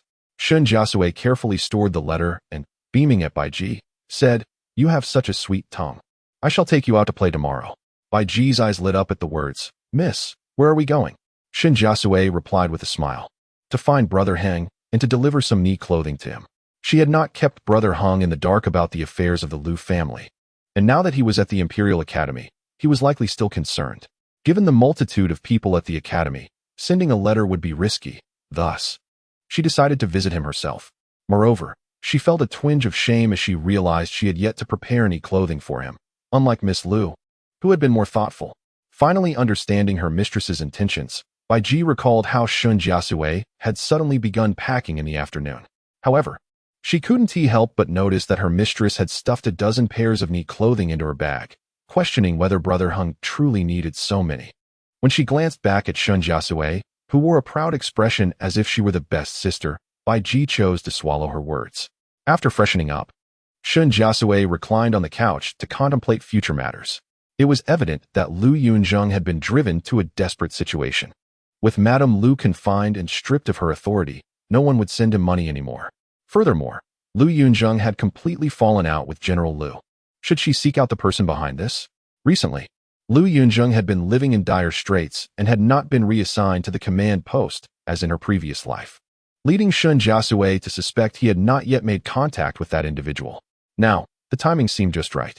If he were to make a bold move, his best opportunity would surely be at the welcoming banquet for the Princess of Worry. With that thought, Shen Jiasui excitedly flipped over on the couch. This rare opportunity must be seized, and she needed to keep a close watch on Lu Yunzheng. The next day, Shen Jiasui personally carried a bundle of knee clothing and, accompanied by Bai Ji, boarded the carriage heading to the Imperial Academy. While she enjoyed riding horses, she could not bear to let Bai Ji face the cold wind alone. Meanwhile, Shen Jiaheng sat at the desk, eyes sparkling as he focused intently on Jiang Xun, who was seated with old Master Lin. Jiang Xun slightly lowered his gaze, brows furrowed. Shen Jiaheng was not one to conceal his feelings. His gaze was so direct that it seemed he had been staring at Jiang Xun for nearly an hour. At that moment, old Master Lin glanced at the hourglass beside him, placed his book down on the desk, and gently said, "Class is over for today. You all should diligently review and contemplate what you've learned to seek improvement." Hearing this, all the students rose and bowed to old Master Lin, responding in unison, "We shall heed your teachings, Master." Only when old Master Lin nodded did they sit back down to tidy up their study materials. Looking around, one could see dozens of students in the room, yet not a single sound was made. Soon, the students filed out, but Shen Jiaheng remained rooted to the spot. Ji Shui thought Shen Jiaheng was waiting for him and gently tugged at his sleeve. Shen Jiaheng waved him off. "Cousin Ji, you go ahead. I have questions to ask Lord Jiang today." Cui Mingjue and his group were heading towards the door when they heard this. Cui Mingjue glanced back at Shen Jiaheng and then at the expressionless Jiang Xun behind him, a look of confusion crossing his face. Just then, someone rushed in from outside, weaving through the crowd to reach Cui Mingjue and whispered something in his ear. Upon hearing this, Cui Mingjue's expression changed slightly as he quickly withdrew his gaze and hurried outside. Ji Shui, seeing Shen Jiaheng's words, took his leave as well. And soon only old Master Lin, Jiang Xun, and Shen Jiaheng remained in the room. Old Master Lin raised his head from the desk, clearly aware that the young man before him was the brother of Miss Shen. An amused expression crossed his face. "Xiaoji, I have matters to discuss with the sacrificial wine. You may wait for me at the carriage." Jiang Xun responded respectfully, "Understood." As old Master Lin left, he couldn't help but glance at Shen Jiaheng several times. Just as he opened his mouth to speak, Jiang Xun coughed lightly. Understanding his teacher, Jiang Xun feared that without intervention, Old Master Lin might say something inappropriate. Old Master Lin snorted internally and walked away with heavy steps. Jiang Xun, seeing this, picked up the book bag for Old Master Lin and followed him outside, while Shen Jiasui eagerly approached. Lord Jiang, what is the matter? I heard that Prince Rong has acted as a matchmaker for you and my sister. The inquiry was straightforward. Jiang Xun paused, turning to look at Shen Jiasui, who was blinking innocently at him. Jiang Xun replied, Young Master Shen, this matter is not to be spoken of. It would bring harm without benefit to your sister. Realizing that Jiang Xun was also aware of the situation, Shen Jiasui grew more excited. Lord Jiang, my sister is born of beauty, endowed with wisdom and virtue. Skilled in both arts and martial prowess, she is the finest woman in the world. Hearing this, Jiang Xun's brows knitted. He was well aware of these attributes, but couldn't he understand why Shen Jiasui didn't he realize that Miss Shen had outright refused the match. She held no interest in him. This chapter is not yet finished. Please click the next page to continue reading the captivating content. Certainly, this was a good thing. He would not accept such a match, as he could no longer allow himself to burden others. Seeing that Shen Jiasui seemed oblivious to the full picture, Jiang Xun calmly stated, Young Master Shen, for the sake of your sister's reputation, please refrain from mentioning this matter in front of any men. Today, I shall take your silence as a blessing. With that, Jiang Xun quickened his pace and walked outside. Shen Jiasui felt a pang of urgency. Although Jiang Xun seemed indifferent to his sister, he was defending her at every turn. Did this mean he had no feelings for her? Could it be that after his sister rejected Prince Rong, Jiang Xun had given up as well? As Jiang Xun moved several steps ahead, Shen Jiasui began to doubt his assumptions about matchmaking and, after a moment of hesitation, could not help but chase after him, whispering, Lord Jiang, what does it mean to compare someone to the moon in the sky? Jiang Xun did not halt his steps, but the phrase unexpectedly conjured a vivid image in his mind, bringing forth a delicate brightness, along with a smiling face behind a sheer veil. The moon in the sky? At that moment, he found the comparison to be quite fitting. Shen Jiasui awaited Jiang Xun's response, but at that moment, a figure rushed towards them from a distance, arriving directly beside Shen Jiasui. It was Bai Mu. Young master, Miss is looking for you and is waiting just outside the Imperial Academy. Bai Mu, breathless from his hurried arrival, delivered the message. Upon hearing this, Shen Jiasui's eyes widened in surprise and delight. My sister has come? Quick, let us go. His heart brimmed with joy as he hurried outside, taking several steps before remembering Jiang Xun beside him. He turned back, only to find Jiang Xun standing still, gazing at him with an expression of calm indifference. Was Jiang Xun truly unfazed by the arrival of his sister? Seeing this, Shen Jiasui felt a wave of disappointment. Yet, he could not suppress his eagerness. After a few steps, he turned back to Jiang Xun and said, Lord Jiang, the person whom you referred to as the moon in the sky has arrived. Shen Jiasui uttered these words, unwilling to keep Shen Jiasui waiting, and nearly dashed out. Jiang Jin remained rooted to the spot. Yet the previously calm expression on his face was suddenly stirred by tumultuous emotions. His eyes widened slightly, a hint of astonishment fleetingly gracing his brows, which swiftly transformed into an unexpected delight. Even before this surprise could dissipate, an inexplicable sense of honor surged within him.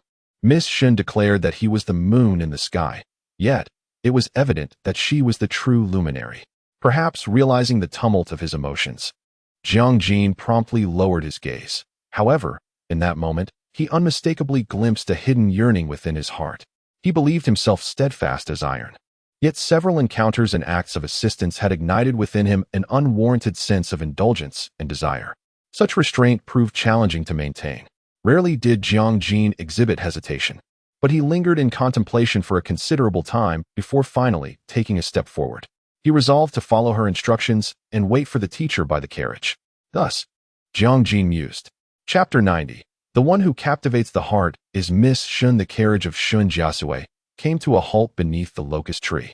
Meanwhile, in an inconspicuous corner beside the entrance of the National Academy, a simple and unadorned carriage was also stationed. Bai Ji, observing her young mistress lift the curtain of the carriage, noticed her several times casting seemingly casual glances towards that carriage, and could not help but inquire, Miss, what is it? Is there something amiss with that carriage? Shen Jiasui maintained a calm demeanor and replied softly, Bai Ji, do not look over there. There may be an important person inside. Bai Ji was taken aback by her words and quickly suppressed the urge to glance that way, lowering her voice to ask, "Miss, what gives you that impression?" She had also assessed that carriage, finding it rather ordinary, devoid of any insignia. With her gaze lowered, Shen Jiasui refrained from looking again, merely stating, because the coachman, at first glance, is evidently skilled.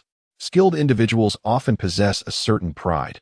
Yet, here he is, willingly driving a humble carriage, which indicates that the person within is deliberately concealing their identity. As soon as Shen Jiasui's words fell, Bai Ji abruptly tugged at her sleeve, her voice laced with astonishment. "Miss, look, it is the son of the Chui family. He is about to board the carriage." Upon hearing this, Shen Jiasui lifted her gaze, just in time to see Chui Mingjue hastening out from the National Academy, striding swiftly toward the carriage. The coachman promptly lifted the curtain, revealing that he had been waiting for some time. At that moment, Shen Jiasui caught a glimpse of a hem adorned with azure cloud patterns, leading her to speculate on the identity of the individual within the carriage. Just as Chui Mingjue climbed into the carriage, he respectfully called out, "Your Highness." From the outside, the humble carriage appeared unremarkable, yet inside it was a different world entirely. The interior was draped with a thick plush carpet, delicate and soft, exuding vibrant colors, while a fragrant sandalwood scent wafted through the air, refreshing to the senses. The dimly lit interior was illuminated by an exquisite glass lantern, and beside it stood a low table, covered with brocade, upon which lay delicate pastries. However, the most captivating presence was the individual seated behind the low table. He was strikingly handsome, with a slightly resolute countenance and eyes that subtly hinted at an air of unapproachable pride. Even within the solitude of the carriage, he sat upright, exuding a natural elegance rather than an ostentatious demeanor. His long, strong hands rested casually on his knees, conveying an aura of leisure and confidence. Upon seeing Chui Mingjue, a smile graced his lips, his previously deep and steady gaze turning warm and inviting. "Mingjue, did I not say? You may call me cousin in private." The visitor was none other than Prince Rui, Zhao Huailong. Chui Mingjue, upon hearing this, relaxed from his earlier tension and sat formally across from Zhao Huailong, replying with a smile, "If cousin had not sent word in advance, I would have thought something grave had occurred, hence my hurriedness." Zhao Huailong then presented Chui Mingjue with a white silk handkerchief, his tone shifting to seriousness. "Mingjue, cousin indeed has important matters to discuss with you." Chui Mingjue sat upright, listening intently as Zhao Huailong continued. "Today in the imperial study, His Majesty mentioned a matter. Princess Jiao longs for her homeland and wishes to return to the capital by year's end, accompanied by her beloved daughter, Princess Anning." Chui Mingjue's gaze shot up at the mention of Princess Jiao, a figure known throughout the capital. In the past, during the tumultuous conflicts between the Shang dynasty and the Mo kingdom, the Mo kingdom sought to draw the neutral Yu kingdom into its fold, causing great concern for the late emperor, who desired to secure Yu's allegiance. At that time, a proposal for a marriage alliance was put forth. While the three princesses in the palace had yet to be betrothed, the elder and second princesses, born of noble lineage and favored by their mother, sought to evade such arrangements. Unexpectedly, the least favored, the third princess, stepped forward, expressing her willingness to marry into the Yu kingdom as a gesture of goodwill between the two nations. The late emperor was overjoyed and conferred upon her the title of Jiao, sending her off with a generous dowry to Yu. To everyone's astonishment, Princess Jiao won the affection of the Yu Khan, leading Yu to reject the Mo kingdom's overtures and instead foster a relationship with the Shang dynasty. Later, it was heard that Princess Jiao and the Khan shared a deep bond, resulting in the birth of a son, followed by another son and a daughter. The people of the Shang dynasty were grateful for her selfless act, and upon the current emperor's ascension, she was honored as Princess Jiao, with her daughter designated as Princess Anning. 2 years ago, news of the Khan's illness reached the capital, accompanied by the joyous tidings of Princess Jiao's son succeeding him. Chui Mingjue could scarcely fathom how a mere marriage alliance could lead to such intricate schemes, not only winning the heart of an emperor, but ultimately placing a child of mixed heritage upon the throne. The hardships, struggles, and bloodshed reflected the remarkable prowess and capability of Princess Jiao. As his thoughts wandered, Chui Mingjue lowered his voice to inquire, "Cousin wishes to." "There is no need to elaborate." Zhao Huailong nodded in acknowledgement. At present, Princess Jiao undoubtedly stands as one of the key figures in the Yu kingdom. If we can earn her support, naturally, Cui Mingjue ceased his inquiries and simply asked, "How may I assist, cousin?" Upon hearing this, Zhao Huailong's lips curled into a smile, lightening the previously tense atmosphere. This time, the princess returns with Princess Anning, who is merely 16 years old. The princess intends for her to seek a husband in the capital, thereby remaining in the Shang dynasty. The winds and sands beyond the borders are harsh, and the capital's environment is far more nurturing. Furthermore, the Yu Kingdom upholds a tradition of brothers succeeding one another. Had the princess not acquired significant power, she might have been unable to deviate from convention.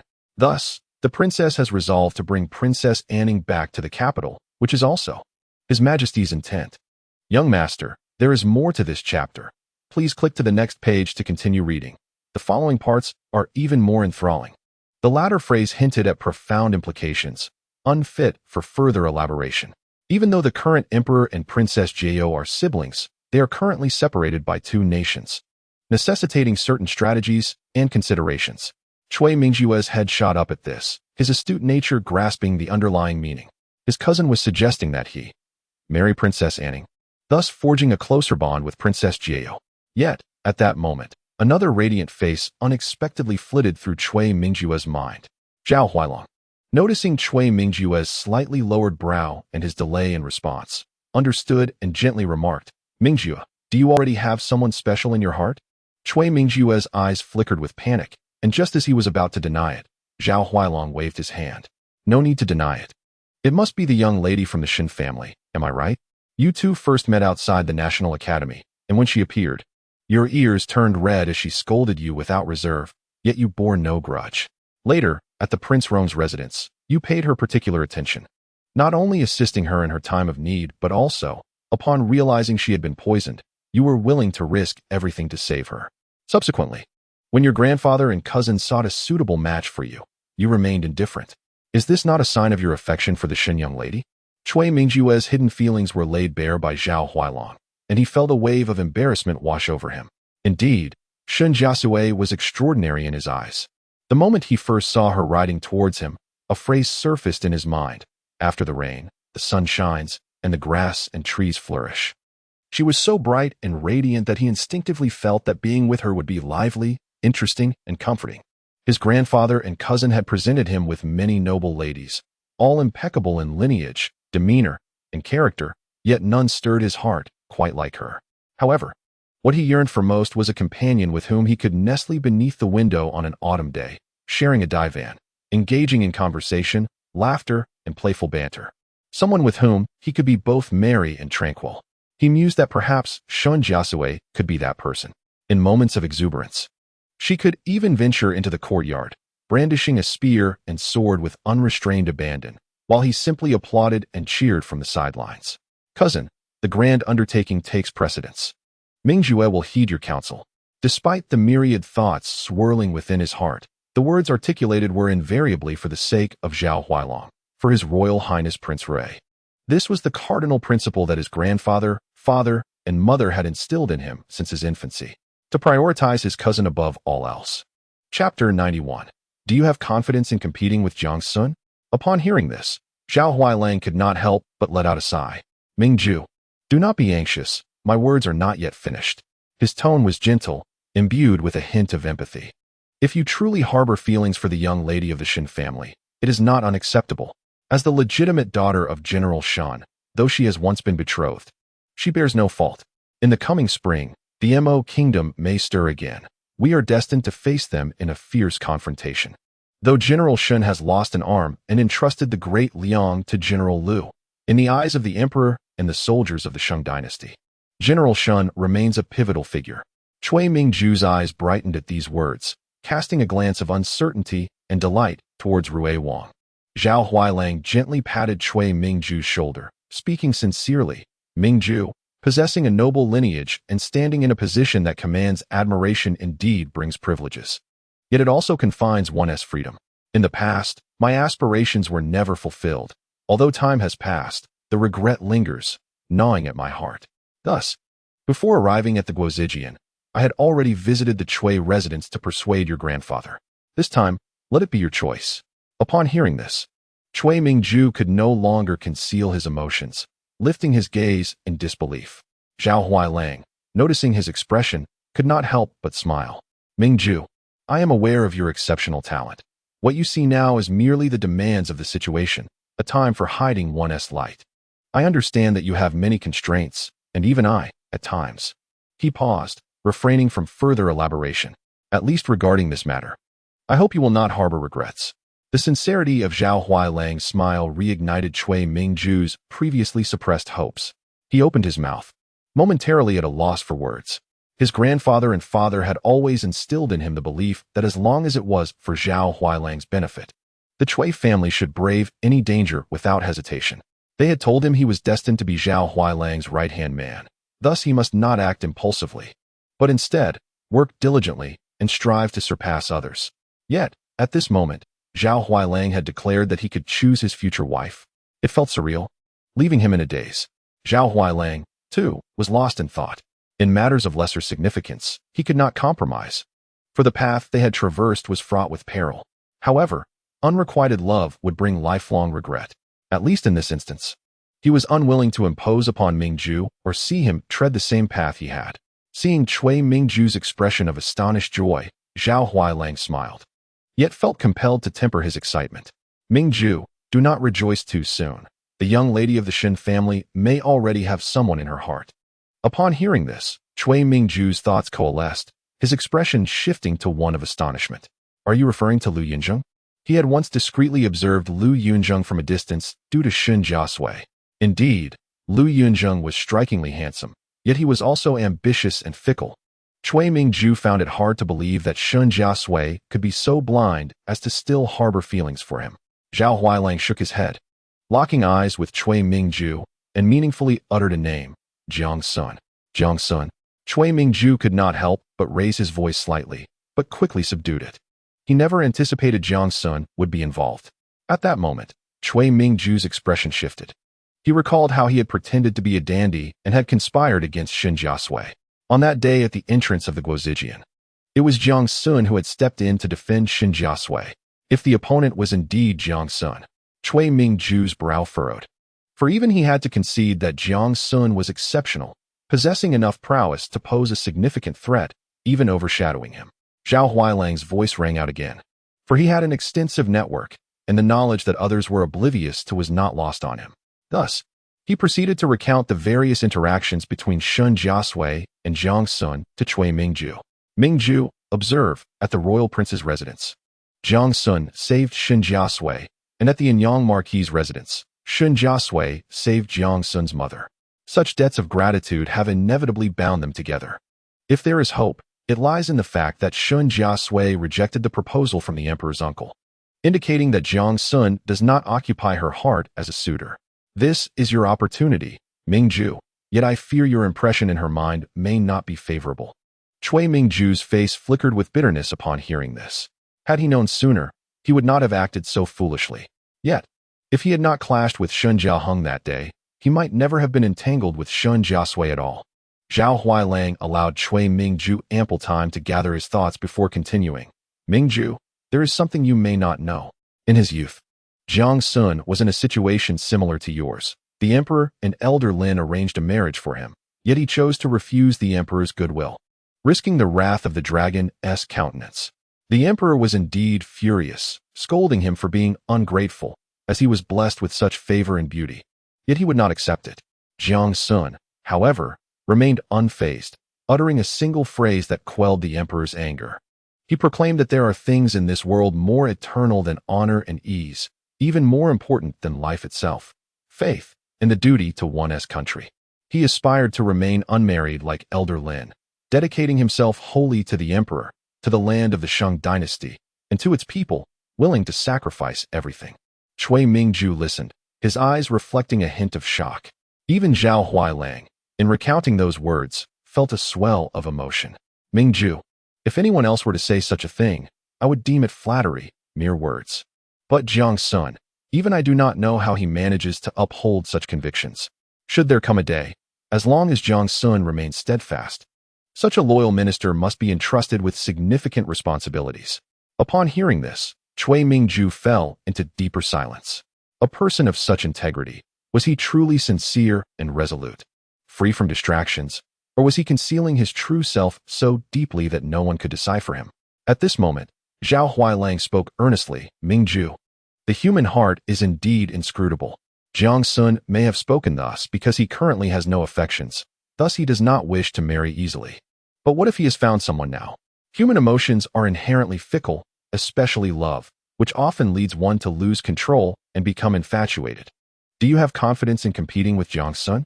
Cui Mingju found himself momentarily speechless. Seeing his reaction, Zhao Huailang recognized that he had already said enough for one day.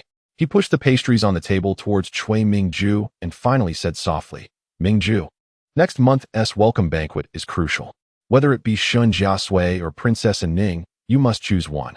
If you cannot achieve your desires, then I can only ask you to consider the greater good. Cui Mingju understood the implications clearly. Suppressing all his emotions, he bowed to Zhao Huailang and replied, Mingju dares not disappoint my cousin's expectations and shall exert every effort. As soon as these words fell, a bright voice suddenly rang from outside the carriage. Hung Di. Cui Mingju's heart skipped a beat, and almost instinctively, he lifted the carriage curtain. He gazed out to see a delicate visage emerging from a nearby carriage, radiating brilliance like the warm sun of spring. Shen Jiasui. Chapter 92. The approach of Shen Jiasui. Zhao Huailang discerned Cui Mingju's moment of discomposure and slightly leaned out to gaze outside, where he observed a young girl gracefully alight from a carriage. Her raven locks were gathered high with a crimson ribbon, and as she descended, the tips of her hair danced, accentuating her lightness of being. Her bright, luminous eyes and brisk movements set her apart from the typical young ladies of noble families. Could this be Miss Shen from the Shen family? Zhao Huailang murmured, a hint of teasing amusement lacing his voice. Cui Mingju, regaining his composure, promptly lowered the carriage curtain, his face betraying a deep embarrassment. Zhao Huailang, unfazed, simply waved his hand, urging him to make a proper greeting. The Grand Princess has returned to the capital, and as her nephew, I must prepare a suitable gift for our meeting, which is rather troubling. Upon hearing this, Cui Mingju dared not disturb Zhao Huailang further. After bowing respectfully, he finally lifted the curtain and stepped out. The moment he descended from the carriage, he discreetly exhaled a breath of relief. In that instant, all traces of awkwardness, respect, and caution vanished from his countenance. There were lessons his grandfather and parents had not imparted to him, yet he had gleaned much through his prolonged association with his cousin. His cousin exhibited a domineering nature, often relishing control over every situation. A touch of vulnerability, a lapse in composure, or even the inadvertent revelation of his innermost thoughts could, paradoxically, foster trust and ensure a stable, enduring relationship. After all, who amongst the powerful could tolerate an impeccable subordinate? After lingering for a moment, appearing hesitant, Cui Mingju finally stepped forward towards Shen Jiasui and her brother. It was not until Cui Mingju had distanced himself significantly that a low voice from the attendant in the carriage remarked, Your Highness, young Master Cui is approaching Miss Shen. A brief silence enveloped the carriage before a deep chuckle resonated. How amusing. The royal residence relies on Miss Shen's assistance to ensure the safety of the elder sister-in-law. I heard that Miss Shen was present at the great Jiaoxi temple that day. And as for the Duke of Anyang's residence, had it not been for Miss Shen's timely intervention, the Duchess of Anyang might have already met a watery demise. Observe how Miss Shen always appears just in time. Now, it appears Mingju has taken a liking to her. Such a courageous and astute woman, backed by the general's household, would indeed be a valuable asset if aligned with our side. Furthermore, I am quite curious about this Miss Shen. She is evidently not so simple. As for Jiang Xun, those earlier remarks were merely to provoke Mingju. Someone like Jiang Xun stands at the forefront of danger, likely too fearful to allow himself to be swayed. After all, countless individuals are poised to exploit his vulnerabilities, potentially leading to the downfall of this illustrious young official from the Dali Temple. Just as Zhao Huailang's thoughts reached this point, he suddenly heard the attendant outside whisper, Your Highness, Jiang Xun has exited the National Academy. At this, Zhao Huailang abruptly raised his gaze and calmly instructed, Return to the residence. Meanwhile, Shen Jiasui spotted her brother, Shen Jiaheng, from a distance and leapt from the carriage. Shen Jiaheng, beaming with joy, exclaimed, Sister, what brings you here? As he hurried towards her, she playfully tossed a bundle into his arms. Seeing that Shen Jiasui had brought him something, Shen Jiaheng's face lit up with surprise. Sister, what delightful treasure have you bestowed upon me? He eagerly began to unwrap the bundle, only to find a collection of colorful, knee-length garments. Shen Jiaheng skeptically probed further. Sister, surely this is excessive, even for 10 oxen? Shen Jiasui, unfazed, patted his shoulder and smiled. Not too much at all. Remember to share half with Cousin Ji. Upon hearing this, Shen Jiaheng's earlier disdain vanished in an instant, and he quickly hugged the bundle to himself, declaring, That won't do. What sister gives, I shall keep for myself. Noticing this, Shen Jiasui's lips curled into a smile. Just as she was about to discuss matters concerning the Lu family, when her peripheral vision caught sight of Cui Mingjue stepping down from his carriage, causing her to abruptly halt her words. To her surprise, after a brief pause, Cui Mingjue walked directly toward them. Shen Jiaheng, noticing his sister's reaction, turned to look and instantly felt the warmth of his smile fade. He stepped forward, subtly positioning himself in front of Shen Jiasui. As Cui Mingjue approached and perceived Shen Jiaheng's evident hostility, he finally grasped the meaning of the phrase to shoot oneself in the foot. He took a slight step back, bowing courteously. Miss Shen, it has been a while. I must once again express my apologies for my previous rudeness. Shen Jiaheng, taken aback by Cui Mingjue's approach, raised an eyebrow in surprise. Meanwhile, Shen Jiasui stepped out from behind her brother, gently resting a hand on his shoulder, and politely returned the bow. You flatter me, young Master Cui. I must also thank you for your timely assistance at the royal residence. Though she had been in a state of confusion at the time, she still recalled how Cui Mingjue had lent her a helping hand. This remark reminded Shen Jiaheng of the day he had inquired about his sister from Cui Mingjue, who had been forthcoming with information, not posing any difficulties. With his sense of justice, he softened his expression and returned a respectful gesture toward Cui Mingjue. As Jiang Xun emerged from the National Academy, he happened upon the sight of the three engaged in their courteous exchanges. Shen Jiasui and Shen Jiaheng, bowing slightly, while Cui Mingjue's gaze remained fixed on Shen Jiasui. However, just as Shen Jiasui straightened, Cui Mingjue hurriedly averted his gaze, his demeanor betraying a hint of awkwardness and caution. Jiang Xun suddenly halted in his tracks. Having frequently interrogated criminals, he had gradually learned to discern subtle shifts in others' expressions and glean deeper meanings from them. If he was not mistaken, Cui Mingjue harbored feelings for Miss Shen. As this thought crossed his mind, an unfamiliar pang of bitterness surged within him, like a delicate mist rising from his heart. Jiang Xun had never experienced such a sensation before, and his fingers instinctively curled at his side. At that moment, Lord Jiang. Jiang Xun looked up at the sound to find Shen Jiasui, who had seemingly spotted him, beaming with delight and offering him a distant nod. Her eyes sparkled with curiosity. Jiang Xun realized that today, devoid of his official robes and with a book satchel slung over his shoulder, he appeared more like a handsome scholar. Lord Jiang, someone claimed you are from the heavenly moon. This phrase naturally flashed through Jiang Xun's mind, and a wave of warmth suddenly washed away the earlier bitterness. His heart raced. His feet, which should have moved toward the carriage, unconsciously shifted towards Shen Jiasui. Miss Shen. Yet he restrained himself, ultimately refraining from taking a step forward. Instead offering her a distant bow. Shen Jiaheng initially thought Jiang Xun had followed him out, his eyes lighting up momentarily, but upon witnessing Jiang Xun's distant demeanor, the spark extinguished. At this moment, he understood his mother's sentiments. Some matters truly cannot be forced. Meanwhile, Cui Mingjue raised his gaze to Jiang Xun. His eyes filled with unspoken emotions. Jiang Xun had chosen the path of a loyal minister, and he ought to comprehend that anyone associated with him could attract criticism and schemes, especially the one he cherished. Had he possessed sufficient prudence, he would have persevered in solitude, remaining unmarried as he once professed. As Cui Mingjue was lost in contemplation, to his surprise, Shen Jiasui abruptly advanced, intentionally approaching Jiang Xun. Jiang Xun remained stationary, aware of Shen Jiasui's approach, yet finding himself unable to retreat. He could not deny the clandestine joy that coursed through his heart. Lord Jiang, Shen Jiasui began, halting 3 paces from Jiang Xun, her crimson lips parting slightly. I heard from my father that General Lu was recently impeached by the censor. I am aware, Jiang Xun affirmed. It is I who kept my word, and this matter has been of great assistance to me. Shen Jiasui inclined her head, smiling. Her heart filled with gratitude. Had General Lu not been suddenly impeached, Madame Lu would not have been driven to desperation, and Lu Yunzheng would not have so swiftly lost his final support.